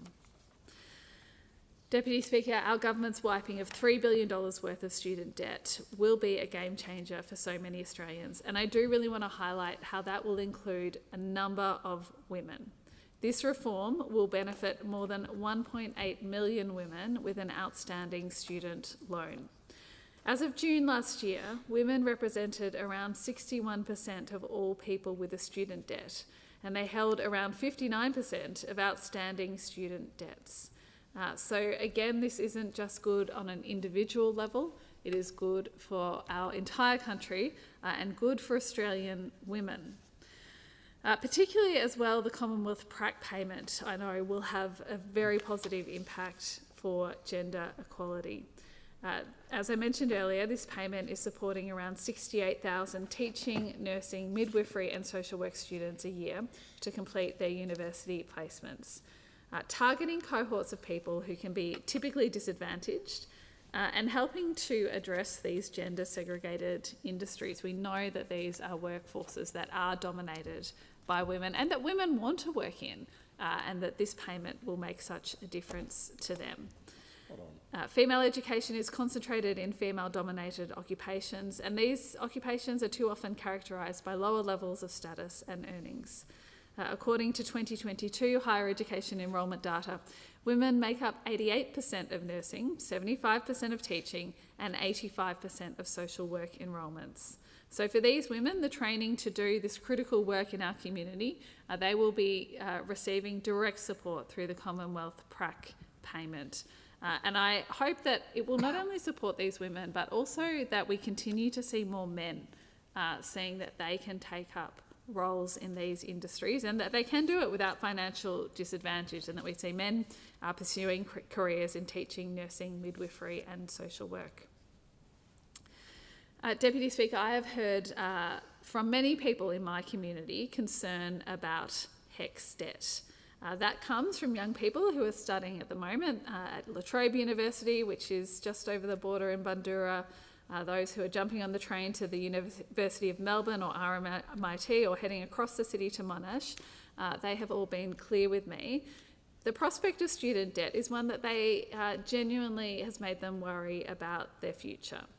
And so since our government made the announcement earlier this year that we would be wiping $3 billion worth of student debt, I've spoken to many students, and I know that this decision is one that comes as a huge relief for them. And this reform is not just for current students, it is for those with an existing HECS debt as well. For people in my community who have had student debt for several years, they will also benefit from this debt relief our government is delivering. More broadly, I also know that parents and grandparents have been worried about this issue of HECS debt, and I've had some of them stop me in the street or they've written to me telling me that they want to make sure that their kids and their grandkids can set themselves up for the kind of future that they were able to set themselves up for, that intergenerational piece of fairness. And I know that they will be relieved to see this. And I do want to highlight some of the locals who've contacted me about this, like Paul from Research, who sent me an email earlier this year. Paul told me he'd never written to a local member before, but he was compelled to reach out to tell me about his son. Paul's son is undertaking his first year at a university in the city, studying a business degree. Paul told me we're proud of him achieving a solid result after a torrid time in COVID and getting a placement in the course he wanted. Tempering that result is the absolute horror I now feel about the burden he will face in regards to his HECS debt. So this bill is good news for Paul and his son. For someone who's at the end of their degree, maybe business or something else, who in the past would have been looking at a HECS debt of about $60,000, their debt will be cut by $2,700 this year alone. For someone with an average debt of $26,500, they'll see around $1,200 wiped from their outstanding loan this year. And for someone with a debt of $45,000, it will mean that their debt is cut by about $2,000. I know that this will make a real difference to those students. It will make a real difference in how they can approach their studies, but also the certainty with which they can approach their future. And of course, it's not just a one-off, it is for this year and for the years to come. Janine from Eltham, who contacted me in 2023 about the impact of the then indexation rate on her ability to pay her student debt. Janine told me that at that time it meant that she needed to find in excess of $4,000 a year simply to stop her HECS debts growing, and without paying it down, that she felt like she would need to do this every year forever. So Janine, I am very pleased to say that our government's changes not only mean that we're cutting your HECS debt, but that we will backdate it to last year. So we will wipe out what you were writing to me about last year when that indexation came into place, and make sure it never happens again by setting HECS at either inflation or wages, whichever is the lowest. There are others in my community who have contacted me about this, Todd and Sally from Viewbank, who responded to my community survey earlier this year and told me they were concerned about the impact of indexation on their 2 daughters and their study. Christine from Eltham, Tim from Watsonia North, Wendy from Viewbank, Ian from Heidelberg, Margaret from Rosanna, just some of the locals who have written to me to share their thoughts and who I am very pleased to be able to tell today that our government has listened, that our government recognises how important access to a higher education degree is for them, for their children, and for the future of our country, and that we are doing the reform work that will set us up to be able to do that. As I said, we will be wiping around $3 billion in student debt for more than 3 million Australians, and that will ease pressure on workers, it will ease pressure on students right across the country. It provides significant relief for students while continuing to protect the integrity and the value of the HELP and other student loan systems, which again, all the evidence shows us has massively expanded tertiary access for more Australians. It's a system that is worth protecting and sustaining. This bill does cap the HELP indexation rate to the lower of either the Consumer Price Index or the Wage Price Index, and it backdates these changes to the 1st of June 2023. So for students, once this legislation passes, individuals will receive a credit to their outstanding student loan debt balance for the difference between the indexation rate under current legislation and the new indexation rate. These changes cover HELP, VET student loan and Australian Apprenticeship Support Loan and other student loan accounts that existed on 1 June last year. This will benefit all of those Australians with a student loan. It will fix the issues of last year's spike in the CPI indexation rate of 7.1%, and it will prevent future growth in debt from outpacing wages. As I've said, that is not insignificant for an individual with an average HELP debt of $26,500. Around $1,200 will be wiped from their outstanding HELP loan when this legislation passes. So this change provides relief for students at the moment, while also making sure that we are setting our higher education system up for the future. And of course, again, we are backing in students who are doing studying in some of the most important areas for our country, and I am particularly pleased to see the PRAC payments coming into place, recognising that we do need students to be studying nursing, we do need students to be becoming midwives, we do need students to be becoming teachers, and we need to recognise that there is a burden that has been put on those people. And as I've said, many of them are women choosing to take up these professions, facing a really difficult choice as to whether they can make decisions to study, whether they can continue to work part-time and also care for their children at the same time. So I know that for all of those people, this decision is going to make a huge difference. Deputy Speaker, it is a good day when we get to set up our higher education system for the future of this country. It is a good day when we get to support students with very real cost of living relief. It is a good day when we get to continue to make sure that our country is a fair place into the future, that we are offering the opportunities of higher education with all that that entails to Australians now and into the future. And so I commend this bill to the House. The question is that the amendments be agreed to, and I call the honourable member for Griffith. And indeed, thanks, Deputy Speaker. Nothing is a greater demonstration, perhaps, of the hypocrisy in this place than it comes to HECS debt.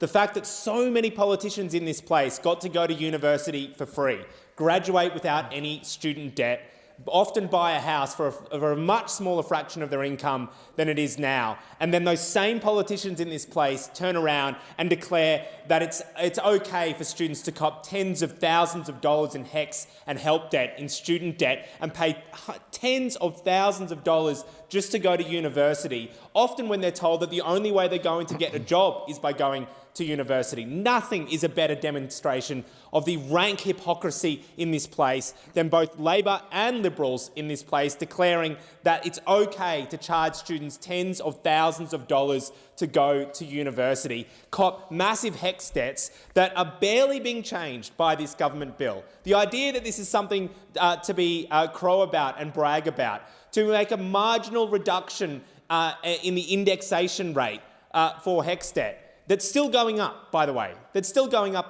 We know that student debt in this country is $78 billion. $78 billion. And the government's crowing about a $3 billion reduction. A $3 billion reduction, that's about a 4% reduction on student debt, which will then go up next year anyway when it's indexed again, because the government has not got rid of indexation. They've just tweaked it, as if rearranging the deck chairs on the Titanic. And the consequences are very real for students in this country, because when they graduate, they cop a massive HECS debt, and then they got to get a loan from the bank, and they're told... It being 7:30 p.m, I propose the It's just too compelling. That the House to now adjourn. And I call the honourable member for Fadden. Thank you, Deputy Speaker. Excuse me. Today I rise to speak on an issue that hits close to home for many of us Gold Coasters, one that affects the very fabric of our communities and our economy: small business. They are the lifeblood of our economy, and the Gold Coast is the small business capital of Australia. So we understand this all too well in my electorate of Fadden. We love our local cafes that bring life to the community, the family-owned businesses that have served generations, the butcher or the baker that provide us with advice about what we should buy and how we should cook it. The goods and the relationships formed are all essential to our way of life and to the local economy. But under this Labor government, these businesses are at breaking point, struggling under the weight of policies and red tape that seem to disregard their contribution to our communities. There are many examples of businesses that are struggling or closed, but I'll use just one example. Black Hops Brewery in Biggerah Waters, who I recently visited, are barely surviving. They have been through the ringer. Firstly, they survived COVID, but now we see supplier prices going up. They pay a container tax on every can that leaves their door, and of course the dreaded alcohol excise that has just gone up and up and up. They've just come through administration. Let's hope that this time round they can make a go of it, if not for the owners of that business, but for the 80 employees of that business, the ones that take that pay packet home to their families, to feed them and to house them. Now, at the age of 26 in 2006, I started my own small law practice. And believe me, as a small business owner, I remember all too well the struggle to meet payroll during the GFC that hit shortly after I opened. I remember paying everyone else's superannuation except my own. And I understand what businesses are currently feeling. They are hurting. They're hurting because electricity prices have gone through the roof. They're hurting because inflation has seen the cost of goods supplied increased. They're hurting because of impossible to navigate industrial relations frameworks. They are hurting because interest rates on their home loans and their business loans have gone up. Now, economists are saying we're weathering the worst economic conditions since the 1990s, and we have seen an unprecedented number of business insolvencies in the past financial year, 2,036 in Queensland alone. And I heard a member opposite speaking earlier about how this was really just a very small percent of all small businesses. But let's just reflect on the fact that that was 2,036 dreams shattered, hopes lost, and probably a lot of money down the drain. These are real people whose dreams and livelihoods have been shattered. The Albanese Labor government has presided over the highest number of business failures on record. This is not a reflection of the resilience of the Australian small business community. With the help of a strong coalition government, they showed grit and determination during a once-in-a-century pandemic as they adapted and overcame extraordinary challenges. During that time, we had a coalition government that stood by them, providing the support they needed to navigate adversity. Fast forward to today, under the Labor government, small businesses have been left to hang out to dry. In my electorate on the Gold Coast, we are witnessing firsthand the impacts of policy failures, local businesses closing their doors, businesses that have survived for decades selling out, taking with them the vibrancy and character that define our community, but also provide a livelihood for so many. And recently, new figures from the Australian Small Business and Family Enterprise Ombudsman show a 50% increase in requests for help from distressed business owners. The number signals that there are deep cash flow issues. Small businesses are trying to draw on their cash reserves to stay afloat, but quite frankly, they just don't have them. Recent surveys reveal only 1 in 4 have no cash reserves, and 18% have less than a month's worth of cash to meet their obligations. These are businesses on edge. These are businesses that are struggling because of this Labor government. The question is the House to now adjourn and give the call to the honourable member for Pearce. Thank you, Mr Speaker. I rise today to speak to a matter that touches each of us deeply, the health and well-being of our electorates, which resonates for me in my community of Pearce. As we all know, good health is fundamental to our quality of life, and ensuring access to comprehensive and timely medical care is essential. Today, I want to highlight the remarkable progress we have made in enhancing healthcare access as we celebrate our current facilities and underscore the urgent need for continued expansion to meet the growing demands of our rapidly expanding region. The Albanese Labour government has invested significantly in expanding urgent care services through the establishment of Medicare urgent care clinics across the nation.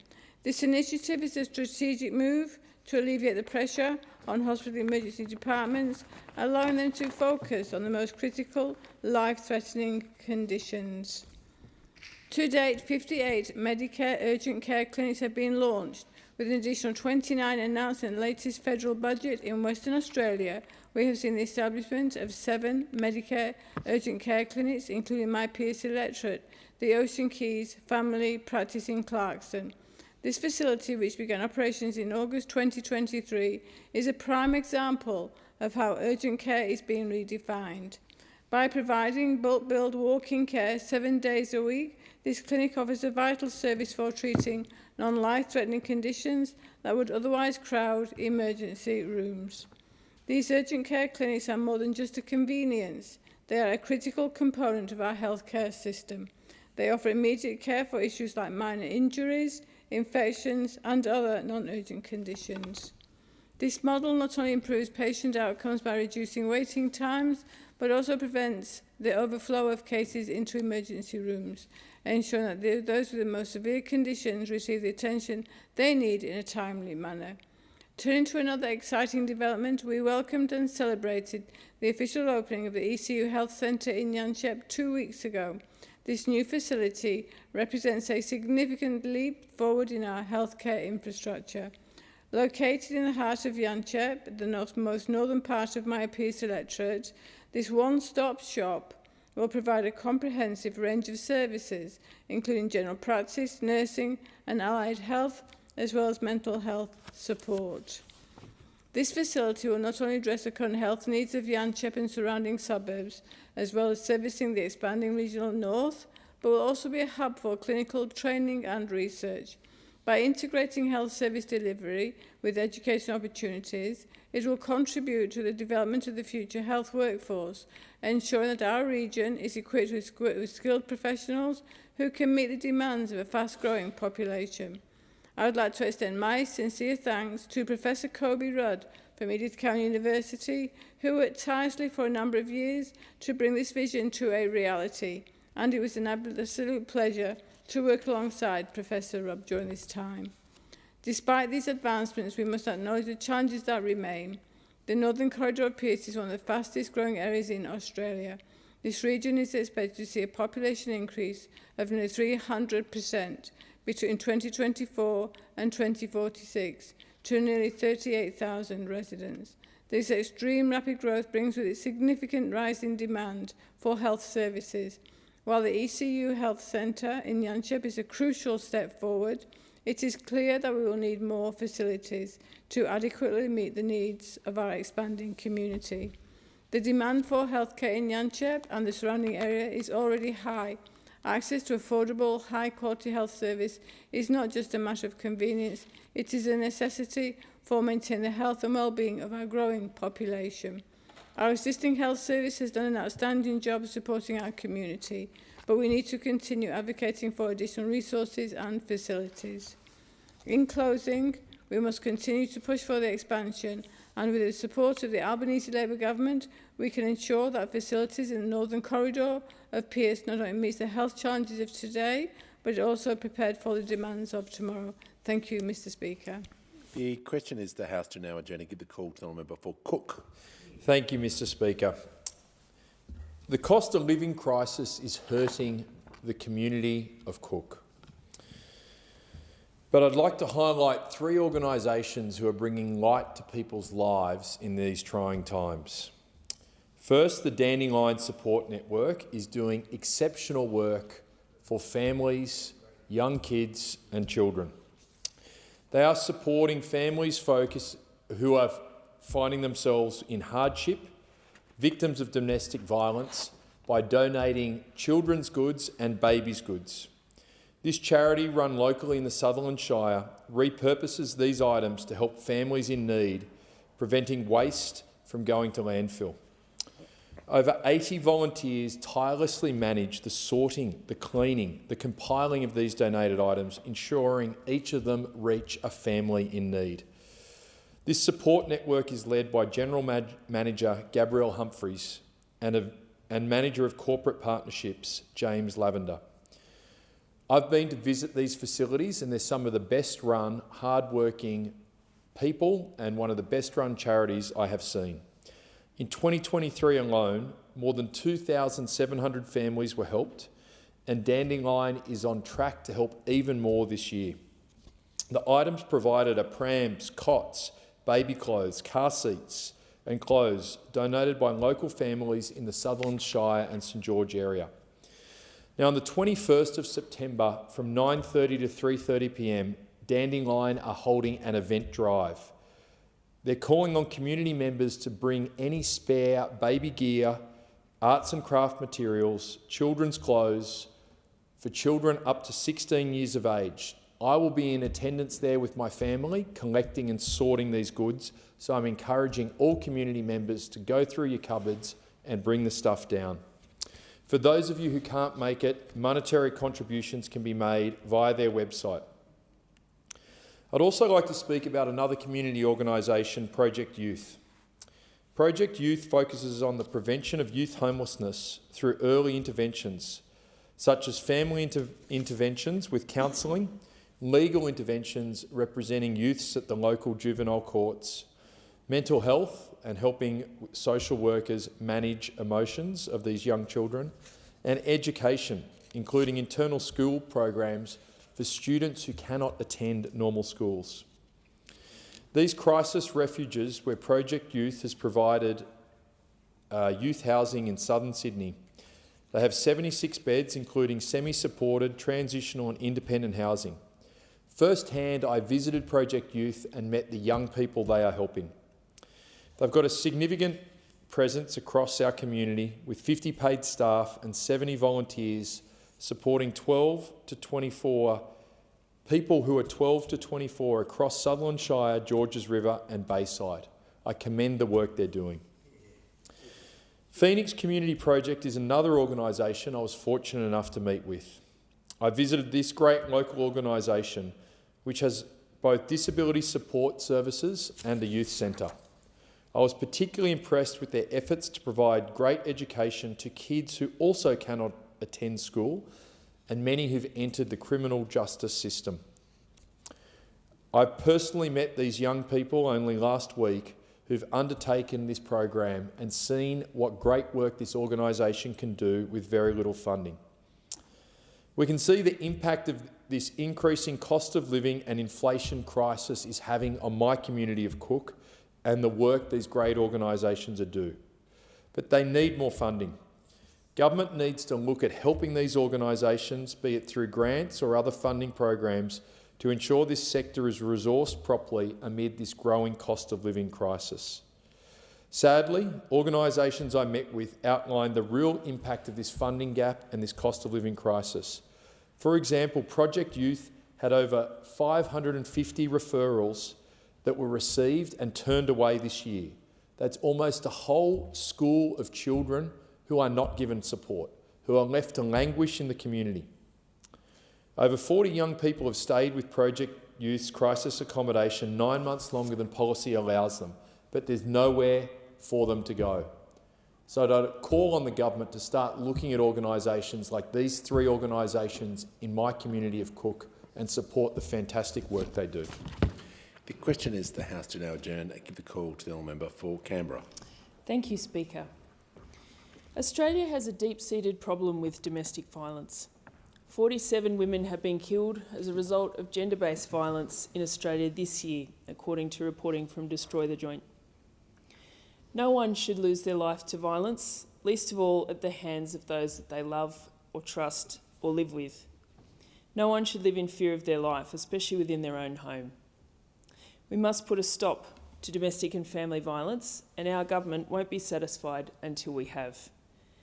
Our government is doing more than ever to end gender and family violence, and that's why National Cabinet on Friday agreed to practical next steps backed by a comprehensive $4.7 billion package.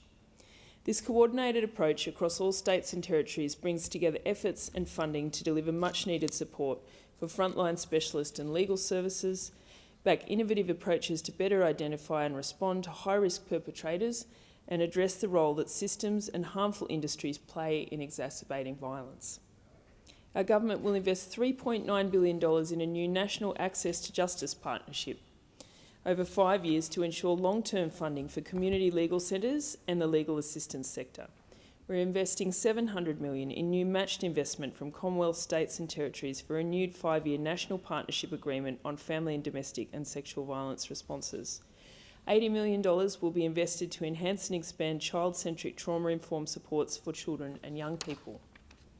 We know that ending family and domestic violence can't be done without the support of states and territories. National Cabinet saw the First Ministers agreed to develop new national best practice family and domestic violence risk assessment principles, support enhancements to the National Criminal Intelligence System to better support information sharing to assist police in responding to high-risk perpetrators. They have also committed to trial new deterrence models and domestic violence threat assessment centres to prevent homicides. States and territories have committed to reviewing alcohol laws and their impact on family and domestic violence victims to identify and share best practice reforms.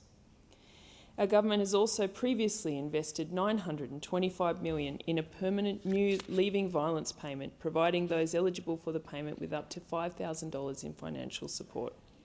The permanent program builds significantly on previous government investment. As a co-chair of the Parliamentary Friends of Ending Violence, alongside the member for Bass and Senator Waters, I've been proud to bring a wide range of perspectives together in this place to discuss how we can prevent domestic violence. We have heard from leading advocates like former Australian of the Year Rosie Batty and key organisations involved in groundbreaking domestic violence prevention pilots, including Our Watch and Respect Victoria. On Thursday, we will mark National Survivors' Day here in Parliament, with the recognition and commemoration of the journeys of victim survivors of sexual assault and institutional abuse across Australia. National Survivors' Day will be held on November the 12th, and I encourage all of my colleagues in this place to mark the day within their communities to show support. I also want to acknowledge World Suicide Prevention Day, which is marked on the 10th of September every year, which is tomorrow. World Suicide Prevention Day is a powerful day of global observance and understanding for people who are experiencing suicidal thoughts or who have lost someone to suicide. 10 million people across our country have been impacted by suicide. 3,000 Australians die by suicide each year, and 55,000 Australians attempt suicide each year. Suicide prevention is something that we can and must work on together. The community sector, the Parliament and the government. We must reduce discrimination, stigma and prejudice associated with suicidal behaviour so that people can seek the help that they need without fear of judgment. Many organisations do important work for suicide prevention, including Lifeline and Suicide Prevention Australia. Organisations like Stand By provide critical support for people and communities who are bereaved by suicide in supporting their grief. Today, the report of the Royal Commission into Defence and Veteran Suicide was tabled here in the Parliament, and we are more aware than ever for the need for action to prevent deaths by suicide. I just want to quickly acknowledge Julianne Finney, who was today in the chamber for the tabling of that report. She lost her son David to suicide, and he lived in my electorate, and I met with her quite early on, and she has given her all to this, and to see this report would mean so much to her and so many in our community today. Thank you, Speaker. The question is the House to now adjourn. I give the call to the member for Banks. Well, thank you, Mr Speaker. Mr Speaker, I want to talk about the Media Bargaining Code tonight. Now, back when in government, the Coalition put in place the News Media Bargaining Code, and what this did was say, if you are a social media company and you are taking the intellectual property of Australian media publishers, you must pay for it. Simple, right? Because if you are using the product of journalism that doesn't come for free, and you're using that to build your business, you should pay for it. And famously, of course, Mr Speaker, the Treasurer at the time, Josh Frydenberg, went toe-to-toe with Mark Zuckerberg, had a series of interactions with Mr Zuckerberg. Facebook threatened to withdraw from the country. They did not, and they paid for Australian journalism. That's what should have happened. It's what did happen. Now, but what's happened now? And I largely, in my speech tonight, Mr Speaker, will largely consist of quotes of government ministers, because it's a confusing picture, and it's a picture of delay and malaise. So if we go back to the 18th of December last year, what did the Assistant Treasurer? He said, let us be very clear. We already have the power to designate digital platforms, and we are prepared to use it.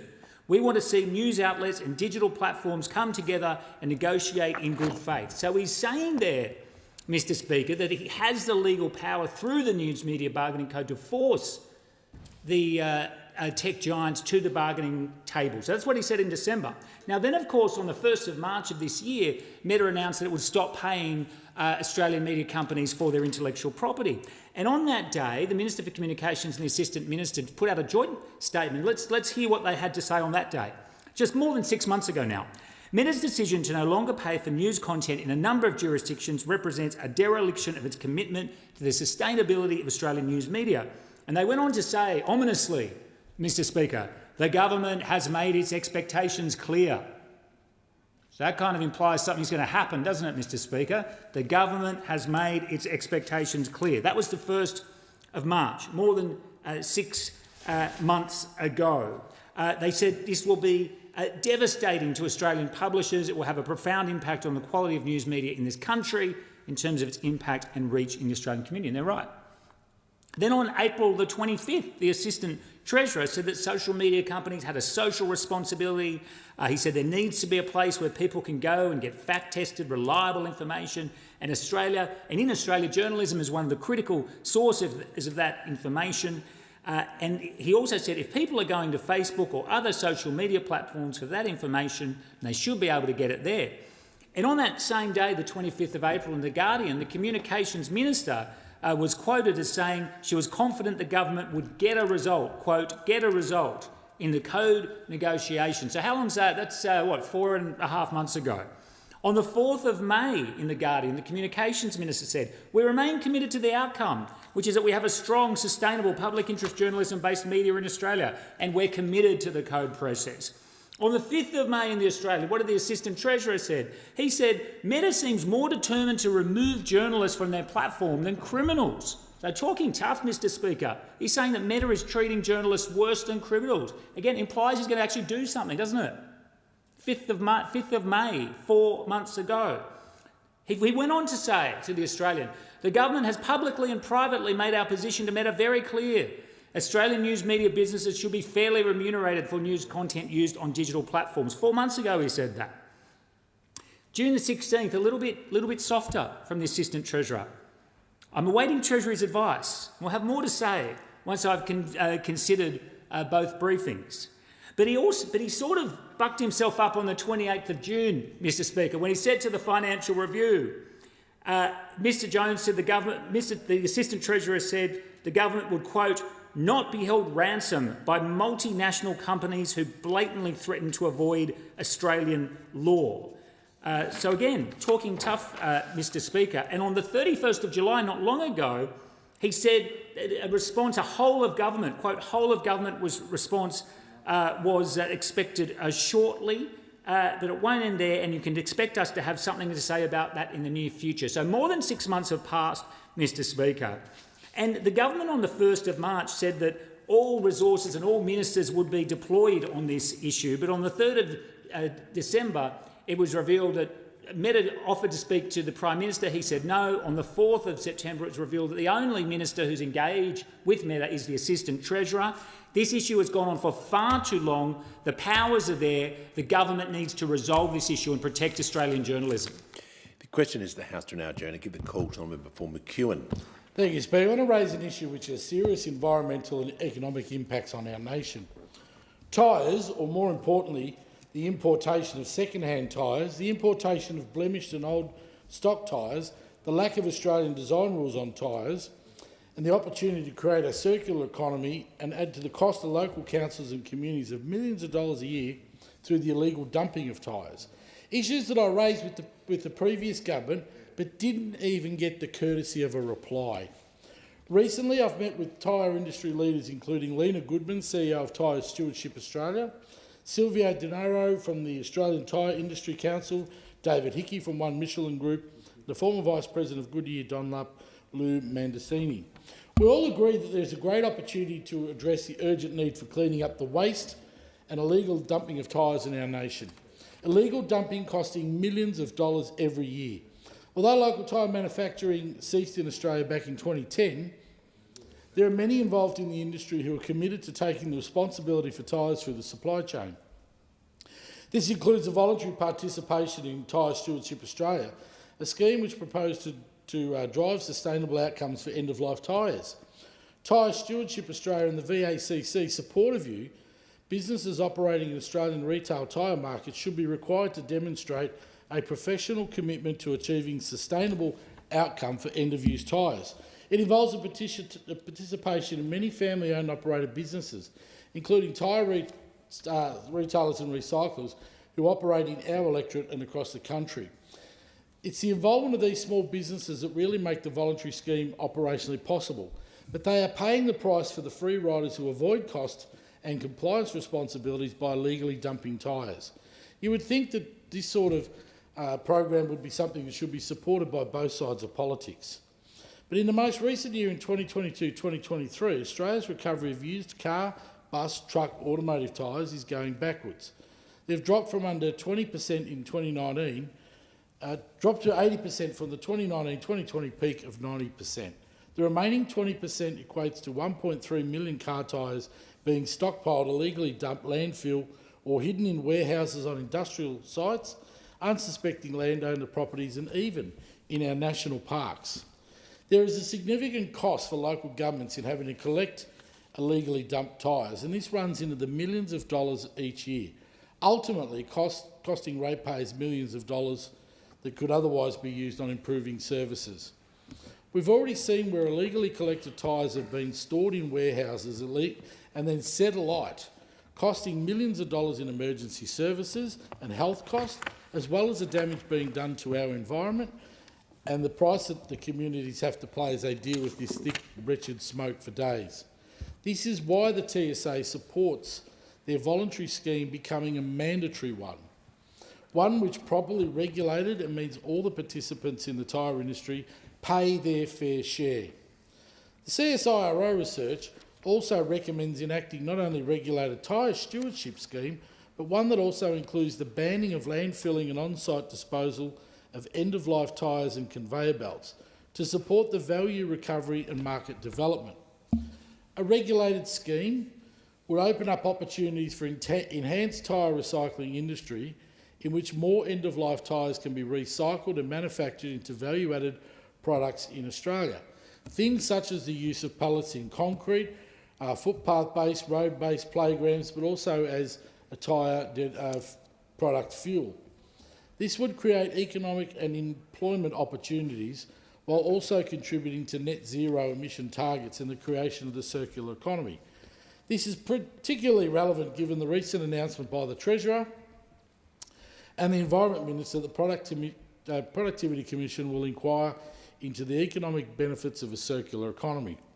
As the Treasurer noted, by reusing and recycling more of our waste, we can create more opportunities right through the supply chain for Australian companies and Australian workers. The tyre industry certainly has a role to play in this. The tyre industry has been pretty clear they are prepared to be part of the government's plan to boost circularity across the Australian economy, with benefits supporting an established industry that will help create sustainable and stable Australian jobs growth. I welcome the work being done by the environmental ministers in this meeting, but I believe Australia should stop the importation of second-hand tyres and ensure the tyres that do come to this country are fresh and meet our proper design rules and our standards. If the EU can do it, Australia should be able to as well. It being 8 p.m, the House stands adjourned until 12 noon tomorrow.